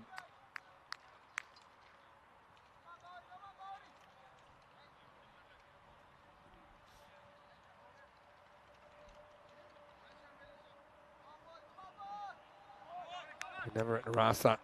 Wicket with his very first ball. And so Hassan Mahmood, he's had a habit of banging his first ball out of the ground. Let's see what he does here. Still in the second over. Well, he tries and he gets a fair piece of it. It'll be 1 bounce 4. Not quite off the middle, outside half of the bat, but still good enough. You can tell these guys, they're so comfortable playing the 10 over format. Normally, if you might go to a place after 3 years and you say, it'll take them a little bit of time to adjust. They have to get used to it, get used to the approach. These guys, they know their way around a 10 over cricket match.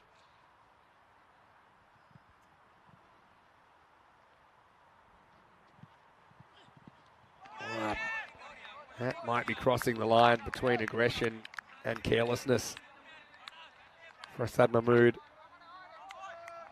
I suppose if he hits it, looks like a genius. He just lost his shape there.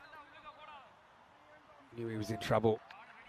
I think while the ball was still on the way. Gets away with it though.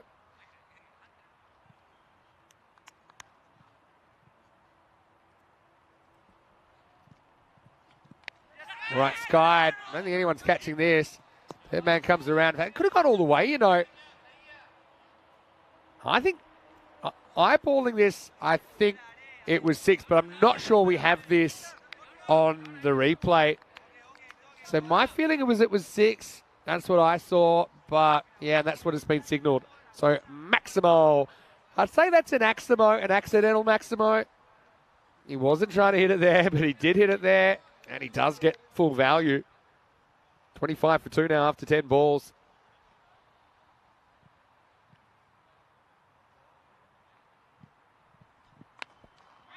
Dragged across the line.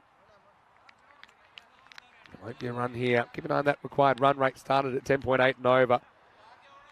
Probably after that will be about 10. Yeah, 10.2 if you want to round. It hasn't gone too far. In the balance. That's what I would say.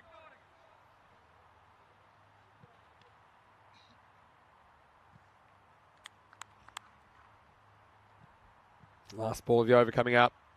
Here's Gary. Takes on the pull shot, hits it into the pitch, and they don't get a run. So it's a pretty good over, all things considered, from Navarrete Narasa, because it does pick up a wicket. He goes for less than the required rate, just. And the score is 25 for 2 after 2. Look at the table. This is a battle of the haves. There's a couple of have-nots down the bottom that'll be a bit frustrated, particularly the Nomads, defending champions, to be bottom of the table. Don't think anyone would have picked that. But having said that, they did look dangerous. Just we're not able to string a game together. 152, and then couldn't defend it against Alton in match 1, and scored in the 120s and went down to match 2 as well. Still random questions time. If you want to throw them in, last innings of the day. Dion Johnson to bowl over number 3. Starts with a wide. I'd be running there, or be thinking about it. Maybe at this stage you don't need to, it's still early. You rarely actually catch a batter napping. Having said that, we saw that in the Portugal qualifier already tonight. So I suppose maybe it's worth a go, but you can't give away a run unnecessarily. Gamblers chasing 107 for victory for a spot in the final.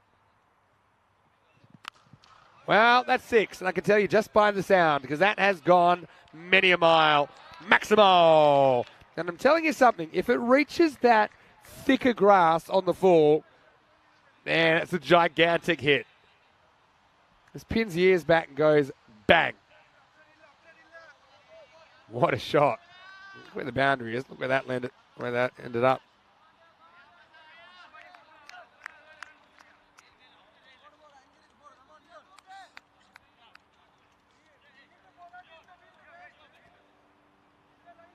All right. Johnson. Hoping to bite back straight away. He's still looking dangerous for power. Low full toss. Misses the Yorker. Oh, this is running away. Should stop. Oh, yeah. He does stop it eventually. Plays a little footsie with the ball here, doesn't he, Pradeep? Give him a little nuzzle. Foot to hand, foot to hand. Stops it in the end, that's the main thing.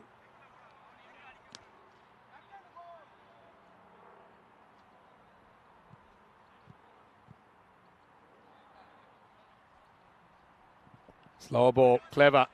Completely threw off the timing of Sufyan Chima. So if he picks that, you probably want to hit it over the offside. He's got 0 outfielders to the left of the screen. But he doesn't pick it, and he kind of hitches his wagon to that similar kind of shot that brought him runs earlier in the over. Uh-oh, that's not a good ball at all. Finds the gap, including the gap in the fence. That's 4. Cuatro caderas. I'll probably call it feared in this part of the world. But yeah, Chima. He's been a revelation at the top. They listed him at 11 in the last game. Well, this ain't no number 11 you're seeing right now.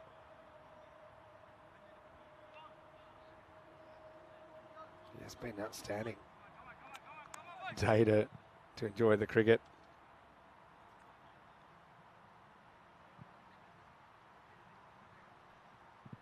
Slow ball again. Smart. Really smart. Worked before, works again. This time, I think Chima picks it, but it's too late to do anything about it.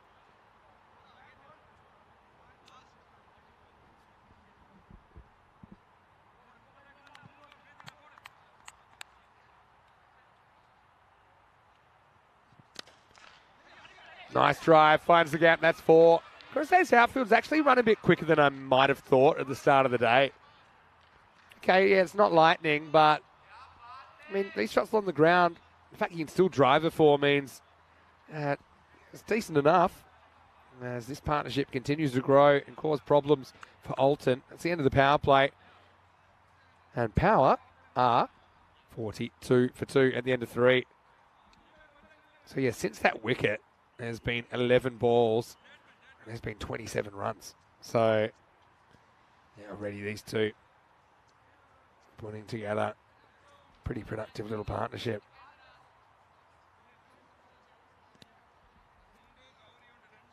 See where they are here at the end of the power play. Isn't it a weird kind of an innings, the first innings? It seemed like it was accelerating, but it kind of fell off a cliff. Just not a lot happening in the second half. I think I mentioned that there were just those big overs, 3, 4, 5, 16, 20, 22. We saw 58 runs there. So we saw over half the runs in those 3 overs. Nice little cut shot, finds the fielder. They won't get a run here.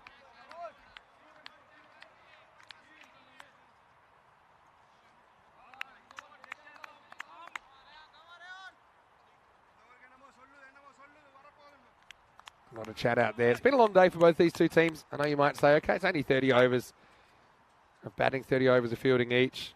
That doesn't sound like a long game, but it's the intensity of these games. They don't really drift. All right, if he hits, it'll be close. Oh, he does hit. I've got a feeling it's out. I mean, that's just my initial feeling. He wasn't exactly motoring, and we know it's hard to get the bat down.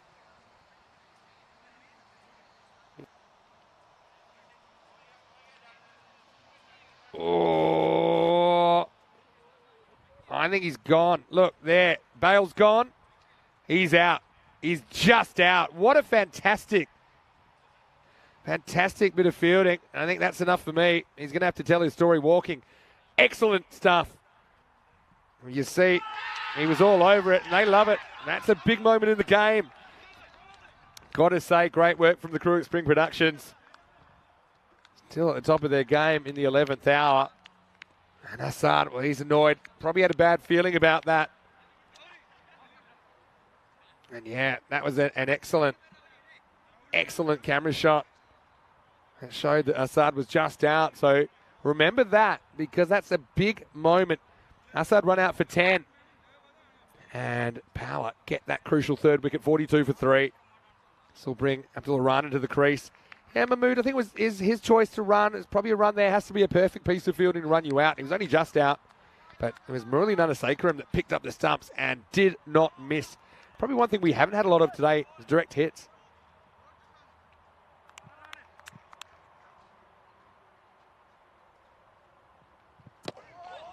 Oh, yeah. This is Raihan Statikzai with his left arm slingers.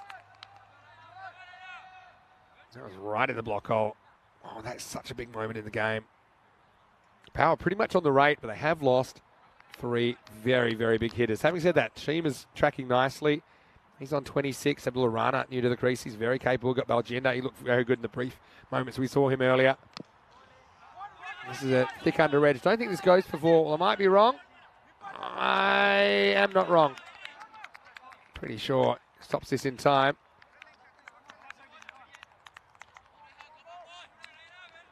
I think it'll almost stop on its own. But yeah, I think the ball's gone there and he hasn't landed. So I think that's fine. And then, oh, nice to have the banner there to stop you running too far. Oh, that almost does him. Almost does Chima. He was on the march. Again, I've seen a bit of this today. footwork away from the ball to guys that are trying to bring the ball into you. It's just not really the odds to do that.